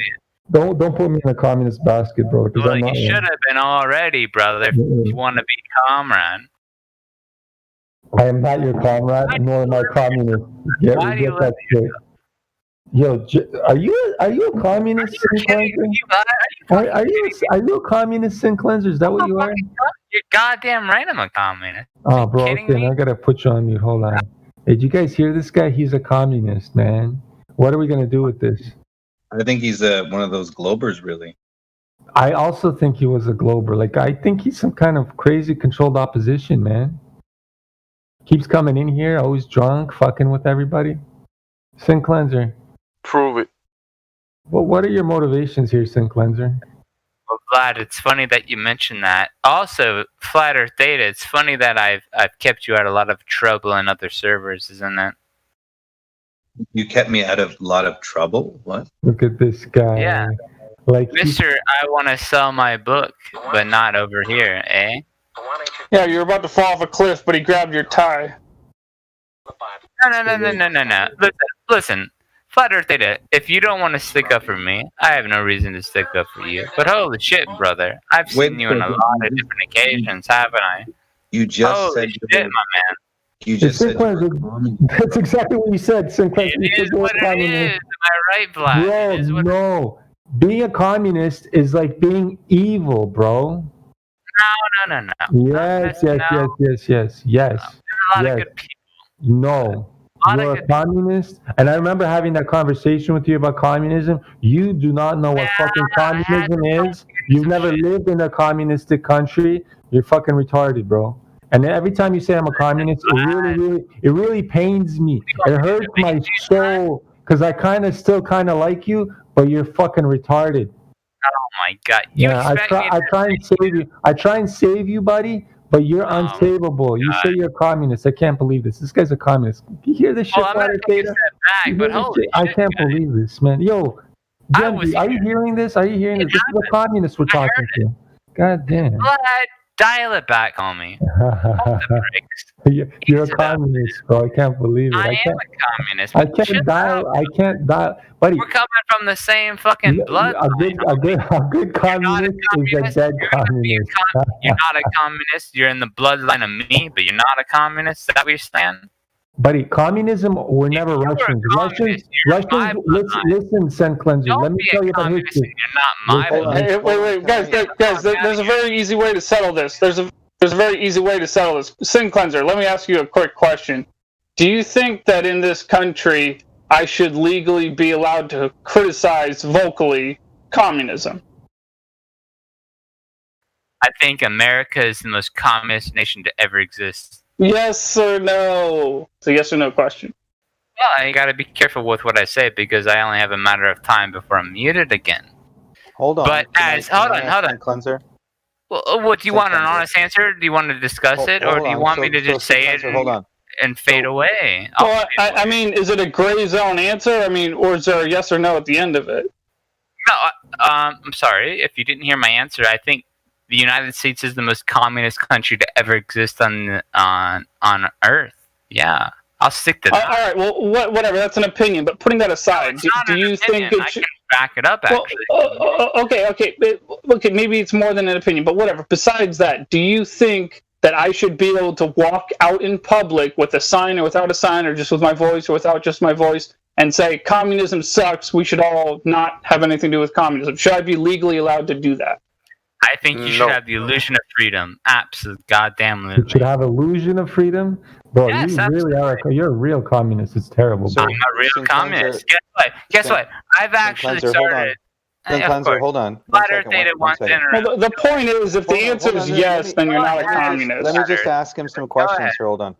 So, Sin Cleanser, do you think, because so far out of all my research, it tends to be that the leftists will be more communism and not believe that the earth is flat. I support leftism. I support communism. Absolutely. Hold on. Okay, but generally... I have a problem with that. You act like it's some sort of loss. Hold on. It's not a loss. I'm just clarifying. So I'm not imposing anything upon you. I'm just clarifying your line of reasoning because I don't understand it. And so that's why I'm asking you. Sure. Is that here's the thing, is that most people tend to be, let's say, on the right tend to believe in creation and flat earth. But people on the left tend to be more into communism, globalism, and not. You're right. Yeah. Not into creation. So where do you fit in with the idea of creation? Do you believe in God? I think that creation exists, but everything that's been put into place is because of a policy that acknowledges that we're all in here together. And communism is a social policy that exists only because we think of ourselves as a universal organism, that if the weakest part of that organism will die off, it's a cancer. So everything we can do to incorporate each other and the benefit of each other will add to the longevity and the viability of us lasting longer. Yeah, retarded shit. Okay, so hold on. So just no, Vlad. Just to clarify, you are a traitor, Vlad. You're not a true Soviet. Vlad, I'm not going to talk you, brother, but oh my God. Listen, okay, I'm going to stop him right here. Russians were never fucking communists. Get that shit through your head. It was the fucking Jews that came in and fucking manipulated the politicians, fucking paid off who they had to pay off, killed who they had to fucking kill to impose communism on Russian people. Understand that shit. Russians were never fucking communists. Okay that? God damn it. Do you understand that, Sin Cleanser? We were never fucking communists. It was always the fucking Karl Marx, a fucking Jew, Stalin and Lenin, a fucking Jew that brought that shit and fucking killed 40 fucking million Russians because of your fucking communism. Vlad, I agree. Sin Cleanser, did you know Stalin? Hold on. Do you know Stalin? Do you know Stalin is created the United Nations, right? Him and a couple other guys created the United Nations. So he doesn't know any of this. So United Nations is communism. It's funded by China. It's funded by other groups, obviously. 197 nations now it's funded by. and they're all bringing in the point of communism. Now, let me ask you a question. Do you think a doctor should get paid the same as a garbage man? Yeah. Do you think a doctor should be paid as much as a garbage person? I'm not going to answer him. I'll answer you, Vlad, if you want to Well, talk do you, about do you, it. do you Why think wouldn't you answer me? That's a fair question, and I'm being very amicable with you. I'm just questioning your logic. Because you gotta I'm yell under at the him, bro. That's impression- the only way he'll understand flat earth data. You're too calm. You have to fucking smack him a bit. I can't. It's late where I'm at, man. So I you know, Friday night fights is you know, put on character time. So Sinclair, So what problem do you have? Hold on, let me ask you this. Let's ask you point blank. I just gave you fucking all the answers. Yeah, hold on. I'm asking him. What problem do you have, flat earth data, with communism? Because I don't believe any government or any man should cap any of your achievements on anything. And if you have an individual, Do you want me to respond to how lost you might actually let be? me finish. If you have an individual that's lazy, wants to stay home, but an individual that wants to pursue his own dreams and happiness, there should be no entity in the way of preventing that to happen. Now, granted, there are red tapes and regulations, but right as of now, Sinclair, I can go start a business if I want, and nobody can tell me. Go ahead and try it. How about Hold that? on, I've already done it, dude. I've had many. Good businesses. luck, my man.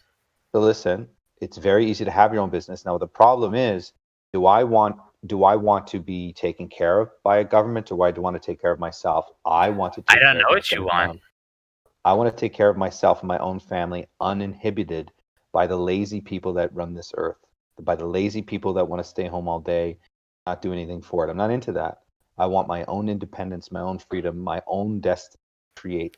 Amazing. That is the true happiness, is to pursue one's own individual interests and to raise a family without anybody telling you. What you are saying is that we need to come together as a collective, like a group think. Amen. Hallelujah. If I'm more intelligent than you are, and I'm more hardworking than you are, I think you're going to look out for me, aren't you? No. What's going to You're happen? not going to. I should Oh my motivate you. I should motivate you by showing you, by leading by example. That, by the way, if you do A, B, and C, and you work hard, you can achieve D, E, F. But you don't want that. You want somebody who's hard. How do you know what I want if I haven't told you? Because groupthink is that very thought. You don't know what groupthink is. You don't know what groupthink- Social Security is. You don't know anything what you're talking about. You're a I live liar. in a country. I live in a country I live already in the that has same Social fucking Security. country you do. Really, you live in Canada? I live in I Canada. live in the United States. Yeah, we live in Canada. This is a pure fucking communist country, Sinclair. You don't understand. Wait, Fuck no, off. not quite. It's not yet. I think Cuba is more so like that. Sinclair, can I ask you a question? Do you like to eat red meat, Sinclair? Do you like to eat steak every now and then? I heard that God does provide. Yeah. Yeah. No, and I'm just follow me for a second here. Do you like to eat a burger, red meat, steak, lamb chop, something like that every now and then? Ryan, I heard that God does provide. Yeah, He does. Yeah. I'm not talking about God. I'm talking about, look, the point I'm trying to make is you and I have the ability to go to the grocery store or the butcher shop in this country very easily and get some beef or some lamb chops. But I just met a woman just a little while ago who immigrated to here from Cuba, and she was fleeing Cuba. And I was asking her what it's like in Cuba, and she's like, "Oh, it's a crap hole. You know, you have to wait 8 hours in line at the grocery store to get a chicken." And then I asked her, "How long do you have to wait to get a steak?" And she's like, "No, there is no steak in the grocery store. It's just in a few fancy restaurants, and there's no red meat anywhere else." That's Cuba, man. Do you want to be honest, or do you want to keep lying? No, he's not lying. You're lying. What are you talking about? Can I ask him then? You're Why would fucking you lying, think that she Sinclair. wouldn't want a steak?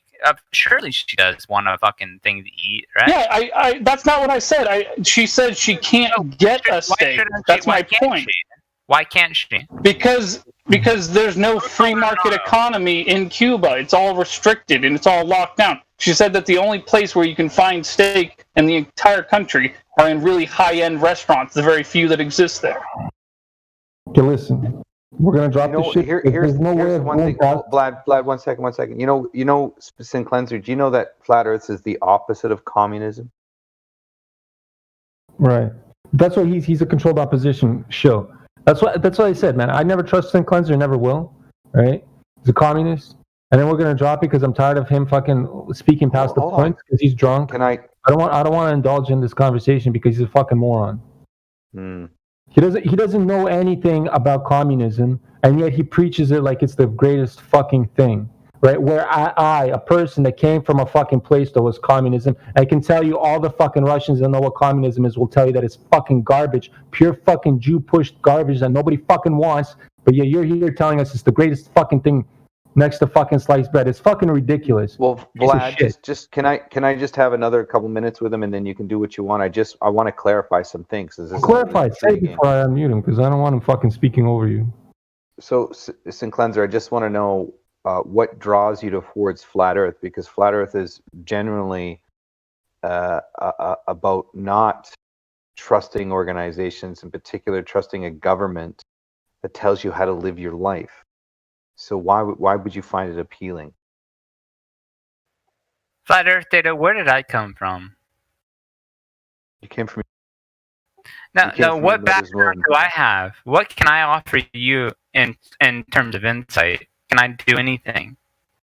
Yeah. You didn't answer his question. Why don't you answer his question? No, I'm talking to Flat Earth Data, not you, Vlad. You deflected from my question. So Flat Earth is the opposite of communism. Wouldn't you agree?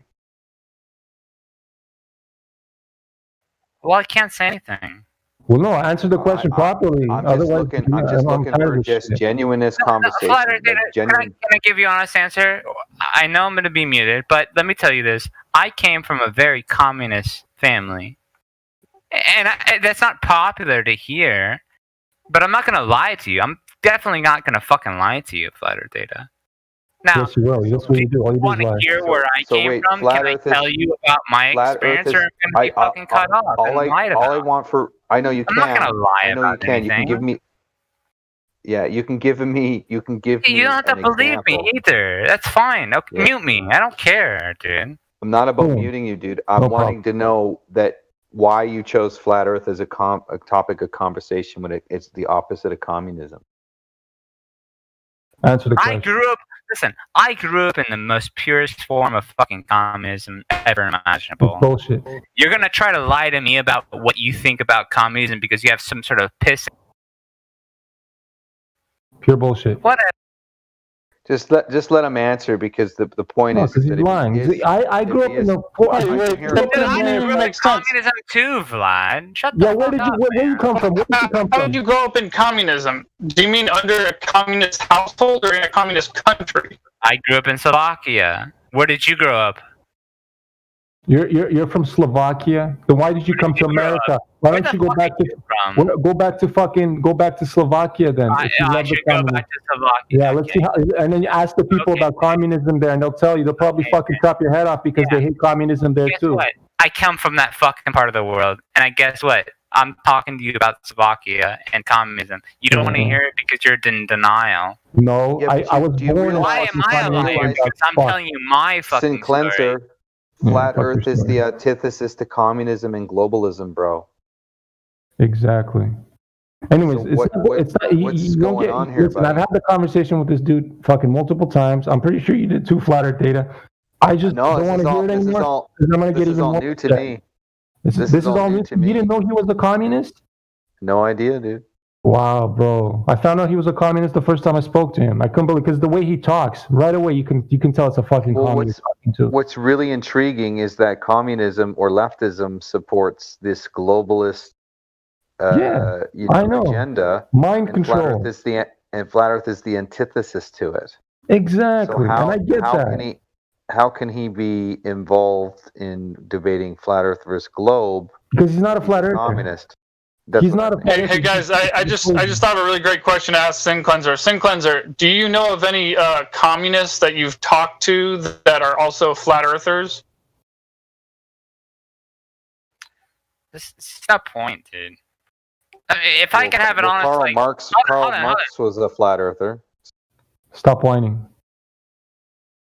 This is not a whining channel, bro. You're asked the direct question, and you're on the hot seat because I don't think you're a flat earther. Somebody should take that flat earth tag off of you and put you on fucking fence sitter. No, I think maybe he's a flat earther, but maybe he's not a communist. No, he's a communist. Oh shit! Maybe he was I think once you realize high you're a flat income. earther, there's He wasn't no the you high don't income communist side. you don't adhere to any Hey, Flat Earth organization. Data, let me tell you, if I can, directly to you, brother. I've heard you many times. I respect half the shit that you say. I love what you say. You want to come to Nathan Oakley's? I'm not going to meet you. I absolutely respect what you say, and I really do it and do it as much as I can. But if you don't want to talk about it, there's no point in even bothering anymore. It's not about I'm not even bothering. gonna fucking argue with you. What the fuck is point is arguing? You know? It's not bothering. I'm not arguing at all with you. Your belief system is intriguing. Hold on. I protect you when you come over to Nathan Oakley's because I speak up for you. You don't have to believe me, but I enjoy hearing you. You don't have to want to hear me, but You're acting like Nathan Oakley's is some fucking big fucking awesome fucking chef. Fuck Nathan Oakley's channel. I don't care. You can take both off. Yeah. St. Cleanser, you're trying to appeal to something, which is fine. I get it, but that's not how it works, right? I've never sought out for anybody to defend me or speak anything towards me, because I really, in all honesty, I don't give a fuck. But see, that's what the lefties do. Well, I'm defending you, like they're trying to fucking do you a favor. They like to do that shit, you know. Well, I'm not defending you. I'm more intrigued by let the fact Flat that Earth and this guy and St. Cleanser talk a little bit about it, because I think he has some questions for him. Yeah. See, I don't really have much. Listen, Flat Earth Data, I don't have anything to say to you, man. I spend a lot of my time defending what you say in your stupid little fucking book. But if you don't really give a shit about anybody, then fuck off. Go fuck yourself, dude. So what it is I don't really care about. Go fuck yourself. How about The that? true colors are coming out. You see this? You see I don't really have I need ever said anybody. anything against you, man? Have I ever been really shitty? I've only ever argued with you, and now you're being a little dick.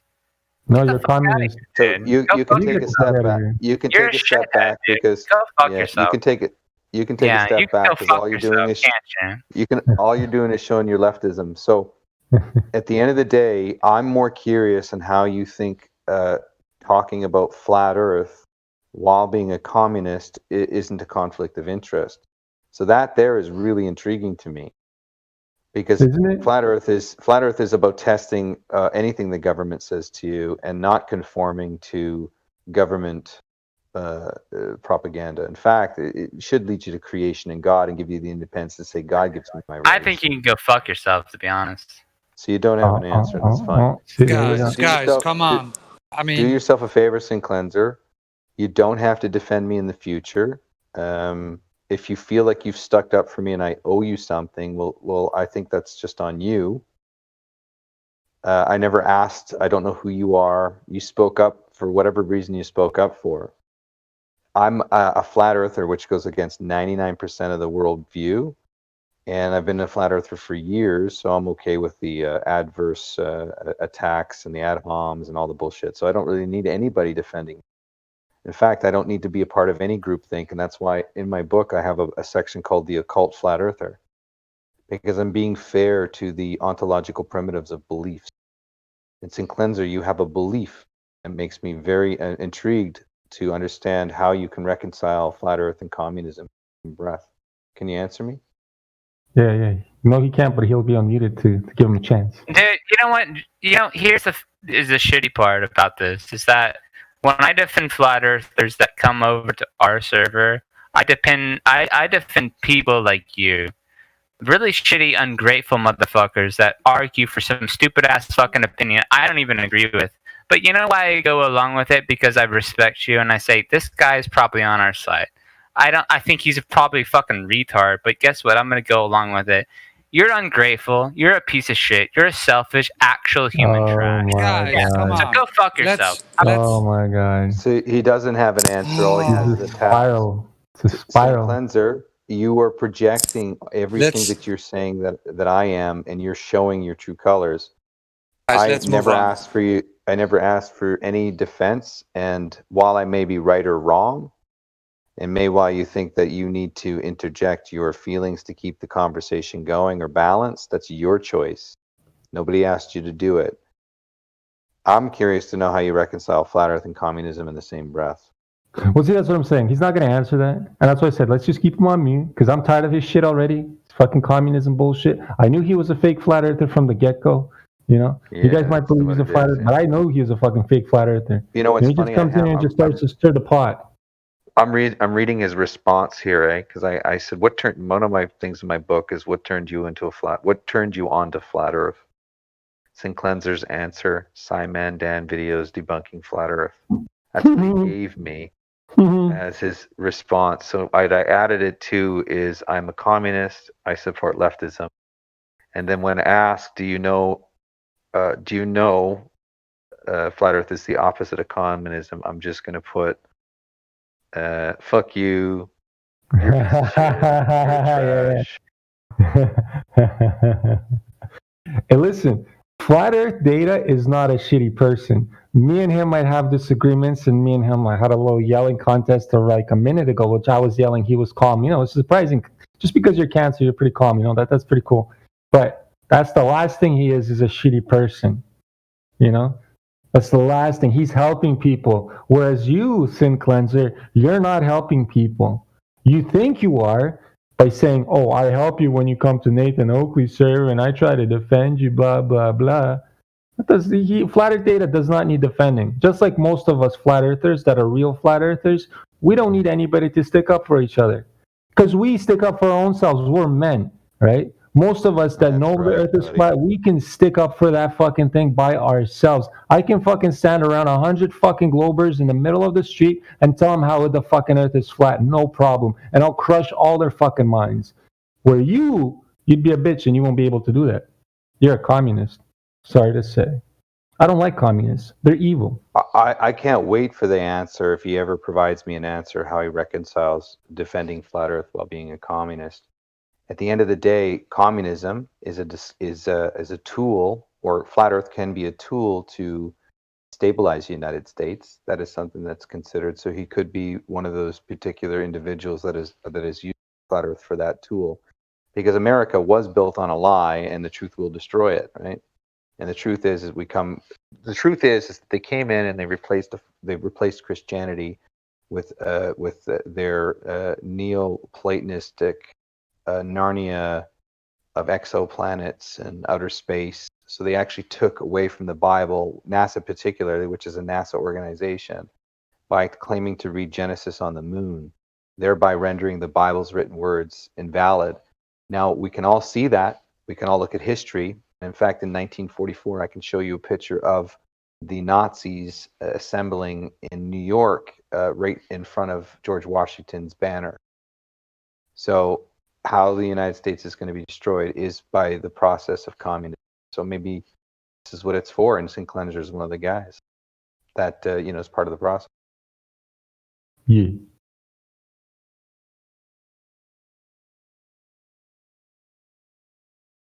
Goddamn communism. Okay, listen, first of all, we don't have any Globers in the house, right? And I really don't want to talk to Syncleanser because he's going to stir up the pot. I'm trying to get some from the lobby, but they're all scared. Right. So, I think we're going back to cryptocurrency talk. Get out. Just be careful what you're doing. I'm sure you've been in it for a while, so you know the game. Oh, buddy, I know. Don't worry, Flatter. I know. I know. What bro, it's 62.5. Did you see how much it? Bro, it's already fucking peaked. Every time it goes up, I make money too, dude. It's all good, yeah. Buddy, oh man, it almost hit 63 just now, bro. Roger, do you see that shit? It almost hit 63. No, it should go to 100. It should go to 100,000. No, you're right. It should go to 100,000. That's what they're saying. 200,000. They're saying 200,000 by September. That's what I heard. A little birdie told me 250,000 by September. Well, if inflation happens by the end of this year, you'll probably get your wish. I have an Apple Watch with Bitcoin price constantly shown, so and I know. You better take your money if it goes to 200 grand. Was it a Twitter birdie? I like how Roger is like always telling people, okay, blah blah blah. You can lose money. He's very conservative about it, but yet he still has cryptocurrency because he's not stupid. Yeah. Yeah, but I burned myself way too many times. I burnt myself too, but that was because I was trying to get rich fast, But if you just put your money in there where you know it's gonna grow and you know it's gonna go up, don't move it, and that's it, and just relax about it and forget about it. That's it. Have you ever considered? Have you ever considered a Muslim influence in with the flat Earth, because the Quran has flat Earth in it, and the form of Sharia law is very close to communism? Well, yeah, we don't want to get into the I don't want to talk about Muslim stuff without Muslim people being in here, right? Because I personally, yeah, that's fair. Just like the Bible. Just like the Bible, it's written by men. So is the Quran, and so is the Torah, and then the fucking Talmud, and all those other fucking religious books, right? All written by men, right? And it's all up to it's all interpretation, and a lot of people interpret it in all kinds of different fucking ways. Well, did you know that the Talmud had flat Earth in it first, and it was changed to a sphere? I know. Yes, I know. And then the Zohar came out, and in the Zohar, it's all teaching about the sphere. But do you know what has remained true into the description of the Earth? It's the Bible. Flat. It talks about the sun moving. It talks about the plane. It talks about the stretched out horizon, the stretched out sky. I know. The Bible and the Quran also. The Quran also talks about the flat, immovable plane. Yeah, so there you go. So you've got two books that maintain their description of Earth, which we observe in reality, but then you have the other books that talk about a spinning ball. And here's there's a difference between the Torah and the Talmud. You know that, right? I don't know if they changed the Torah. I don't know if they changed the Torah. The Torah is the same as the Bible that we have here. Is the same. Right. Book, exactly. So it's still a flat Earth book. The Torah. The Torah is, yes. Yes. The Talmud isn't, and the Zohar isn't. Exactly. The Talmud is those communists. Those are the ones that follow that shit. So that's the globalism, right? That's the right. That's the exactly. We're just connecting all the pieces together right now. Yeah. I already have all this information in my head. It is what it is, right? Well, here's the best part about it: is if you go look at the Kabbalah, they talk about alien life, and they actually use the Torah and the Talmud to show that there is alien life, right? And in the description of the Kabbalah, and I could post this stuff for you, they talk about extraterrestrial aliens living in other planets, right? So what other cosmology or what other model of reality teaches that but doesn't say it's from the Kabbalah? That's like pop culture, right? Yeah. So yeah, if you go look at that, it's just interesting that is never discussed. And I like bringing that up with the Globers, because it's like, well, your modern science talked about aliens in Area 51, but yet you've got ancient books, and hundreds, thousands of years ago, they're talking about aliens and extraterrestrial planets and everything. So what's the draw here? What are we looking at? We can't say these are ancient books, because they keep being translated, reproduced, and they keep being changed, right? So as soon as you change, the idea is that they're a couple thousand years old. Yeah, but listen, there's the idea that it's a couple thousand years old is pretty substantial in its origins, because you can trace the lineage, and plus all the scholars that study it, and all the, like, even IBM, right? IBM developed they developed a way to translate languages, and IBM is one of the first to translate all the Bibles into different languages around the world. Right, IBM's behind this. They had to. The international banking machine. Yeah. I trust what they translate. Well, the idea is the closest translation, right? You have to keep in mind that at one point the technology was designed to be accurate and true. What they did with it afterwards is another a whole other game altogether. And as communism took over, because right now Canada and the United States is being taken over by communism, they will use that technology how they see fit, right? So we're at that. Where in Canada do you live? In British Columbia. Oh, you lucky guy. BC such good weather. Dude, are you kidding me, dude? It's nothing but fucking gray. I get a day of sun and weeks of gray, a day of sun, weeks of gray. No. But the weather's fine. No, I mean, I don't care if it's gray. Like, it's not minus 30. I no way. It's not minus 30. But at the end of the day, dude, you'd think that after a while, no, give me sunlight. I'll take minus 20, minus 10 if I can have weeks of sun.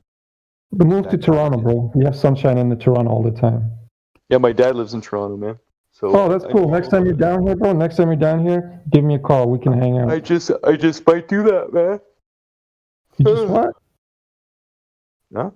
You just Said what? just might do that. I just Oh yeah, might do that. perfect. Yeah, that'd be cool. Not a problem. Can hang out. It's funny as a dad though. You become. It's funny because my buddies, I disappeared off the face of the map. Because when you guys meet, make sure you keep 6 feet and wash your hands. Yeah, sure. Yeah, we're gonna wear double masks, triple masks. Yeah, fucking condom suits and everything, bro. 100%. I've never wore one mask yet, and I walk into all the stores. I don't engage. Do my thing. I pay for my stuff. I've had people turn me down, and then of course I go, okay, I'm gonna record the interaction because you can be sued. That's what I say to them. I said, you're gonna serve me or not gonna serve me. If not, you run the risk of being. That's what I say. Sometimes they win. Sometimes I get them to serve me with that. Sometimes I don't. Because at the end of the day, you're refusing to feed me because I'm not wearing a mask. Okay, who are you? Store policy. Well, store policy says under the bylaw, I'm a person. This is a public place. You can't deny me service if I have a medical condition. And then I've had people tell me, well, where's your medical stuff? I want to see it. And I said, again, you should enforce the bylaw. So some places have turned me down, but look, man, I have personal direct evidence from nurses that they themselves say that it's the flu, and that's it. That's all I'm going to say about it. It's just the flu, and it's not. No, it's a political hijacking. What's going on? Oh, we all know this, man. I know this, man. I know all that shit. Everything, man. The coronavirus is. But the coronavirus, just the name itself. If you look up into the medical 36 strains, yeah. But just the definition of coronavirus, it's a simple cold. It's the common cold. That's what they say in the book of medicine in 1980 something, or even fucking older books. They say the coronavirus is just a flu. Yeah, there's 36 strains of it though, right? So there's variants. That's why they keep saying variants. It's because there's already 36 strains logged and cataloged. So they're just that's also but that's also bullshit because when you analyze, let's say if you're taking a sample from a human and you try and test the DNA, you're trying to isolate the DNA of these viruses. Guess what the DNA comes back as? I have no idea. I've never done it. The DNA of the host. So all they have whenever they take these samples, it's all fucking human host. The PCR testers to collect your DNA. That's all they're for. They know that. Yeah, the PCR test is bullshit. Well, yeah, it's just to collect your DNA. So they have, and to because they can charge, the pharmaceutical companies made them, whoever's making them, they can charge the taxpayer $150 per kit. So just a money making scam. So you get all the cases running up on fear, and you make all the money. You get it? Yeah. We need to recoup some. The IMF anyway, the International Monetary Fund, is behind part of this to raise cash.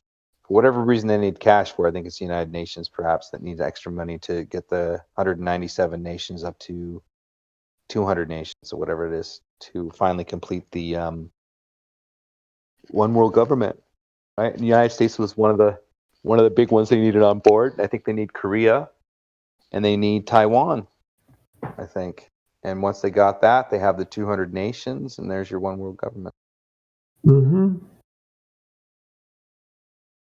Russia's not signed up to that shit. No, Iran, that's why I don't think they're going to deal with Russia. I think they'll end up attacking Russia. Yeah. Because of just look, man. When you gotta, I actually it's kind of funny because I do like Putin, even though I don't like Putin because it's like this catch-22 with the guy. Yeah. But I think the family structure there is way better than anywhere else I've seen. I shouldn't say that. That's not true because I haven't seen every place, but they are Orthodox in Christianity, and it's mother, father, son, daughter, marriage, family. Yeah. It's pretty cut and dry, and they actually very original things. Yes, it's all how it's supposed to be. There's a structure to it, but communism destroyed it. What it used to be was a very powerful place, right? But then those fuckers came in, and that's why I don't trust Putin, because if you know his last name, his mother's last name is Shlomova, right? So he's deeply tied into the fucking whole cabal and shit. Right. So I don't trust him. I think he's controlled opposition, and he's just leading the path into a certain direction where he's actually going to be okay with the war and send a whole bunch of Russian people to their death again. That's how they always do it. Through propaganda and lies. And I'm telling you, there's double fucking dealings, and that's what they're happening again. And even the Russian people, I talk to Russians all the time on the Russian Discord, the Freemason Russian Discord, and they tell me all this shit too. They know all this. You know, so this is what the problem is, and I see this whole global picture like pretty much to a level that you see it as, Data, but I have more insight because I have Russian roots. Well, I have a question for you. Yeah.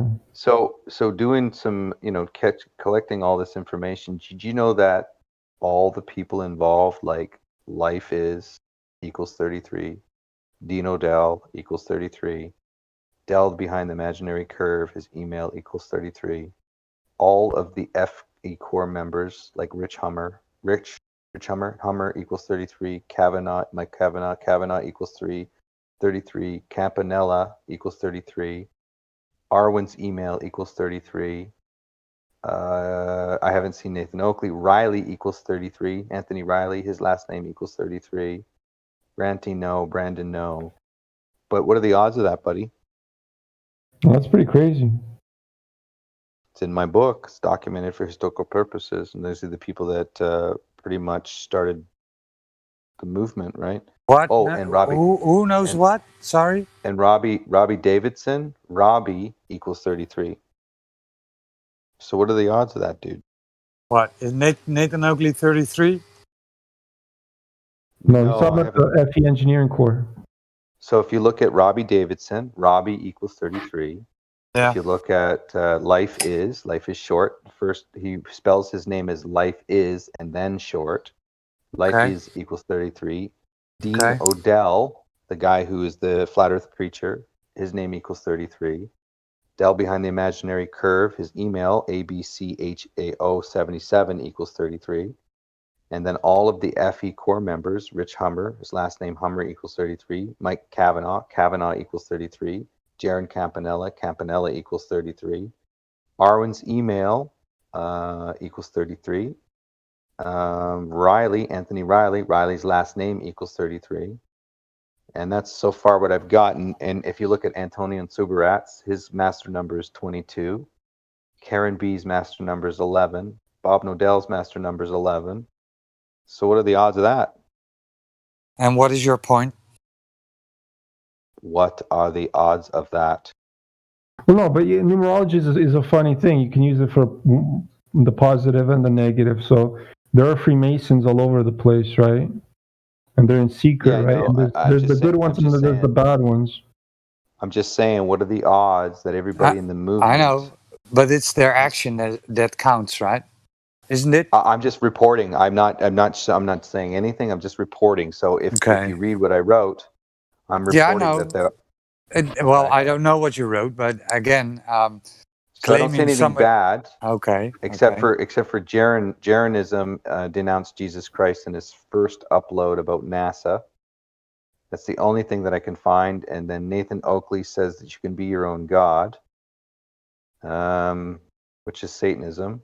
Well, they have their rights to believe what they want. Sure. I heard Nathan Oakley obviously say that there is a creator, but he doesn't conform to. Nathan Oakley admitted to being Muslim, so I have that.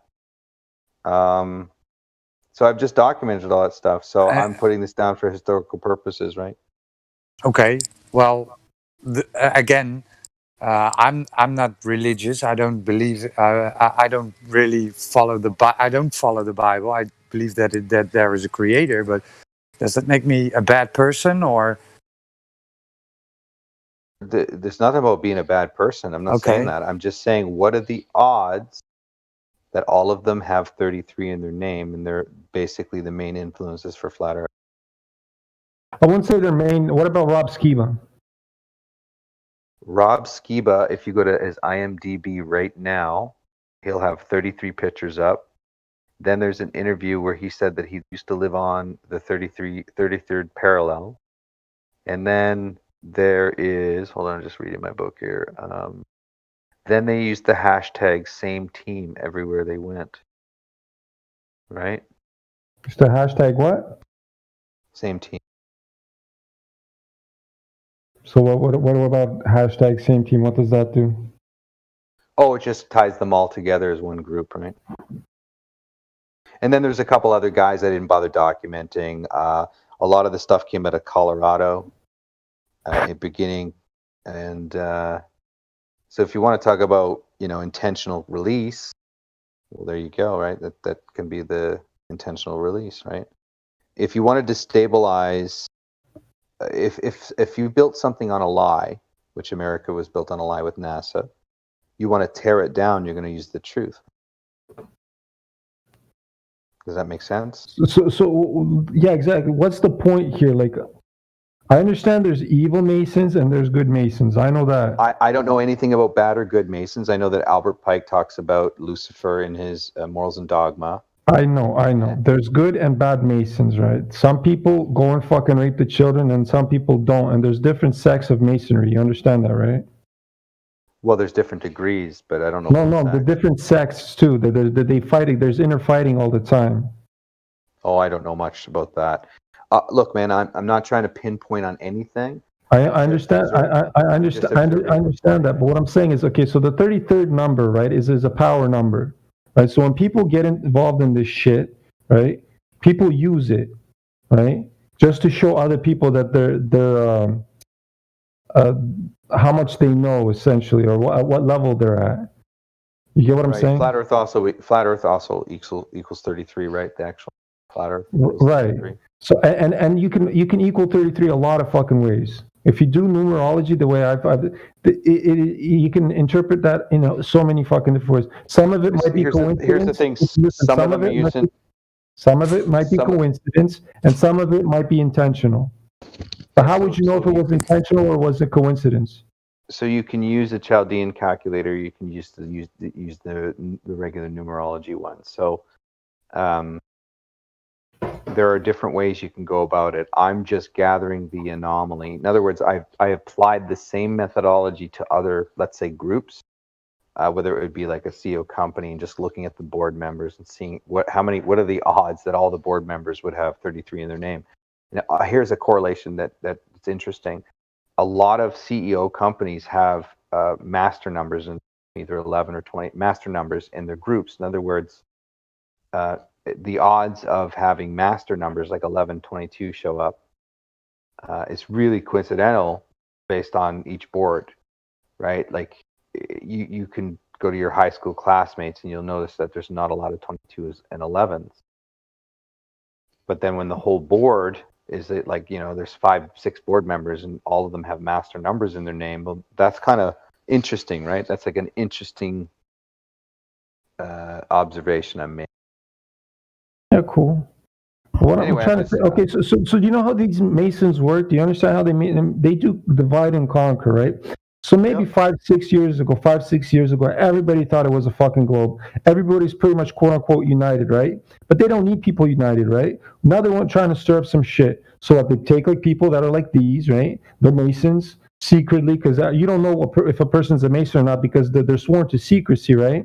So the only way they will disclose it is with numerology, right? And if you're in the know, you can decode it and you'll have like suspicion of somebody being a Mason. Because I've had people around me that I know for a fact that they're Freemasons, but they don't say it. They'll never say it. And even I asked them straight up to their face, I'm like, are you a Freemason? He said no. But there was this other guy that I talked to, are you a Freemason? He's like, yeah, I'm a Scottish Rite, right away off the bat. I'm like, okay, so are you at the 33rd degree or what degree are you at? He's like, I'm a 3rd degree. That 33 degree, I don't fuck with those people. That's what he said. Right, so there's different sects. You got to understand it, and the world is massive, right? So whoever's controlling, there's a lot of puppetry going on around, right? They are causing a divide right now. They're everybody that's intelligent to see the truth. They're filtering them out right now. So they all know who we are, right? So this whole Discord, then we're always here. They fucking watch us and listen to us, and just like you're making notes about them. They're fucking making notes about us. They probably know all our personal information by now. You get what I'm saying? You think you're fucking secure, but definitely you're not. And I already know that. That's why I don't care and I don't hide. Because come to my fucking door. I'll show you who fucking really Vlad is. You know what I mean? I hear you, buddy. I hear you. Right. I think what my drive in the whole thing is when you're introduced to it, the way that the narrative is introduced is almost like this awakening thing, right?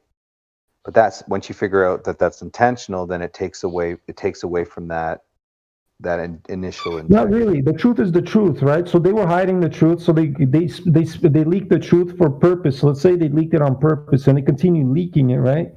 Like I said, here's they're trying to collect the people that are smart and the bright ones that will give them a challenge that will go against them. Now they know who we are, right? We're no longer in the shadows, right? They know the dumbasses are already the dumbasses, right? So they don't even care about the sheep. Those guys are going to kill themselves. We are the problem to them. So they did the divide on purpose. That's fine, but the truth is the truth. I still rather know the truth.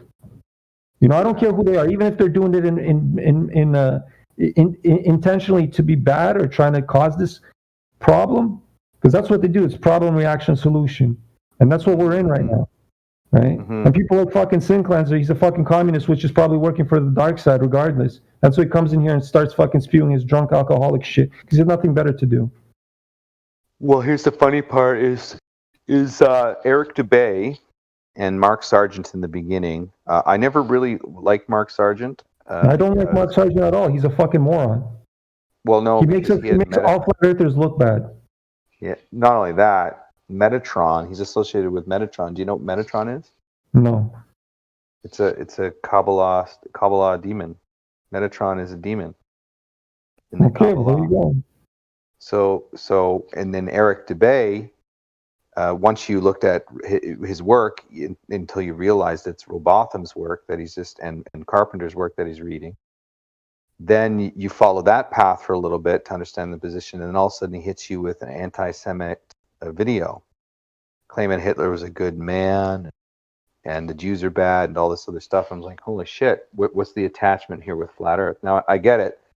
The Nazis ended up taking over the United States and creating NASA after World War II, right? Right. And then the Soviets, they split the people. It's just families and friends that went to different countries, right? And then put on some competition, fake competition, and then you're supposed to have the impression that each government hates them, or that each government hate each other, right? But in reality, they're working for the uppers are working for one cause, right? Who gives a fuck with the little peasants? Let the little peasants hate one nation over another. It'll benefit.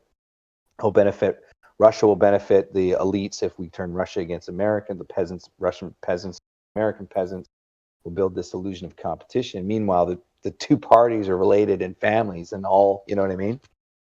So it's interesting how that is. And the post-truth new world that's going to come out, that is coming out. Like I think it's even going to be bigger than what's going on now.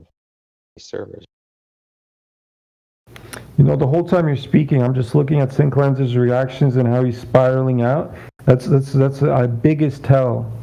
You know, that's a massive tell on what his intentions are. You know, and now he got muted by the bot because he's fucking swearing because he's really spiraling now. Yeah, it could be just the booze, man. Could be the booze, Roger, but I've spoken to Sin Cleanser plenty of times. He's a communist. He loves to be a communist. He fucking says communism's the best, right? So when a person's like that, there's no speaking to him. They're all fucking retarded. Because understand, communism is evil. Communism kills people, and they've killed so much fucking of my Russian people. You guys don't even know. And it's really fucking. They have a day called the Red Day because the amount of blood was spilled by these fucking communist bastards. Mm-hmm. There you go. And this guy's like, oh, how about you unmute me? Let's talk. No, fuck off, bro. Sin Cleanser, I don't want to talk to you. You're retarded. And Flat Earth Data is on point on a lot of these things.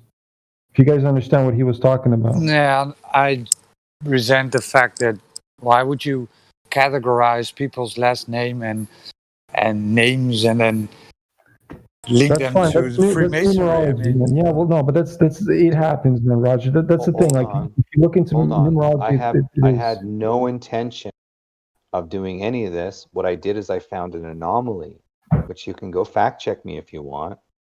And that's what I compiled as an anomaly that I observed. And you know who taught me to do that was Russian Vids. I know Russian Vids. Yeah, I know. Yeah, right. So Russian Vids said, you know what? If you want to notice the headlines, if you want to go check out, artists and all this stuff, you want to see where it's at, you want to see the influence, use this calculator, we can do this. So I kept watching him over and over again. I said, fuck this. I don't believe this guy. Let me go find my own calculator. That's what it was. I don't believe Russian Vids. I think it's fake. I think it's a hoax, right? I typed in Jehovah equaled 33. Typed in Alex Jones, it equaled 33. Bro, I did it. I did the same. I saw plenty of videos from him when he analyzed movies and So I didn't believe it. shootings, and when you see Exactly. So I the didn't believe license it. plates of English. And this is before Flat Earth, right? So I didn't I know. believe any of it. And But- so I went in and I found news articles and typed in that. I was like, oh, that equals 33. Interesting. And then I did a little bit of research on gematria and Chaldean and the history and all that stuff. And I was like, I'm not going down the gematria route with the crazy numbers and da-da-da-da. No. I'll start numerology and Chaldean because it looks easier. And sure enough, I typed in Kavanaugh. I was like, oh, that equals 33. I typed in Campanella. I was like, oh, that equals 33. Typed in Hummer. That equals 33. I was like, what the fuck's going on here? Typed in Riley. It equals 33. And I was like, okay, am I doing something wrong here? Something must be going wrong because why are they fucking adding up to 33? And then somebody told me Russian Vids was busting Dell's ass behind the imaginary curve. He's like, your email equals 33. You got Satanist tattoo. So I typed in the email. It's like, well, the fuck, it equals 33.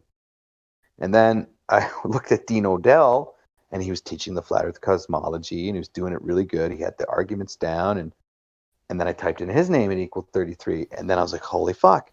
Then I typed in life is short, and then it equals 33. So the odds are that they all equal 33 was an anomaly. So that's all I'm reporting on. I had no malicious intent at all. It was all just about questioning. Is what? Huh? That's all it was. That was the motive. It's just questioning. And in my book, it's just basically questioning motives. And then now where I'm at the point where the book's almost done, I now have to just add in add in statements from the responses.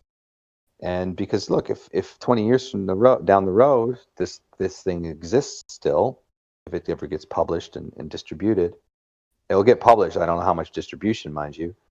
If it ever does, then it's there. It's for historical purposes, man. So, like, again, I'm here to discover the truth and understand what psyops are and understand that the United States is under attack to be destroyed. They have to turn everybody into tribes, you know. I know that the eastern side of Canada will be heavily Muslim and the western side of Canada will be heavily Chinese. So there's the same thing will happen with the United States. California will be destroyed. California will be taken up by China, and the east coast of the United States will be all taken up by Muslims.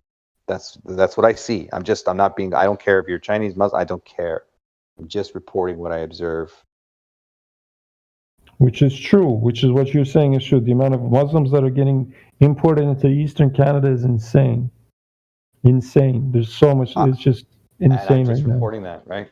Anybody can verify that and go check. So I have no malicious intent. I'm just for the truth. You said the truth will reveal itself, right? And they're not only doing this to America, they're also doing that to Europe countries. It's actually not an attack on the land of America. It's an attack on the white man. They hate white people to the point where they want to exterminate them all. It's a genocide of the whites. Have you ever heard of the white man monkey job? No. Okay, so the white man monkey job is literally Chinese people paying white people that hate their own race to market, sell product, and to, you got white man monkey job political leaders. They're literally bought and paid for by China. Go in and bring. Yeah, Trudeau, bro. Trudeau's a fucking monkey job. There you go, white man monkey jobs. Yeah. Trudeau, everybody in Canadian politics, they're all fucking sellouts. They're all fucking sellouts. It's insane. They don't benefit any Canadian. Ever since, like, I don't remember all the Canadian government just fucks the people. It just fucks us all, man. It's insane. And I get what you're saying. A lot of it, because I've done a whole my own research, right? And the thing is with the numerology thing, right? 33 can come down in so many different ways. Like you can always equate shit to 33, and like it's a Yeah, you know what plethora of it. happened? I understand that, but I used other to verify. I used other apps that you can get and other online calculators just to confirm. Right, no, but the algorithm won't change. I mean, the way that numerology is done, it does the algorithm of how to add up the letters, it doesn't change. It's always going to be the same. So changing more than welcome. calculators doesn't mean shit. What you might want to do is maybe add a letter or remove a letter, and you'll see, okay, there's going to be a different answer. You're more than welcome to fact check me. I've done this over and over again to confirm with different gematria calculators, Chaldean, all that stuff. So I've done it over and over again.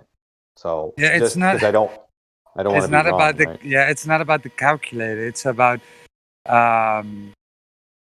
saying. I mean, if I'm not mistaken, Russian Vitz also says right. It's not everything is a 33 connected to a Mason or an organization, right?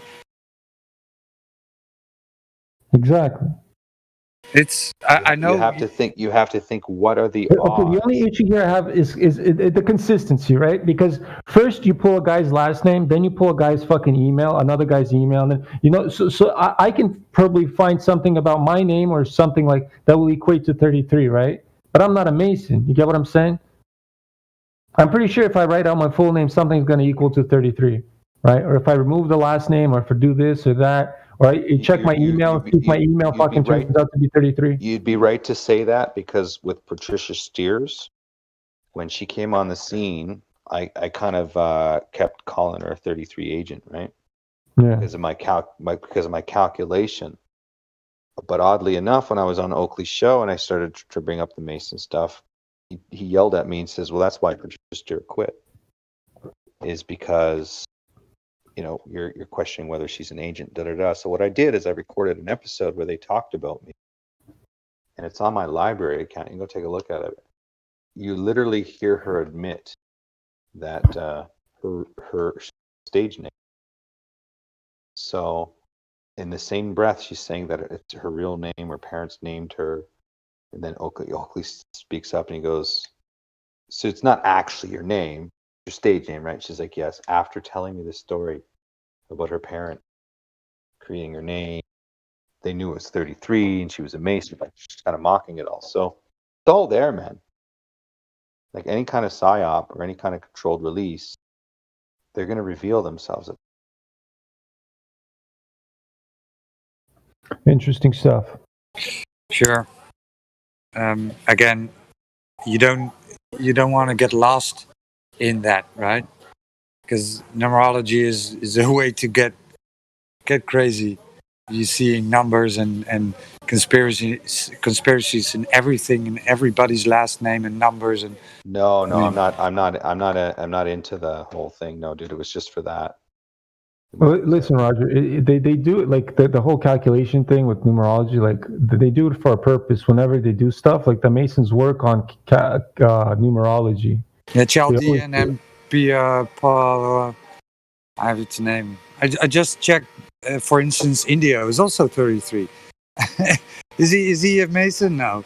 Who knows? Maybe. Jehovah equals 33. Flat Earth equals 33. There's a lot of 33 of That's what I'm saying. That's why I said, like, if I go through my name, I'll probably find, like, if you put in Vladimir, you'll probably find 33 in there too. No, it's not. Pythagorean. Pythagorean and Chaldean, right? Those are the two used. Pythagorean, yeah.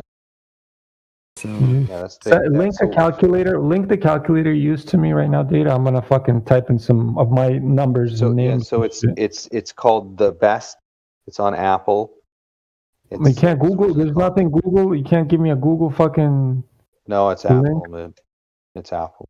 Okay, well then I'll find my own calculator. Yeah, just a gematria calculator, or what do you call it? It's Pythagorean and Chaldean.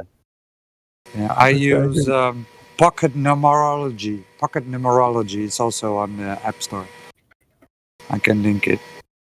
No, I don't need an app. I'm gonna go on the website right now. I'm just linking it. Chaldean, and then Chaldean and what? Pythagorean. Yeah, Pythagorean. Pythagorean. So Numerology you use Android then? If you use Android, I think they may have a cross-platform. I can check for you. It was called the V Best, so like V Best, Victor Best, like one. Anyway, that's what they called it, and that was the one that I ended up using for most of the stuff. After I fact checked to see if it was pretty legit.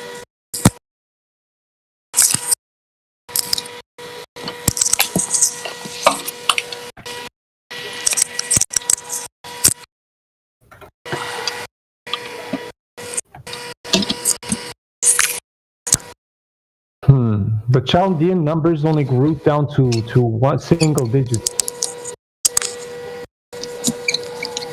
So who's making all that noise?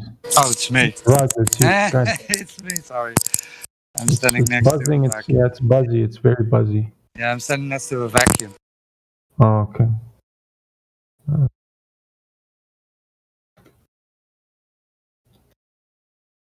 Okay, how do you enter? How do you get to 33? For which one? Which name? You know what's crazy? My birth number is 8. Right, my birth, because I knew those derives to 8. I just typed in my full name. It's also an 8. I couldn't believe my shit. There you go. So it's not always 33, right? Well, no, but I don't know. This is the Chaldean numerology. It only roots down to fucking. It's not the gematria calculator. Let me find a gematria one. Yeah, Alex Jones, Spider-Man. Those are names you can test because those are 33s. Yeah. So test Jehovah, test Flat Earth. Now type in Hummer. Okay, flat Earth. Hold on. Flat space Earth. Get the Chaldean number. Yeah, it's a 6. Yeah, which 6 would root back to 33. But this is where they stop. See, the 33 is a power number, and depends on how it roots down. If there's 2 3s left, then they leave it at 33 because the proper numerical rooting, you have to add everything down to the single digit, right? So these 22s, 11, 33, that shit, it's not fully rooted down. So they stop one level before they root it completely. Because 11 equals to 2, 22 equals to 4, 33 equals to 6, right? And why did they like the 33 a lot? Well, it's because the 3, 6, 9. These are the vortex numbers, right? These are the points, and that's just a circle jerk in its own, because when you add 3 plus 3 plus 3, that's 9. You keep going. So plus 3, that's 12. So 1 plus 2 is 3 again, and now go 3 and 3 and 3, and it's always cycling up and down with 3s, 3, 6, 9. yes. 3, 6, 9, 3, 6, 9. It's always doing that. Wasn't the 33 related to 1/3 of the angels were casted out of heaven? You could see that because 1 divided into 3 is 3, 3, 3, 3, 3. Oh wait, So what I did for my book is I took screenshots of all the names added into the calculator, so it's without a doubt. It shows you the breakdown numerically. So nobody can refute it.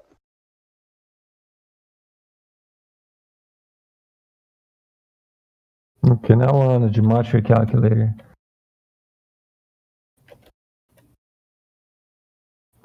My gematria number is 213. Oh, guess what? It's a 33 because you add the 2 and the 1, and now you get a 33. Yeah, bro, 33. My name creates 33. Yeah, I mean, I get it, so right? I'm a Freemason, bro. I get it, right?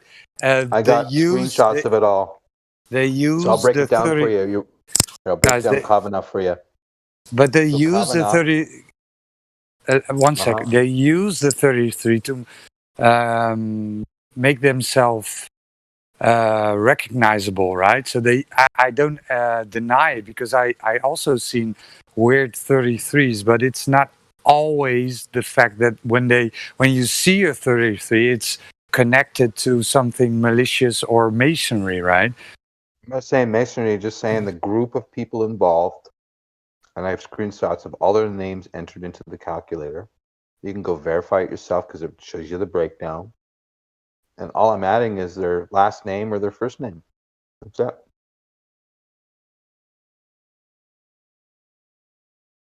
Just as if I'm writing the word Jehovah.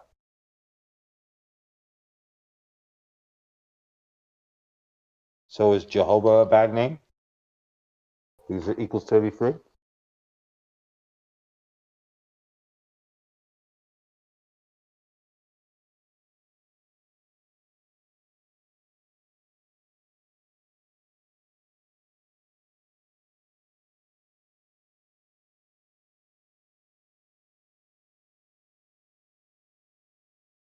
Here's the similarity. I can tell you it's also consensus among a lot of the 33s is that they don't believe in Jesus Christ.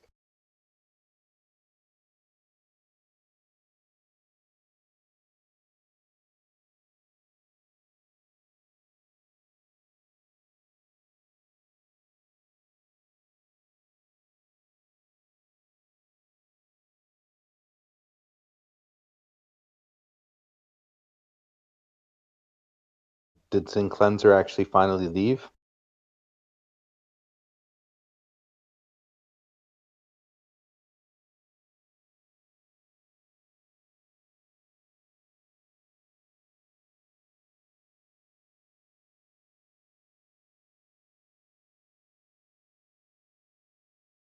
Yeah, what's the matter with him? He was so turned on you.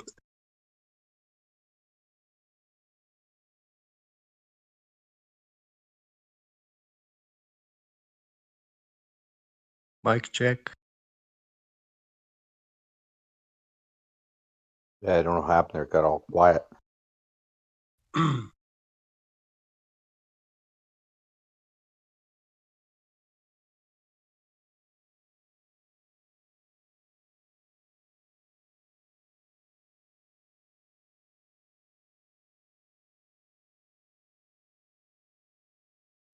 Hello, my bad. family. My bad. I had to do something. I'm back. What was happening? What I missed? Nothing happened, man. It was silence. It was glorious silence for. Right. No. I'm interested because now I see that my name equals to 33, and that means I am a Freemason. Everybody, I admit it now. I am broke as a joke. I have no support. I think I'm the only Freemason like this. It's So crazy. did you enter in Vlad? Because I'll try my app for you and we'll see what I No. I entered my full name, my real name, my full name with my last name put together, with a space in between, and yeah, it ended up There's being no way for me to 213. verify that, right? So Well, I could give you my last name, but you know what's crazy about my last name? If you look up how much people have my last name in North America and all of America, there's only two people that have my last name. Me and my father, and that's it. So it's very easy to find me.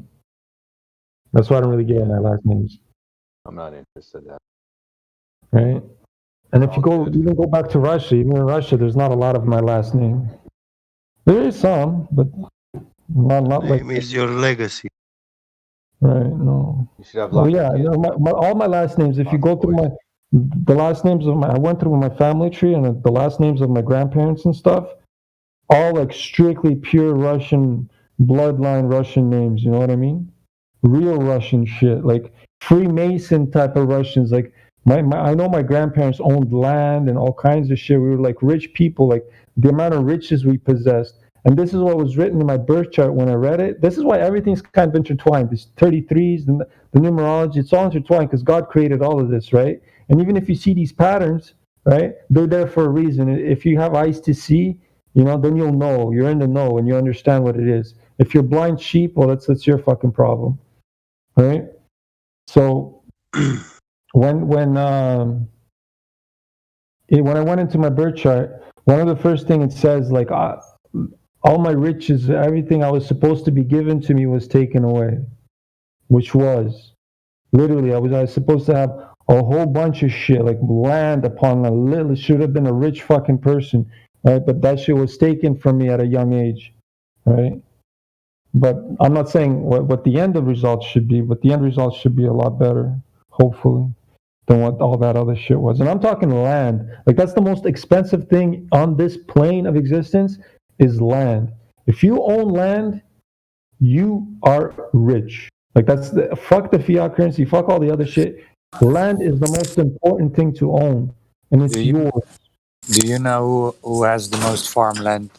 Yes, Bill fucking Gates, that cocksucker. Awesome stuff, right? Well, he started buying it, right? And he's going to start controlling the food supply. He's going to starve America. It's crazy.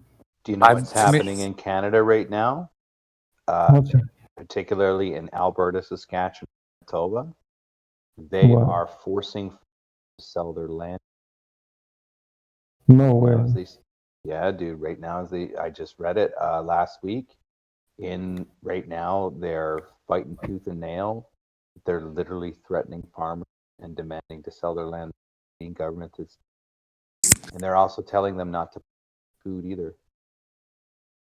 Yeah, our government is doing this in another way.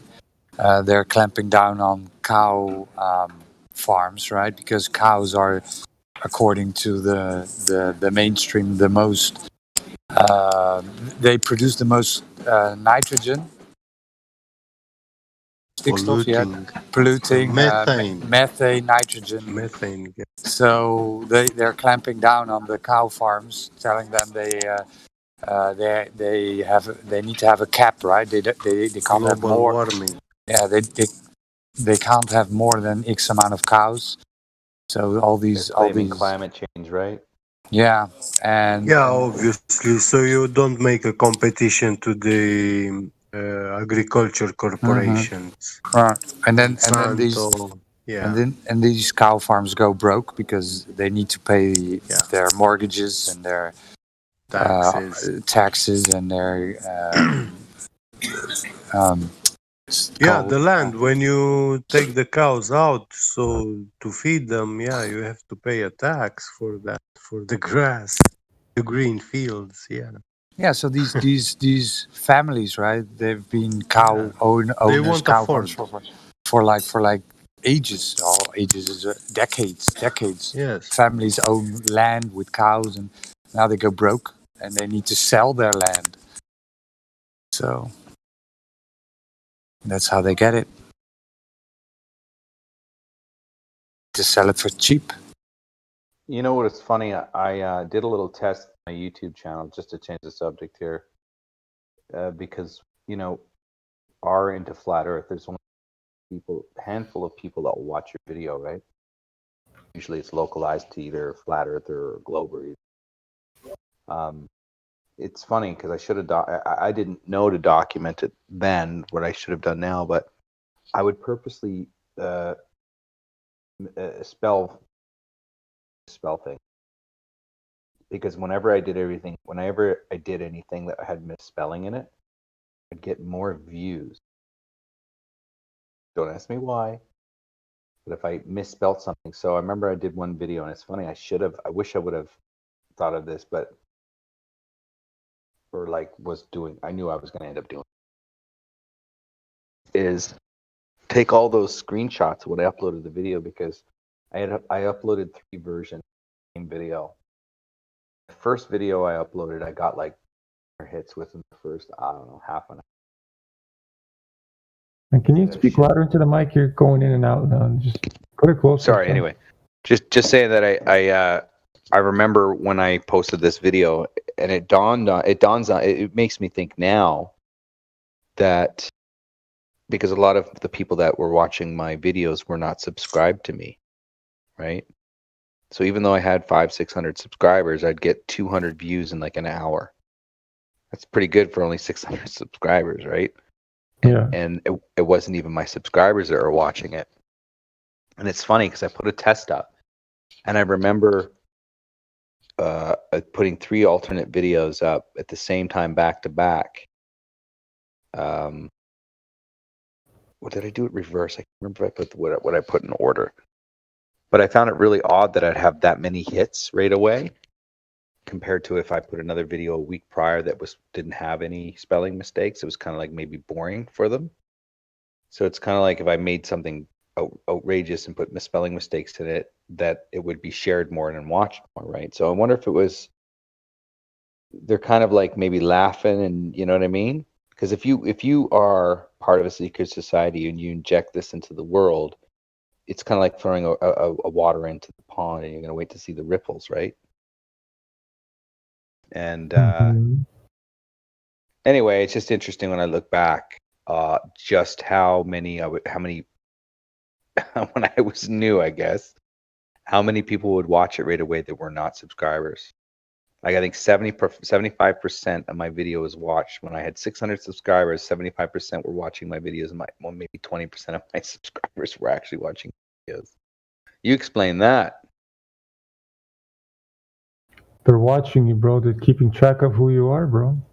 Yeah, I'm not worried about that. They've been doing it the day I had an iPhone. That's what I'm saying. I'm not worried about that either. You know, it's funny. Sometimes I think it's a big relief too, letting all the fear go and all that stuff not bothering you. Because if you do, Buddy, I tell them, bro, come and kill me, man. Just do it swiftly, so I don't feel any pain. You know, if you want to put me out of my misery, do it to it. Yeah, but what are they gonna? Well, they don't want to kill me, man. They don't want to kill us, bro. They need us. They keep laughing. They have a good time with it. What other kind of entertainment would there be? You didn't get to see the direct evidence of psyops. I don't know. Hello, everyone. Hey, what's up? Good day. Hello. Good, man. Yeah. Hello. I think someone is playing, you know, like the same city, you know, like the more of population you have, the more fun you have. I agree Yeah. with you. Yep. That's on point right there, yeah.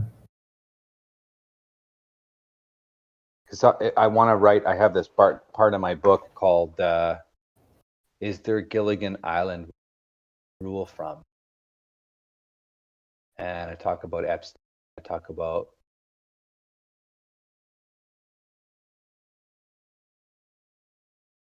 We lost you there, man. Sorry. Yeah, man, what the hell you doing, bro? I don't know. It's my phone. Anyway, I got a section in my book called "Is there a Gilligan's Island where the is there Gilligan's Island where the elite rule from?" And you got to think, like, if you put even if you try to put your mind in a place of a trillionaire or billionaire, you still can't do it. You have no idea the process of thinking, the awareness for certain types of people, whether peasant or middle class or whatever you want to say, like our particular lingo, our dialogue is you know, we're going to appear crazy to the peasant. Bullshit. And if you what? Bullshit. What's bullshit? I've met Richard Branson. He's no different. Oh yes, there is. The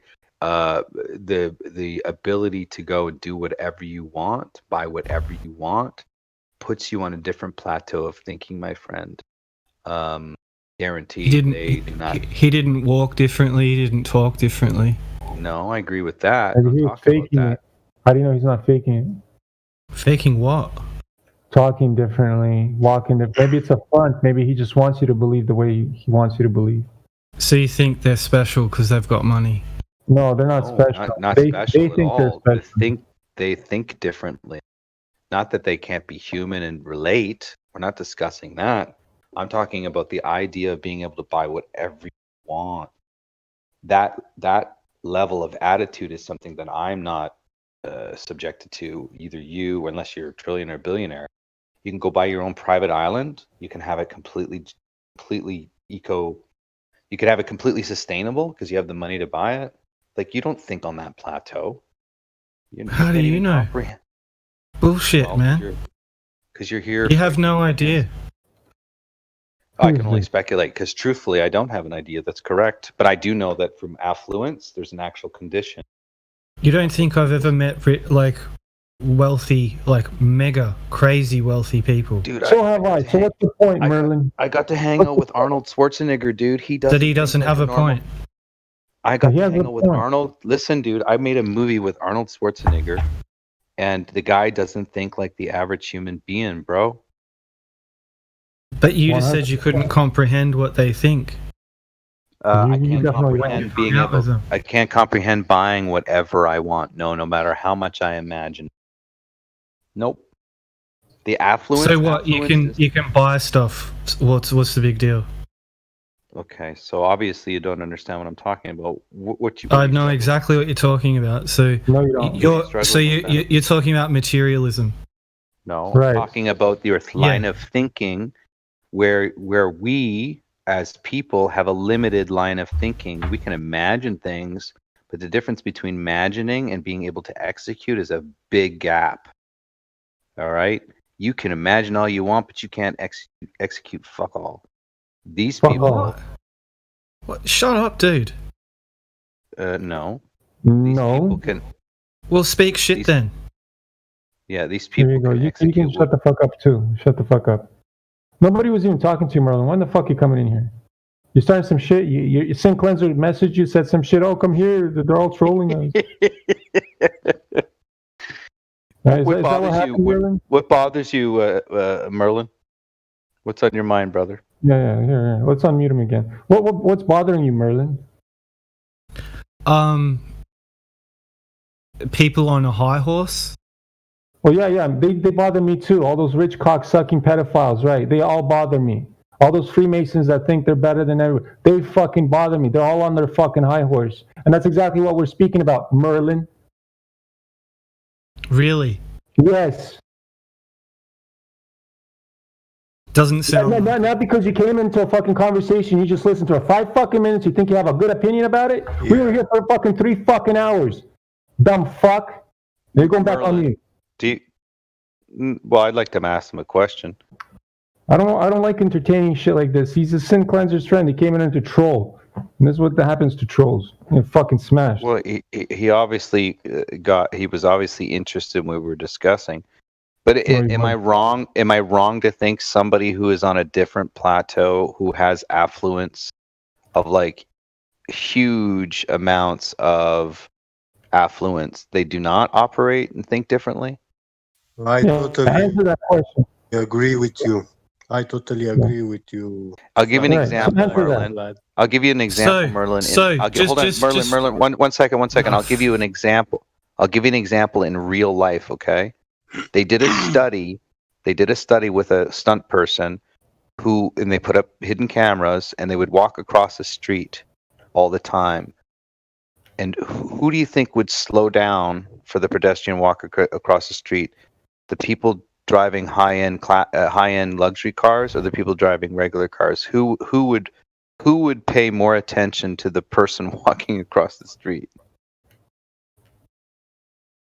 I came in on my own. I would say regular people, you know.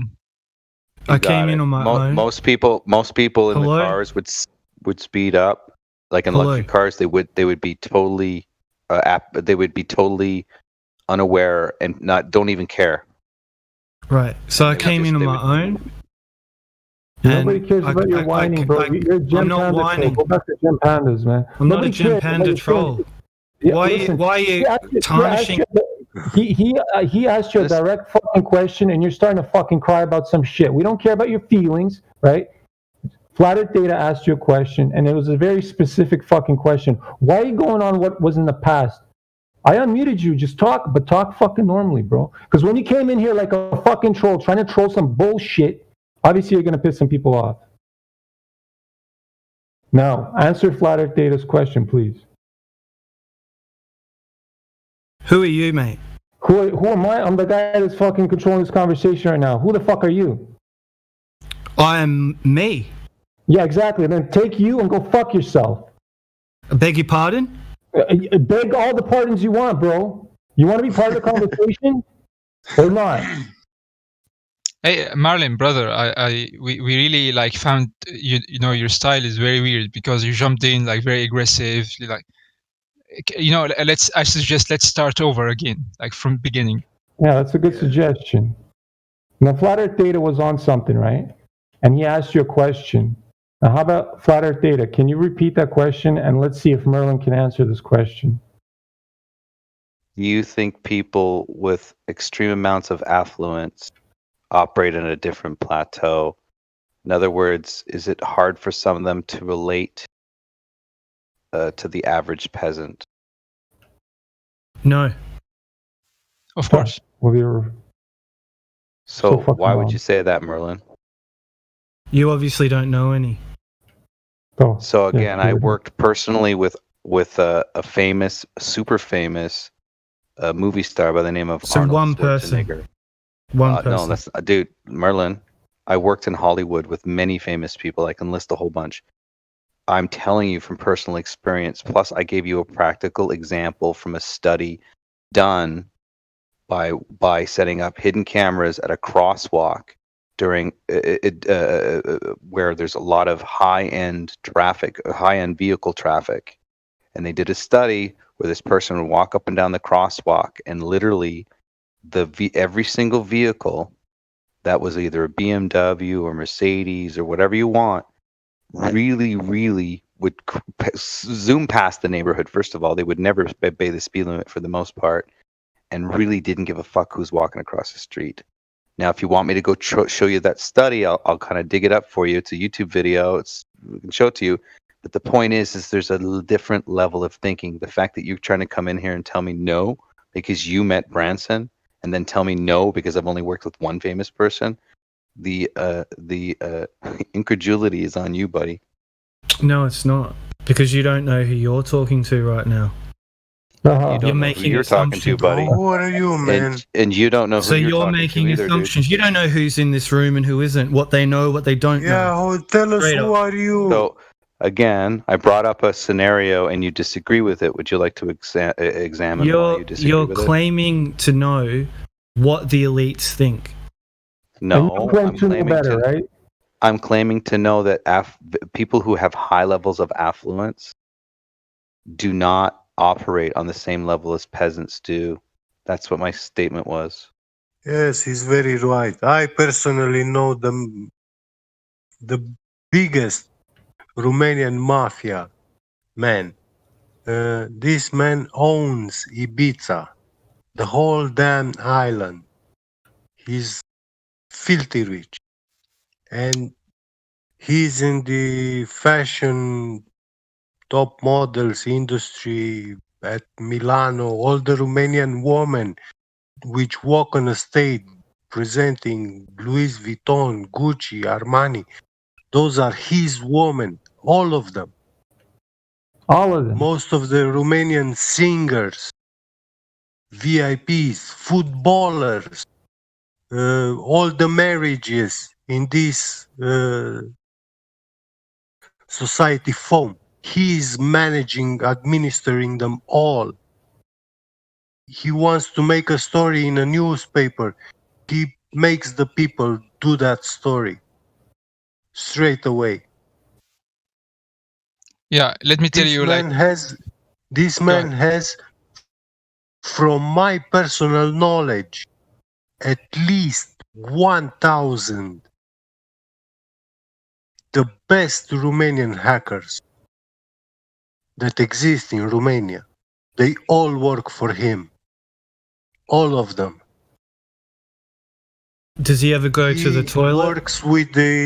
He works directly with They're still human, Merlin. this service which is protecting They the just think president a lot differently. That's all.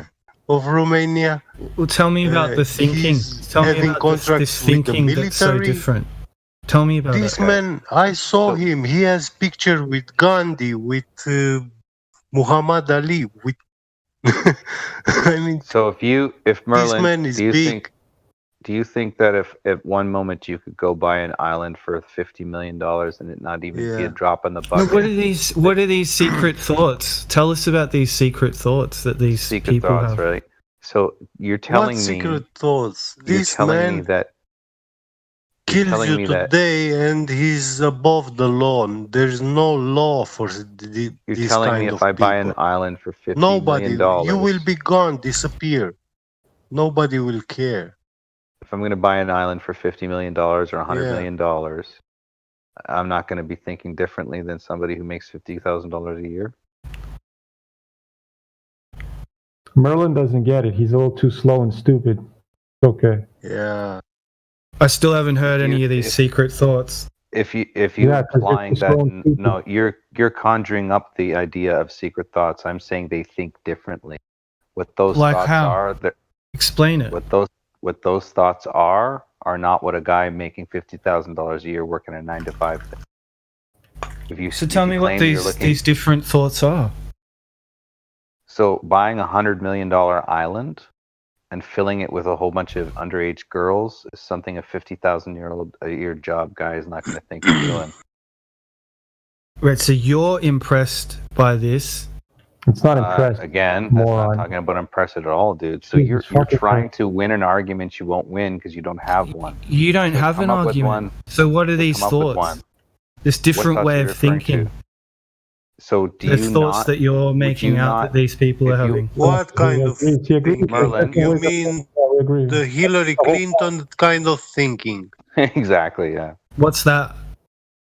Do you think Yeah, like Hillary the Hillary Clinton kind of thinking. I mean, that bitch in Romania, when the communists fell down, she came here. All the governmental institutions which held these parentless children, they got closed and the children sent into the street. And Hillary Clinton came here in this chaos, and she made a foundation to adopt children. Children were exported from Romania to America. Everybody was shut up. Everybody was making money selling children or making themselves that they don't see. Those children are gone. Where are they? And Merlin, Your, of them your issue, ever. Merlin, is that I'm inferring that they have secret thoughts instead of what I stated, which was they think differently than the average peasant.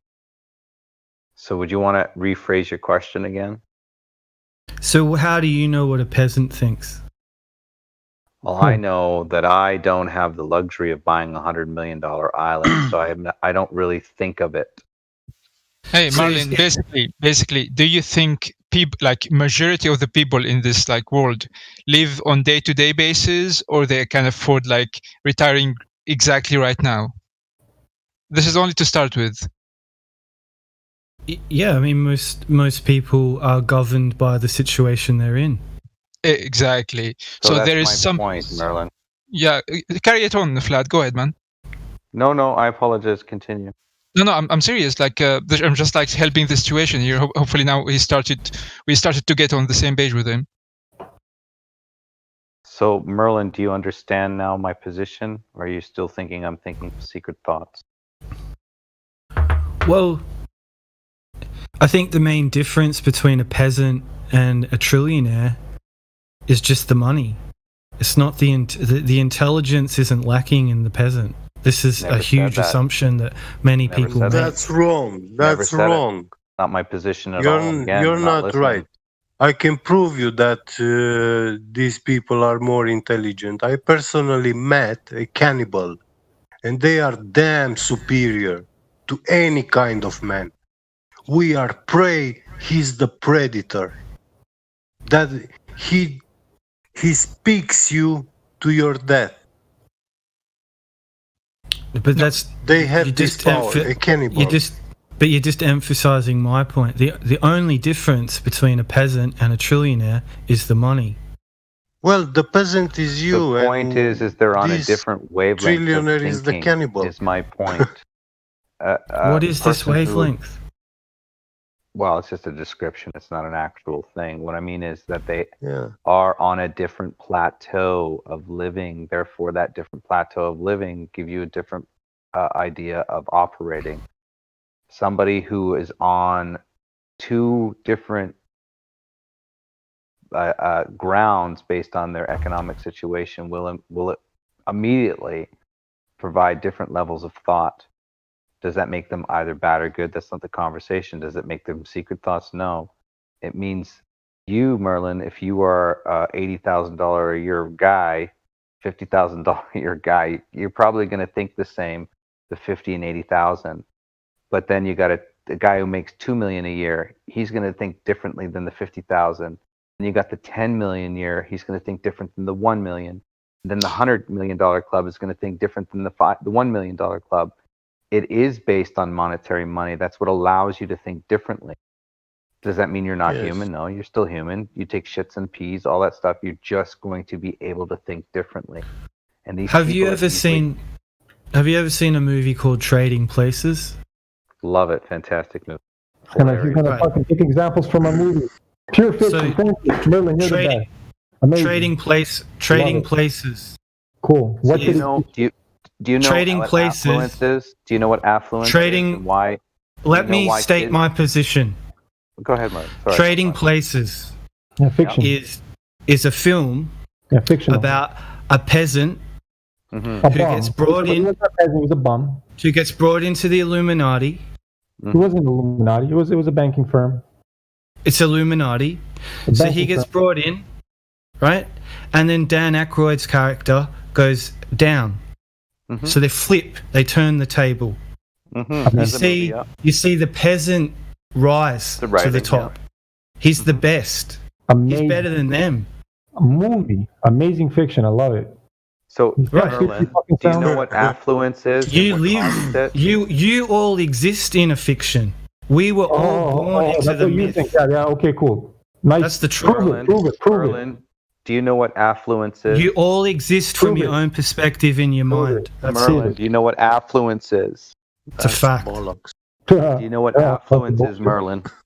You're ruled by your own thinking. Yes. Do you know what affluence You keep yourselves prisoners. No way. Yeah. Merlin, do you know what affluence is? Of course I do. Okay, so is there a condition that kids that grow up with, they grow up nothing. They never have to think of anything. They actually have a condition where they suffer from a form of affluence where they have no empathy and apathy. Because of their affluence, they cannot relate to certain emotional issues. Would you agree with that? Yeah, I grew up with a lot of kids like that. Society, this is the normal in the communist society. So now society. you get my point, right? When you grow up in that environment where you don't really have to think much, like, for instance, a kid that is in a poorer family, an iPhone is like the greatest thing ever. And they'll work so hard for an iPhone.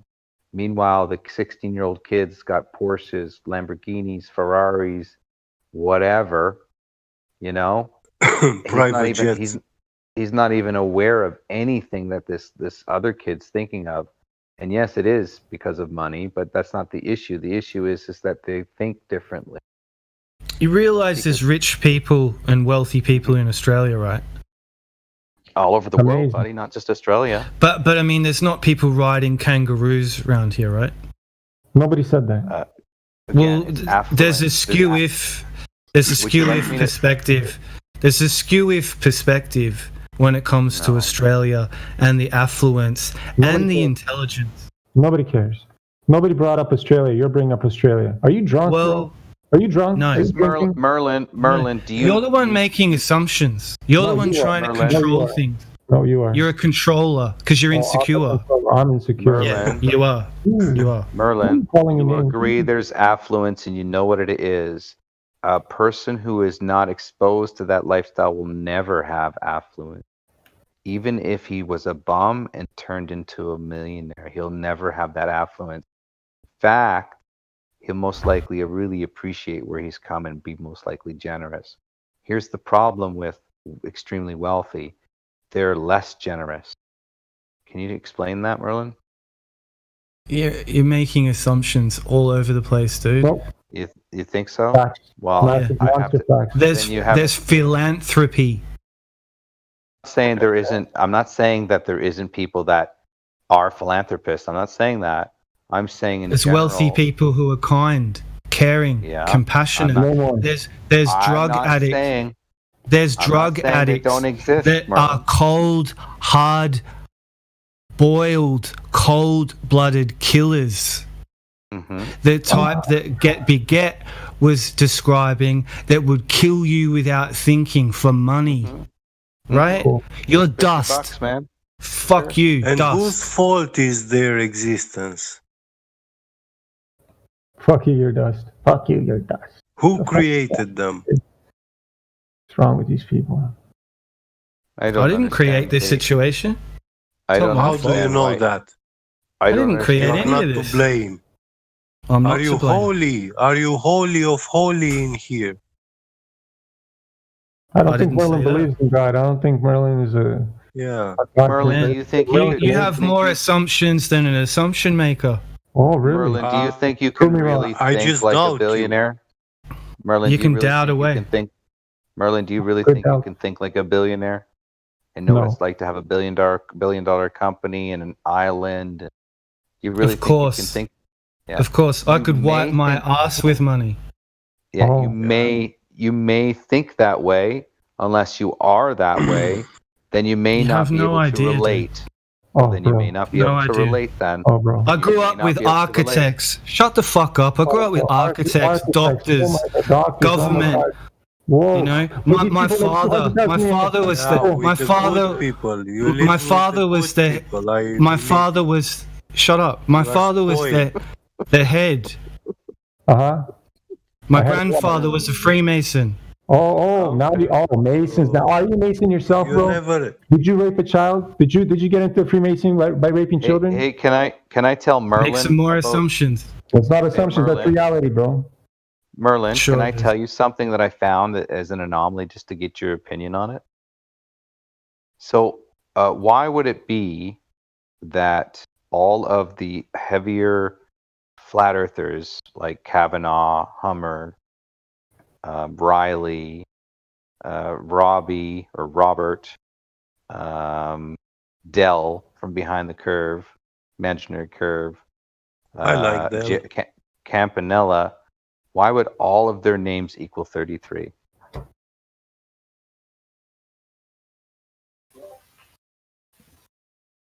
Is that a trick question? No. I'm just joking. I don't believe in coincidences, but Merlin, do you want to give that your best shot?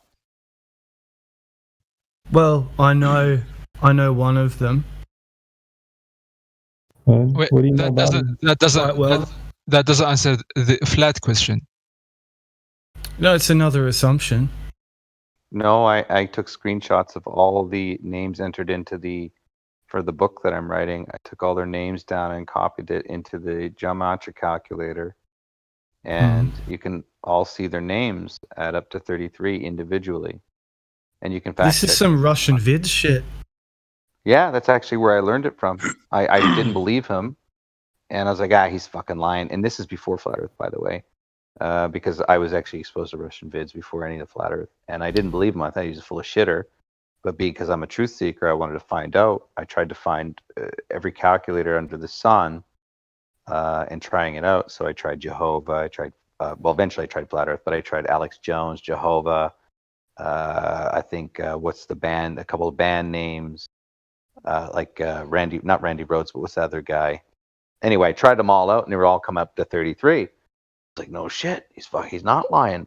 And then I tried it on some news headlines or something, and I think I even tried it on Michael Jackson's the two dudes that accused him of raping them. both So what you names- typed in? You typed in Dell and it came up 33.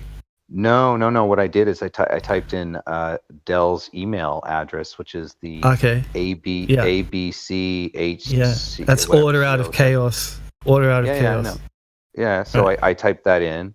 That equals Uh-huh. 33. I typed in Campanella, like Jaron Campanella, his last name Campanella equals 33. Okay. Hummer equals 33. Kavanaugh equals 33. Yeah. And Arwen's email equals 33. Right. Yeah. So what do you think of all that? It's interesting. Yeah, that's what I thought too. And so what I did, just to make sure that I wasn't like doing it wrong, I applied it to like Apple's board CEOs. I applied it to like corporation C, and you know what else I found interesting? The boards usually had master numbers in them, like 22 and 11, and maybe 133 here and there, but mostly 22s and 11. And I was like, holy shit! So you have all these CEOs and companies with master numbers in their boards. So I was like, this is years ago, mind you. I haven't released this stuff yet, but this is years ago, and I remember confronting Bob on it. And Bob is 22, I think, and Karen B is 11. I can't remember now, but I left them out because I was like, I'm just gonna leave those guys out of it. But pretty interesting anomaly, right? Mm-hmm. Yeah. So what do you think of that? Well, I'm one of the people who's spoken out about it, and copped a lot of flack for it. Do you ever remember me being on Nathan Oakley's show when I was trying to bring it up about Patricia Steers? Do you remember what he said to me? He kind of yelled at me really loudly, told me that Patricia Steers quit because what I was doing, and all I was confronting Patricia Steers as an agent. You know what I got out of that is when they were talking about me, I recorded the conversation. And it was live, so it wasn't, it's all good. And in the conversation, Patricia goes through me saying, why did I do the 33? Her parents must have named her because this day and on this planet that it would come out that she's a Mason. After that whole spiel, at the end of it all, Nathan says to her, well, that's not your actual name. That's your stage name, right? She goes, yeah. So even though she went through that whole story of her parents naming her Patricia Steers, she ends up admitting it's a stage name. Yo, Right? it's the devil, bro. They're controlling everybody. Yeah, so Be that's careful. on my library. That's on my library account. I didn't put it on my YouTube yet. I just figured. Bro, I'm now with the devil because I said 666. Well, I won't hog the mic. Let me just leave you all with this. So, when Flat Earth unfolds, it's introduced by a few certain people. One being Math Powerland, another being Eric Dubay, another being sorry, Mark Sargent. Sorry, I cut out. Can you say that again? So when it's first introduced, you've got Math Powerland, Dubay, Mark Sargent, people like that. Okay? And then it started to gain traction. And as it starts to gain traction, networks formed. It's known, and the people coming in new will hear a lot of talk of shills and gatekeepers and this and that and the other. But it's what you really start to understand is you were born. All of us were born into a cult, and what we all have to do together with our discernment is stand on our own 2 feet first. That's the first step. Then you have to come back to your own faculties. But what you'll start to see is none of the bigger channels will give you the tools to do that. None of them. It's all about subscribing to them and following. You're just a follower. You don't get any tools to empower yourself.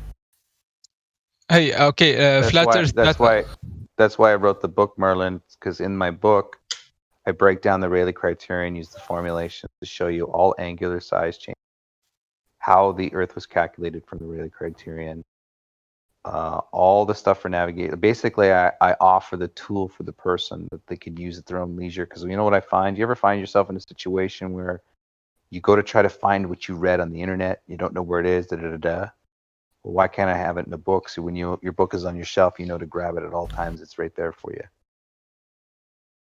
Right? So the historical point is the argument, which is the Pythagoras versus Anaximenes. That's the oldest. Well, besides that, I suppose the Sumerians and Phoenicians, or the not Phoenicians, the anyway, the oldest conversation I can get on paper right now is Anaximenes and Pythagoras, right? The oldest debate, because I'm a white Gentile, so that's what I'm exposed to. I don't know what's over in the Middle East because I don't read Arabic and Arabic and Latin. Yeah. So I'm only subject. Yeah, sorry, go ahead. Sorry, I interrupted you. Carry on. I lost. I wanted to ask something. Well, I just wanted to say, well, I thought you finished when you said about the Arabic and stuff. We have also like letter calculators in Arabic, which is established, from the times where the Arabs did not have number system yet, did not develop the number system yet. So they relied, like the Latins and the Greeks, on the value of the letter.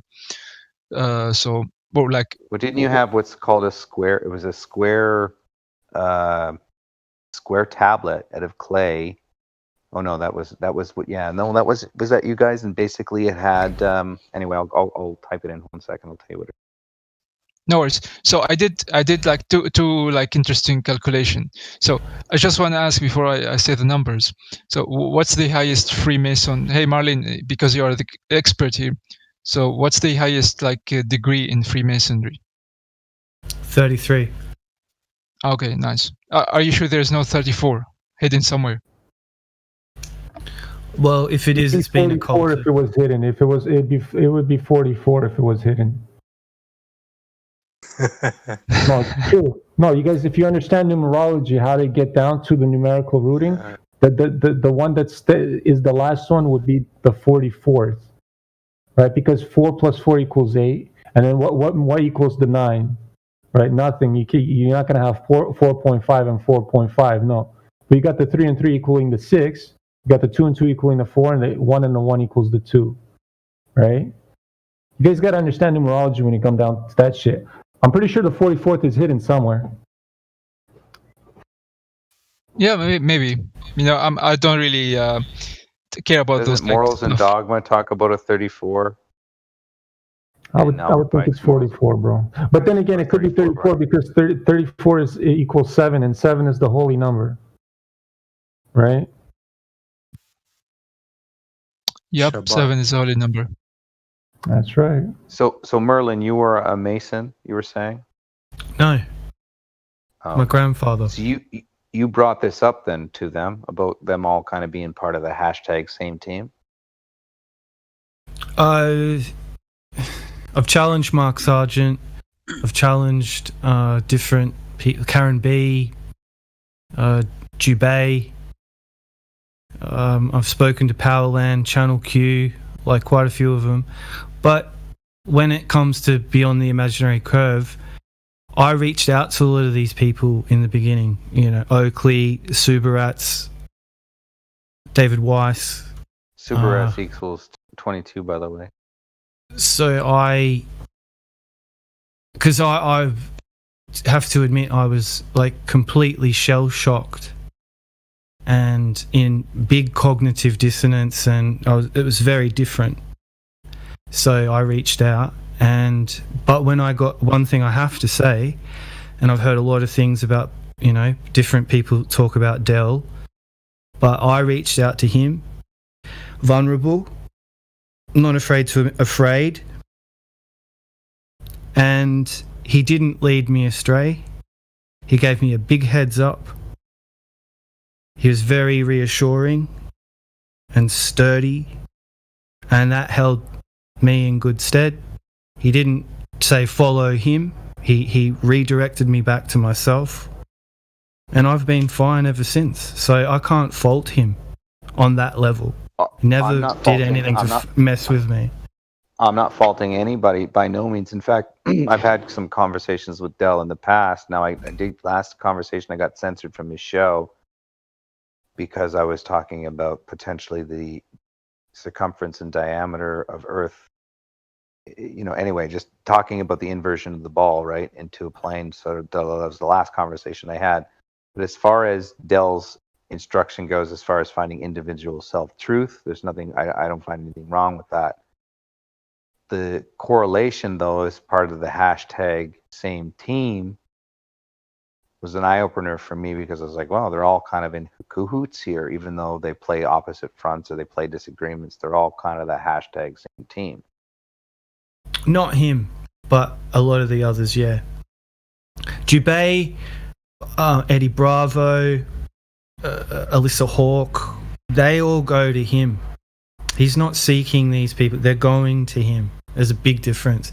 The FE Core and the Globe Buster crew, there's a UK faction and an American faction, and so and they are separate, and there is a same team aspect, but there's also independent, unmonetized platforms, and he's been associated with a bunch of stuff, but he emerged He emerged on his own as himself, and that's it. Oh, he started out actually with another dude, Marty, and then people like Gav, Globe. No, not Marty Leeds, but Globe, Lie, John Smith.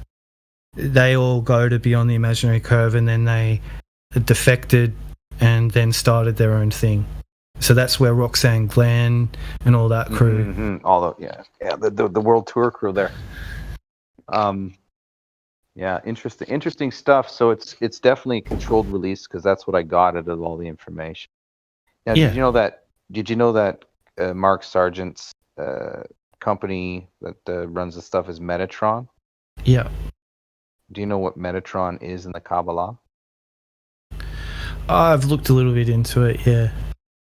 All powerful God.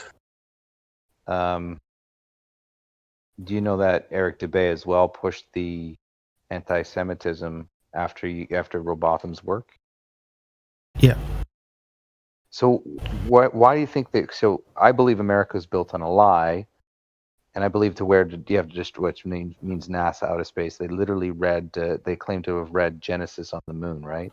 I think that was back. I think they backtracked on that, but I think the idea is whether they were going to read it on the moon, right?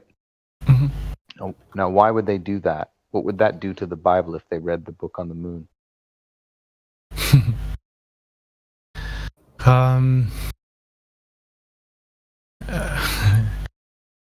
I don't really believe in stuff like that, but I know where you're going.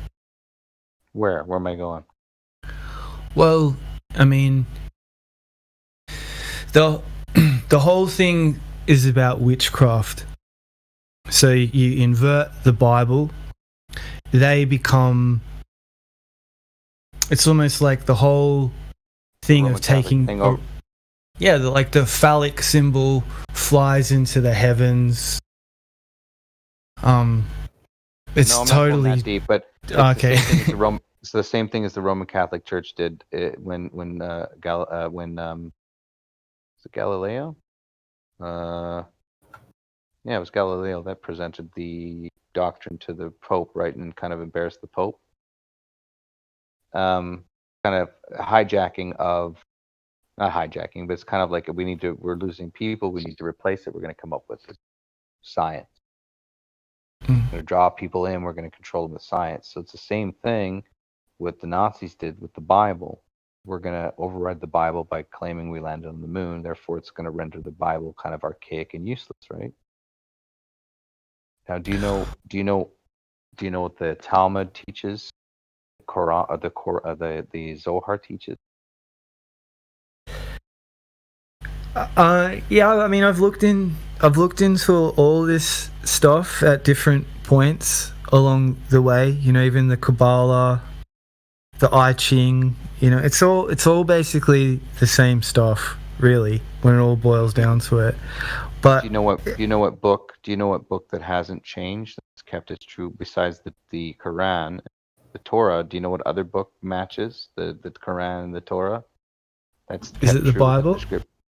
It's kept true to the nature of the description of the earth, right? Right. So you have the Torah, the Quran, Bible that all match description.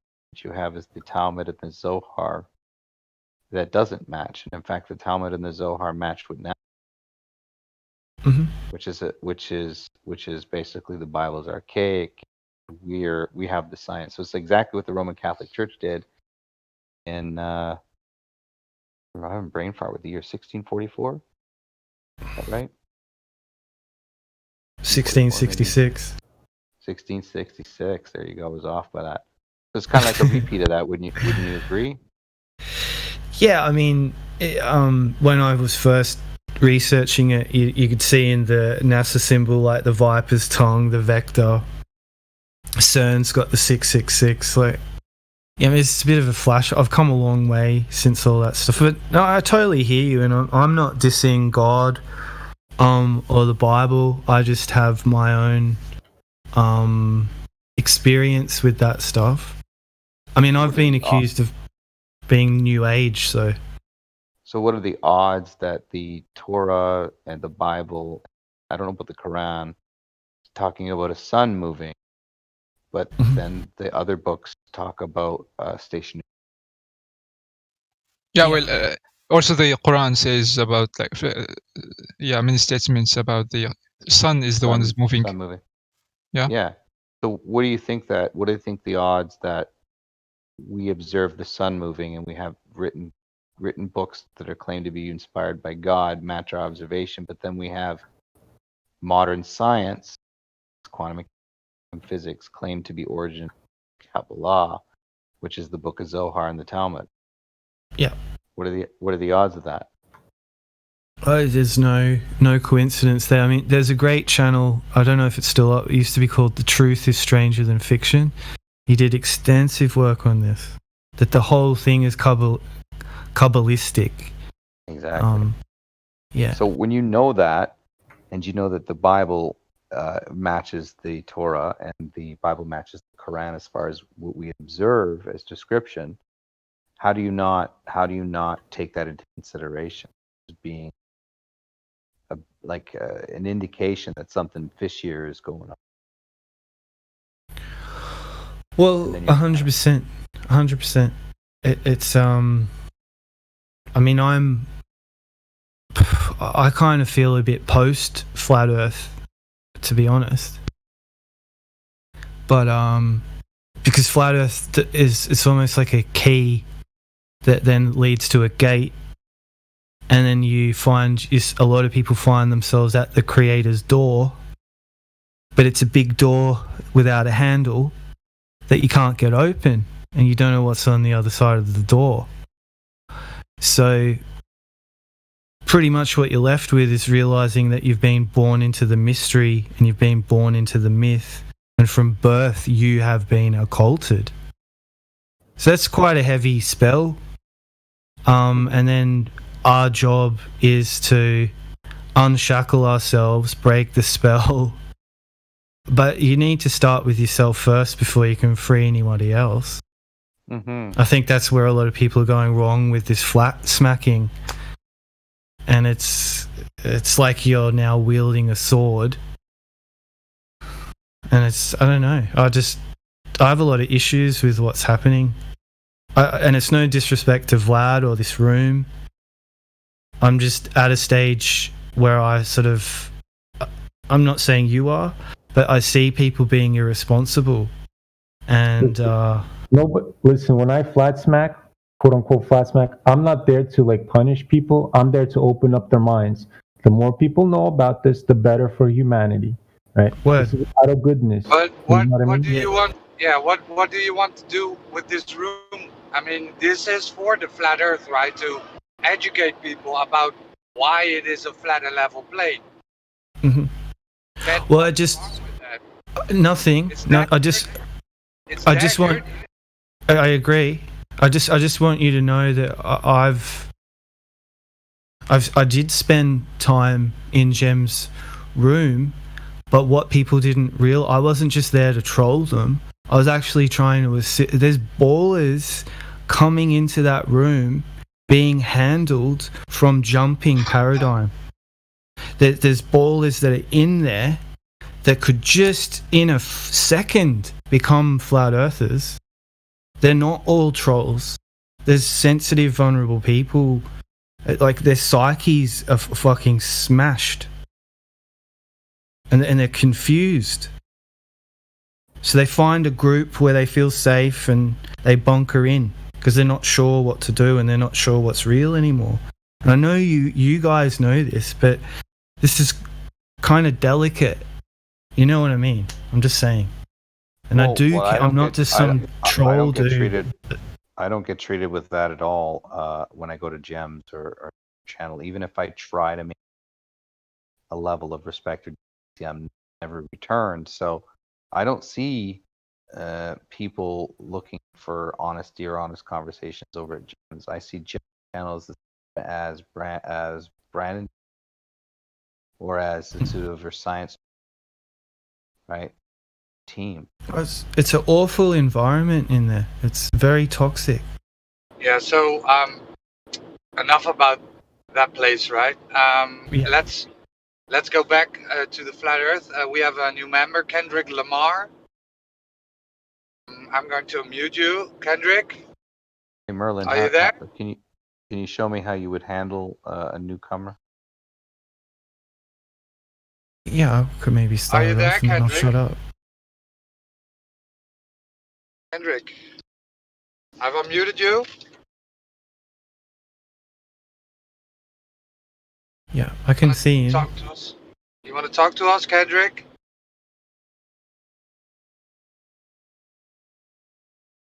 I guess.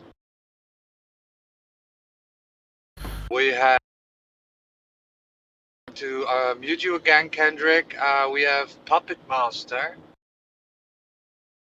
Puppet Master. Puppet Master, you're unmuted. What's up, Puppet Master? Funny You have name. control over your mic. You want to ask some questions? Talk to us, Mr. Puppet Master.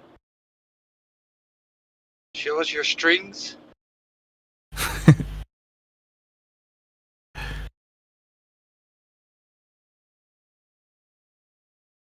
What's up? Come in this room and don't talk? I mean, pretty lame. Man, Roger, you're scaring the folk away, man. What are you doing, bro? I'm the nicest guy. Come on. Shouting at everyone. What are you talking, Roger? How much people I go through every day on a daily basis? God damn! And the way I do this, I know. Hold on.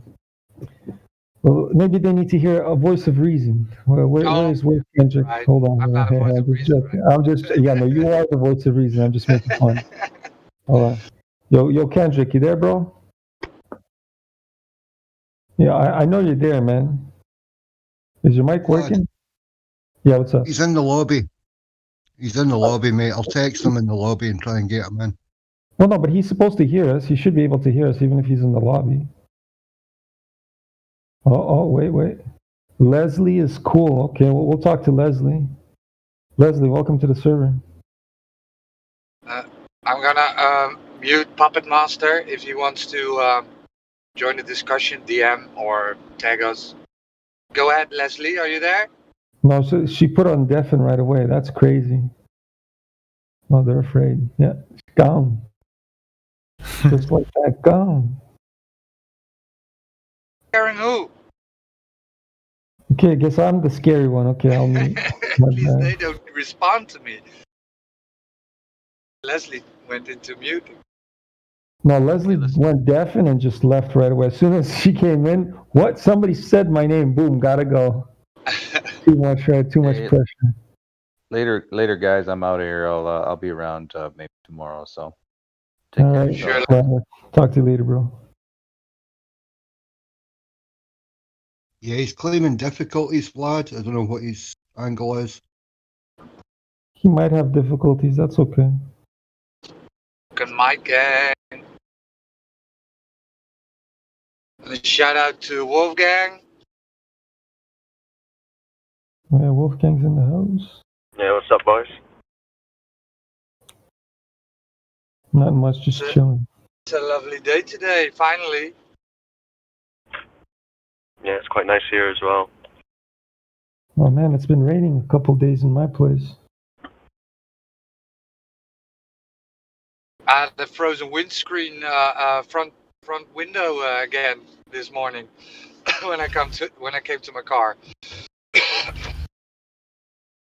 Easy stuff.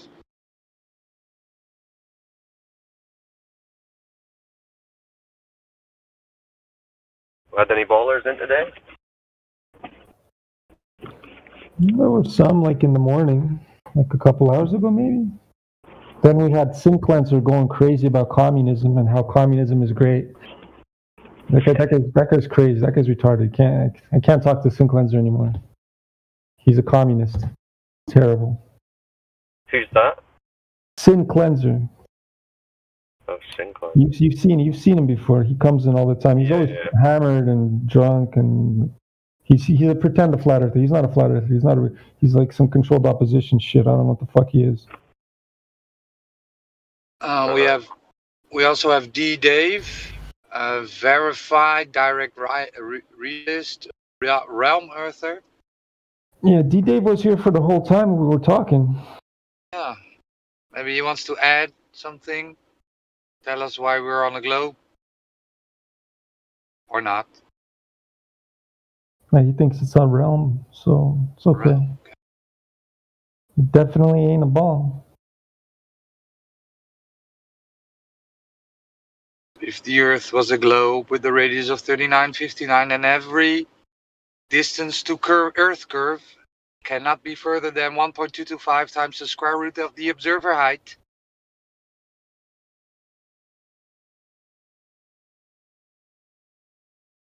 Yeah, I heard Oakley talked about this yesterday, about the modest tolerance, adjusting it a little bit, and I agreed with him because in the Baller's rhetoric, the geometric horizon or the horizon would be Earth's curvature, right? So by talking about the geometric horizon, we give them an option, right?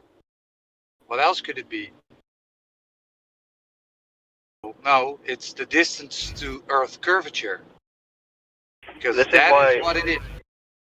Go This ahead. is why I always get them to agree what the horizon is first. I ask them what's the horizon, and get them to define it as that point of the ball that you can no longer see beyond. Right? This like a lot of these things. The Globers will worm their way out of an argument if you don't make them commit to their position beforehand. So you need to get them to tell you what the horizon is, and they'll tell you it's that part where boats are going over.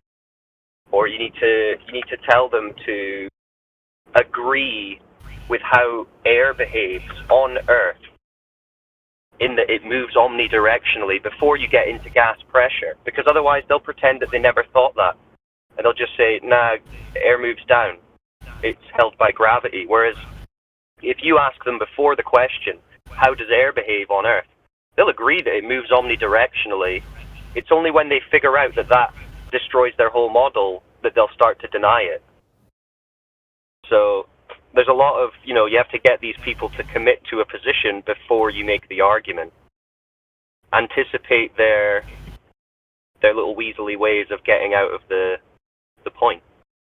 And yeah, I think the geometric horizon's one of those. You have to get them to tell you that the horizon is geometric first, because that is what they assume. Hi guys, I thought I heard my name called.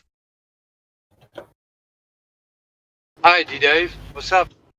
Yeah, and I've been on today, listening in and some comments of things. So I'm just learning how to use this Discord. Am I meant to log out if I've got nothing to contribute, or can I just hang on and listen? Or Can just stay here. Yeah, you can hang out and listen, not a problem, yeah.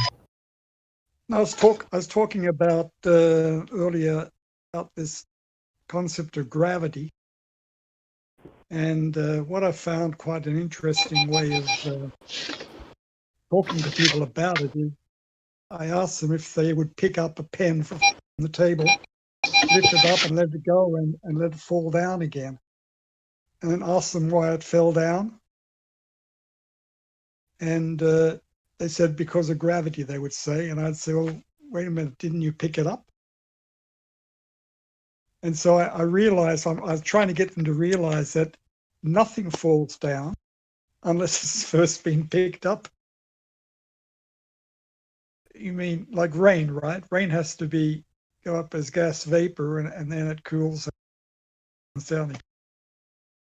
The wind blows the leaves, lifts them up off the ground and they drop down. So I just find it amazing that there's such difficulty in thinking about that. Do you think it's something that could be driven a little bit more as an argument, or you think there are better ways to do it? No, that's perfect. We say that all the time, but in different words, I think. Like, we don't really bring that up as much because what I like to go against gravity or their idea of gravity, I always bring up relative density, man, and the reaction of an object based on the medium it's in, right? and based on what the medium is, you'll have a certain reaction to it, whether it'll go up or down, you know? So it has nothing to do with gravity. When I try relative density, I just get a blank stare. So I You figured, kind of okay, I'll explain try. what it is. I understand. You have to have the good explanation for it, like in your own words, describe it, you know, what it could be or what it is. I try and engage them to do something, to be part of the conversation. But The other thing to make them realize about gravity, though, is that what they're thinking about as gravity in practical terms is that they drop an object. So you have to get them to explain how they're dropping an object somehow tells them that the surface that they're living on is curved. And then they'll start to get into the conceptual element of gravity. And then you can point out that that's conceptual. And they have no evidence for the whole forming spheres bit. Because this is the fallacy that they're making, right? They think that because they drop a pen, it somehow means the Earth is a ball, right? But they've never really thought about how that link actually exists, or if there's any link at all. So you need to talk them through that and say, right, okay, well, you dropping a pen, how does that tell you that the horizon that you see being flat isn't actually flat? Like, the whole gravity discussion is a red herring, essentially. The only reason they think it's relevant is because they've been told that they're dropping a pen somehow links to the Earth being a ball shape. But that's the part of the mind control and, like, just the general magic being played on them that you've got to wake them up to by having them explain it. Explain how you get from dropping a pen to a curved surface. And then they'll start just to talk nonsense. I agree, you've got to get them involved rather than talk to them because they're not listening. Yeah, I don't explain stuff to them half the time. I just ask them questions. That's the best way to do it, because otherwise they're just going to switch off. You need to be having them answer you, explain their proofs to you. Exactly. And then in the process of them explaining it, they will recognize, hopefully, the fallacies that they're invoking. I mean, many won't, but... Well, I've been listening to a lot of this flat Earth discussion for a fair while. And I must admit, there's no evidence that many of them are even thinking. So I find it really hard to know what to give them a key or to. Yeah, no. The only way you can know that they're listening is by asking them the questions and having them answer it. Because otherwise, it's like you say, they're just gonna repeat the stories, or they're just not gonna listen to what you're saying. You have to have them say it. They want to hear themselves speak, so have them provide the proof of the globe. I mean, this morning I asked about 10 people who came in. Earth round. Okay, what is the best proof for the globe in your own words? Not one of them came up with anything. Exactly. I mean, that alone is shocking. Like, at least when someone says pictures from space, I can tell they're at least engaging in the conversation. But most of them can't even say pictures from space. Can we blame them for not knowing, or what's your thinking there? No, not really. But then I blame them for continuing to debate if they're not going to use their brain. Which I mean, exactly. if you say I don't know what the proof is, and then you don't immediately start trying to find it to answer, then you're not engaging in the conversation. You're just here to spiral. Well, I've got to tell you something and see what you make of this. I have a friend I've known for 40 years. He's a 777 Boeing captain. And I was talking to him about it, and he said, no, the Earth is a sphere. And of course, we got into a little bit of a discussion. And then he starts quoting Simon Dan to me, and I said, listen, is Simon Dan your friend, or am I your friend? I mean, make a choice. You know what he did? He chose Simon Dan. Yeah, because it's like when you're talking about Gem Pandas earlier, right? Simon Dan, Professor Dave, Gem Pandas, these are refuges for people who are scared, right? They just need to hear someone, no matter how ludicrous the attempt at proof or the explanation is, they just need to hear someone telling them that it's a globe, right? right? They don't care about the quality of the argument or the level of evidence being presented. Ironically, they accuse us of having an echo chamber, but they are the ones seeking out these echo chambers. So Simon Dan, Professor Dave, GemPanda's server, these are people who aren't ready to have the discussion. That's why I wouldn't waste my time in GemPanda's server. They've chosen to go there because they don't want to hear the opposing arguments. They want a safe space. And I mean, Simon Dan's shown up on the server here, and he's told us in text he will not debate the shape of the Earth. You should ask your friend why someone who positions himself as some kind of expert or authority and makes a living off of telling people on YouTube what Earth is can't actually debate the subject. Like, what does that mean?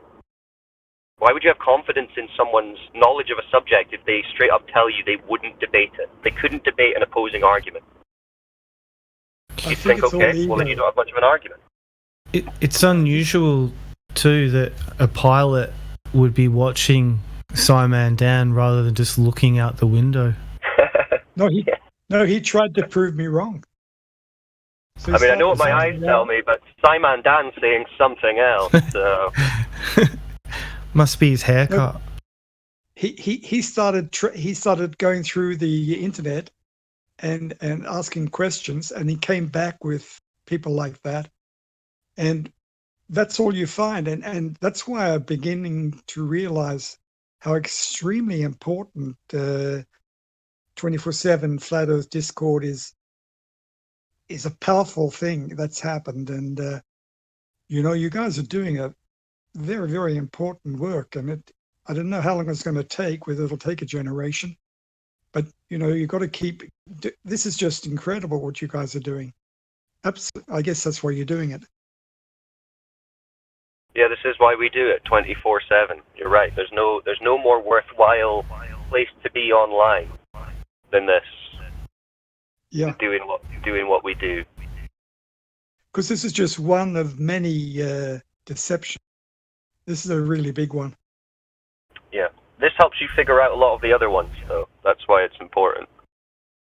But yeah, isn't it funny that the people who are trying to argue this now, they just almost instantly bypass the likes of Neil deGrasse Tyson or any kind of academic in the field that previously they would have gone to as an authority on what Earth could be, and they're going to these randoms on YouTube like Professor Dave and Simon Dan. Somehow they are at the forefront of the globe argument, these random, boring YouTubers.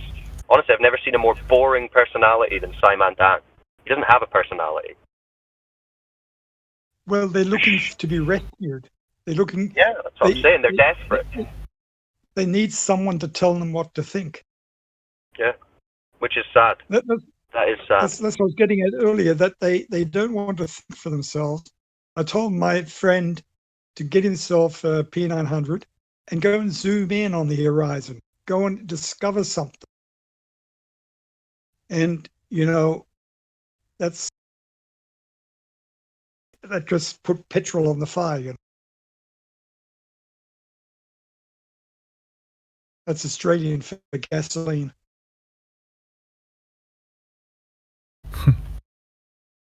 But yeah, it is just the case that a certain number of people don't want this knowledge. They don't want to know. They would rather fool themselves or remain ignorant for whatever reason. So there's some people that you're not going to be able to reach. You just have to move on. This is why here generally I think we try to cast a wide net, and those who are interested, those who are listening, those with eyes to see and ears to hear will understand that we're not crazy people. We're just pointing at what Earth is doing, presenting measurements and observation of the Earth, which you'll notice isn't what any of the Globers are doing. Barely any of the Globers are actually showing observations or measurements. Right, they're just telling little unrelated tangential inferences. So that's all we're doing here, and people who are listening can figure it out, that it's not just absurdity, this is legit. So there is one thing we have in our favor, and that is that we are not the same person today as we are tomorrow, because you get conversations like this that you can't unhear, so they go into the subconscious. The subconscious knows everything, whether your mind or your ego or your fear will allow that to come to the surface today or tomorrow is unknown. But at some point in time in the future, there's a likelihood that you have the courage and the circumstances within your mind have changed that you're prepared to accept that which is. Like I said,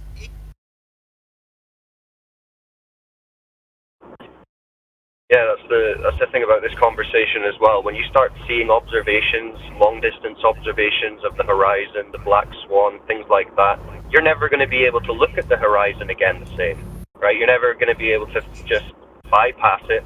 You're going to look at it and you're going to say, okay, it does look completely flat, but I'm certain it's actually curved. And that's like a mind worm that you're not really going to get away from. It's just going to always be there until you address it. Well, I had that earlier today. An Australian guy living in Melbourne. I asked him about whether he lives near the ocean. He said yes. I said the ocean's flat, isn't it? And he said not necessarily. And I thought, what? So I don't know what you do with a person like that. You get them to tell you where it's not flat. Oh dear. And then they have to reach into their imagination. And then you just point out that they're pulling things out of their imagination, and you're talking about reality. A Glober in the lobby earlier said, and this I think sums up the Globe argument well, everything is imagination. When I pointed out that what he was telling us was from his imagination. He said, everything is imagination.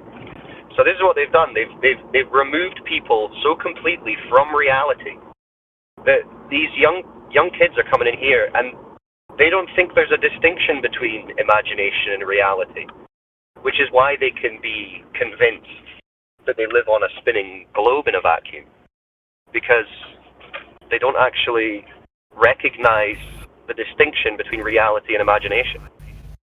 And it goes steps further too, to say that there's no free will. You're in a meat suit with biological and chemical processes. You have no soul. You basically are a machine. It's gone way too far.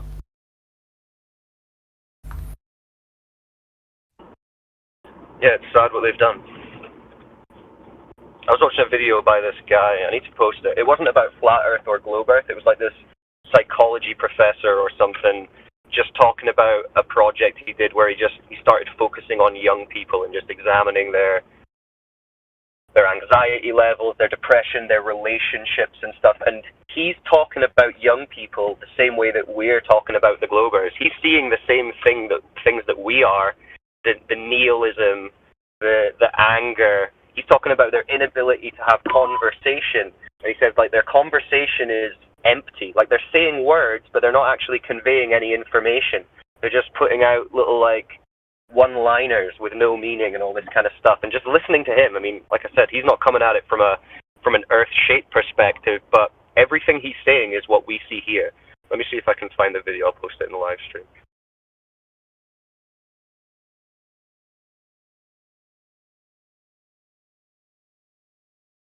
I think it's a disconnection from nature. Everybody's moved to the cities with their fancy toys and cars. All the bullshit.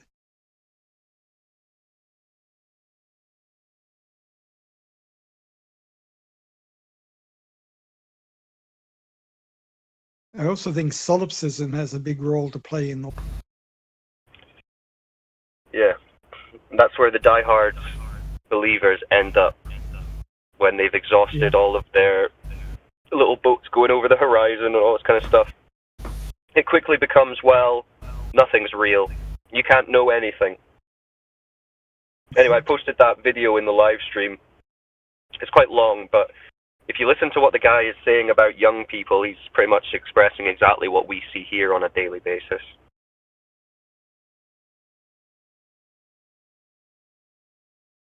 Thanks for that. I'll have a listen. But science doesn't prove anything, man. It's like, why do you believe in the globe? All of the science. well, what about this science? Science doesn't prove anything. Okay.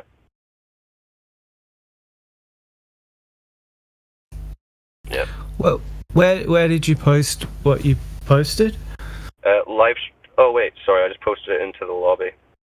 2 secs. I'll post it again in the live stream voice text. There you go. Cool. I know, man. I'm spending too much time with the lobby crew. It's just so much fun.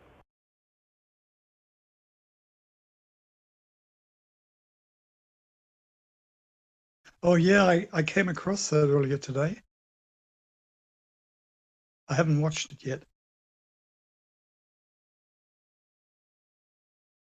Yeah, no, I just thought it was interesting because I mean he's saying pretty much all that I see here, but he's not talking about it from obviously our perspective, but he's saying the same things. So Yeah. just like you say, talking about them like they are machines, like there's no meaning in their relationships, there's no success in their relationships, there's no happiness, there's no hope for the future. It's like just existing in the moment meaninglessly. Yeah. Like a machine just looking to get its food and water as it needs it and nothing else really.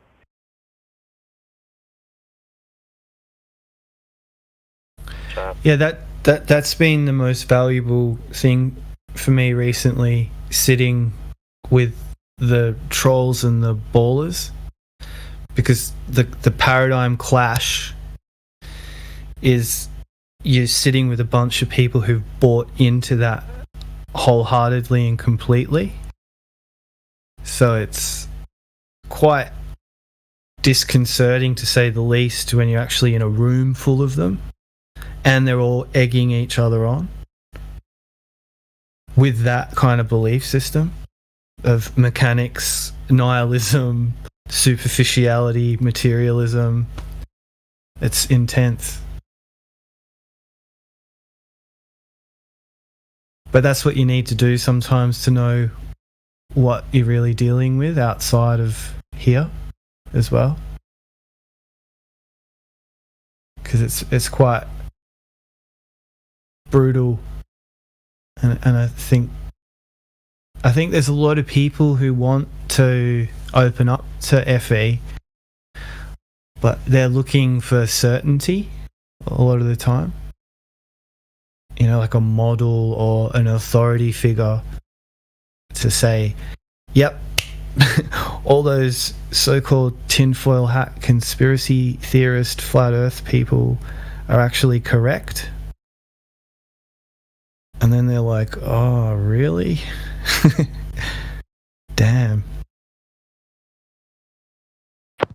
You know, there's a lot of They want explanations.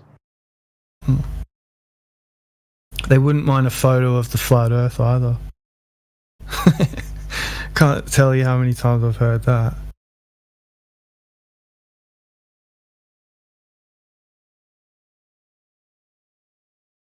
Have you guys ever seen The Seven Samurai?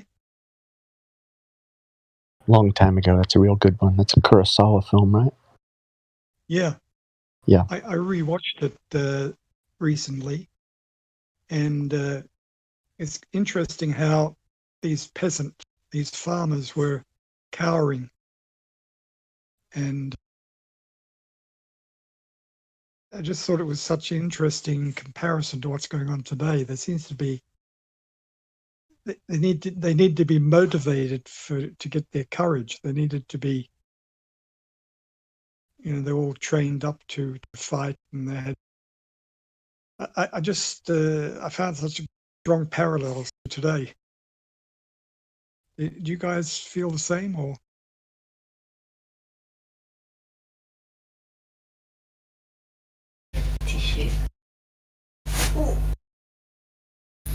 I think there's a correlation. I do. Or if you take the Godfather movie, remember the Black Hand, or the guy, the mafia guy dressed in white, in a white suit. he'd go around and intimidate an entire neighborhood, and they would all cower. Yeah. So there seems to be, I mean, both of those are probably based on true stories.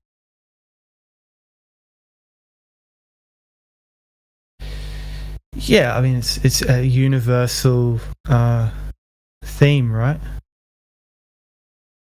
Yeah.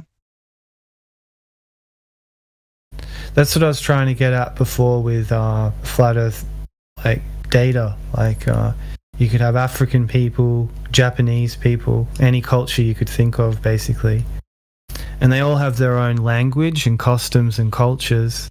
But when you really boil it down, everybody's saying the same thing. They just have a different word for "I love you" or a different word for "you're pissing me off right now, leave me alone."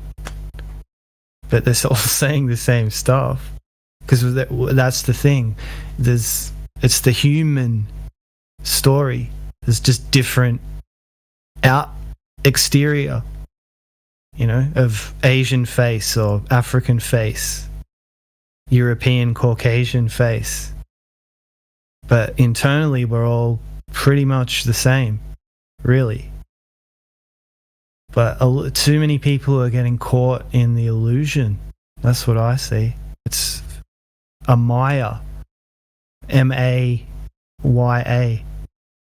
world of illusion. And it's confusing.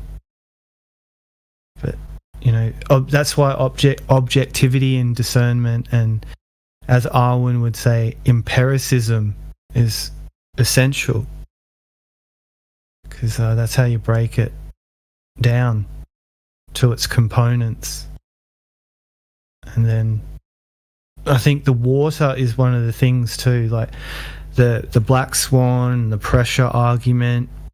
It's strong, but the water is such a fundamental. But not everyone wants to hear it, do they?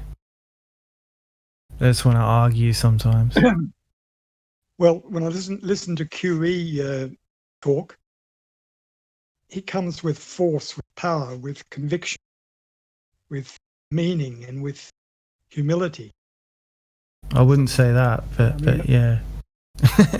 I just find that more of those sort of people wouldn't hurt anything. I don't agree, but the humility would be good. If there was more of that, it might look a bit different.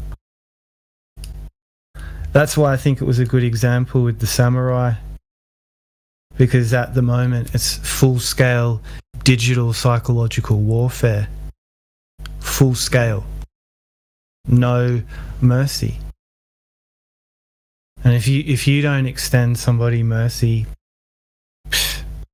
like, good luck finding it.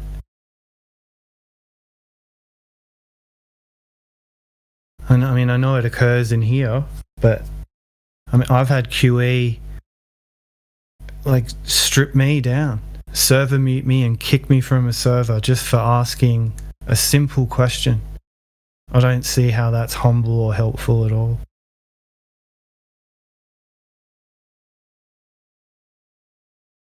Well, there's a limit to the patience one can endure. Yeah,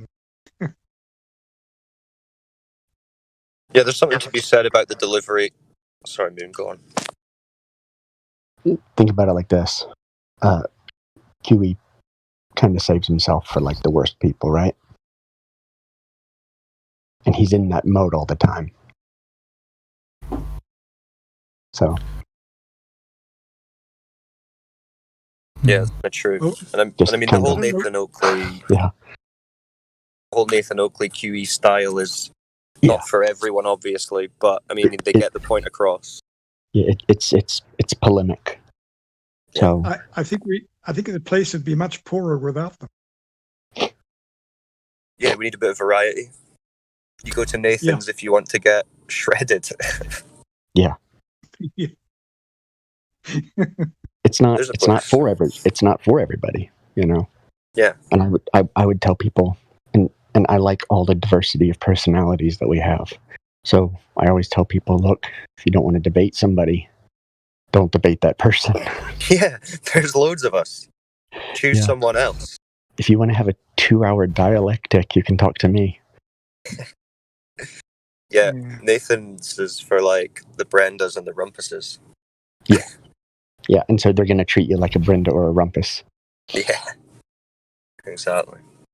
Not making an excuse. I'm just, that's a reason. Yeah.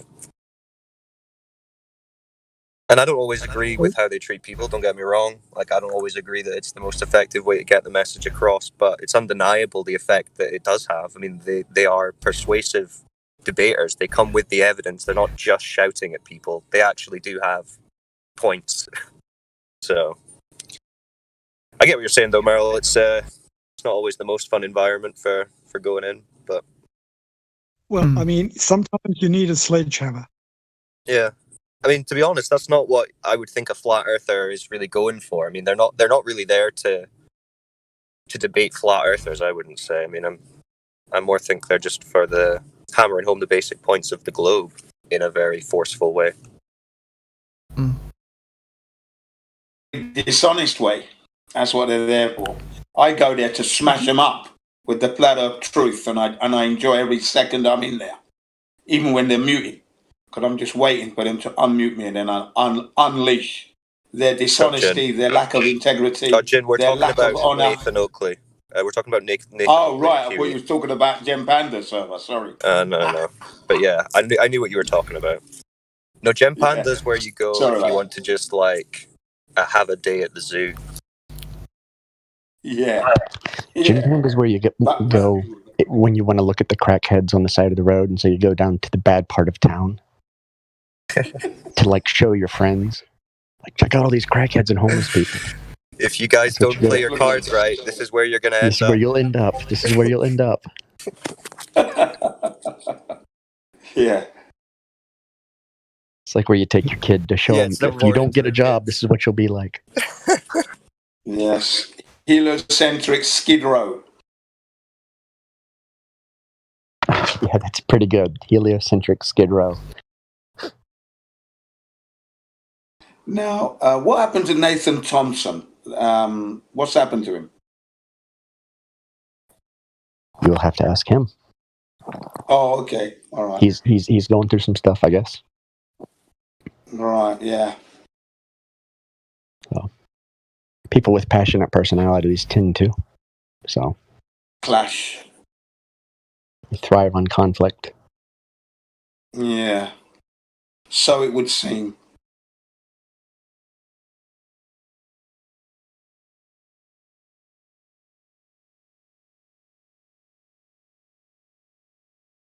It would seem. Which is both a criticism and a compliment. Yeah. I'm sure he'll be back in good time. Maybe just need a break after doing their little their tour or whatever. I mean, 3 weeks in an RV or whatever you're doing, that's probably going to piss anyone off. Yeah, I couldn't do it. Yeah. You couldn't do it? You guys should talk to Witchit because he did some shady stuff. Yeah. Really shady stuff. Yeah. I didn't really want to get into that here, but I am curious because I've heard some things, but I don't know any details whatsoever. So, although I did hear about Witchit, I've heard some stuff, but I didn't want to get into it now. Yeah, Witchit is free now, but according to Witchit, he stole money and his iPhone and broke the drone and what? Shitty stuff. Serious? Come on, this is unbelievable. Unbelievable. He stole his phone and money. Really? Yep. That's what I heard. Okay. All right. Well, we can discuss this off the server later. Yeah. Yeah.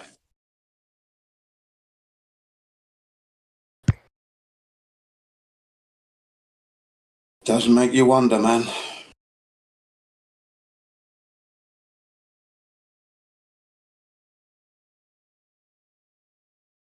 Any idea when Widset's coming back, did he say?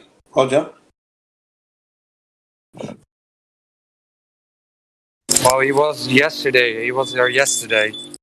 So we talked about everything. Oh, he was thank on? you. Okay. Hold on, guys. Yeah, he's quickly. out. Yeah, he's out. Oh, okay, sweet. Let me just quickly check with TH331. Thiel? Are you there, Thiel? You've got VC verified if you want to say hello or ask a question. TH331. You there, bro? No. Okay. Well, if you want to ask a question or offer some evidence for the globe, you're verified, so you can just unmute. What's about, are you South African? Are you there? Are you South African? Yes, I am. And are you actually South African? Yes, I am. Good. Okay. So what are your thoughts on the Earth? Wow, that's a very vague question. Yeah, it's pretty broad. Let's just say, globe? Do you believe you live on a globe, like they say?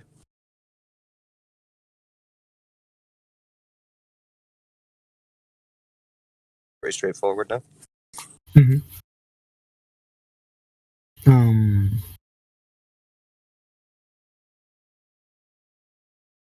That's a no. If it's not a yes, it's a no. That's cool. I don't think there's a well. At least there has to be some sort of agnostic area. I don't think it's binary. Yeah, it's fine to say that you don't know, but then that's still saying that you don't believe you live on a globe. If you Oh, of course. Oh, of course. Yeah. Of course. Okay. Of course. I see what you mean. That's cool. So yeah, I'm not sure. Did you? Yeah. Presumably, you used to believe that you lived on a globe. Oh yeah. Oh yeah. Okay. Yeah. So what made you start questioning that?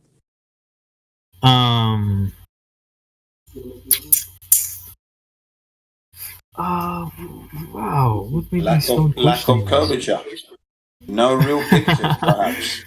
No. spinning. No. I didn't trust my senses, I would say, back then. Prior to me understanding that I should basically respect my senses or look at my personal experience. I would always refer to what I've been taught. So I'm thinking, what incentivized me to doubt? I think the general idea of the schooling system lying about many things. And then I thought about like this. I don't know where I saw this quote. There was this quote that was something. I might be paraphrasing, but it's something to the likes of if you hear an idea or a belief contrary to yours, and it invokes a strong emotional reaction and an obtrusive nature, then that is usually evidence of programming. And then I thought about that.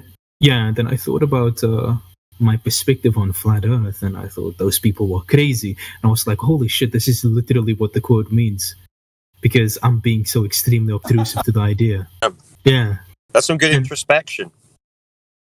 Yeah.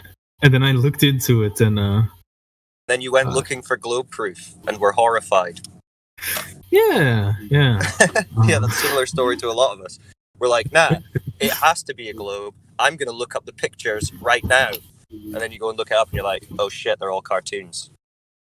Well, I think the biggest takeaway for me personally, like what strongly like pushed me on the fence or put me on the fence was understanding that gravity wasn't even a scientific theory. That was a really big one for me. I was like, wow, that's insane. Yeah, that's crazy, right? So why do you think they get kids to believe that gravity is scientifically proven when in fact it's not? Why do you think they would do that? Oh, I don't know. You're asking me. I don't know. That's because it possibly supports the globe model. Ding, ding, ding, ding, ding. Yeah, I discovered that gravity wasn't real in the 70s. 1975-76, wow. Through an encyclopedia known as The Tree of Knowledge, which I subscribed to. It was my first ever subscription to any kind of encyclopedia, weekly issue, and it comes, I used to go to the corner sweet shop and collect it, okay? And when I read, and it was about Isaac Newton at the very beginning, and I read that gravity was a theory, it hit me on a hammer on the head. What do you mean? It's not real then, is it? Yeah. A theory? What did it, do you know what I mean? I was kind of That like was bizarre. woken up, but I still slipped back into gravity. Do you see what I mean? I still slipped back into it was real. Yeah. Because I was at college at the time. I'm thinking for myself, but I'm being educated. So I ended up slipping back into gravity being real. You know, even though the encyclopedia was telling me it was the theory. There you go. So, you know. Might I inquire as to what your age is? Because it would have to be over approximately at least around 57 years old, right? Me, yeah, I'm 59. Ah, 59. Okay, cool. I see. Yeah. Yeah. Yeah. I don't know. That was a big one for me. I was in the. I remember the first time I spoke in the server was to Quantum Eraser, and he is quite the aggressive approach, which I think was which was interesting. But yeah, I see a lot of people talk to some of the people here in the server, and they leave. You know, when the ideas get challenged and they're unable to back it up. That's it. But one thing that I found is very prevalent when I talk to people about the server, because I've invited a decent amount of people to the server, is some people have knowledge of the server and they have this idea that some of the individuals in the server is very aggressive and not really receptive to the ideas. And I spoke about this in the very beginning when I was in the server, and I spoke about it to, what's his name? Miggy? Yeah. Yeah, And, Miggy, yeah, nice guy. Yeah. And then Miggy told me, well, we're not trying to convince people. Instead, we just want them to convince us, show us the proof of the globe model. And then that gave me a new perspective. But in most cases, I generally do find that you guys are actually trying to help out people and give them a different point of view. And I critiqued the application, and sometimes I just think I understand that it's very repetitive. I've been in the server for around 2.5 months, I think, and it's very repetitive. The ideas and the logic and the fallacious logic that the people bring forth, and it can be frustrating. But I think a more patient approach would be way better in personally helping people to see a different perspective. But I brought this up think with Quantum Eraser, who is very charismatic. What's the word I'm looking for there? Charismatic, yeah? You know, Charismatic. Charisma. Yeah, actually. Yeah, he's got a lot of charisma there. Plus, he's been into it like 6 years plus. And he's really an educator in this field. You can expect him to become like a sergeant major now and again, all right? You know, and that's understandable. Because he's trying to help the individual think, but the individual he's speaking to generally is not taking in what's being said. He or she doesn't even understand what they're saying. They're just parroting the thing, you know what I mean? Like, you know, just roboting, right? And then when Quantum Eraser brings that to their attention and says, okay, give me a citation for that, can you prove that? Can you, etc., etc. You know, and they carry on saying the same thing. That's the end, isn't it? He's just going to fly up the handle like a typical sergeant major. The reason being, he wants the individual to come to speed and the realization that what they're saying is not correct. It's a belief, and they're not thinking coherently. That's his aim every single time. That is his objective. 100%, and I'm not. I don't have an issue with that at all. I was completely okay with it. You know, I don't have an issue with someone being hard-headed, but there are a lot of soft people and very emotional people out there. Yeah, I know. And unfortunately, it doesn't help to be that way with them because they just think you bigoted, ignorant, or arrogant, or whatever the case. Yeah, well, they got to get over themselves. That's all. I agree. They got to get over themselves. That's what that's all about there, you know. Because at the end of the day, there's a massive lie being perpetuated. It's amassed a lot of money. It's enslaved the humanity onto this board thing. And that has to stop. And the NASA budget is now $23.5 billion now. So it's gone up $1.5 billion from last year. Wow, that's absurd. Right. What do you are you South African? What do you think that about Do you know anything about scale modeling? Are you talking about like the radius and how like the heliocentric model doesn't correlate with the measurements that we make? More that you can say have a model car, and you can scale it up and you can scale it down. It might not have every working component, but you can at least scale it down to like a small size, and then right up to a car. You can do it with a plane, or as a train, right? Like a scale model. Right? Built to scale. Yeah. I'm not sure. Yeah, I'm not sure if it can be used in the same sense that a normal car would be used. But yeah, I'm sure you could like find smaller parts and make make a little car. I'm not sure if it could actually work, but yeah. Right. It does work. I've seen it done. Oh yeah. Here in Japan, by the way. Yeah. Yeah. Oh. Well, see, the example is like a little solar system in a lab, right? Mm-hmm. So you have a little sun with a little water sphere with a gravitational field operating like a solar system, like our solar system that we find ourselves in. Mm-hmm. Like, and then there's these reasons for why it can't be demonstrated practically, because it's like saying that it can only occur on a large planetary scale. Have you ever heard this argument? No. Yeah. It's interesting. Yeah, that comes up a lot. That argument. Nice one, Mel. Yeah. Because the only reason I mention is I brought that up with Quantum Eraser one time, and he muted me and kicked me from Nathan Oakley's server. You see what I'm saying? Yeah.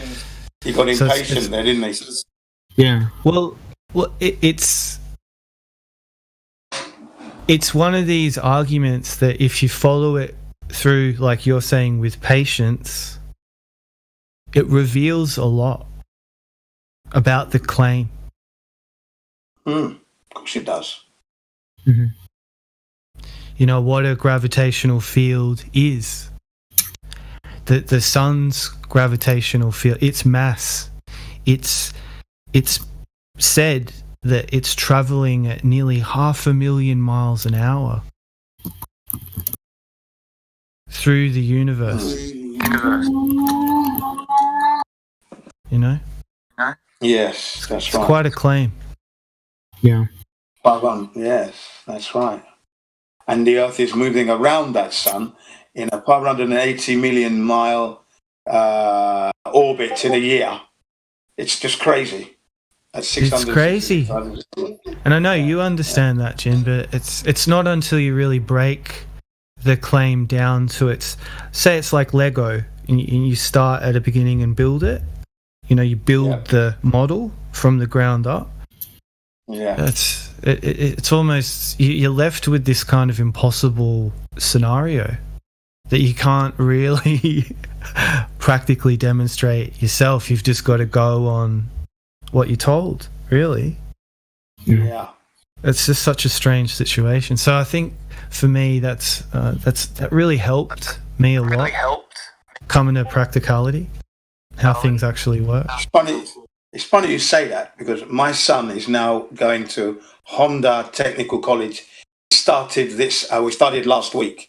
Okay, he's moved into an apartment near the college, so he's living out there now. He's left home. He's a freshman, and he had to make a report on. Well, today he opened his first engine, open up with the rest of the class. Okay, but the day before that, 2 days before that, they had to do a report. So what we're talking about today, so yesterday, he had to do a report give a report on what it means to be a mechanic. So I explained to him that, you've got to have the integrity, the honor, do your best, always have the customer's interest at heart, basically, and that's what it's all about. And to make the best engine. Honda should be making the best engine they can and not use inferior parts or go back to old technology that was proven to be bad, bringing it into the modern world. That's not good. And that has happened in Honda. And I told them to write that in a report and give that to them. Right? Again, you know, integrity and what it means to be a mechanic was the question asked. So I helped him to do the report yesterday. So hopefully that will go down well in the college. It's true though, isn't it? I mean, you know, I am a person who is a proud owner of a Honda motorcycle. I call myself Gin Honda in London because people used to call me that because I was Honda crazy, right? And now my son is working in Honda, so that really does prove my point. But I followed Honda all the way through their little deceptions that they were doing within the engine itself, which was my main interest. Okay, and I was disappointed to find that things like that were going on, you know, at the expense of cost. And I said to my son, remember, it's not only about making money. Okay, you have to give your best, even when you don't make money. That still has to come through that integrity, that honesty, that honor to the customer, to the name.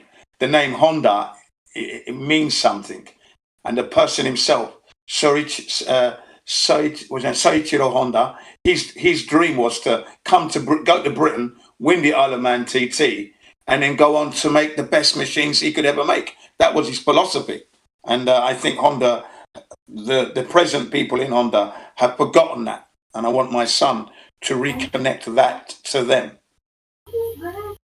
Right, and hopefully it will eventually, slowly. So I helped him with his first report, and it was all about integrity. Breaking down, like you were saying, breaking down the heliocentric model will help you understand how it's impossible. It's impossible, even when you scale it up or scale it down. It's just an impossible thing. We're not doing all these things that the scientists and astrophysicists and astronomers are telling us is happening out there. It's all crap. It's all rubbish. It's all a grand deception. Yeah.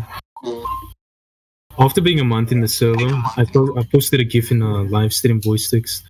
After being a month being in the server, I remember there was this day that I tuned into the YouTube channel and I saw this and I just died laughing. I was laughing for about 4 minutes because I just couldn't believe that this is actually what we told to believe, and it was really interesting.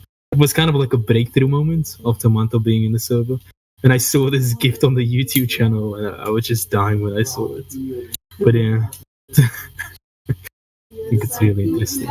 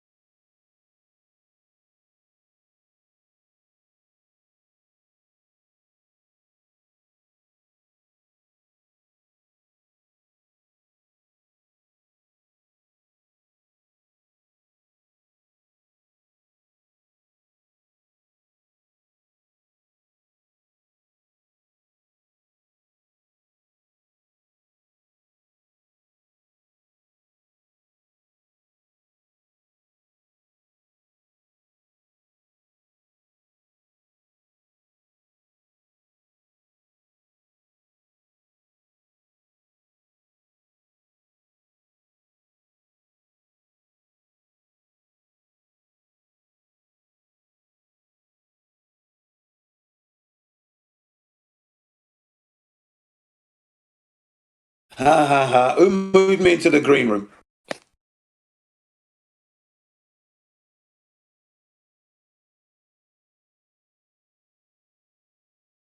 So gone quiet.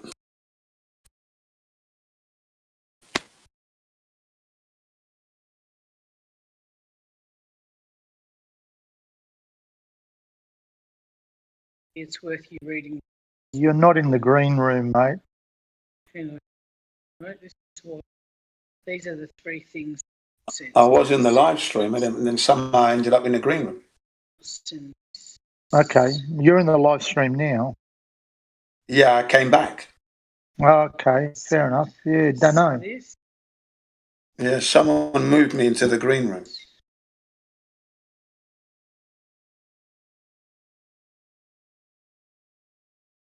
Have you seen this little I'm going to flat now earth send proof? through to Anne's phone 4 more images. Flat up what? A flat earth proof. I'll find it and I'll paste it in the live stream for you. I'm surprised nobody uses it. Yeah. Hang on, I'm just trying to find it on my phone. Okay, yeah. And I'm then just I'll be looking able at the to- gift. I'm looking at the gift that. Give me a second, all right? Because it's not easy to find with the phone. Okay, yeah, no problem, no problem. I was looking at this gift that Are You South African posted, and I was commenting on how I introduced it to some Jehovah's Witnesses back in 2018 in Hawaii, and they were like mesmerized, in that, because I explained to them this is exactly what we're supposed to be doing, shooting through the universe. This is us now. As I'm speaking to you, this is exactly what's going on. And it started a 1 hour discussion on the flat earth because I just climbed the Diamond Head in Hawaii, which is the I haven't seen the volcanic gift crater. yet. My phone's just playing up. I'm going to have to log out I and know what log you back mean. in. Yeah, I know what you mean. I have those problems, so it's okay. It's always in an inappropriate moment it happens. Always. Geez, it's the server must be going slow. Yeah, that's always a possibility as well. Yeah. So has my GIF come up yet? Not yet. I'm scrolling down. I've only got the last. Nothing's come up yet. No. Let's just plug this in. Maybe I have to come off the Wi-Fi. Let's come off the Wi-Fi. Unsolved math problem is what I've got so far. No, nothing from you yet. Oh, nothing. I can't even get anything up in the live stream voice text at the moment. That's amazing. I have that trouble sometimes. Just the Wi-Fi is slow. Here we go. Let's have a look. What's it say? Nope. Yeah, I saw that one that Are You South African posted. I've actually got it saved on my phone. Oh yeah, me too. I've had it since 2018. It's bookmarked. I use it all the time. I've been using it ever since because it's important to explain to the heliocentrists that this is exactly what we're doing supposedly now. As we're they don't believe that, do they? They don't actually understand their own model. No, not at all. Not at all. And when I showed them this gift in like Hawaii to these Jehovah's Witnesses, it was like a frenzy. Now they're interested. And I had a 1 hour discussion on how the Earth is not spinning in space and we're not up there. Yeah. I mean, look, I just said, look behind you. Look at that horizon. Where's the curvature there? We should be able to measure some curvature, but there isn't any. Is there? Look. It's up in the live stream voice text right now. Have a look at that little GIF that I made. Yeah, I'm looking at it now. All right. So you got the Earth going around the sun at 66,000 miles per hour. That's right. And then you've got 180 the miles moon, journey. the moon going around the Earth at 2,200 miles per hour. Right. Can you see how that Yeah. could be just a slight problem? You can't have an orbit within an orbit. Yeah, it's mad. It's mad. Yeah. It's I was always scratching my head with that. Yeah. It's impossible. You know, it can't be done. Just that alone disproves the globe model. Yeah. Because we only see we only see the same face. It's tidal locked, so we only get to see the one face, and it's spinning around at 2,200 miles per hour. I mean, come on. It's mad, isn't it? Isn't it? Yep. Yeah, actually, I want to show the answer that Phil actually put up. Professor Phil. Right? Let's see. Oh, I knew he was going to say that. I just knew it was him. Yeah. I actually screenshotted it because it was complete gibberish. Oh, well done. I don't know why Roger doesn't come up to like defend it. Let's have a look. Where are we now? See, Earth traveling around the sun at 66,600 miles per hour, roughly, supposedly, and that is a yearly orbit of 580 million miles. Yeah. Okay. So in a year. I just turned around and posted Professor Phil. He's taken the professor away. His reply. It's called conservation of momentum. Try jumping up and down in a plane. But do you know what? That doesn't answer the question because the moon would have to go faster than 66,000 miles per hour when it's on the east side of the moon, and then it would have to slow down when it's on the west side of the Earth. Right? So where's this conservation of momentum? You would have to speed up and slow down. In a train, if you bounce a ball, it's a constant speed. You're not going in a circle. You're not doing an ellipse around something that's already doing an ellipse around something else. He's a clown. He's a clown. He just can't admit that he's got no answer to it. Yeah. He's supposed to be a physics professor. Now, if he's a physics professor, he should be able to show the mathematics to it. He can't show the mathematics to it because the mathematics would change every millisecond. Right. It's a clown show. This heliocentric model is just a clown show. Well, I actually call it the idiocentric model because you have to be an idiot to believe it. And that's what I call it, especially in the comments when I'm commenting on these, when you're replying to these heliocentrists who call you a retard and everything else. Well, I say, well, you're the idiot because you believe in the idiocentric model. Yeah. A good friend of mine who's he's not really a globalist. He doesn't really care. He just sort of thinks, he knows that I'm intelligent and he knows that there must be something to this, but he thinks it doesn't affect him in his life. I showed him that picture today, the GIF, and you know what he said to me? He goes, when you say 66,000 miles per hour, what's that in relation to? I said, Phil, because his name's Phil as well. I go, Phil, a mile is a mile, and an hour is an hour. No matter if it relates to the moon, if it relates to the sun, if it relates to the ground we're standing on, a mile is a mile. And he was sort of like a bit dumbfounded. He had no answer. Yeah. See, because he hasn't really, you're bringing it to him for the first time, and he's beginning to comprehend what that actually means. 66. it's not the first time. I've been at Well, okay, my it's friend beginning to Phil's sink for a in. now. long time. It's beginning to sink in now that he's asking the right questions. It's beginning to Yeah. sink in. Yeah, you're right.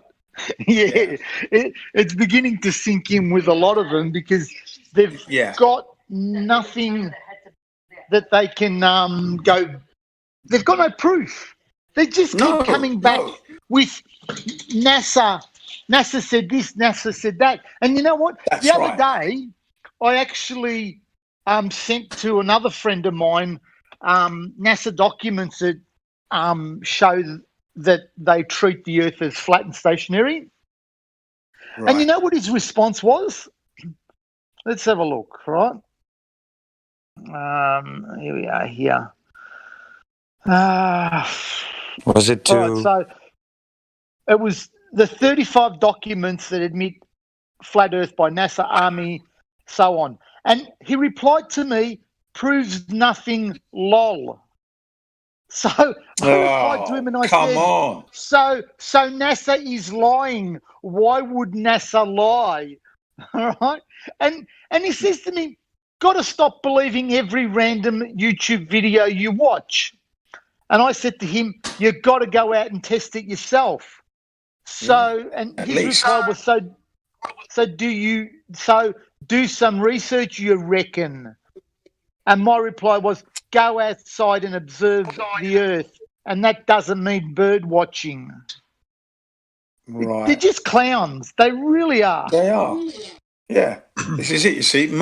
Mel started this conversation off by talking about the heliocentric model and breaking it down, making a model of it. And their excuse is, we can't make a model of it because it would require the actual size. You can't bring it down to scale, you know? And that's it.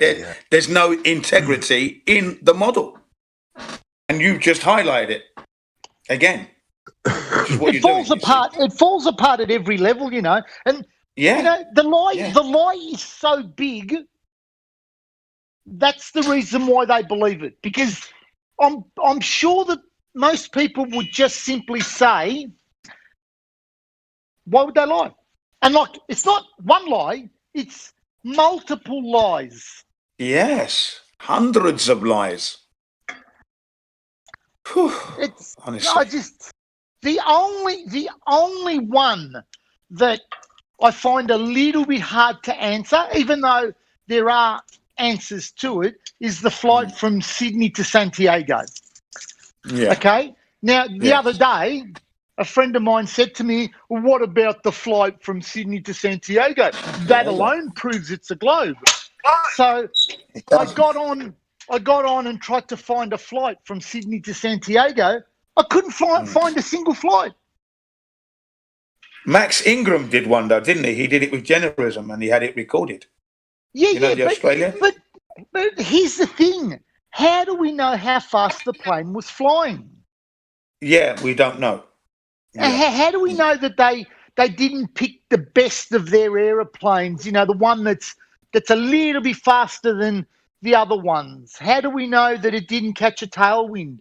We're never going to know. This is what we're talking about. You know, they got the what's it called? The trade winds, or the thermal winds at the top. I forgot what it's called. Yeah, well, the trade winds are for the ships and that, I think. The ones that used to sail. But they've got the ones in the air as well, haven't they? Yeah, no, they definitely have. The jet streams.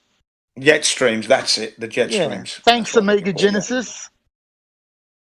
Yeah. Yeah, no, it's amazing. Doesn't matter where you go, what you look at, the Earth presents itself as flat.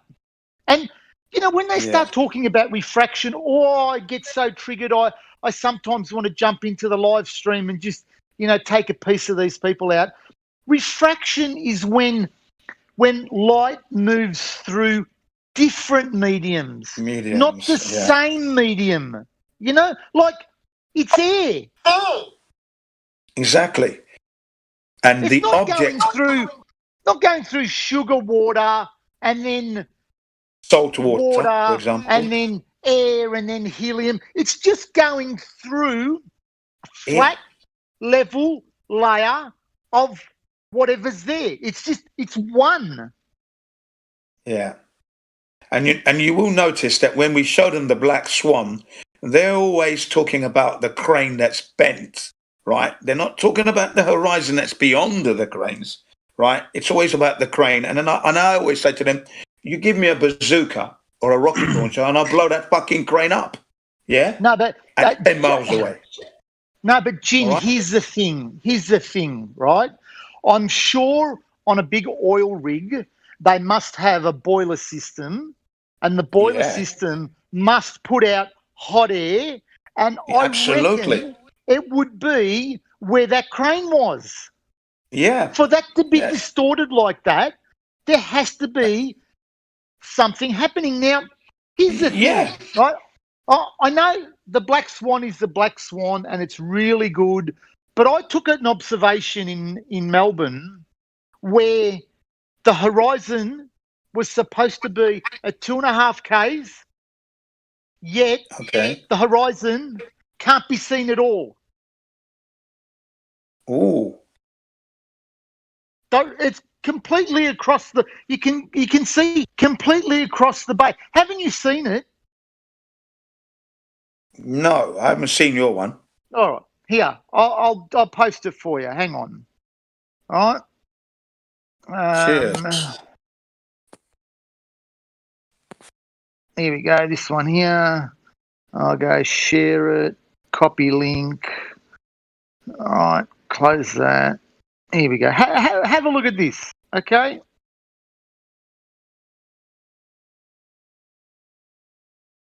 Oh, video, yeah? Yeah, it's a video on YouTube. I put it on YouTube. Okay, cheers. Thank you. It's very simple what he's saying, that problem with the moon orbit. You know how these teachers like to show to children in school that table with spandex and they place a heavy ball in the middle? The bending of space-time, the bending and warping of space-time. And then they throw in some small balls and they spin around that hole. The problem is, I saw an experiment like this.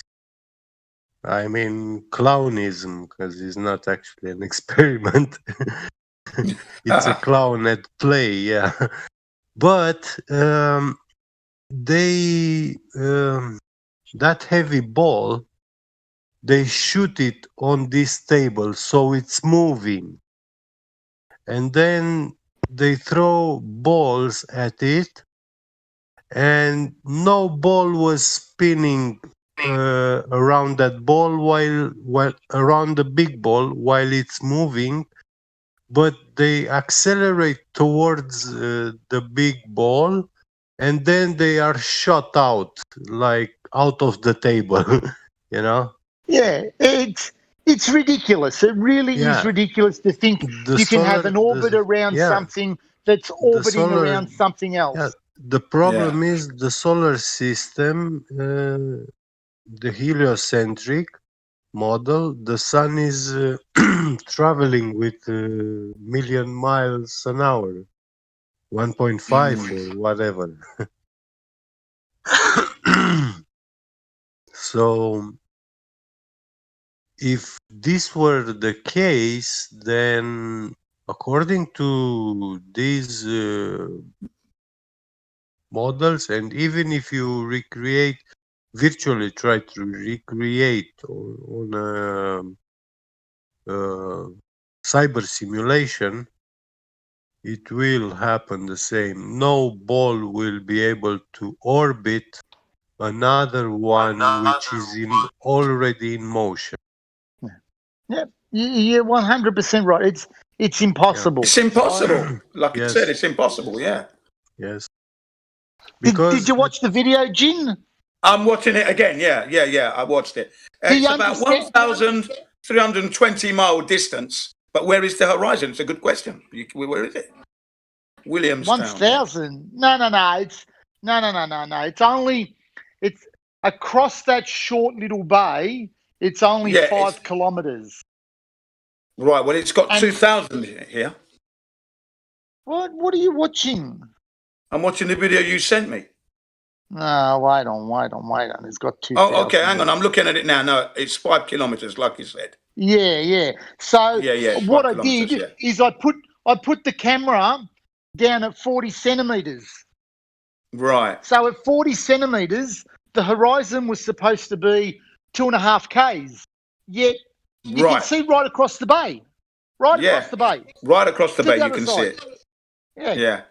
And then I had some clowns that turned around and said to me, "Oh, but how do we know that you were down at 40 Amazing. centimeters?" They always come up with this rubbish. So it's amazing, isn't it?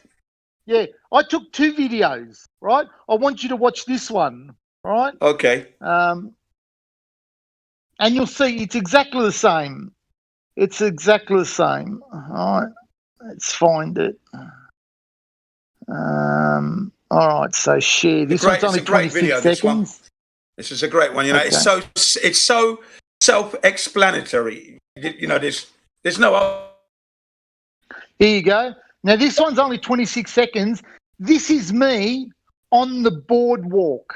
So this is probably 1.5 meters above sea level. You can actually see the beach sand. So I walked down off the boardwalk down onto the sand and put my camera right at the water. That was in the other video that you watched. Yeah.